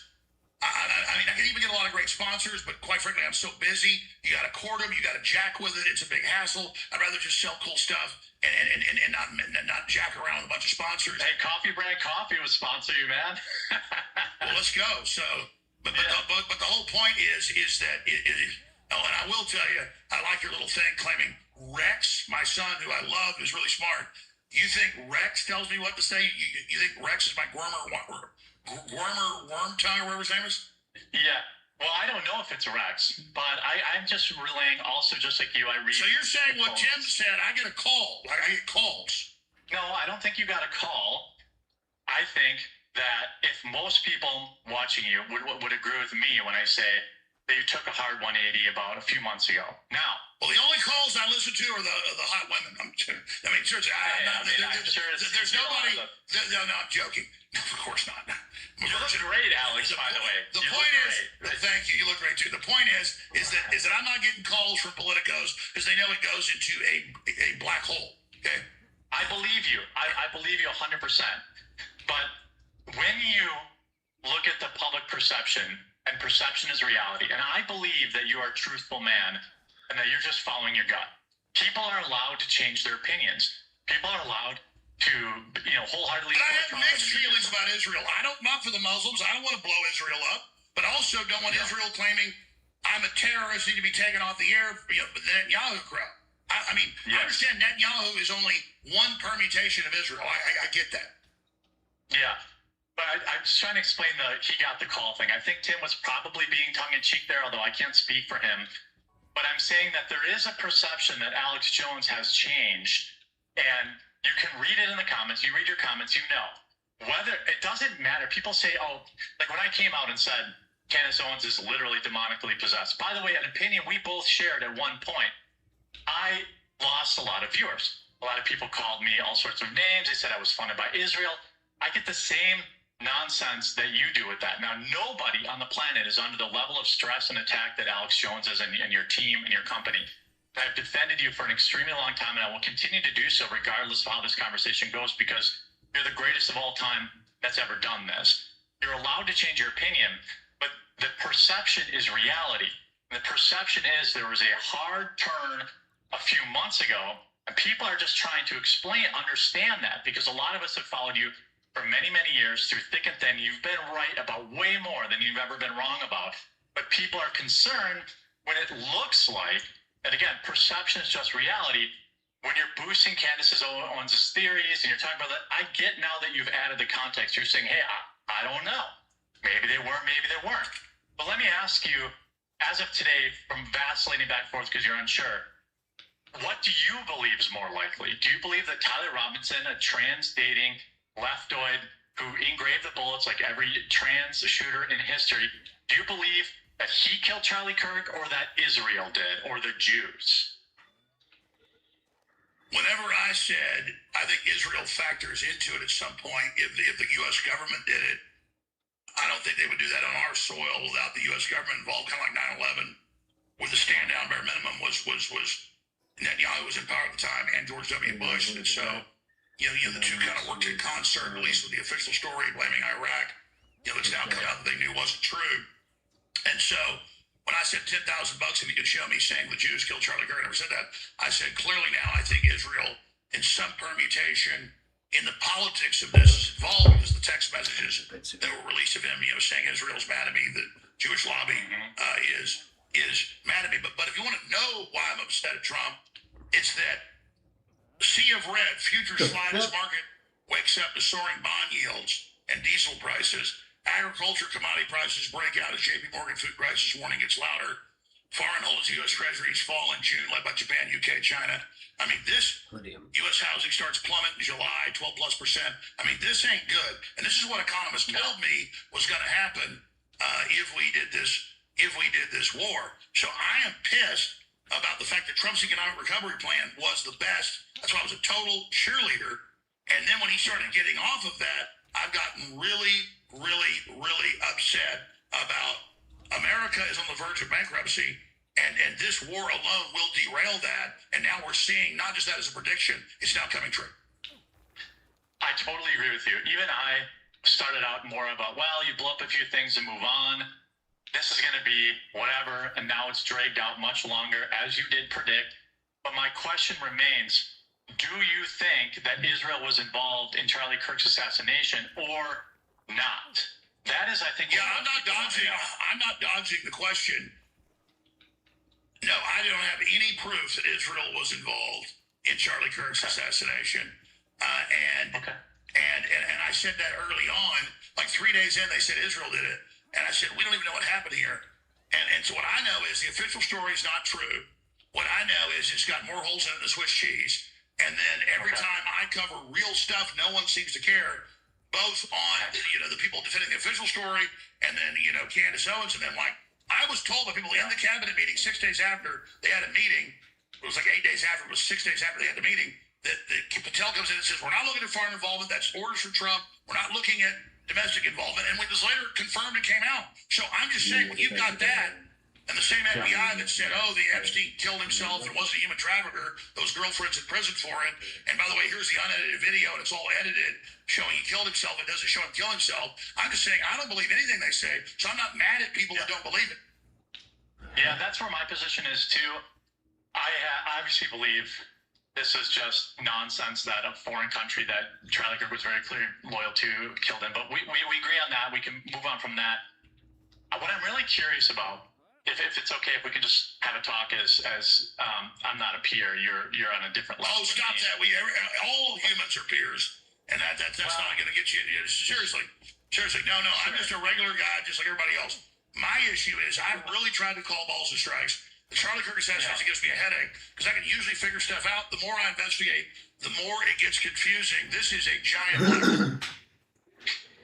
Yeah, I mean, I think there are questions about the case that I hope will be answered at the actual trial. I myself did not believe we'd ever even get to the pre-trial. I thought something would magically happen to him while he was in prison and we would never get answers. Yeah, and to me, I want to get your opinion. I know you've shared it before, but I'm curious. So you're a Christian man. You go to church. Just like I do, I've only recently found God back in, when Charlie Kirk was assassinated. I started going back to church and I haven't stopped since. In December, everybody was in agreement about this. What do you make of the larger picture of dividing the right? In my opinion, TPOSA, a Christian organization, Erica Kirk, a blameless victim in a horrific murder of her husband and the father of her children. What do you make of the people profiteering off of that, spreading things they know are not true? What do you think they're motivated by? Is it just clicks, or is it a genuine effort to divide the right? So when you say you're... Yeah, let me be 100% clear. No, I hear you. Let me be 100% clear. There's propaganda from all angles. Erica Kirk, a week after he dies, in black hot leather pants with fireworks shooting off. Terrible look. I called them and told their head PR guy, this is a really bad idea. I said, what are you doing? There's no doubt TPUSA did a great job getting the young voters registered to vote Republican. There's no doubt the Democrats are having everybody on and boosting this, and Google is boosting it. And look, I'm still banned on YouTube. Nothing against Candace. She is not just on YouTube. She is boosted. So just because that's all, no. Just because I say all that on air, just because that's true doesn't mean I ignore all this. Is the left using this? And Trump and the FBI covering up what really happened? Yeah, but they're the ones that covered it up, that opened the door for this. I told TPUSA, come out and go after the accomplices. Go out and talk about the FBI cover-up. I told them this days after. I predicted all of this. I said this will bring down TPUSA, and they did not listen to me. We'll be right back. Do you want to try some? Yes, absolutely. All right, we'll send you some ethylene blue, and if you guys want to get it, you can get it from thealexjonesstore.com. I invented 2 proprietary products. Gavin, I'm a business owner, something formulator, Power Plant and Methyl Drive. You guys got to get them right now.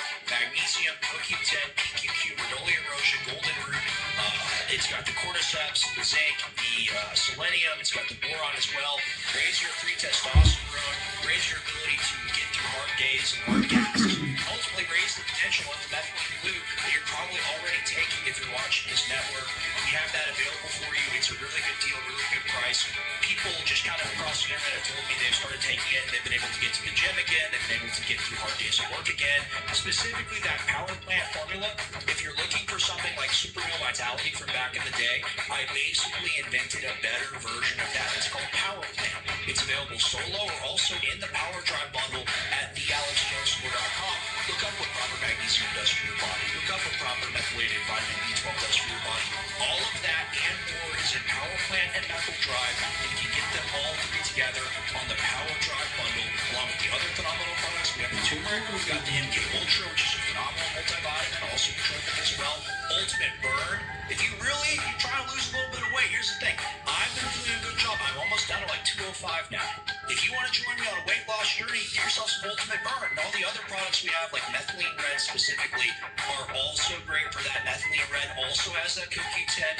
Get the turmeric, get the blue, get the gummies, get the colostrum. My grandma is not capping on job for real. It really helped her with her hair if you want it. You got the T3 trifecta iodine, absolutely staple of the old network. You got the Ultimate Sea Moss, Ultimate Turmeric, the bovine beef tallow. It's got the methylene blue inside the tallow. Incredible antioxidant, methylene blue. I already went over it, tried to Gavin a little bit. We've got the Zeolite, incredible for heavy metal support, dechelation, stuff like that. The Shilajit complex, we've got smelling salts, Ultimate Life Force, which is absolutely incredible. It's got the nattokinase in there. It's got things theoretically to attenuate certain anecdotal things with the spike protein. Make a health claim there. Talk to your doctor. It's just a top-rated formula for a reason. Ultimate CMOS gummies and another form, the creatine, the Ultimate Power. We've got tons of sales on the different forms and flavors of the Ultimate Power pre-workout. We've got the NAD. We've got the Methyl Drive. We've got the MK Ultra. We've got Optimal Human. I got drink mixes for you. I got powders. I got energy gum. This is what you need. We have an electrolyte powder. It is so important in the summer months to get proper electrolyte support. And if you look at a lot of these blends on the grocery store shelf, they are pure garbage. Get yourself some Optimal Human. Get yourself some beef tallow. Get yourself some Atomic Defense. All of that and more is available at thealexjonesstore.com. I did not even mention the water filtration, shower filtration that we have, the Patriot apparel that we have, the collectible coins, memorabilia that we have. Literally everything that you could ever want theoretically or practically to support this operation, you can get at thealexjonesstore.com. This is what makes us different. Other people do a show so they can sell a product. We sell the best products in the world so that we can do the best show in the world. That's what makes this operation completely different. Completely viewer, listener, supported, funded, owned by you at home when you decide, when you choose to make the decision to support us and get the phenomenal products at thealexjonesstore.com. I'm telling you again, the Power Drive bundle, Methyl Drive, Power Plant, Methylene Blue, that is like the trifecta.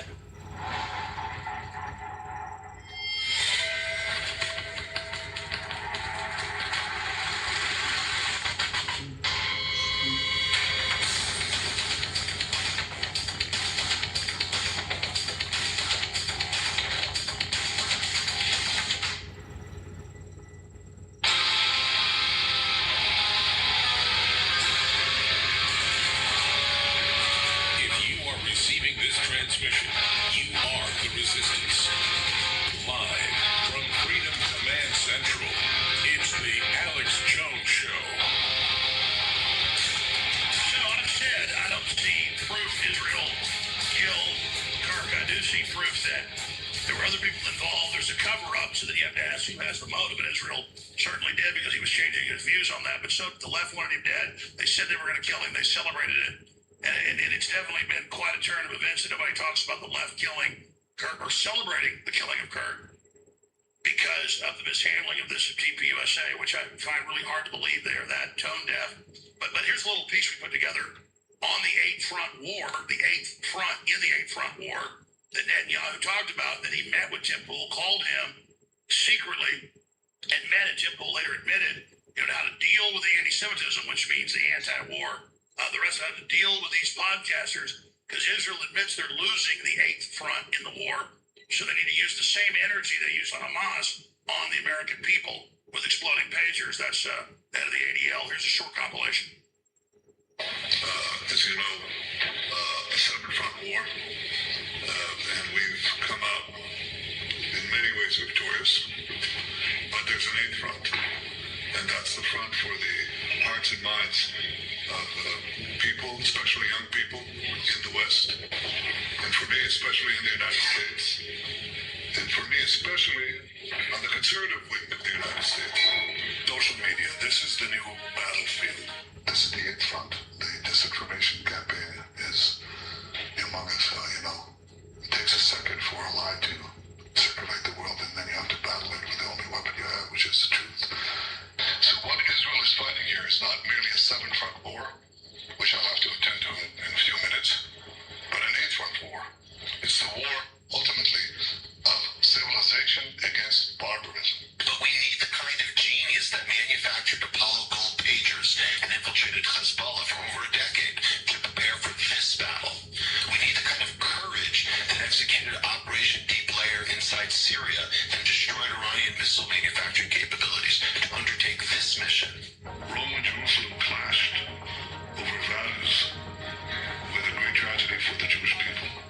But the new Rome, the United States, We monitor them online, social media, messaging apps, video games, cryptocurrency, podcasts, short-form video, Wikipedia, LLM. We monitor these people and we share the intelligence with the FBI. and I think it's not just Israel's battle. I think it's our common Judeo-Christian civilization's battle. And I think we have to engage in that battle as forcefully, with as much resolution as we engage the other 7 fronts.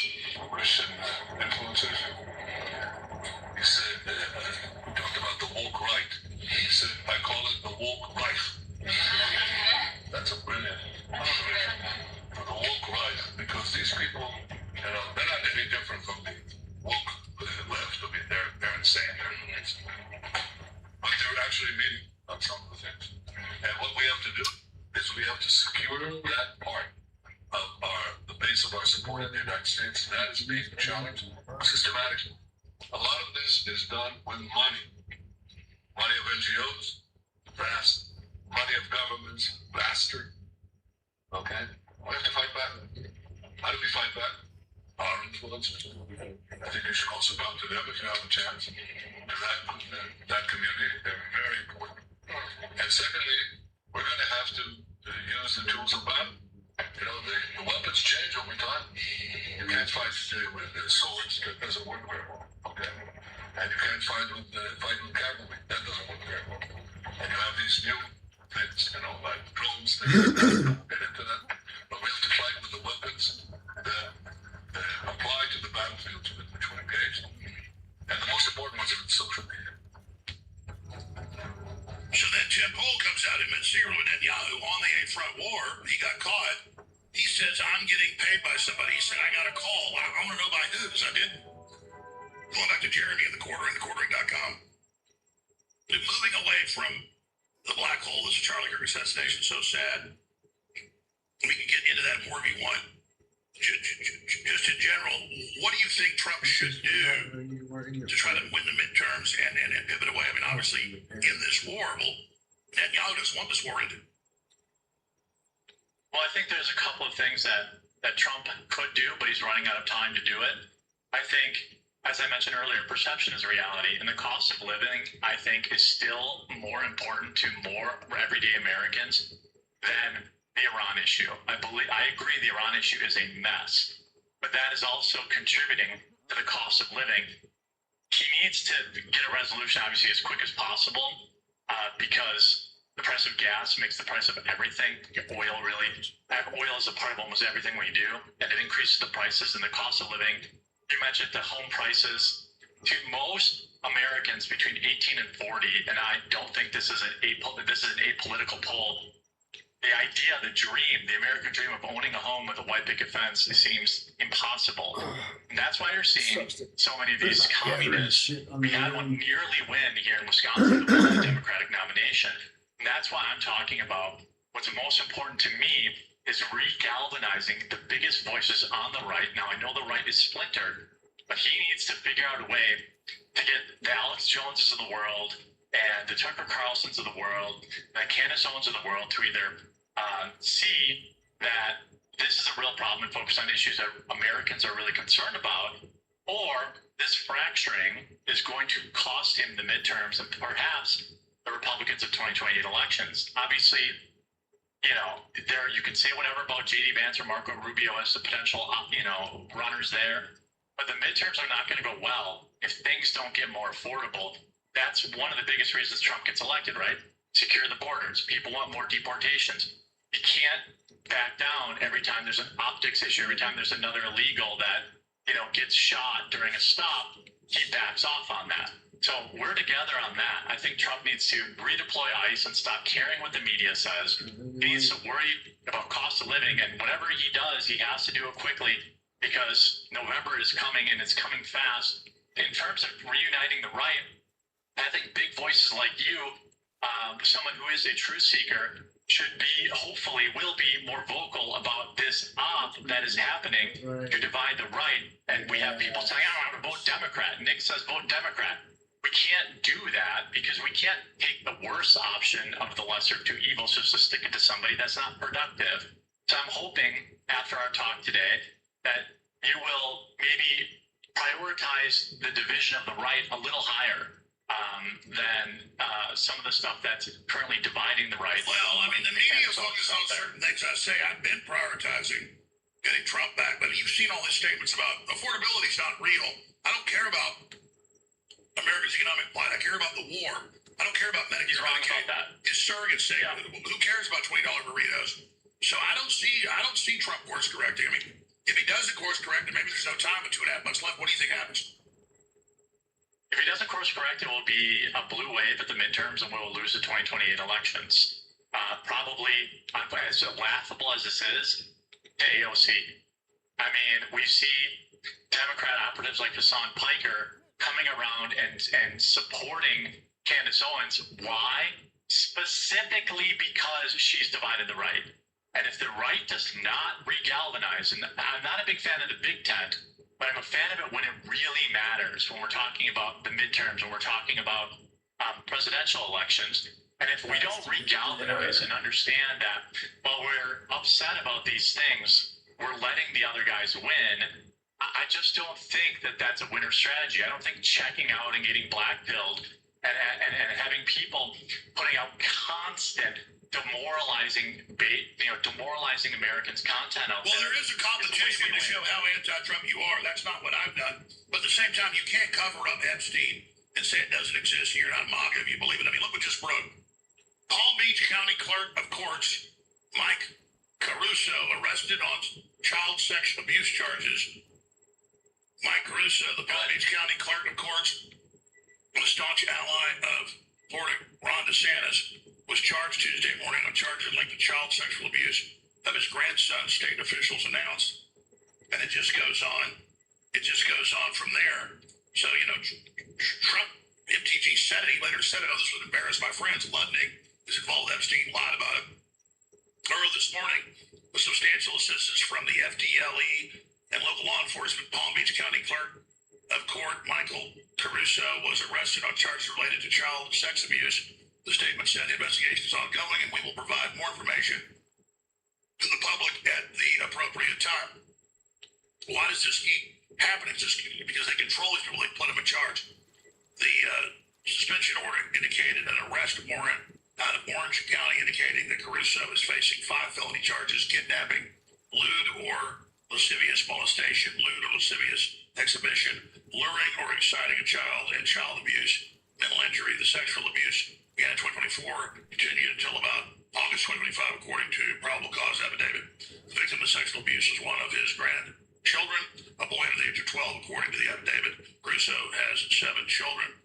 I mean, this is just unbelievable. But it's just par for the course. And I wonder if Trump will tell us that you're not MAGA if you think this exists. What do you think? Well, I certainly think that there's nobody who's been more on the forefront of exposing these creeps on both sides of the aisle in power than you, Alex. And I think the answer to that is that we push for the prosecution, we cheer for the prosecution of creeps, we celebrate it, but we don't let it distract us from the fact that we're about to lose the country to people who want to put us in camps, to people who want us dead. I think you can hold 2 ideas, one in each hand. One that says, I'm not happy with the way things are going right now. We haven't really drained the swamp, and Trump's had 2 terms to do it, and he hasn't really done it. But there's a pragmatic side, Alex, that I believe people are missing, and that is by withholding your vote or, voting Democrat. People have already forgot just how bad 2020 to 2024 was. Most people forgot the lockdowns. Who did that? Democrats locked us down. And so this is the likes of Candace Owens and Tucker Carlson, in my opinion, and anybody amplifying their views, which is why I criticize you about amplifying their views, because I think they are, and Marjorie Taylor Greene's another one, I think these people went from diehard MAGA to suddenly America bad, I'm going to start a third party. It all seems that you're the master of this. Put the pieces together. These people are working together to divide America. Trump is far from perfect. In fact, his second term has been largely a disappointment, in my opinion. But the answer is not to support the Democrats, because look at what Hassan Piker, who wants us all dead in the streets, is saying. I love Candace Owens because why? She's dividing the right. And what my goal is to reunite the right and galvanize ourselves, win the election, but then continue to try to hold people accountable. The Jeffrey Files release was an absolute debacle. We both agree on that. I happen to think there is no chance Trump is in them. They would have released it while Obama was president.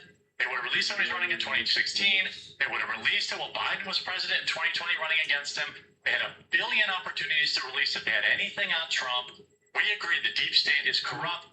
They probably destroyed all the evidence. You and I are probably on the exact same page about what really happened on that island. But the facts remain. Trump did nothing, and Trump is not in those files. And if he was, it would have been released. Sure, but Jeremy, let me explain something. You seem like an astute guy, and so I think you're going to get this, or maybe disagree. When people would criticize Trump in the last year and a half, even mildly, the surrogates would come out and attack us, the never-Trumpers, mainly the Israeli operatives. Trump would join in on it, then all the influencers would back on. And people said, screw you. A lot of this isn't because they're getting Qatari money, or they're with Hassan Piker secretly, or they're, vacationing with Hunter Biden. It's that they're overcorrecting to say, fine, we're done with you. and we're kind of subconsciously, maybe consciously, the Democrats want to put us in prison, so let's just be buddies with them and kind of just give up and punch out. Because MTG didn't tell me this, but I knew she was going to resign about a week before. She said, I probably am. I'm just sick of it. I'm demoralized. I'm not going to run again. It's all depressing. They're all corrupt Democrats, Republicans. I'm just done. And you see her every time. You know, she was a successful lady in busis. Who could blame her? She's in Costa Rica. She's out on a boat, wherever. I mean, she's on vacation. She's like retired. Now, Tucker's told me if he ever wants to be president and run, he might support somebody to inject new ideas, but mainly talking to Joe Kent and others and him. This is mainly this third party talk, a way to put their platform out to get back control of the Republican Party, what original OG MAGA was. And I agree that if Trump would do olive branches to these people, it would neutralize that energy in a good way. I don't mean like neutralize it, but neutralize it. Like, you know, you put a base in with an acid. And then we could off-ramp this and then listen to them. And he's starting to, you know, go sideways with Israel. He's starting to say Netanyahu is a crook and his own worst enemy and, you know, trying to sabotage his peace deals. This is true. And so if Trump came out against the NDAA and the Senate, basically merging us with the Israeli military, and it really says that. It says integrate, fuse, all of it. They'll own our weapons. Then that would go light years. We need to see real action here. And I agree. I would love to salvage this. And, you know, I mean, I endorse the Epstein cover-up, but just for the party itself, it's hurting everything. I would love to see Trump stop pressing on the gas for accelerating this fight. You're telling me to stop the fight. You must not watch the show. This is exactly what I've been saying. Yeah, you're 100% right. I think one of the biggest mistakes Trump made was leaving X, because during his first term, it felt like he was more in touch with the grassroots, you know, his grassroots base. You would see, like, he would do something unpopular, he would get shredded on X, and then he would revamp. Now he spends all his time on Truth, where it's essentially an echo chamber. Well, I can tell you, back then, this is even in documentaries I've talked about, he really was the guy on the phone reading replies and doing it. Now, I say, sir, security, you can't have the phone most of the time. He dictates a lot of it, but a lot of the Truth Social is not him. Okay, and they admitted that. They've admitted that. So you're right, he's more in a silo now. He's more cloistered. Yeah, that's the biggest problem, I think. I think we agree, and I think that this is a good common ground, that regardless of whether or not I agree or disagree with this, you know, the Tuckers or and Marjorie Taylor Greens or Candace Owens or whatever, the reality is a lot of their viewers are real, and they were or are former or current Trump voters, and Trump does really need to acknowledge it. I'm not saying he needs to just do wholesale. You didn't say that either. You said just maybe look. Well, that's what they do, Paradox. They say you have no influence, but if we lose, it's your fault. No. These people, especially Tucker, I mean, he's right up there. If I had to say, it's Joe Rogan, Tucker Carlson, and then, you know, I'm not trying to be in pole position. I've been number one before. It's not fun. But I'm in the top 10 or so. But consistently, it's Joe Rogan, Tucker Carlson. Tucker has more power than he had at Fox. And I told him, and this is only a private conversation, but I said, I get you overcorrected. I think you may have overcorrected with the Hunter Biden fawning. But I said, I still respect it, whatever. But remember, these guys would love to put us all in prison and the censorship and the COVID. I'm not going to say what he said back. It's just that, I mean, I've said it on air, and that's where I stand. But I mean, Tucker is a real guy. Like, oh, he doesn't really hunt. He's not really, no. He is agonized over the fact that he supported Trump. He feels guilty about it. He feels really guilty. He used to be like a neocon pro-war. That drives him. The Tucker you see on air, that's the real thing. He's like a young Santa Claus or something. I believe that that's the real Tucker. I believe that these people, that there's a kernel of truth to the things that they're saying, but I do believe it's mostly... Listen, I've been in his house, his houses, his dad's old house, his house. I've been in his hunting lodges. That's all he does. He knows every hillbilly out there. He's got hunting lodges everywhere. He obsesses and fishes constantly on everything else is a side deal to that. And there's photos and stuff all over when you're in his house of him with his dad when he's a little kid fishing and hunting there. But I hear this like, oh, he's this rich kid. He doesn't really hunt. He doesn't really care. Tucker Carlson, you see. Let me tell you something. I can go to a shooting range with 5 or 6 special ops guys, and I shoot better than almost all the time. Tucker Carlson didn't want it on camera because he goes, well, it's a little too, you know, I don't want to spoil it. It's a little too militaristic. He can outshoot me, okay? And let me tell you, I'm a sharpshooter, buddy. Maybe we'll come down there and we'll go to the range together and you can teach me a thing or two. I just think, I know we're running out of time. I think we agree. I think the common ground is that Trump does need to address I don't want to use dissident right because I feel like that has a negative connotation, but But there are people on the right who genuinely did support him for a period of time and are upset. And I don't think it's valuable for him to, call people low IQ and to go after people like that who have supported him. The same way, Alex, I think you should pick up the phone and call Tim. I don't think you guys publicly spatting it benefits anybody but the left. Well, you know why I went after him? Because I've been thinking privately, I've been too nice to people. He's done some, it was the fact that he was basically dancing on my political grave that wasn't real. And when it had already come out, it was the next problem, okay? So, and maybe that's not what I talked to him. That's not how he feels, Alex. He really doesn't feel that way. He is a strong supporter, and he was genuinely hurt. He was his reply to you was just, I get it. It's acts, not every context comes through and everything. But do it privately. Because I think you and Tim have an incredible long-term, you guys have put out some of the most epic shows in history streaming together. And, I don't think he's against you, Alex. I think that... Well, I'll tell you what I thought. I'll tell you why I went in and did that last night, like 7 o'clock. I was already tired. It was 4 a.m. I was pissed off. And I almost didn't do it. But then now it's a reply about I get a call. Or clearly I got a call. It makes me feel good about it. Yeah. But I'm not a vindictive person.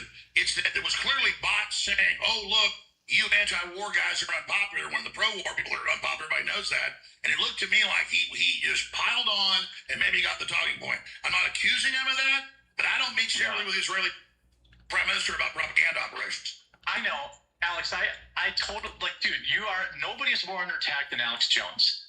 And anybody, even if they're providing, harsh criticism or sharp criticism, or maybe it's sarcastic and it doesn't come across right. I think you and Tim should. Will you give Tim a call later and just sort this out? Are you open to that? Because we need you. Even if Trump isn't our guy, we're going to have a new president in 2020. Well, sure. In the interest of not infighting, I won't do that. But I've already said a lot of mean things about Tim, and maybe I just want to have a big war. Maybe I'm in Godzilla mode, but we'll see. Hold on, Salty Cracker. You need to come on the show because for whatever retard thing, I know 2 different people. I had a brain fart and called you Salty Cracker when I know you're the quartering. I want to have both you guys on together soon because I'm a fan of both your shows. Stay right there, though. Do a few more minutes with us before I come back in the next hour. I have a special guest in studio. But will you do like 15 more minutes with us? Sure, I got it. Okay, and again, the best website for you is thequartering.com? Yep, everything's there. Because I got a few other items with you. I want to finish up the discussion about this, but thought-provoking with Jeremy from the Quartering. Now, let me do this. I did a 45-second plug in the first hour, and we need to fund our operation. I need to get into the new studios that are getting completed. I need to hire more crew. I need to get more reporters. I need to get more hosts. We're going to go bigger than InfoWars ever was. Wait till you see these announcements. It's just held up for legal reasons right now. It's very exciting. We're having big victories, but we need funds. So I bring you whatever's the coolest, whatever's the hottest, whatever's the highest rated. We have the new ready gun mount. The N52 rare earth mineral magnet rated to hold up to 10 pounds. And it's got a little size selector. It's adjustable. It'll hold basically any handgun you want, including a 357 Magnum, a 44 Magnum, some of the biggest handguns out there. And I've already got these units. I've got the same company, and I paid something like, $40, $50 for these at Cabela's and other places. This is for $19.95 right now at thealexjonesstore.com. Normally, ladies and gentlemen, even discounted is $29.95, but for a limited time, $19.95 for VIP members, $15.99 right now at thealexjonesstore.com. And there's all of the other great ultramethylene blue, the bovine colostrum. There's a deal right now where you get bovine colostrum at cost. There's only a few hundred people left that'll be able to be part of that special deal. Take advantage of that right now at thealexjonesstore.com. And then finally, you heard all the news about benzodol and ivermectin not just being anti-parasitic, but knocking out so many other things. A great detox for everybody to take. Go to 1776rx.health and get medical-grade ivermectin in the same pill with benzodol right now. The two are individually amazing, but together in the studies, they're insane. Look up what ivermectin and benzodol together are known for doing and why the system doesn't want you to know this information, is trying to suppress it. Get ivermectin with benzodol right now at the new online pharmacy they've launched, bigly, at 1776rx.health. 1776rx.health, and then it helps this operation and what we're doing. But everybody, in my view, talk to a physician first. You'll be talking to him when you go there. I do this a couple times a year. I told him I wanted this. This is the way to go. Notice we just launched this a few weeks ago, and it's already all over the news about Benbenzidol. Just type into news. You can Google news, anything, even though they suppress it. Just Benbenzidol, and see what's going on. Get the ivermectin with Benbenzidol now at 1776rx.health, and get the ready-to-mount gun magnet holster for your wall or under your desk, your car, wherever, right now for $19.95. Jones is off the air. There's a lot of noise right now. Taking me off the air. It is beyond essential that you continue to spread the word about the broadcast. That's usually when it matters most, to have people in your corner who don't flinch. We've been a partner of this program for a long time. I'm handing out ice water in the Sahara. The top-rated, the biggest company, because they're the best, and he's a patriot. We're not going anywhere, and that commitment runs to you. With us, it's 8% when you buy and 0% when you sell. And here's something else. After you make your first purchase and become a client, if you're holding metals you bought somewhere else, bring them to us. We'll help you liquidate them. No commission. That's not a promotion. That's just the way we do business. Give us a call, and we'll bend over backwards to help. Visit KEPM.com/gold to get started, or give us a call at 720-605-3900 and let us help you make room for what matters most. Friends, has your water been acting a little suspicious lately? Does it taste like it took a wrong turn through a garden hose on the way to your kitchen? Well, don't panic. Introducing the dual carbon gravity water filter. Gee whiz, it sparkles like diamonds in the sunshine. No more of that yucky, murky tap stuff that tastes like it came straight from the old rusty pipes. This water is so good. It's the best ever. I'm so glad. Fresh water is important. Thank you. You're welcome. Drink up. We will. Wow, that sure is a fine-looking water filter. You know I'd never do you wrong, Lucy. This is top of the line, I tell you. Oh, I believe you. Just you wait and see. I just know Ricky will love it. I can't wait till he gets home. He'll be so impressed. Hi, honey. I'm home. Come in the kitchen, dear. I want to show you something. Oh boy, that tastes great. You can always trust good old Alex. Another satisfied customer.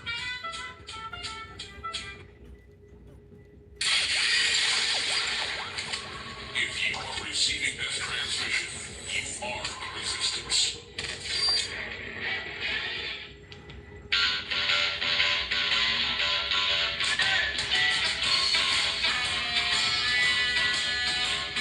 Keep your eyes on the road and your hands upon the wheel. Because the future's uncertain and the end is always near. Keep your eyes on the road, your hands upon the wheel.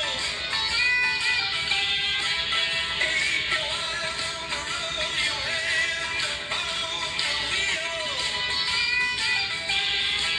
Yeah, we're going to the roadhouse, gonna have a real good time.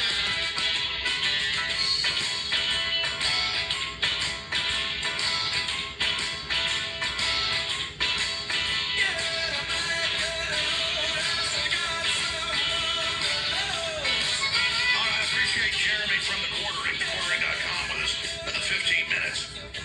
Then we have a special guest that is heading up the big event, Christ is King America After Trump.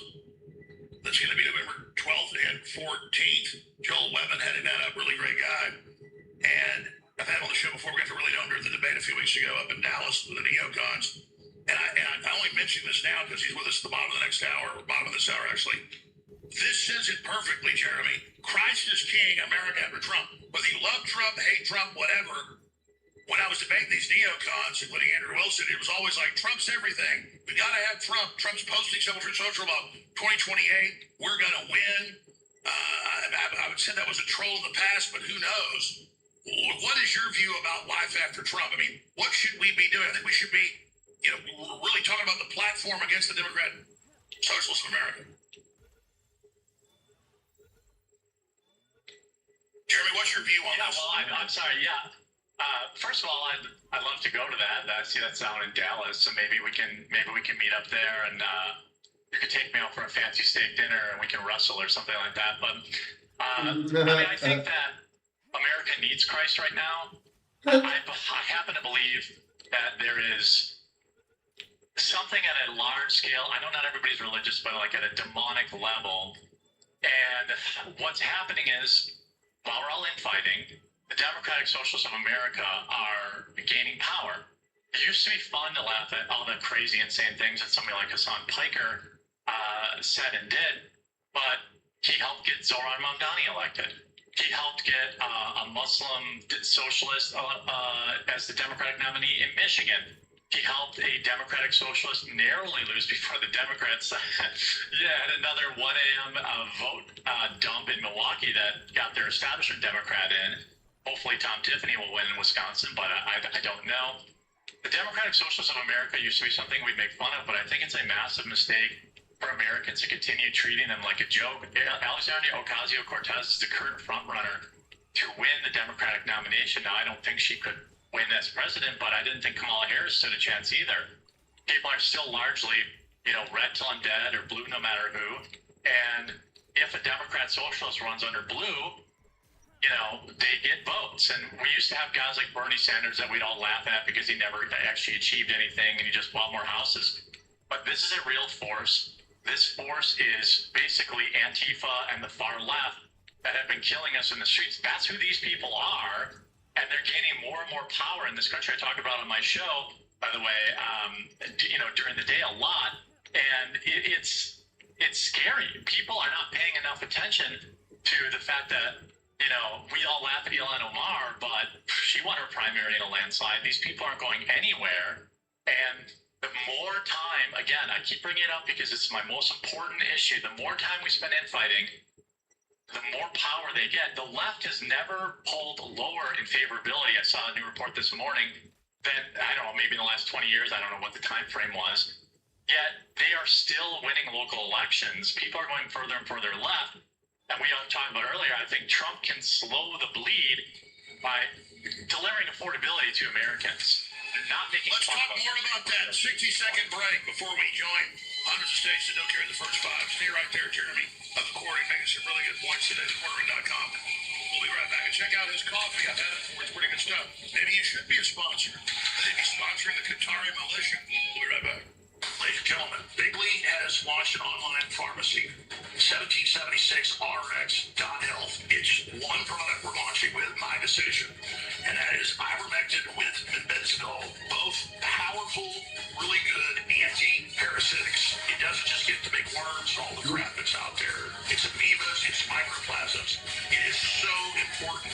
These two together, I mean, ivermectin is a Nobel Prize winner for this, but benzidol is the bigger one. And folks, it isn't just parasites.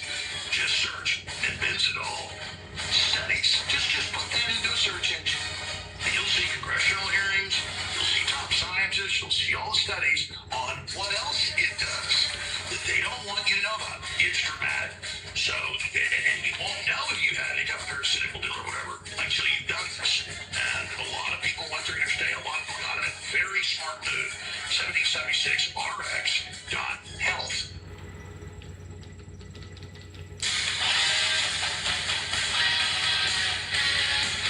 If you are receiving this transmission, you are the Resistance. Live from Austin, Texas, broadcasting worldwide, it's Alex Jones. So, what is life after Trump? He seems to think with post on his social, he's running 2028. Jeremy of the Quartering, who we've been debating and discussing cordially here today.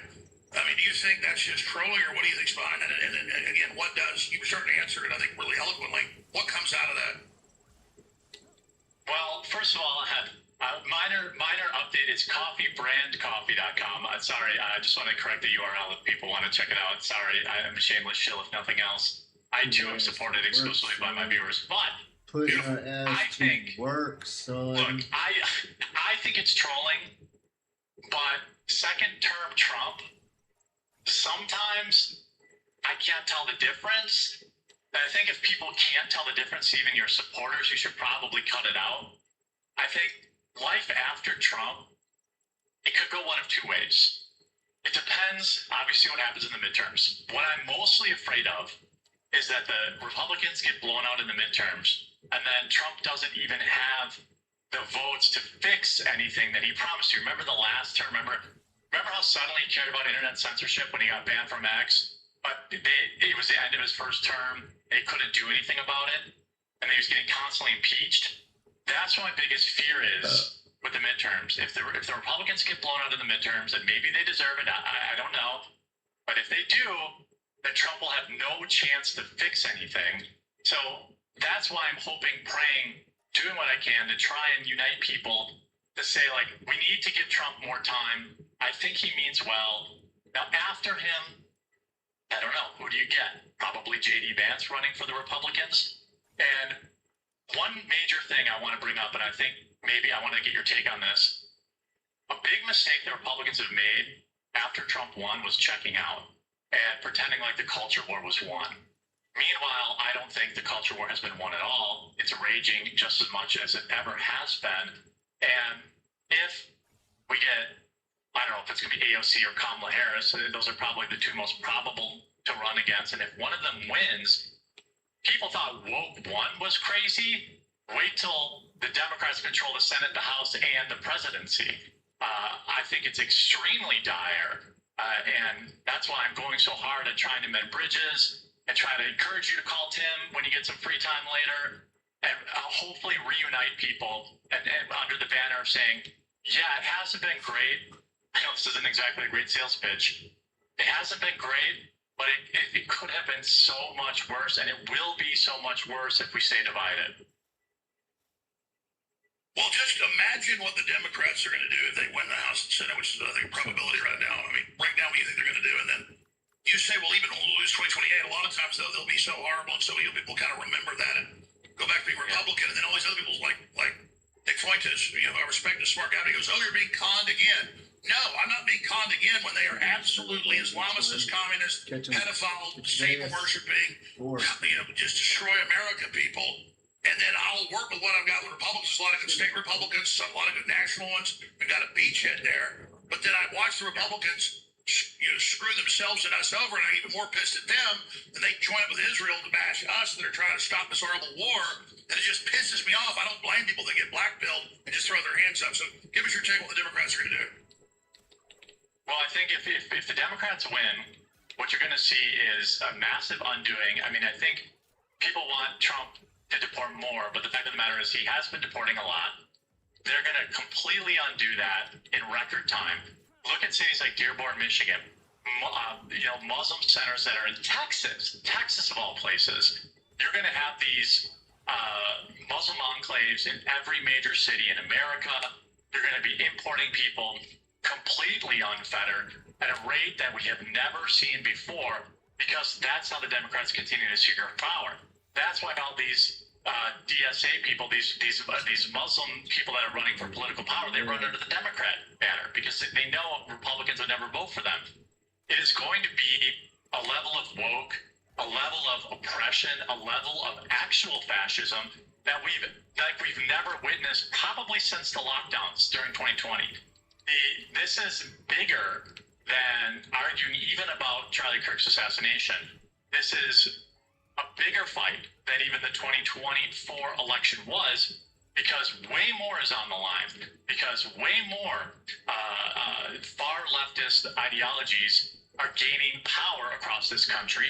They are getting enclaves even here in the Midwest. I mean, who would have thought Wisconsin, Texas, Michigan would have these towns with Arabic street signs? That's not the America I want to live in. That's not the America Alex Jones wants to live in, I'm sure. And if we stay apathetic and we get blackpilled, I fight against it so much. I understand, like you do, it's easy to get blackpilled because we haven't, I mean, it hasn't felt good probably since the Doge days, the first couple weeks, of the Trump presidency. Then everything fell apart. But what I'm trying to get people to understand is that, yeah, okay, if you didn't like Trump, well, you don't have to vote for him anymore. It's going to be so much worse. Just think of Kamala Harris's word salads running, in the White House. we have to refocus and understand the bigger picture that maybe the second Trump term didn't turn out how we liked, but we picked the right guy the next time while still holding people accountable. I think we should still primary people who are not America first. I think this idea of crossing over or withholding your vote is exactly what the left wants you to do. It is a demoralization operation run by several people. I've already mentioned it. I don't think that they're getting paid by anyone. I'm not making that claim, but it's curious to me why these videos seem to always be trending on YouTube. It's curious to me why they seem to get put up to the in the X algorithm. I think and I believe that there is a concerted effort to demoralize the American right in a moment when, after Charlie Kirk's assassination, we should have been blowing them out. We should have been putting them all in prison. We should have been just completely destroying the left. And somehow, inorganically, in my opinion, now the right has spent the last year arguing with itself instead of worrying about other things. And like you said, we can't have the administration coming out and saying, we don't care about your $20 burritos. That's insane. That's like as bad as Hillary Clinton's basket of deplorables kind of stuff. People remember that. Americans are struggling. $4 to $7 a gallon for gas is too much. Trump has to course correct, and if he doesn't, we'll probably get total Democrat leadership in 2028, which would be disastrous. It could be the destruction of this country. I agree with that, except then you have the Israel lobby basically being Trump's brain viciously coming out, and the neocons attacking anybody that even mildly criticizes what Trump's doing, trying to get him back on track. Joining in, that only supercharges the other side. That's because the Israel lobby wants to fully take over MAGA. They want to demoralize, and they want to run out all the Trump supporters. So you miss that fact. You miss Trump. He called me low IQ and burnout. Okay, great. But I'm not an emotional person, but I thought it was funny. I love stuff that makes fun of me and everything. I know who I am. My issue was, with a lot of people, the attacks were much worse. They're traitors, they're scum, all of that. I mean, Marjorie Taylor Greene was mildly criticizing him, and then he started calling her traitor and scum and stuff. She called him a pedophile, Alex. She said he's protecting them. I mean, I'm just saying, I think, here's how I think you've got the train of events wrong there. Maybe she said she was protecting them. I have to, maybe you're correct on that. Your memory's far better than mine. Here's what I'll say. Well, Trump is protecting people that lied about deep relationships with Epstein. And he is protecting. So is every president. Yeah, I mean, so is the FBI, so is Kash Patel. We agree on that. And but Trump was supposed to be different. I know he was. I oppose those other presidents. I mean, if I support what he didn't have to say stuff like, if you believe Epstein isn't a hoax, you're not MAGA. It was just the dumbest stuff ever. I know, but I interpreted that as his involvement in it, him being in the files, but maybe he did mean it's a hoax. No. I mean, I understand he meant his involvement. Now the Democrats were looking at it was a hoax. Then you counter it. But no, he wanted to protect Lex Wexner and Howard Ludwig and all these people. Yeah. Probably. But I'll even concede that point. But to the neocon attacks and to the pushback, I would say that's when you double down, Alex. This is what you're best at. When they attack you, you just come back twice as hard. The conversations on X are not real life. And when the neocons come out and say you're a traitor for criticizing him, ignore it. You get criticism more than anybody on the planet. You know exactly how to do that. I think that if you speak to the needs of the American people, the real needs, the cost of living crisis, all this kind of stuff, the long tail of that is you will be proven right. The jar will continue to overflow for you, Alex, if the Alex Jones was right jar. The infighting stuff, it's not going to accomplish anything. And, when I didn't know how I was going to come in here to this conversation, I prayed on it this morning, and I'm really glad that it's gone the way that it's gone. And I think we both see each other's position much better after this than just X conversations. But I think that these attacks from the establishment should be met with, local movements to get them voted out and to organize. And then the best organization to do that would be, of course, TPUSA. And by attacking them, I'm not saying you are, attacking the movement, there are many on the right that do, but you aren't.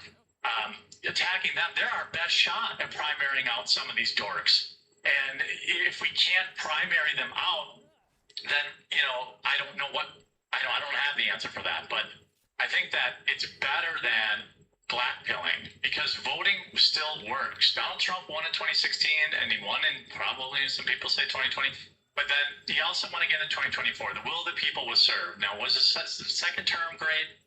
It hasn't been. But we're going into an economic disaster, and even if it happens after the midterms, I think we'll probably have it right after them. We're already in it, but it should be very clear then. This is just bad news, and the messaging has just been terrible about we don't care about your economic problems. It's been absolutely terrible. All right, well, Jeremy from the Quartering, thequartering.com, on X the Quartering, Rumble the Quartering. Very interesting discussion, and I appreciate you joining us today to discuss it. Thanks for coming on. Thanks for having me on, Alex. You're going to call Tim, right? You call Tim? Come on. Put Godzilla. Use Godzilla for somebody who isn't, 95% on your side. You're Godzilla. He's Mothra. No, he's Godzilla. This is right here. I'm fighting Deadpool.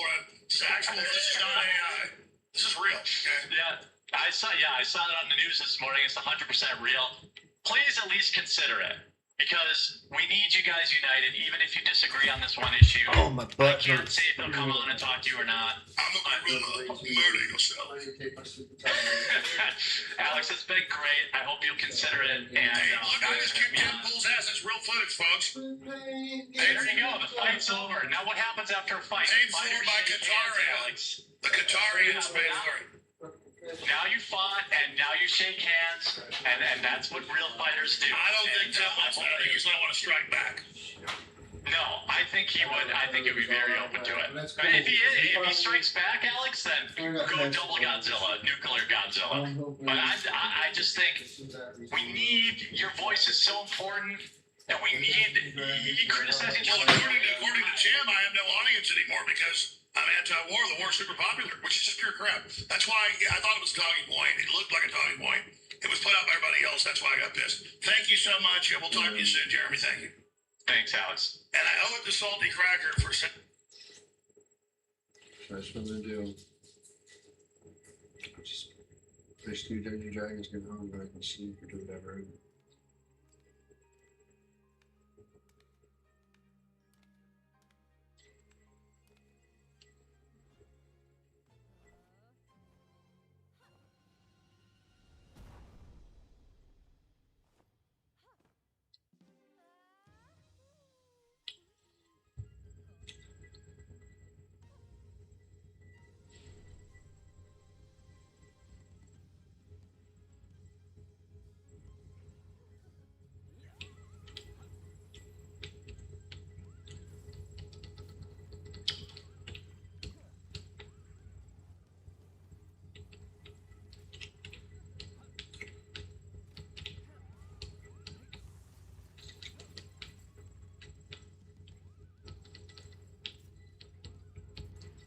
Damn it.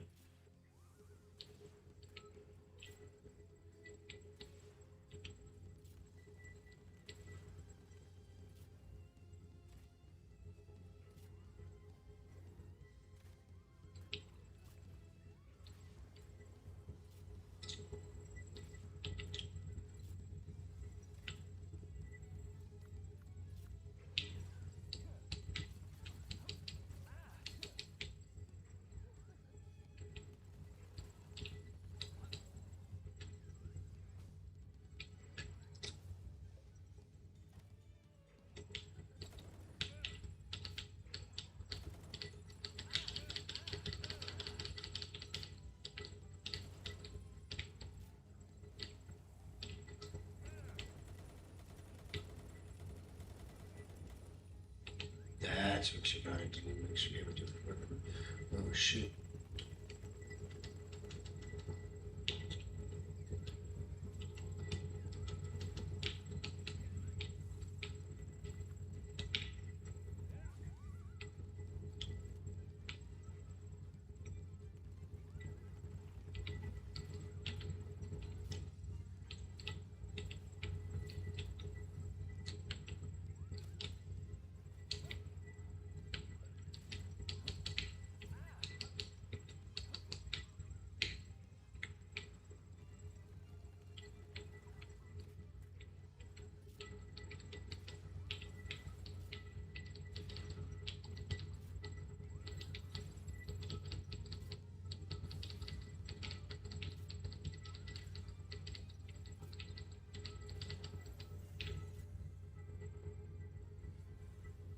What's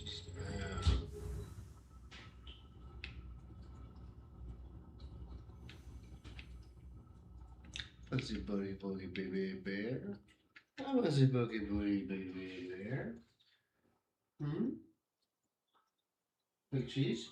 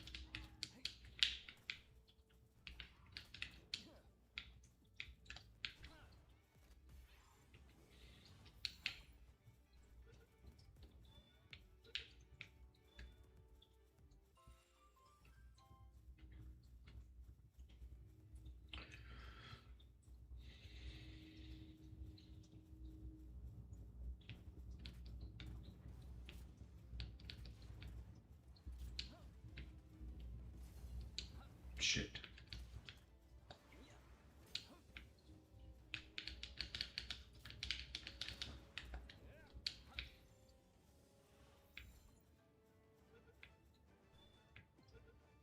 Bam. Gotcha, bitch. And you guys.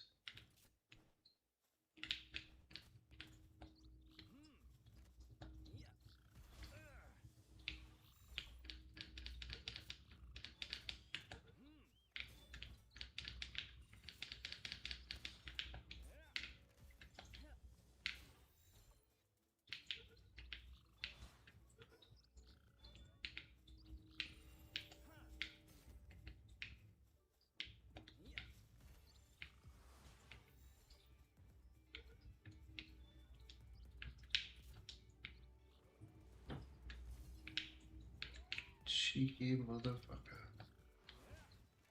Bam. Remind you, bitch.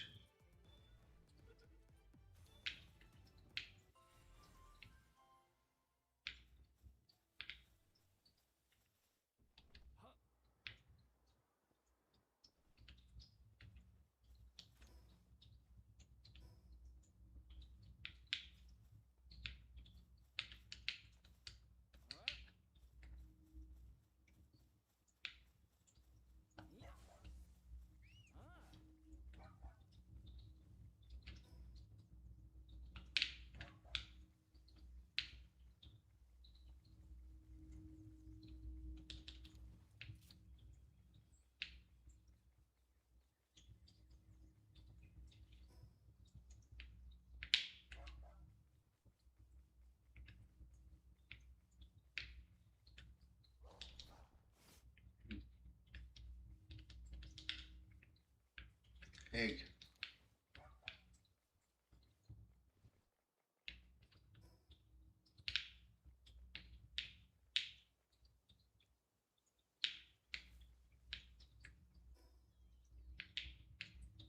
Where the fuck is it? There it is.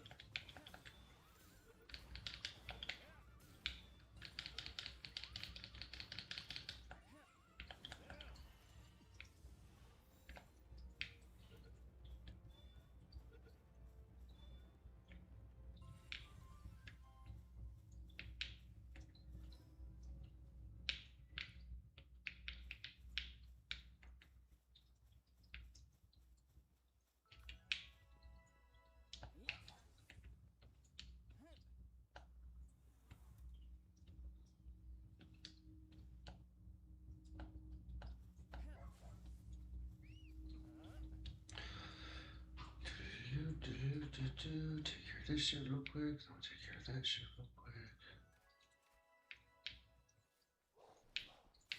Oops, didn't mean to do that.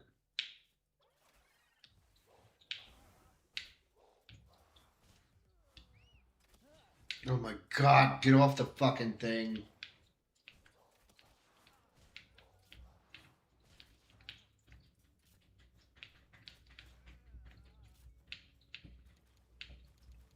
Stupid ass shit.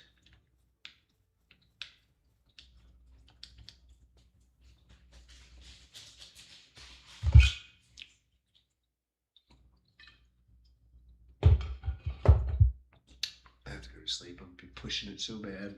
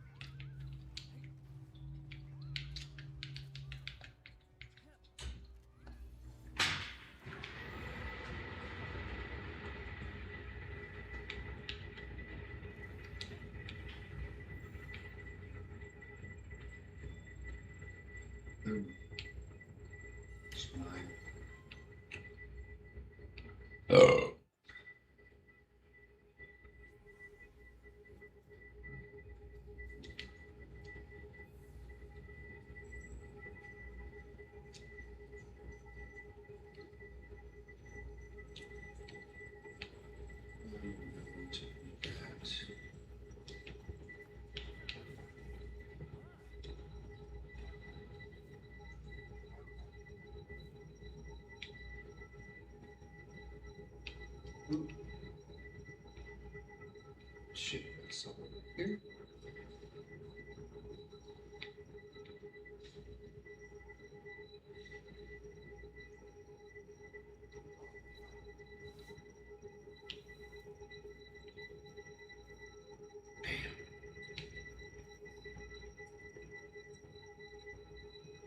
Bam. 30.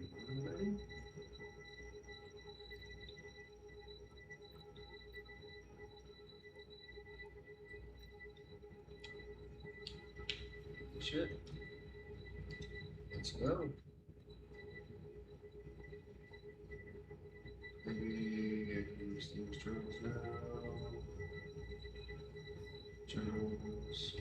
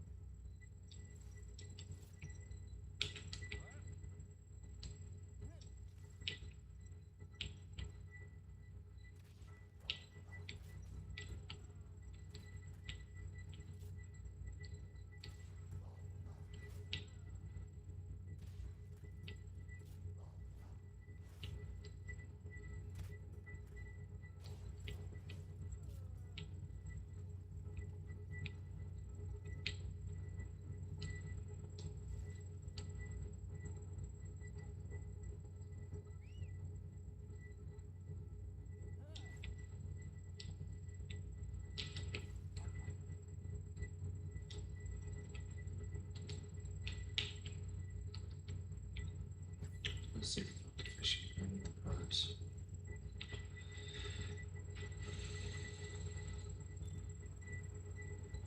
Oops.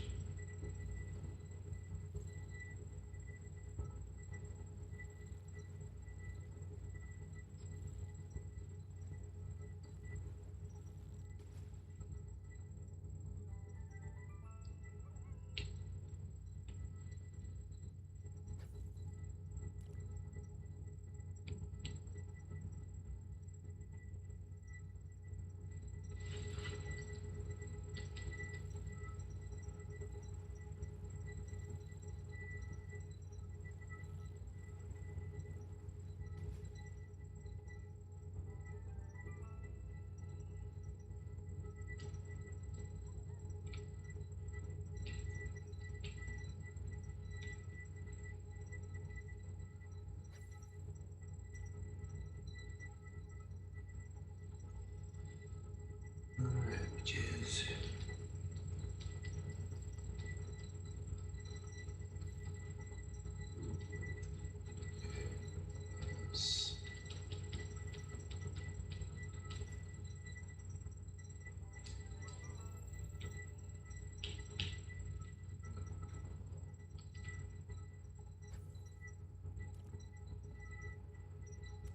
Oh shit!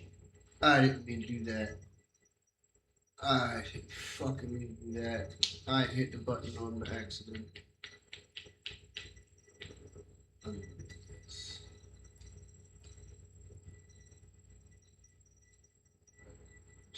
Shit.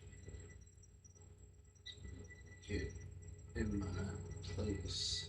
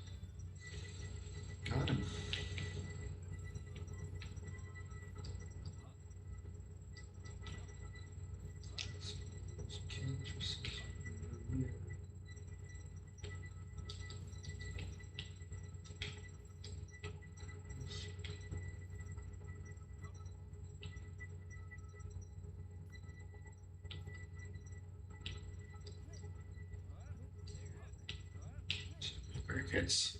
Oh my god.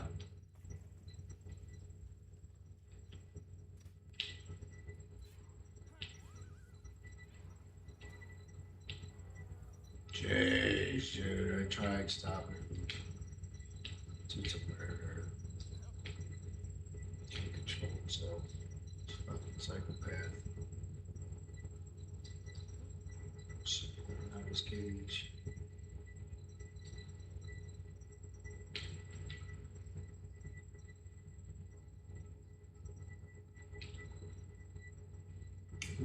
Play.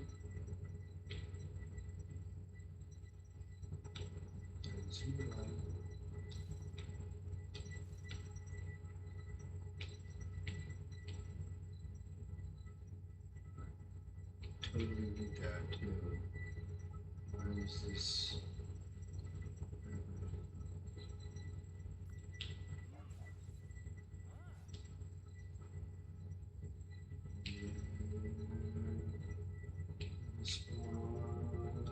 Run away from that.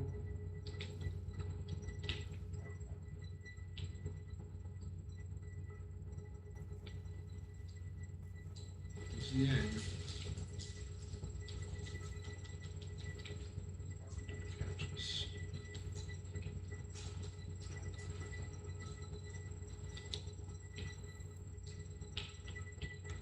Hi, buddy.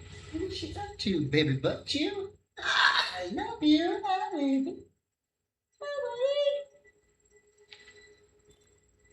buddy. Yeah, nothing was planned. I'm gonna do some stuff tomorrow. Try to sleep.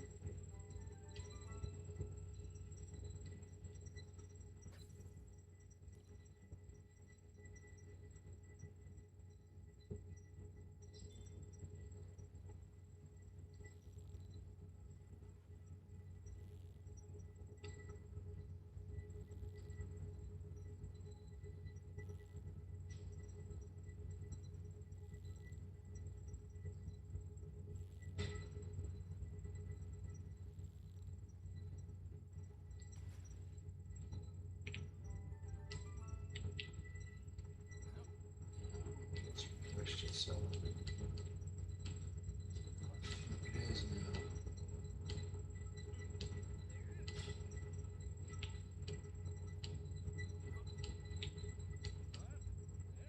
Shit.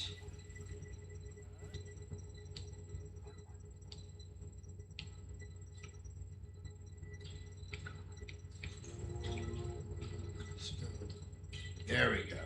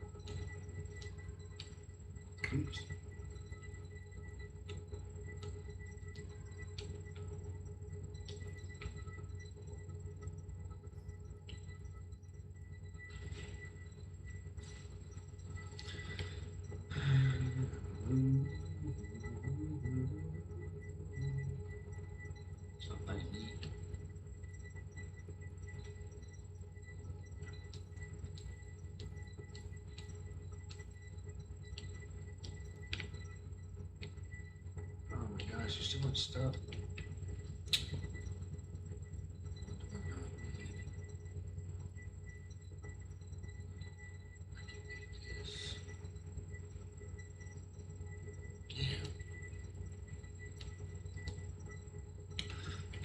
This. Get this everywhere.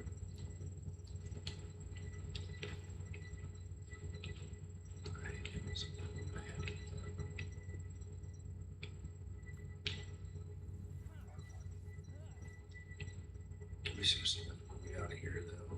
This.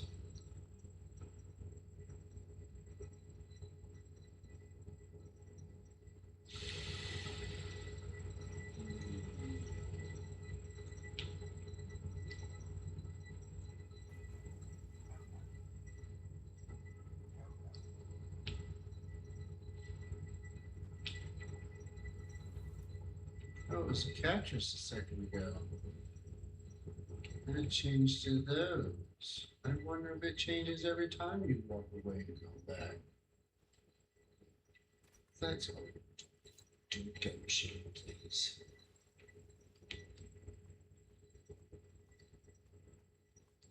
And if you walk away from it far enough for you to like refresh the area. If I run back to the area that's probably been refreshed, and run back to this area and probably refresh it. Look.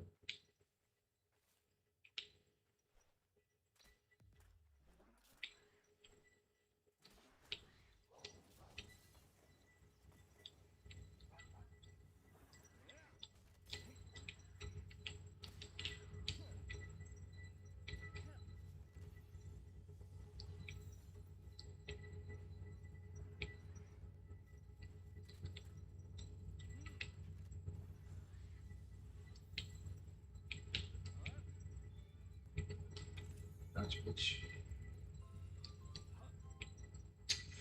Alright, caught myself Gridtail. Now let's run back in. That's some arrows I have with 1,005 catches.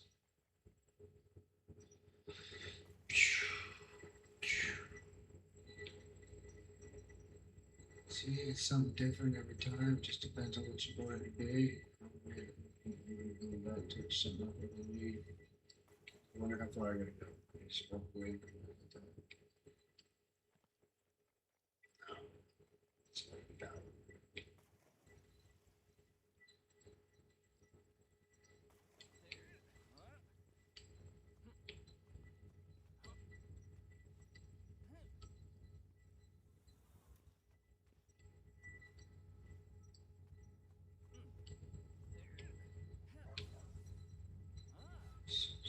Swim completely to another room.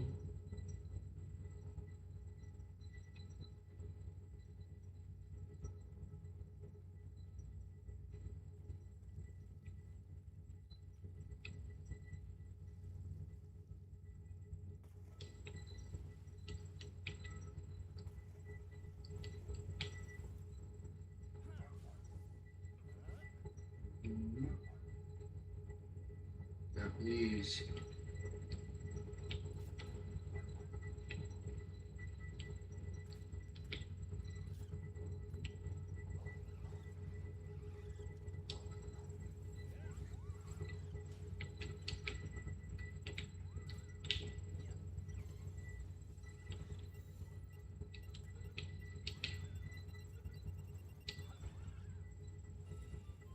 Hey, son of a bitch.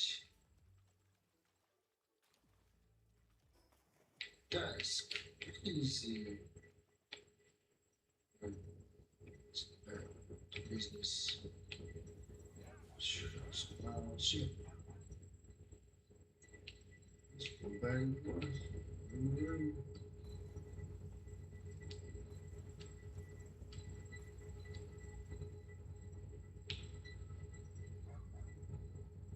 Yeah.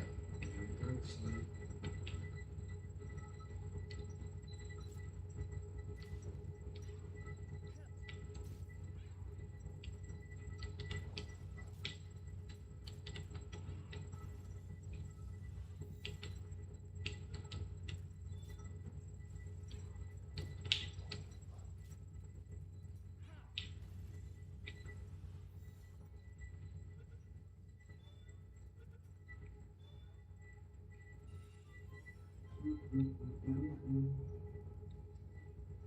we got this time. Sometimes.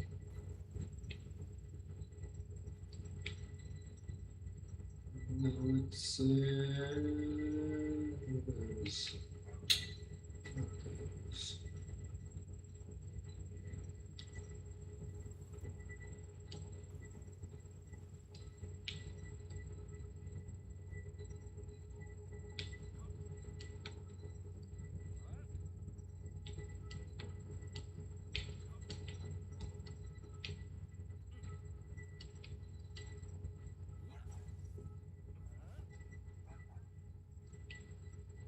See what else we got here. What's that? Can't trust it.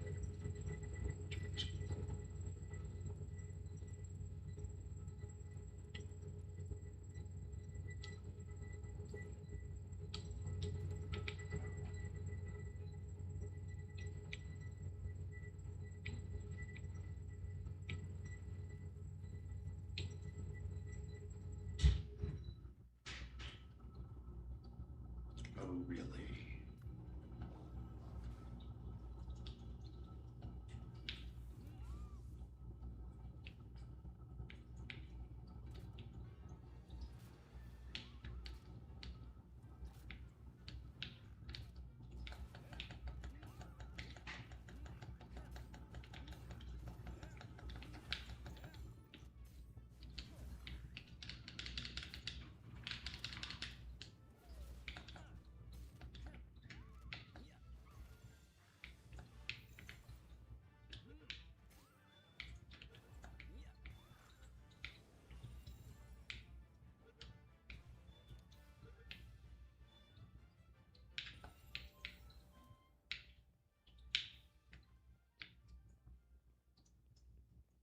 We'll just stay in here and just run back and forth. Ooh.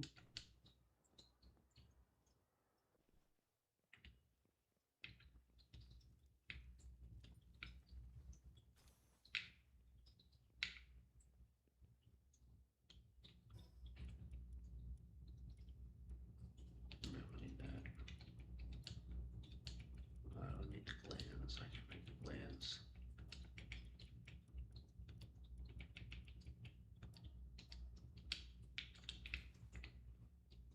Oh, there's more trash.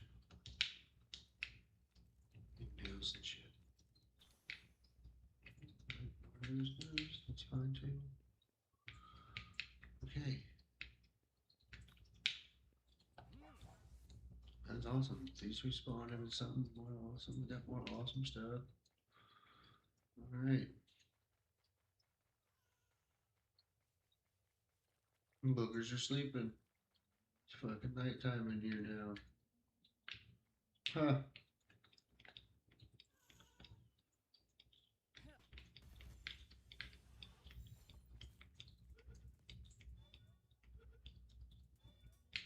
Caught that bitch in his sleep, motherfucker.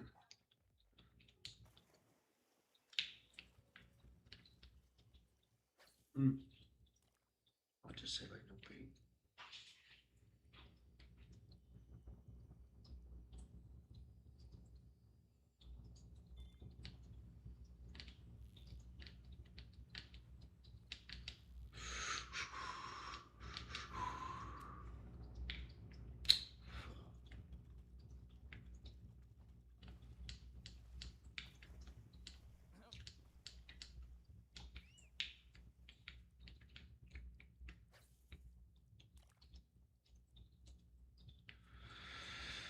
Let's catch one of them.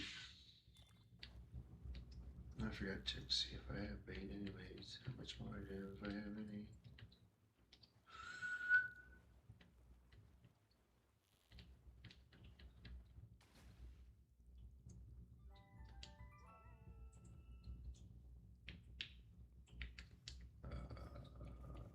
I do have a bunch of bait.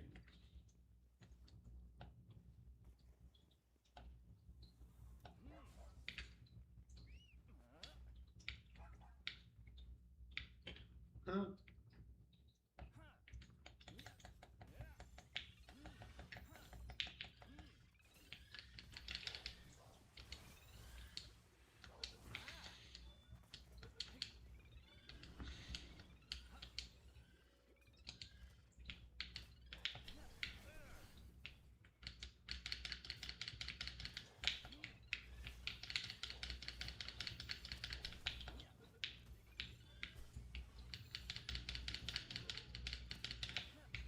Oh, you killed my Hal. I gotta get out of here now.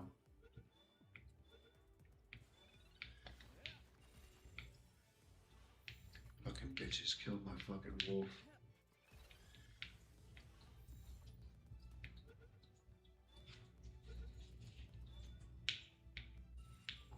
Bitches killed my motherfucking wolf, man. Oh, I'm back at the beginning. Oh, I don't have my wolf to run. Fuck.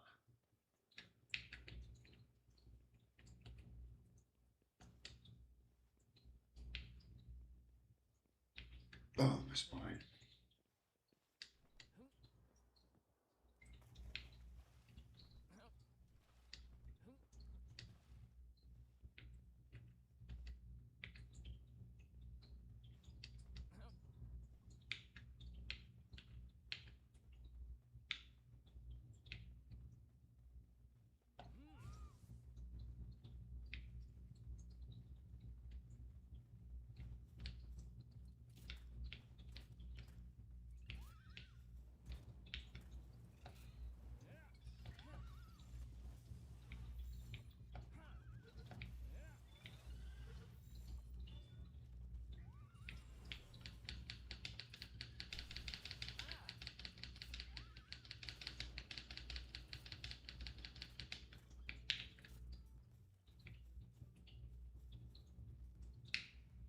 Okay, back to shit. That's not the way to boss this is. Oh, I have my wolf no more, that sucks.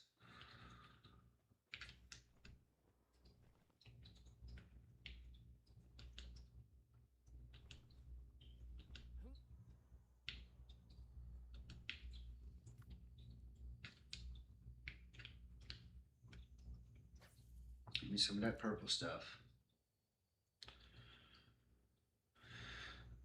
Let's go. Come on, bitch. I got you, bitch. Yes.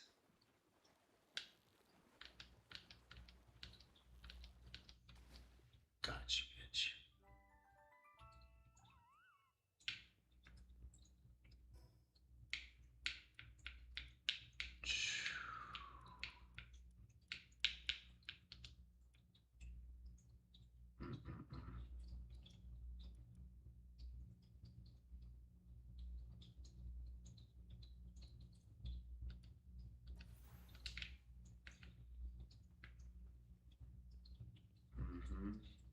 Because that's definitely new and different. I'll take it. Gobfin.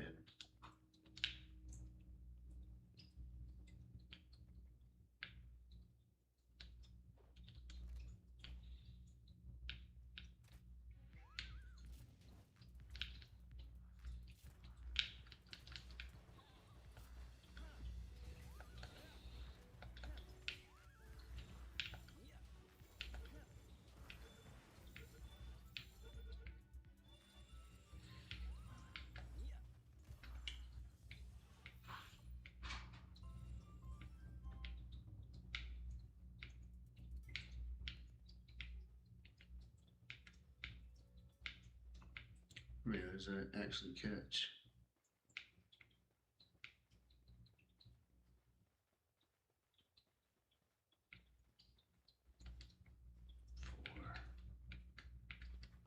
Oh, it's got everything I needed all in one tack. That's cool. Something different I haven't had before. We just got to get out of here though, buddy. Find ourselves a fast travel and get the fuck back. Of course I can't pick everything up.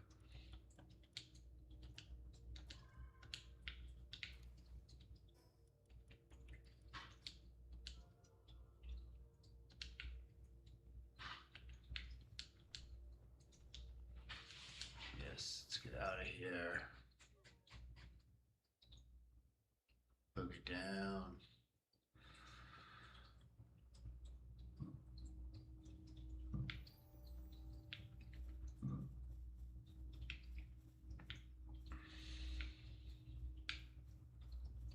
It's right over here.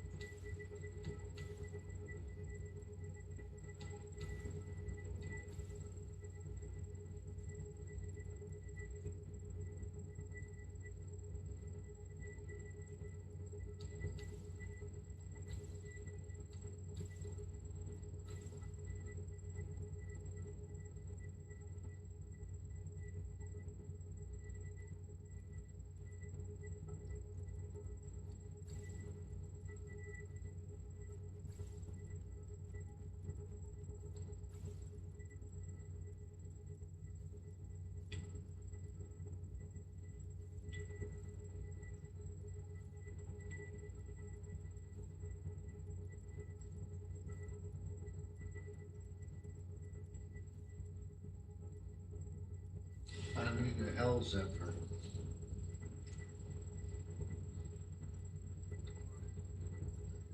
Saddle. I mean, the hell's it?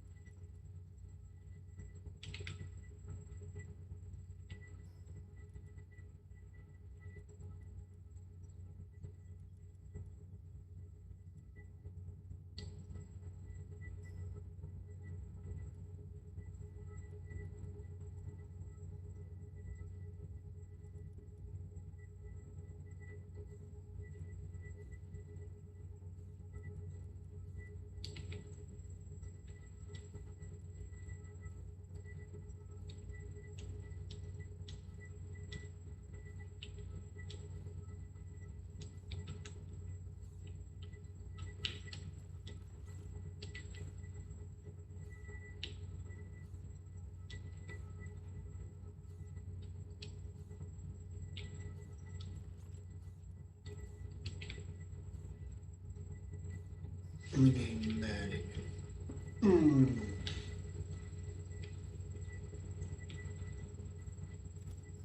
Damn it. Stop, don't you?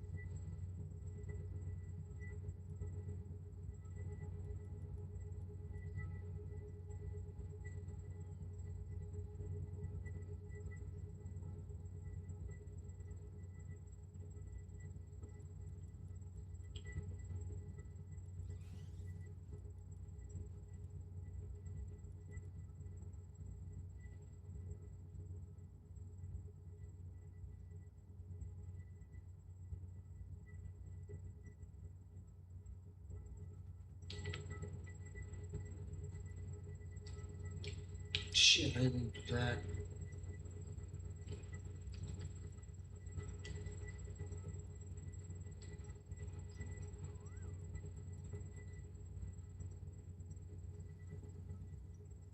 Um,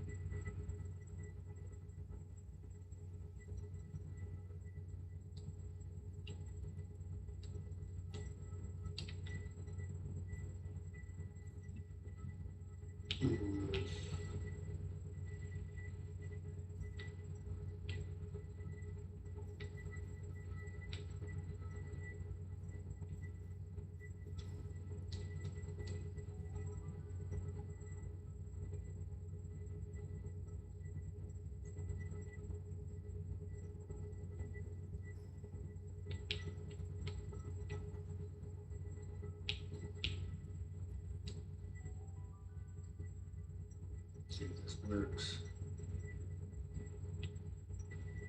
Ourselves 5 downloads right now. Yep. There he is. Like a baby. This guy doesn't do shit. Boom, shalaka like a bang bang.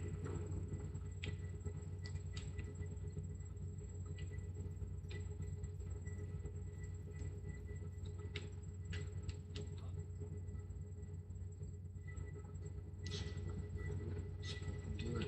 Can't do it. Shit.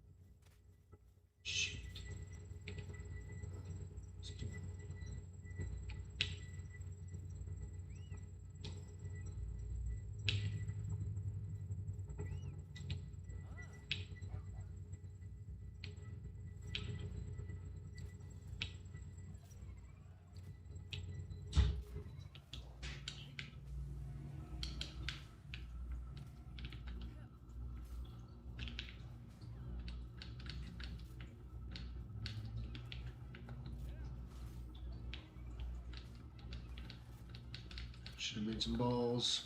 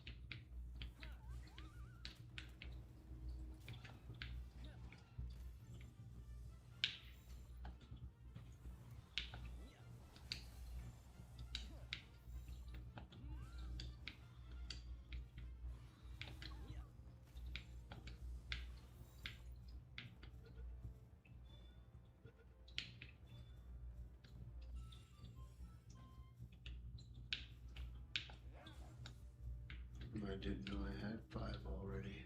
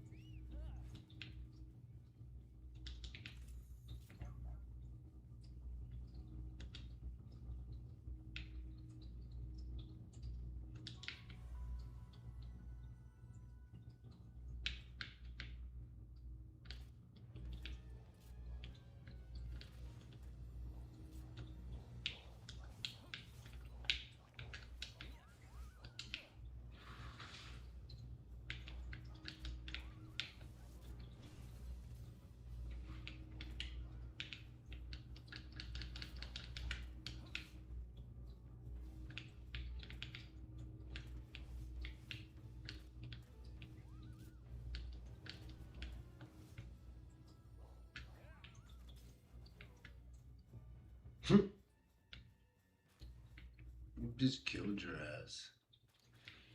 There's that predator core he was talking about.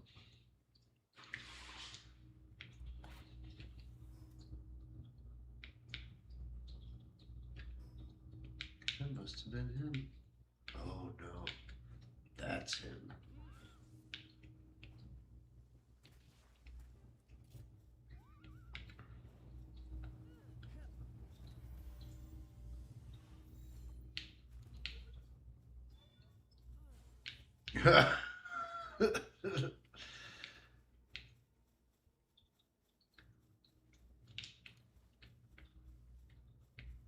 Ooh.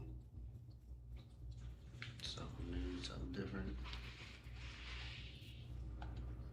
Don't you fucking kill it. Crazy monster.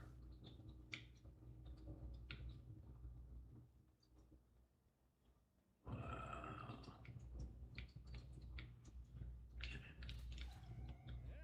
Oh shit, killed that bitch in his sleep.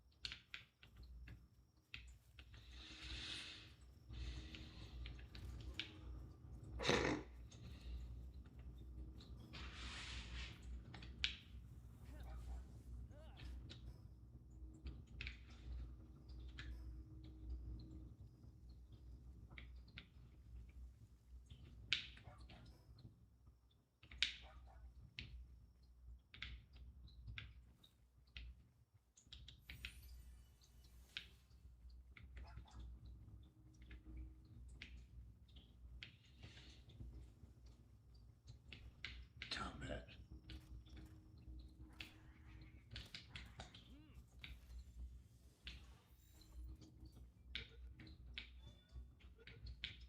Look at that shit.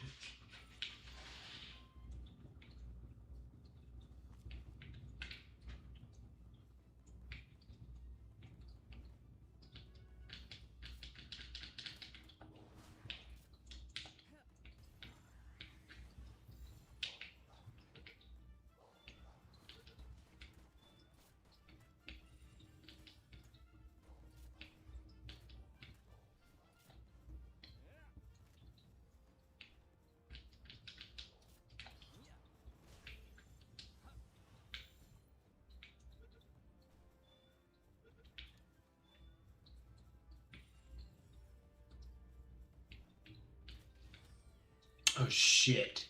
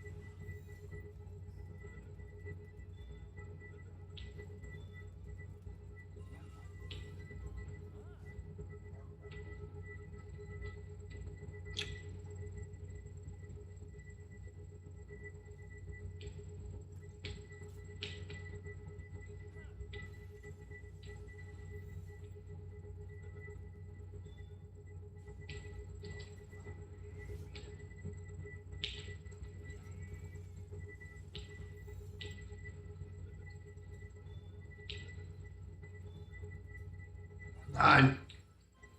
Some fat fucking shit. You can find these bitches for what?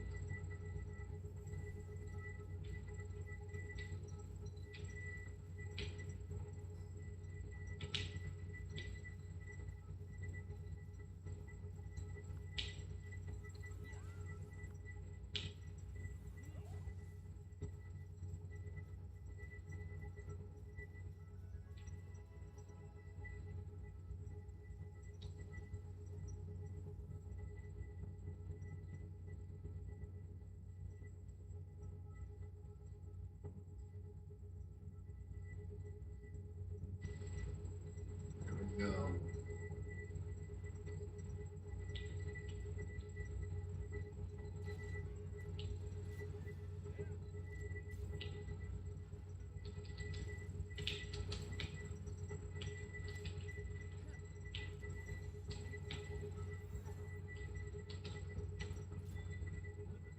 Indoor. Gym house.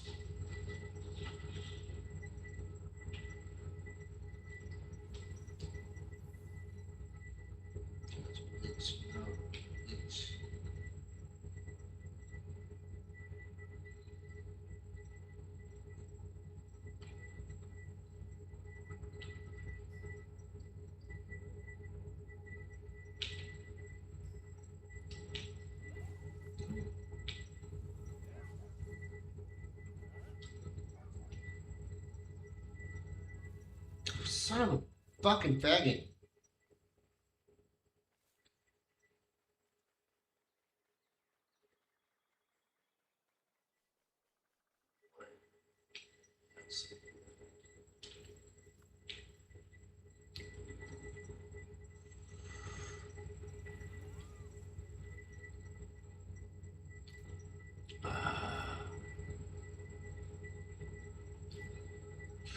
I ain't fucking serious right now.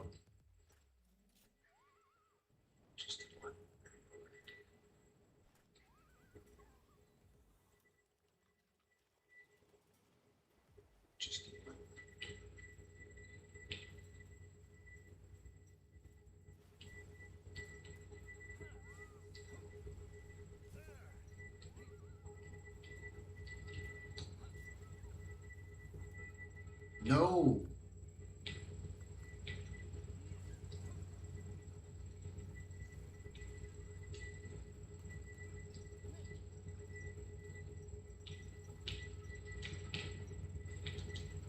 What the fuck?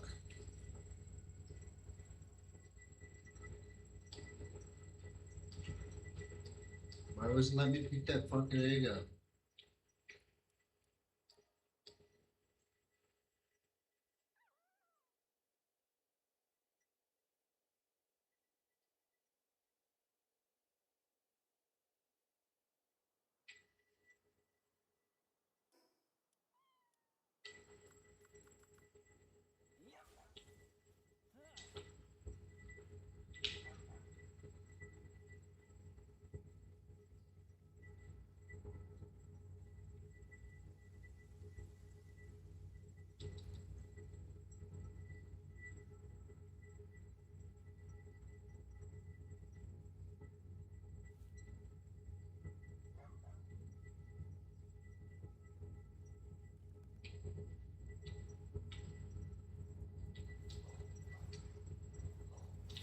Jesus, I just want to pick the fucking egg up and pick my fucking stuff up and get the fuck out of here.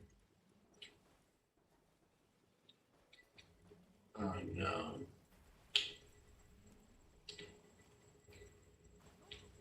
What the fuck, faggot? I wasn't trying to fight you fucking faggots. Now we have to do this shit because you want to be a motherfucking faggot. Fucking nigger faggot. You go this whole fucking time without having to fucking call you a fucking nigger faggot. Here we fucking go. Fucking piece of shit. How are there no duplicate fucking names? Oh, I don't have any.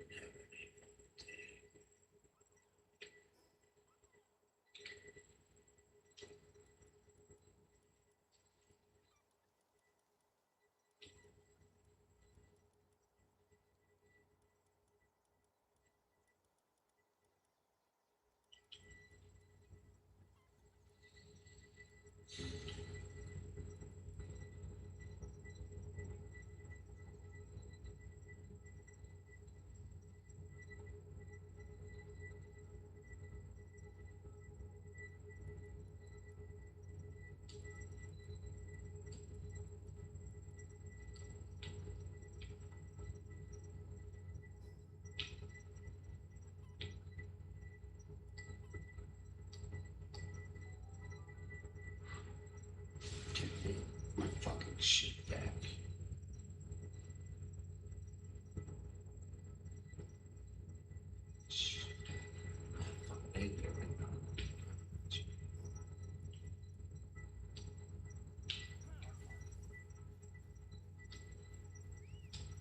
Get over here, stupid fuck.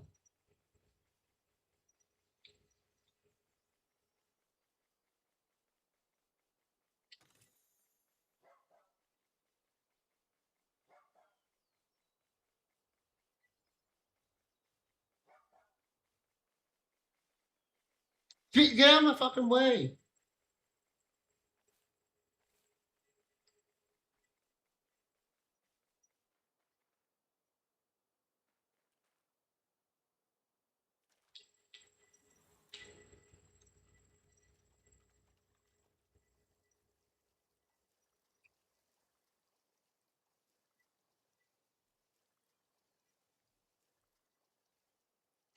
Jump.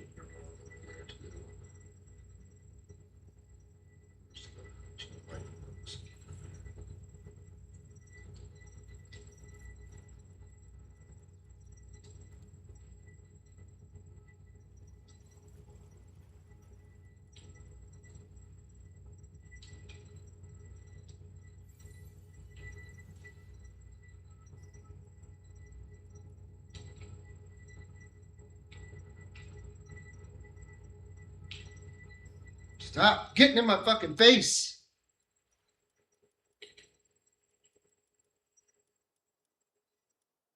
Stop.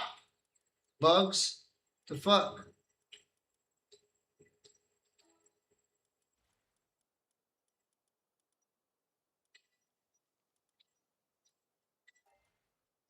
Trying to fly in my fucking mouth and shit.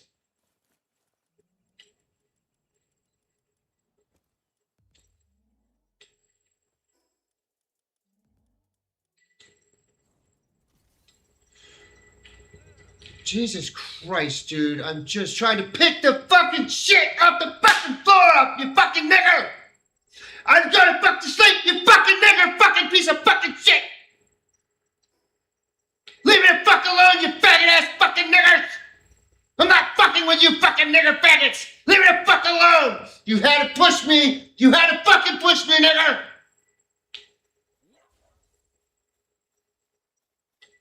Get the fuck on the goddamn dog, faggot! I hit the fucking button, you miserable fucking faggot ass motherfucking nigger! Quit fucking with me, faggot! Fucking faggot ass motherfucking son of a bitch!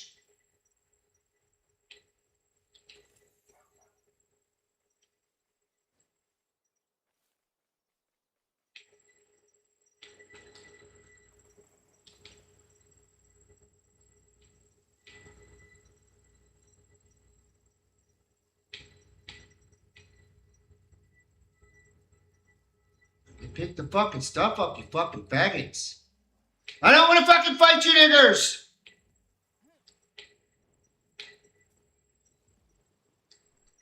I just want my fucking stuff back, you fucking niggers. Leave me the fuck alone, you fucking faggots.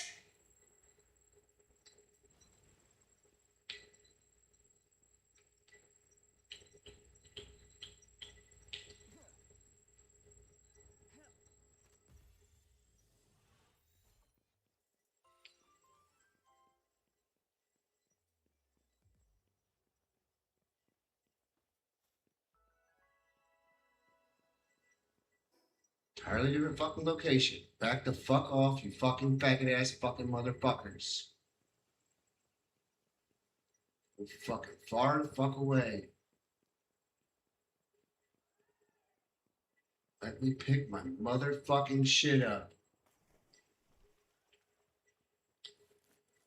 Get it, get it, get it. Take all.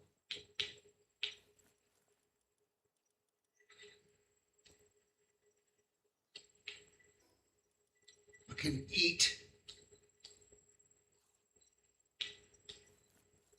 Oh my God.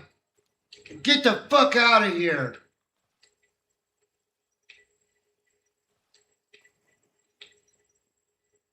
If you could pull one, that'd be great. Let's not fucking pull all of them though.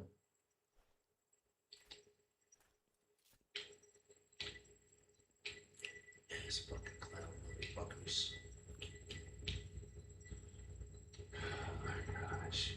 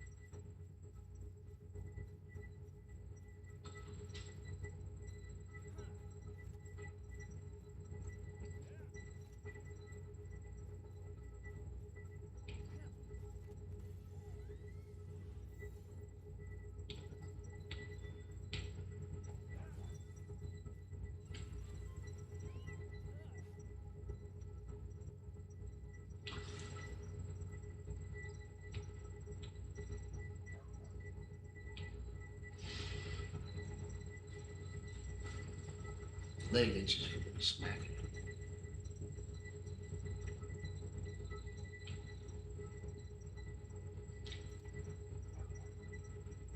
Back the fuck off. Leave me the fuck alone so I can do the shit I need to do so I can get the fuck out of here and go to the fuck bed.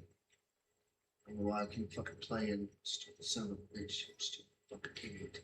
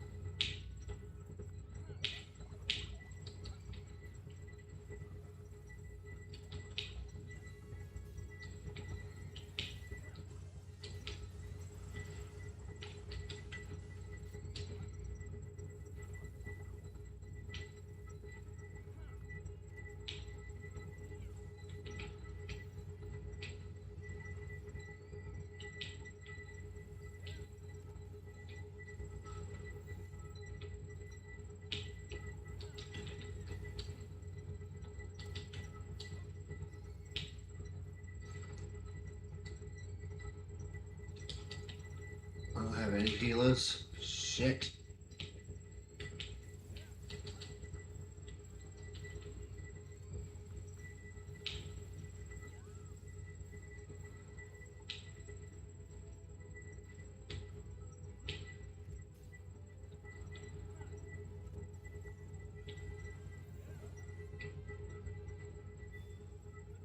Gotcha, son of a bitch.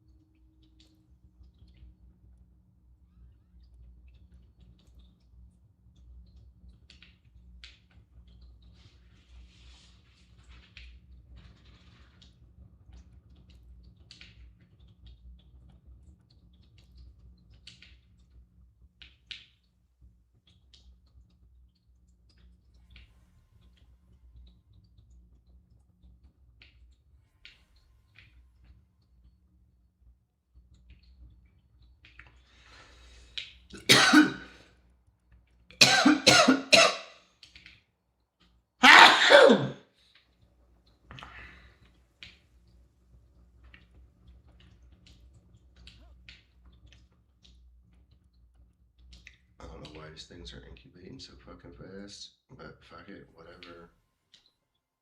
I'm not fucking take it. Blaze out.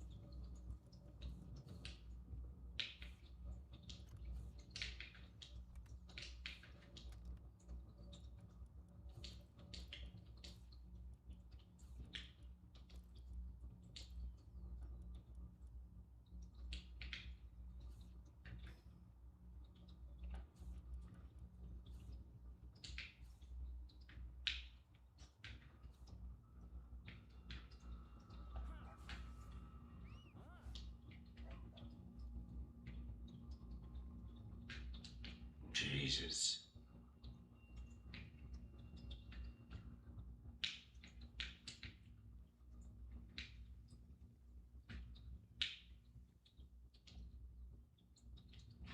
Okay, let's get ready for bed. I just made it up way too late. So I'm gonna get like less than 5 hours fucking sleep now. Oh, Lord have mercy. Hi, buddy. Do you have to pee pee? Do you want to go outside and go pee pee? You're all funny. Just knock something in the sink. Oh, what's that shit?